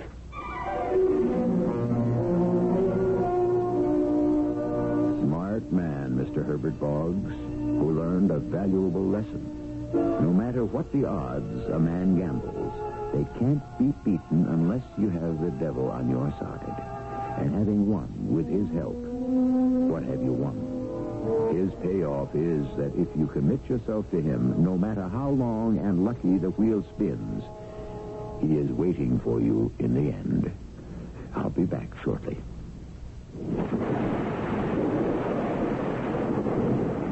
There's a million stories in this city, and it's my job to see they have happy endings. I'm Sam Hart. I was working the warehouse district with Shorty and Kitten on a bleary-eyed 4 a.m. Wednesday. Walking down an alley, I could swear I was being followed. I turned a corner, waited. Nothing. As I moved on, I felt a sudden fullness, pressure in my chest. I felt nauseous. Somehow I knew that the big one, heart attack, had caught up to me. Shorty. Heart. It can't be. Kitten, call for help. I'm starting CPR. I'm gone already. Without Kitten and Shorty around the corner, I would have taken the deep six. You think it'll never happen to you, but I had it coming. I knew I had high blood pressure, but I wasn't taking my medicine. A lot of people don't. Contact your American Heart Association for information on heart attack and high blood pressure. They're fighting for your life.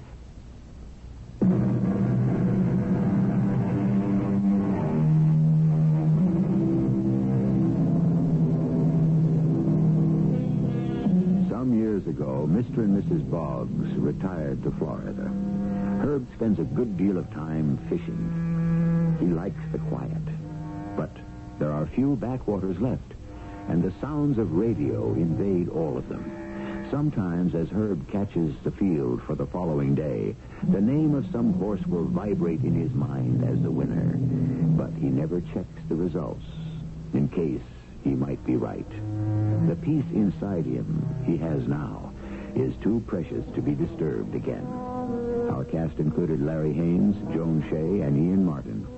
The entire production was under the direction of Hyman Brown. And now, a preview of our next tale. Who's Marla? You wouldn't understand. You could explain it. You wouldn't believe it. Look, your name is Howard Spurlow. I know my name. You are about to be tried for murder. I know that, too. I'm the attorney appointed to defend you. We've been through all this. Why don't you let me alone? You have to have a defense. Why? Why did you kill him? It doesn't matter.